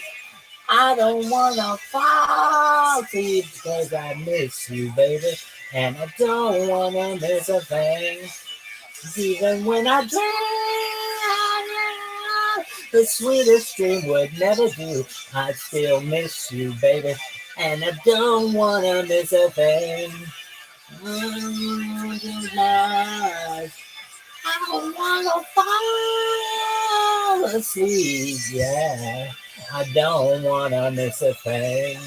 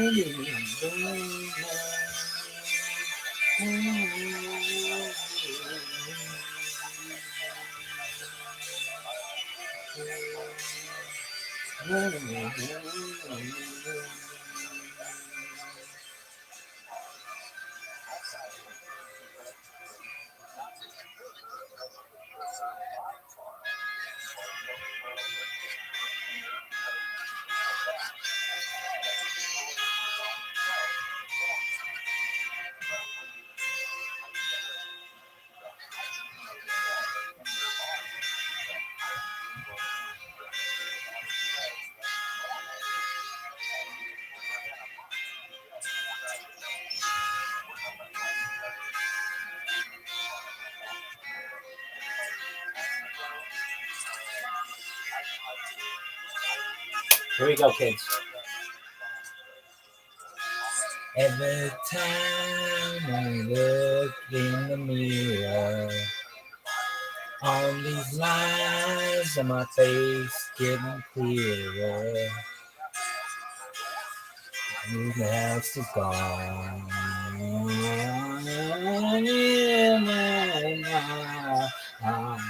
Dust to dawn.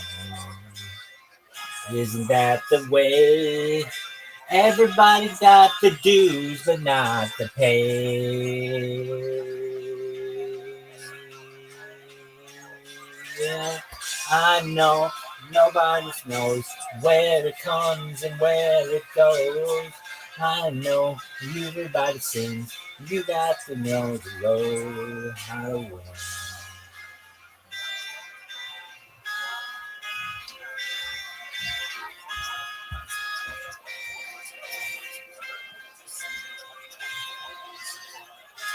In my life, and make limitations.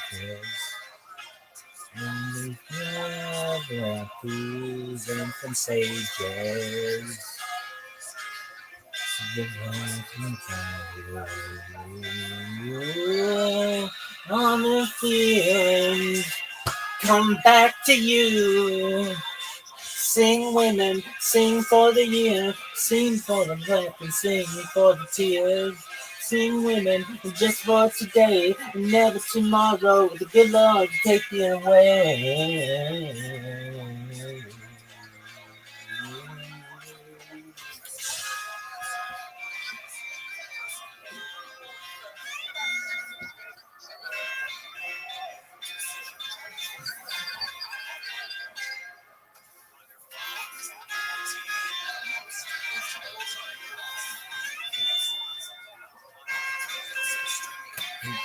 Well, sing women, sing for the year, sing for the black and sing for the tears. Sing women, just for today, never tomorrow. The good Lord will take you away.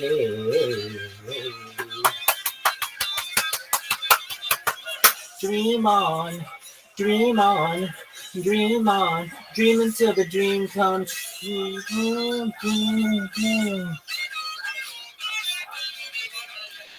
Dream on, dream on, dream on, dream come.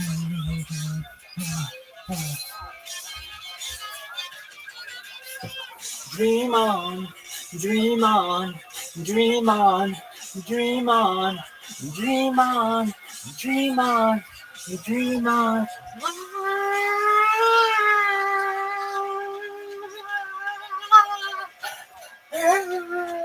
Sing women, sing for the year, sing for the money, sing for the tears.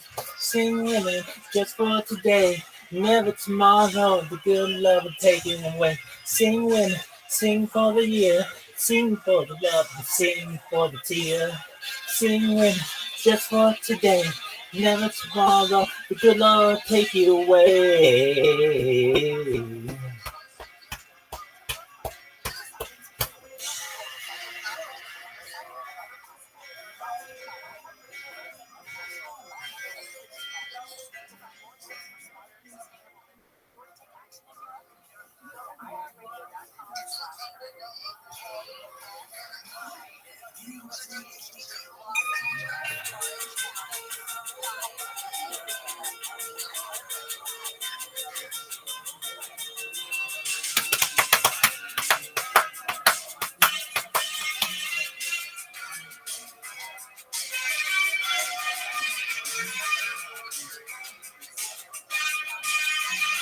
I don't know why they play that version when let's play the music video for it.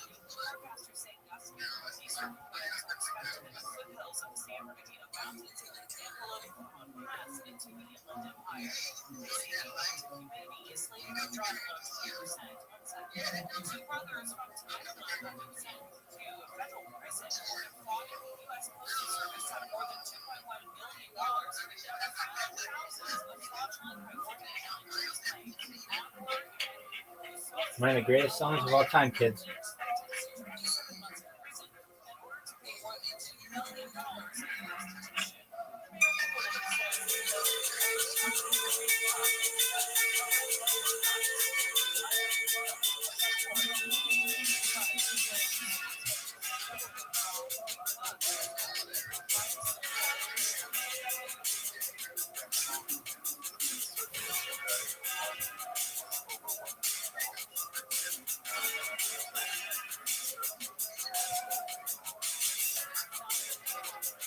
Welcome to your life. There's no turning back. Even while we sleep, we will find you acting on your best behavior. Turn your hand on Mother Nature. Everybody wants to rule the world.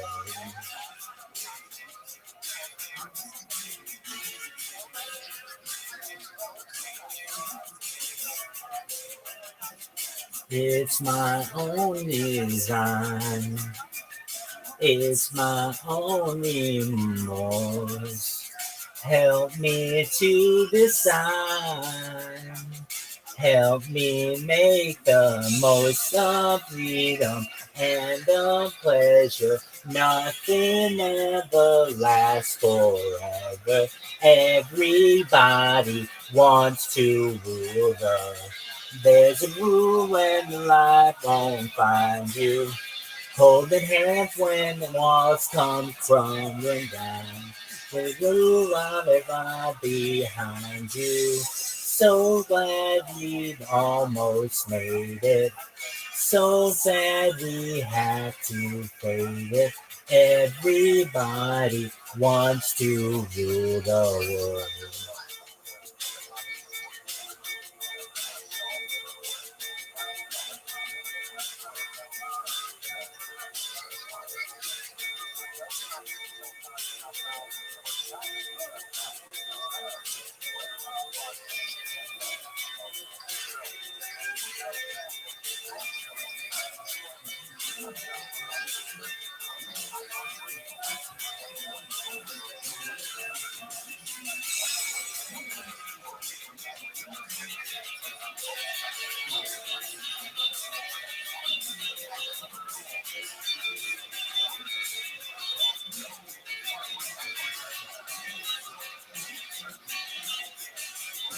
I can't stand this indecision, married with the lack of vision.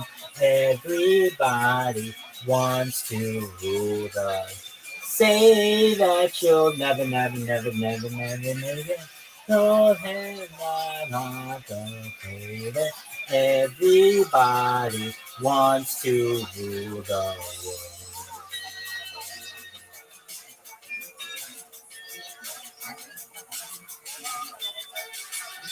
Hope for freedom and the pleasure. Nothing ever lasts forever. Everybody wants to rule the world.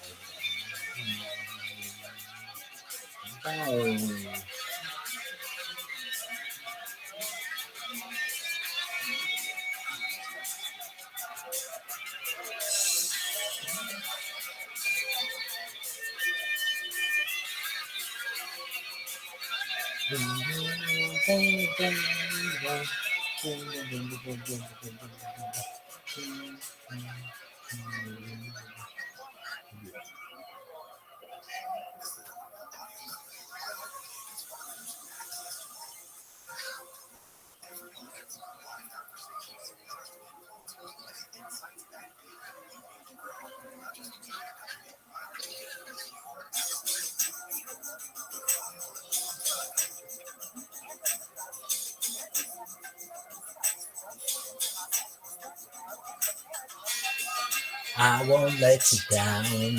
I will not give you up. Cause I have some faith in sound. It's a good thing that I got. I won't let you down. So please don't bring me up. Please don't really love to stick around. Oh yeah.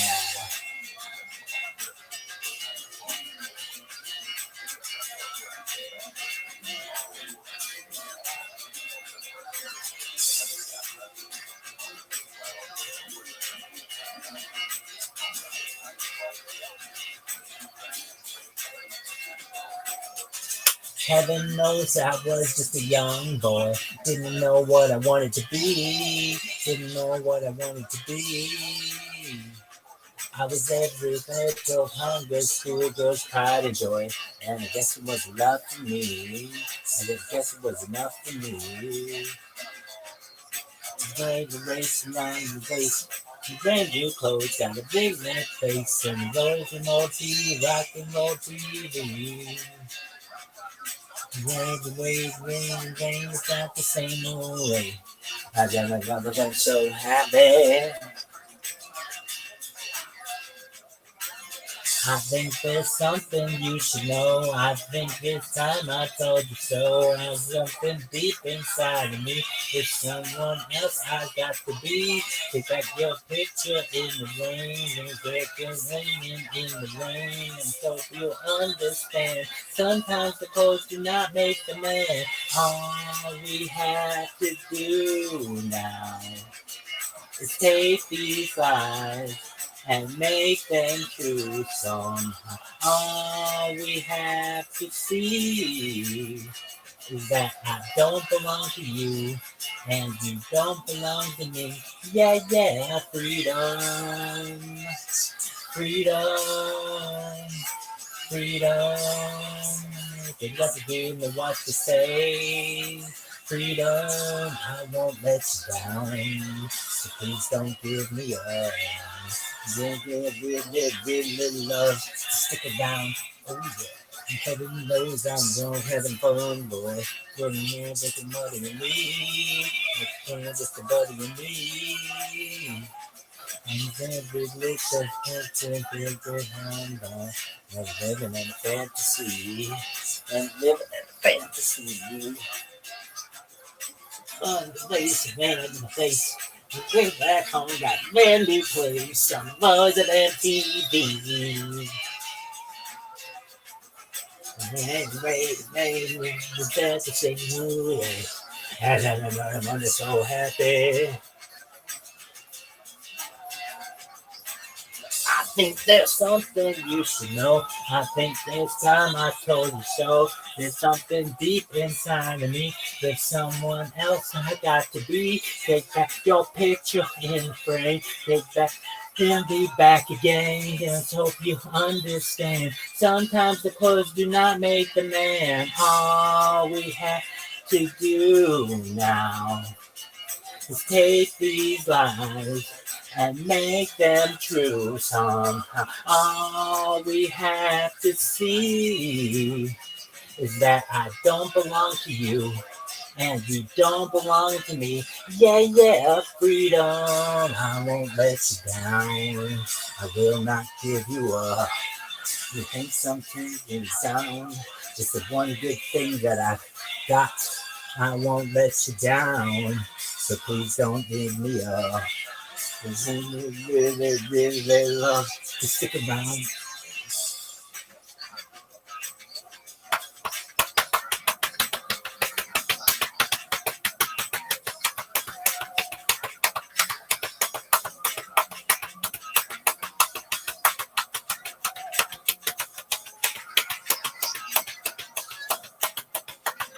When it feels like the road to heaven, when it feels like the road to hell, I'm gonna shake the sand, I'm gonna take the rough as well.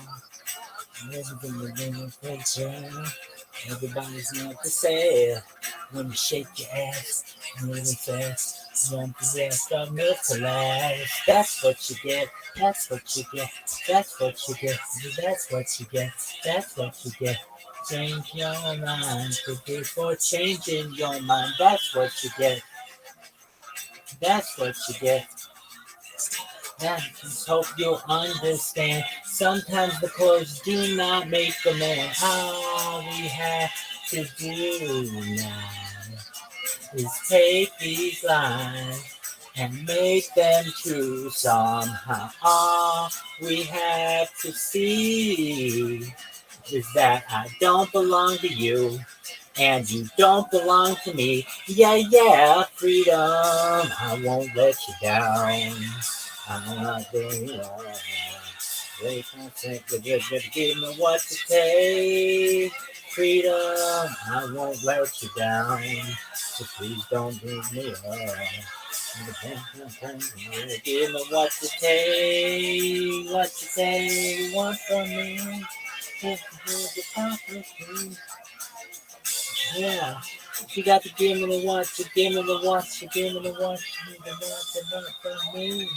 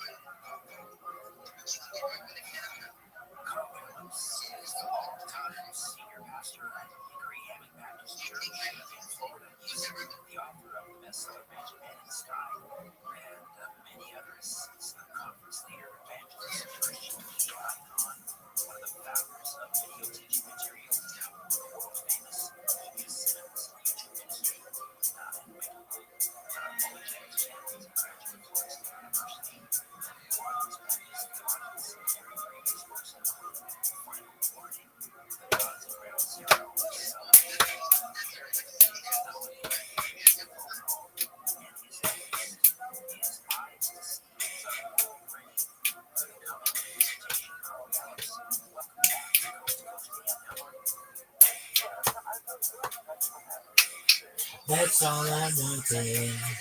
Something special, something sacred in your life. You're just one moment to be warm and naked at my side. Sometimes I think that you'll never understand me, understand me. Something your time is forever. Say it can be. Whoa, whoa, that's all you wanted. Someone special, someone sacred in your life. Just one moment to be warm and naked at my side. Sometimes I think that you'll never understand me. Understand me. Something tells me together we'd be happy. Whoa, whoa, babe, I will be your father figure. Put your tiny hand in mine. I will be your preacher, teacher, anything you had in mind. I will be your father figure. I have had enough of crime. I will be the one who loves you till the end of time. Do, oh yeah.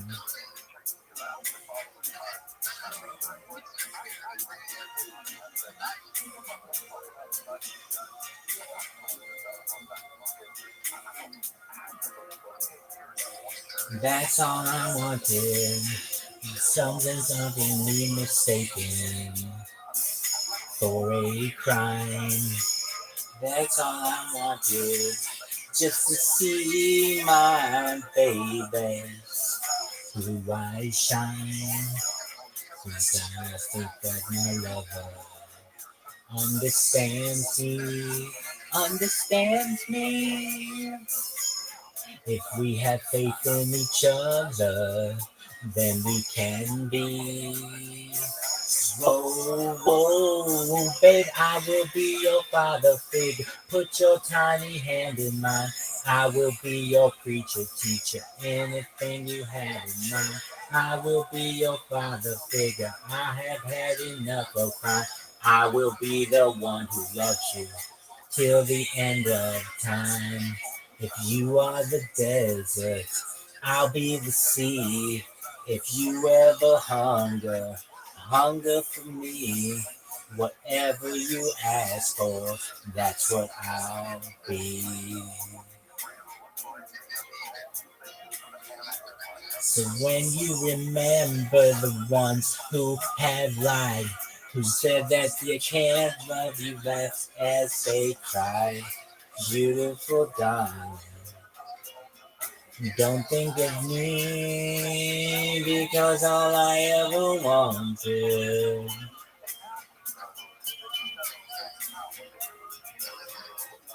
is in your eyes.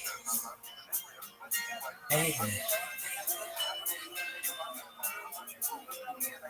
and love can't lie. No, wake me with the eyes of a child. My love is always telling me so. Heaven is a kiss and a smile. Just hold on, and I won't let you go.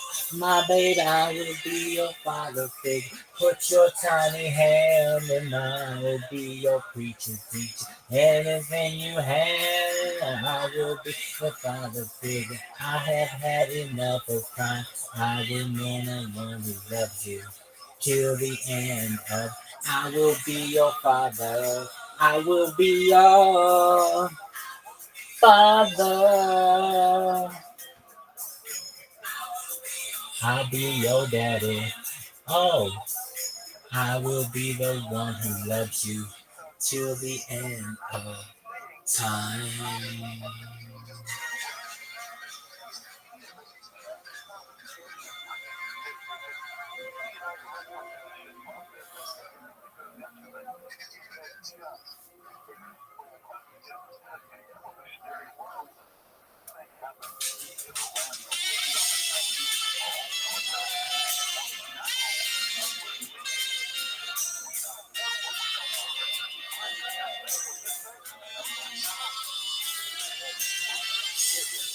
Oh, oh.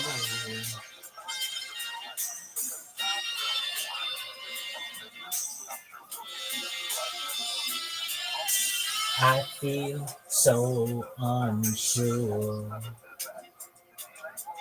as to take your hand and lead you to the dance floor. And for music plays, something in your eyes walks through my silver screen. Now it's a goodbye. I'm never gonna dance again. Guilty feet, I got a no rhythm. Though it's easy to pretend. I know you're not a fool. Should've known better than to cheat a friend and waste the chance that I've been given. So I'm never gonna dance again the way I dance with you. Ooh.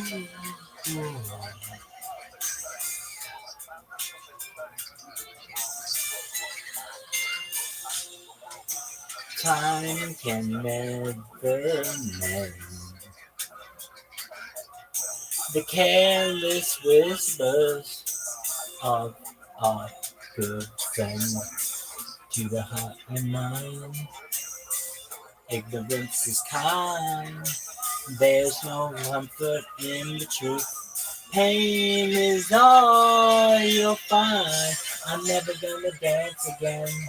Guilty feet, I got no rhythm. Though it's easy to pretend, I know you're not a fool. You should've known better than to cheat a friend and waste the chance that I have been given. So I'm never gonna dance again the way I dance with you. Oh,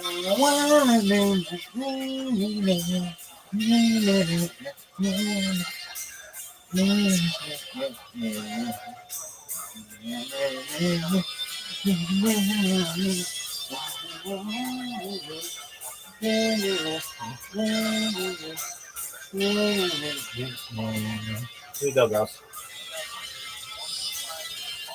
Tonight the music seems so loud. I wish that we could lose this crowd. Maybe it's better this way. We hurt each other with the words we wanted to say. We could have been so good together. We could have made this dance forever. But now don't wanna dance with me. Please stay, and I'm never gonna dance again. Guilty feet, I got no rhythm. And it's easy to pretend. No, they're not a fool. Should've known better than to cheat a friend. And waste the chance that I have been given. So if you're never gonna dance again, the way I dance with you. Oh, oh.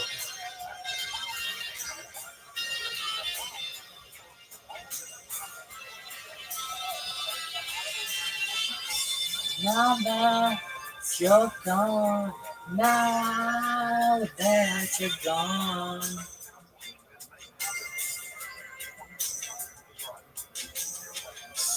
now that you're gone, isn't it so wrong that you had to leave me alone?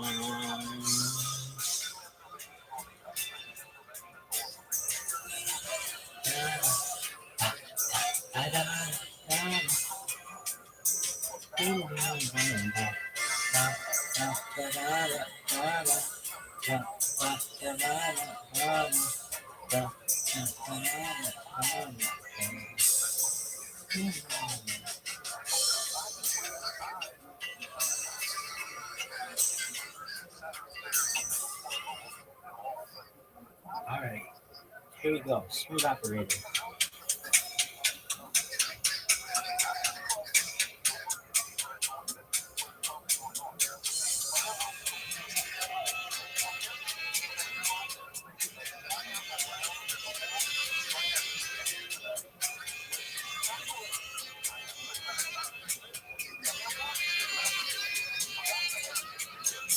Moonlight, lover boy,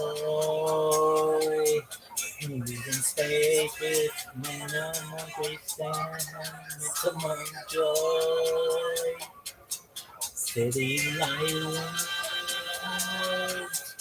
business nights, take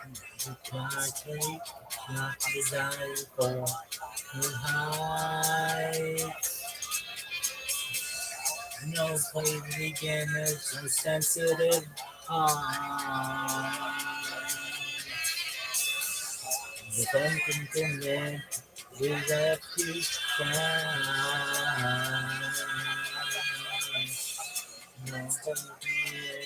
Somewhere to start. No need to ask, he's a smooth operator. Smooth operator. Smooth operator. Smooth operator. Coast to coast, LA to Chicago, Western Maine. Across the north and south to Key Largo, love for sale.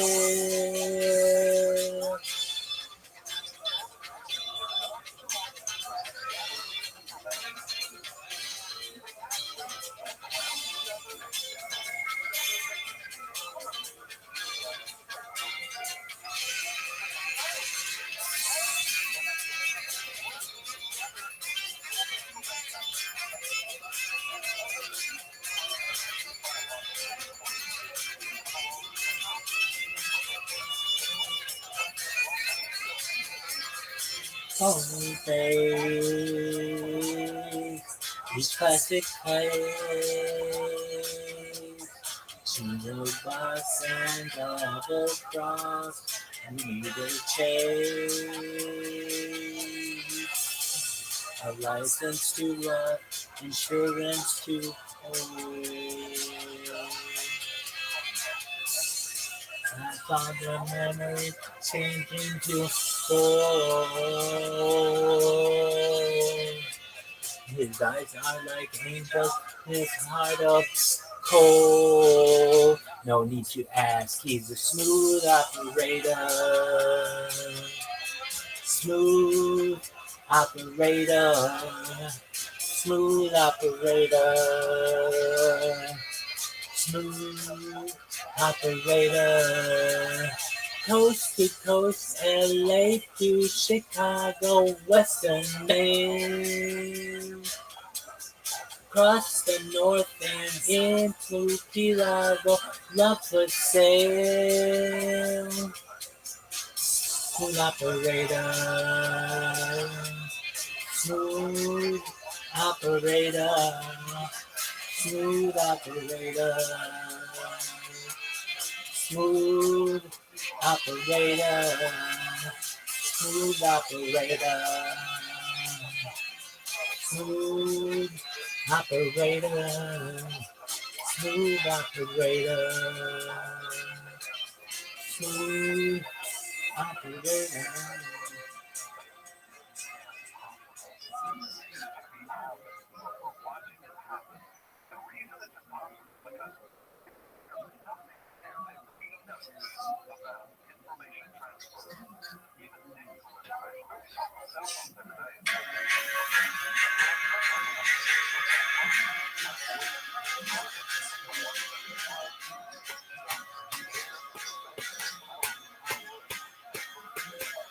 I used to rule the world.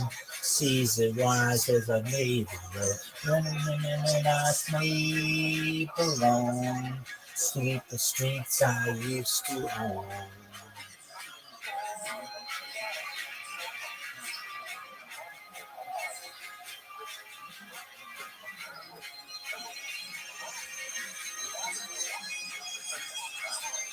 I used to rule the dice, feel the fear in my enemy's eyes.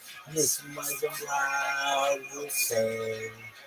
Now the old king is dead, and long live the king. The minute I felt the tea, rest the world that was on me. Never keeping rest or stand.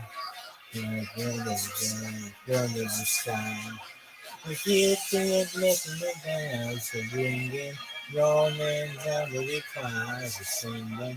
We live in the soul machine, missionaries in the fire I feel.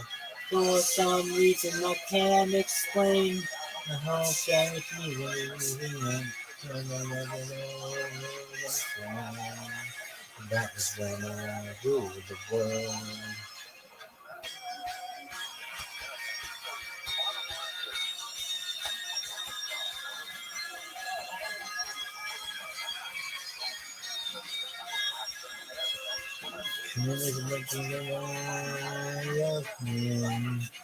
Down the wall to keep at the end. Sound of drums.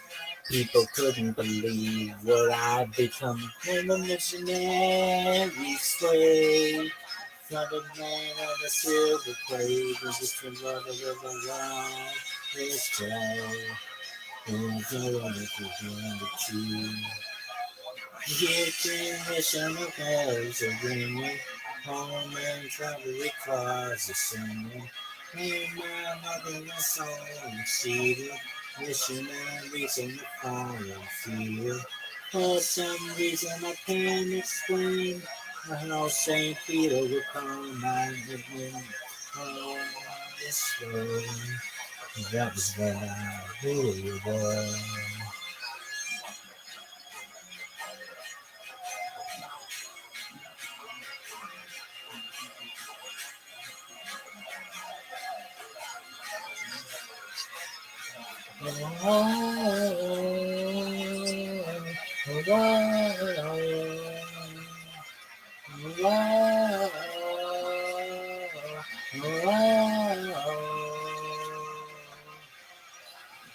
Fierce ambition of guys are singing. Roman cavalry choirs are singing. Me, my in the soul is seeing. Missionaries of the foreign field. For some reason I can't explain. The Lord St. Peter will call my name. The Lord this way. And that was when I ruled the world.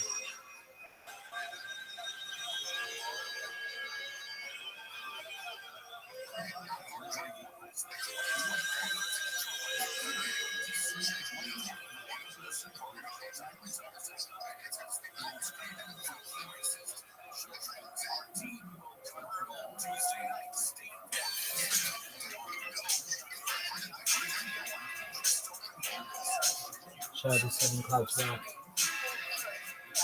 Baby, when I met you, there was peace unknown. I set out to find you with the fine tooth comb. I was soft inside. There was something going on. You do something to me that I can't explain. You me closer and I feel so great. It beat in my heart. We got something going on. Tender love is blind. It requires a dedication. All the love we feel needs no conversation. We ride it together. Making love with each other. Islands in the stream. That is what we are. No one in between. How can we be wrong? Sail away with me to another world, and we rely on each other. From one lover to another.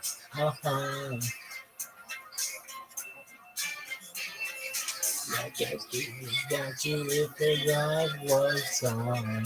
Everything is nothing if you got no one. And just walk in the night, slowly losing sight of the real thing. But that won't happen to us, and we got no doubt. Too deep in love, and we got no way out. And the message is clear. This could be the year for the real thing. No one will you cry. Baby, I will hurt you never. We are in love forever. We can ride it together. Making love with each other. Islands in the stream. That is what we are. No one in between. How can we be wrong? Sail away with me to another world, and we rely on each other. From one lover to another. Uh-huh.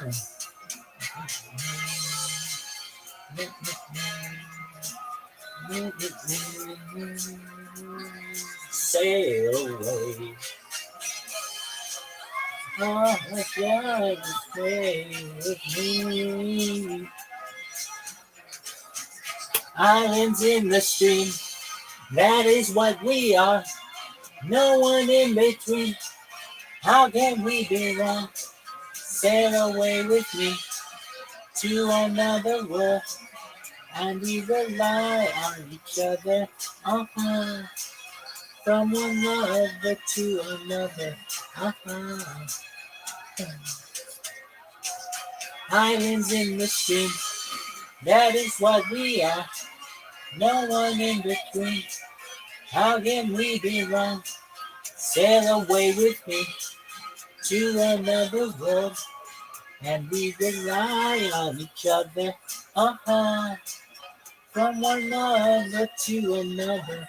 Uh-huh. Islands in the stream, that is what we are. No one in between.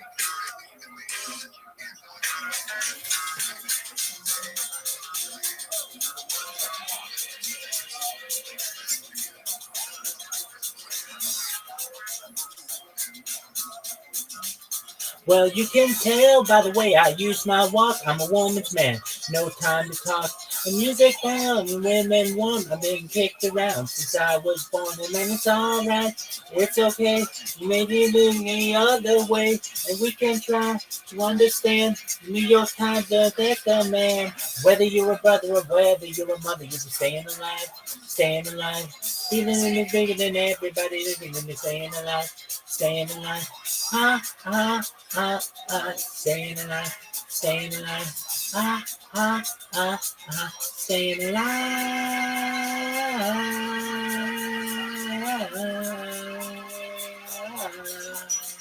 Oh, when you want. Oh, and I get low and I get high, and if I can't get either, I really try. Then because the head and shoes, I'm a dancer man, and I just can't lose. And then it's alright, it's okay. I'll live to see another day. A weekend try, the one night stand. New York Times, and then the man. Whether you're a brother or whether you're a mother, you're staying alive, staying alive. Everybody shaking and staying alive, staying alive. Ah, ah, ah, ah, staying alive, staying alive. Ah, ah, ah, ah, staying alive. Ah, ah, ah,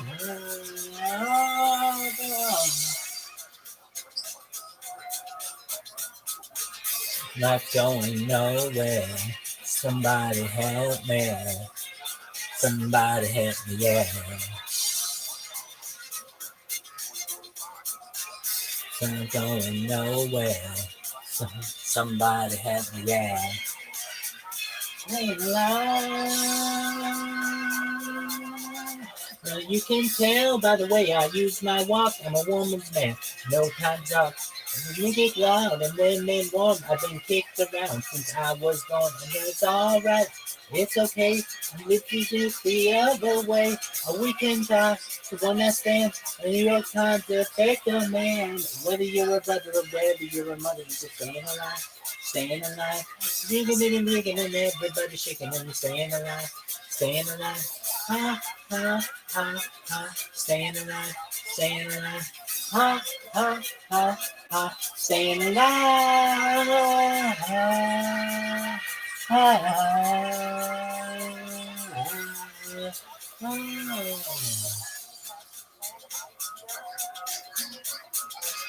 Not going nowhere. Somebody help me. Somebody help me, yeah. Not going nowhere. Somebody help me, yeah. I'm staying alive.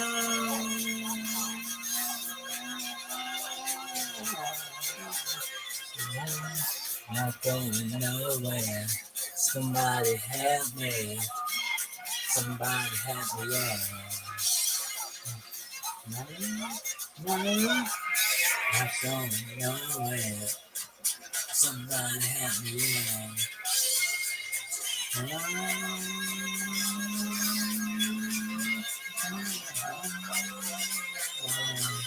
I'm going nowhere. Somebody help me. Somebody help me out. I'm going nowhere. Somebody help me out.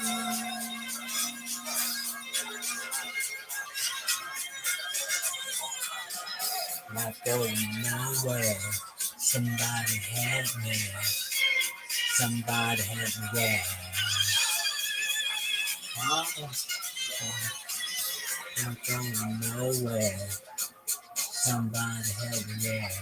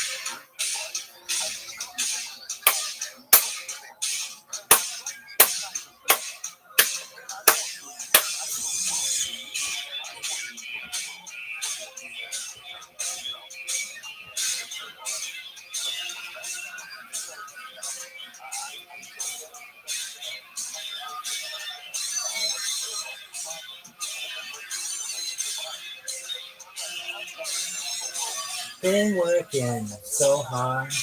I'm driving in my car. Ain't it? No one. Don't tell me what I got. I got this feeling that time just holding me down.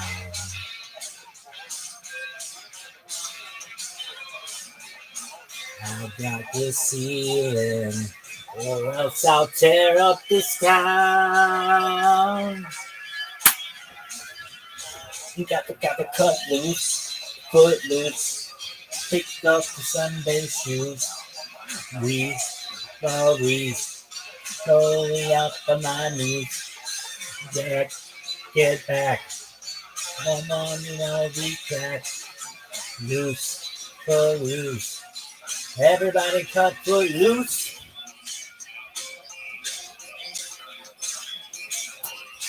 You're looking so home, obeying every rule. There's in your heart, you're burning, yearning for somebody to tell you. Life is to hold you by. I'm trying to tell you, it will and you won't even try. I'm going to try to cut loose, foot loose, pick up the Sunday shoes. Leave, slowly, like a shake it for me.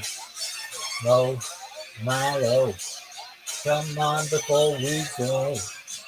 Loose, we're loose. Everybody cut foot loose. Yeah, yeah, yeah.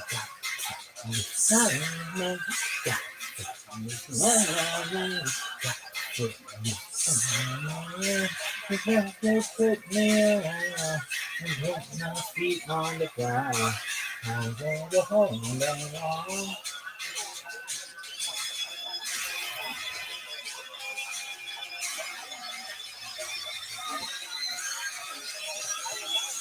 Come on, loose, loose. Kick up the Sunday shoes. Breeze, Louise, pull me up on my knees. Jack, get back. Come on before we crash. Loose, you're loose. Everybody cut foot loose. Loose. Pick up the Sunday shoes. Loose, loose. Make me up on my knees. Jack, get back. Come on before we crash. Loose, you're loose. Everybody cut, everybody cut. Everybody cut, everybody cut. Everybody cut, everybody cut. Everybody cut for loose. Boom, that's Kenny Loggins. Footloose. Here's Queen Bohemian Rhapsody. Is the real life? Is this just fantasy? Caught in a landslide, no escape from reality. Open your eyes, look out to the skies and see. I'm just a poor boy. I need no sympathy, 'cause I'm easy come, easy go. Little lie, little roll. Hit me where the wind blows. It doesn't really matter to me.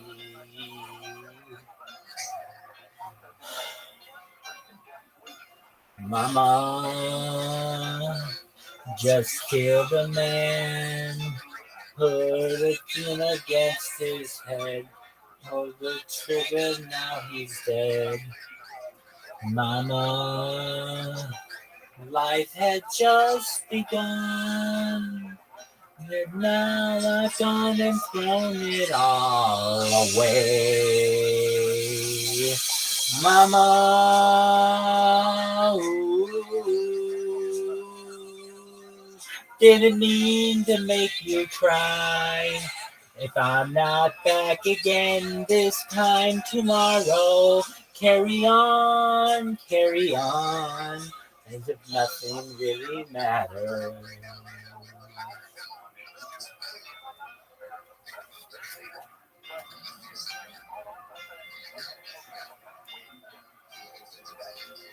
Too late, my time has come. Gentle shivers down my spine, body's aching all the time. Goodbye, everybody, I've got to go. Gotta leave you all behind and face the truth. Mama, ooh, the wind blows. I don't wanna die, but sometimes wish I'd never been born at all.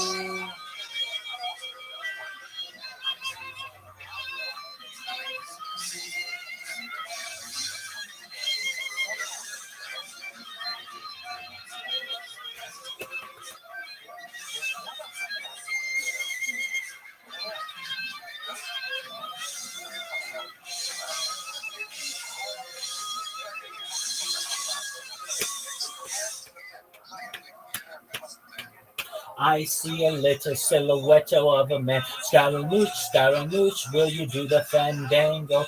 Rainbows and lightning, very, very frightening me. Galileo, Galileo, Galileo, Galileo, Galileo, Figaro, Magnifico. Nobody loves me. He's just a poor boy from a poor family, spending his life from this monstrosity. Easy come, easy go. Will you let me go? Wish me not no. I will not let you go. Let me go. Wish me not no. Not let you go. Let me go. Wish me not no. Let you go. Let me go. Let you go. Let me go. Let me go. Let me go. Oh.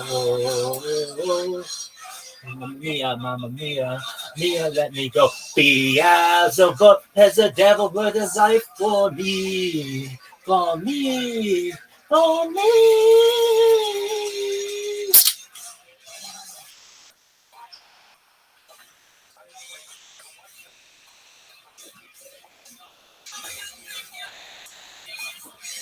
Oh, so you let me and left me and let me to die. Oh, baby. Can't you listen to me, baby? This time get out. Just gotta get right out of me. La, la, la, la, la.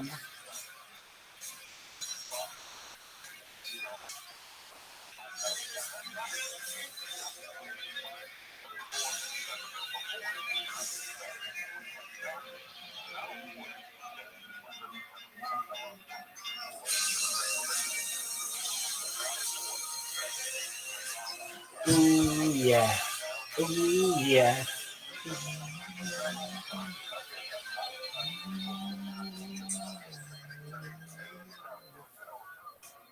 Nothing really matters. Anyone can see. Nothing really matters. Nothing really matters to me.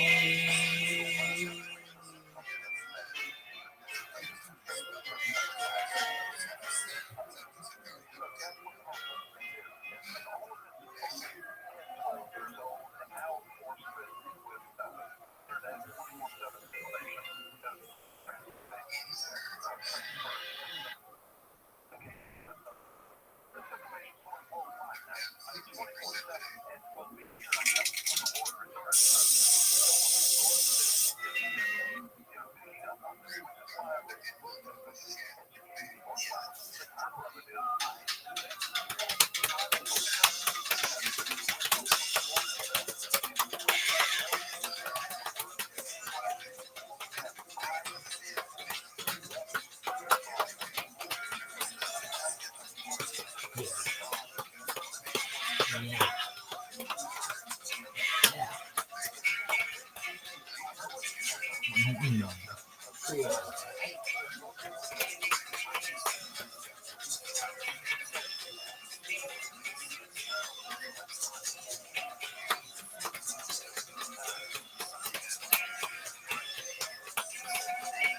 Allow me to introduce myself. I'm a man of wealth and taste. I've been around the long, long years. Longer than a man with the face. I've been around when not a moment. Now in the pain. A dancer, a pilot, wash his hands, be his face. Pleased to meet you. Hope you guess my name. Oh yeah. I'm watching you, the teacher of my game. Head around St. Petersburg when they thought it was time for change. Strong as God and his minister and his angel. Speed and fade. You go to bank in the general's rank. When you gives me peace and the body's saying, pleased to meet you. I hope you guess my name. Ah, yeah. That's walking you is just the nature of my game. I'm never gained by your kings and queens. You're the edge of game, more than a slave slave. I shouted out, who killed the Kennedys? When after all, it was you and me. Let me please introduce myself. I'm a man of wealth and taste. I'm running for scuba dogs. Then on the beach, Bombay. Oh yeah. Pleased to meet you. Hope you guess my name. Oh yeah. My Martin you is just the nature of my game. Oh yeah. Oh yeah. Oh yeah.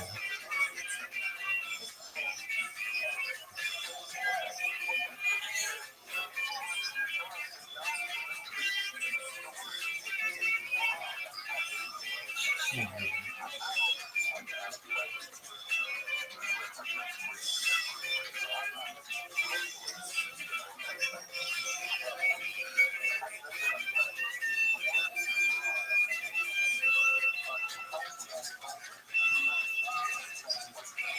Pleased to meet you. Hope you guess my name. Oh yeah. About helping you, it's just the nature of my game. Just as my good cop is a criminal, and all they're gonna say. But then I'm in need of some restraint. So you need me to have some courtesy, have some sympathy, and some pace. All the politics, the meeting, so to base. Yeah. Pleased to meet you. Hope you get my name. Yeah. About the person you is just the nature of my game. Yeah. Um,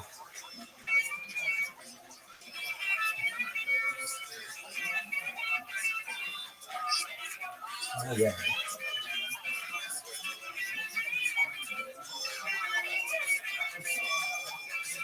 Oh, all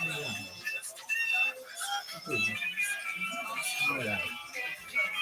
All right. All right. All right. All right. Oh, oh,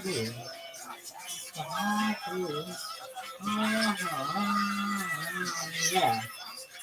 Okay. Yeah. Okay. Okay.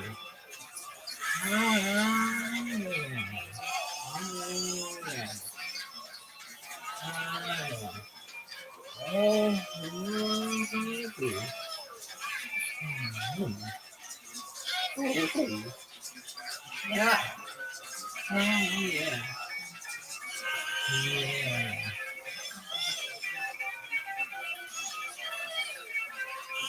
Oh, yeah.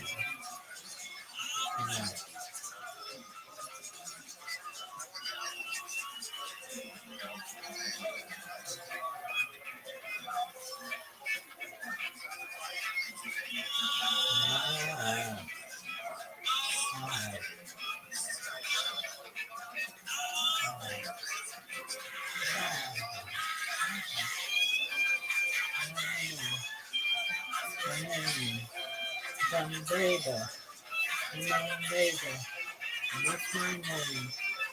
Tell me, sweetie, what's my name? Oh, yeah.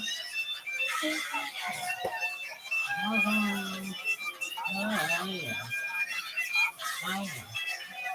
Oh, yeah. Ooh. Oh, yeah. Oh, yeah. Oh, yeah.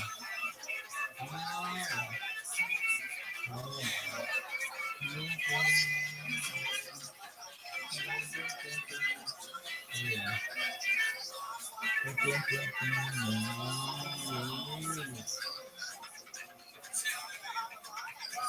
name. What's my name? Baby. What's my name? Tell me sweeter. You know my name. Baby. What's my name? Tell me sweeter. You know my name. Oh, hoo, hoo. Oh, hoo, hoo. Oh, yeah. Oh, yeah. Oh, yeah. Oh, yeah. My name. My name. Yeah. What's my name?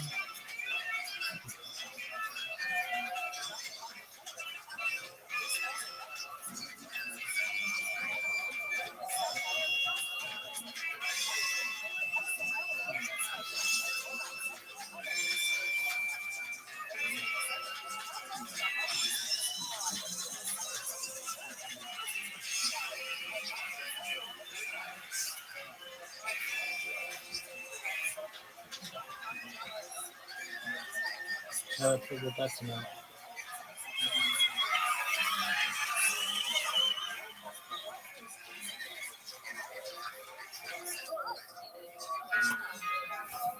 This goes out to the Rebets and out.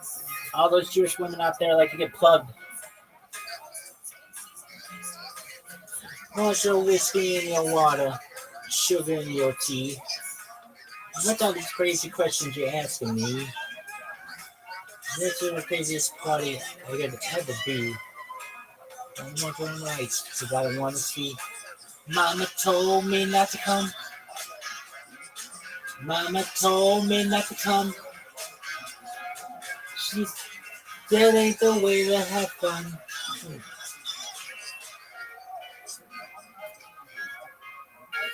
Maybe up the donut. Go to Mary into this room. I don't know if you're able to smell the state of perfume. And that cigarette you're smoking, you carry half to death. Get to bed. Mama told me not to come. Mama told me not to come. That ain't the way to have fun, son.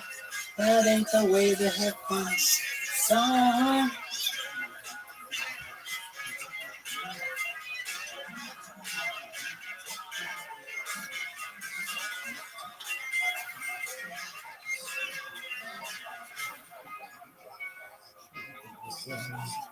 Radio is blasting. Someone's knocking at the door. Look at my girl. She passed out on the floor. So, I ain't never seen before. I don't see no more. Mama told me not to come. Mama told me not to come. She said, that ain't the way to have fun, son. That ain't the way to have fun. No. Mama told me, mama told me, mama told me, mama told me not to money, yeah. Mama told me, mama told me, what to tell me, that ain't the way to have fun. No. That ain't the way to have fun, son. That ain't the way to have fun. That ain't the way to have fun, son. That ain't the way to have fun, baby.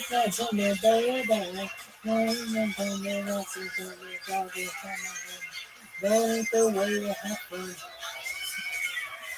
That ain't the way to have fun, son. That ain't the way to have fun.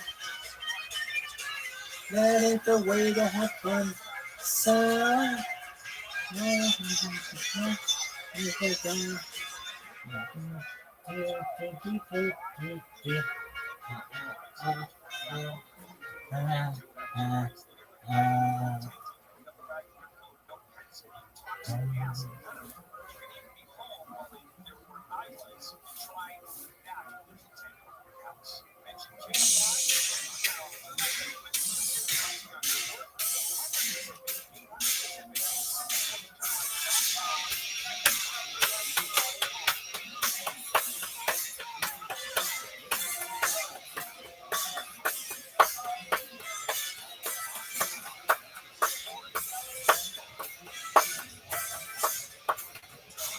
The lights are on, but you're not home. Your mind is not your own. Your heart sweats, your body shakes. Another kiss is what it takes. You can't sleep, no, you can't breathe. There's no doubt you're in deep. Your shoulders tight, you can't breathe. Another kiss is all you need.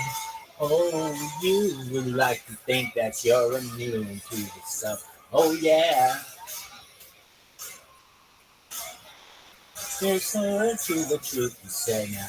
Can't get enough, you know you're gonna have to face it. Not addicted to love. The signs you can breathe. Running at a different speed. In heartbeats. Another time. Another kiss. And you'll be mine. One track of mine. You can't be seen. But when the young girl is all you crave, will this sun will over you? Your drunk mind, will you do? Whoa, you like to think that you're immune to this stuff. Oh yeah. Closer to the truth you said. Can't get enough, you know you're gonna have to face it. You're addicted to love. Might as well face it. You're addicted to love. Might as well face it. You're addicted to love. Might as well face it. You're addicted to love.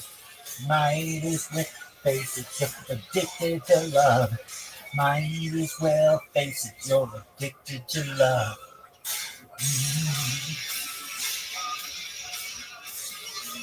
Yeah.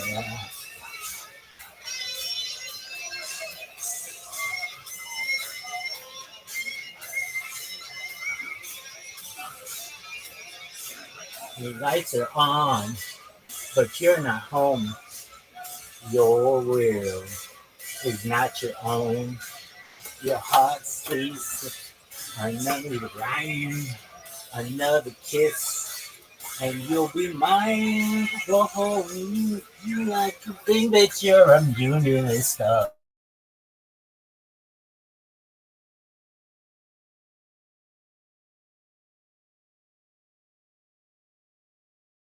I have to face it. You're addicted to love. Might as well face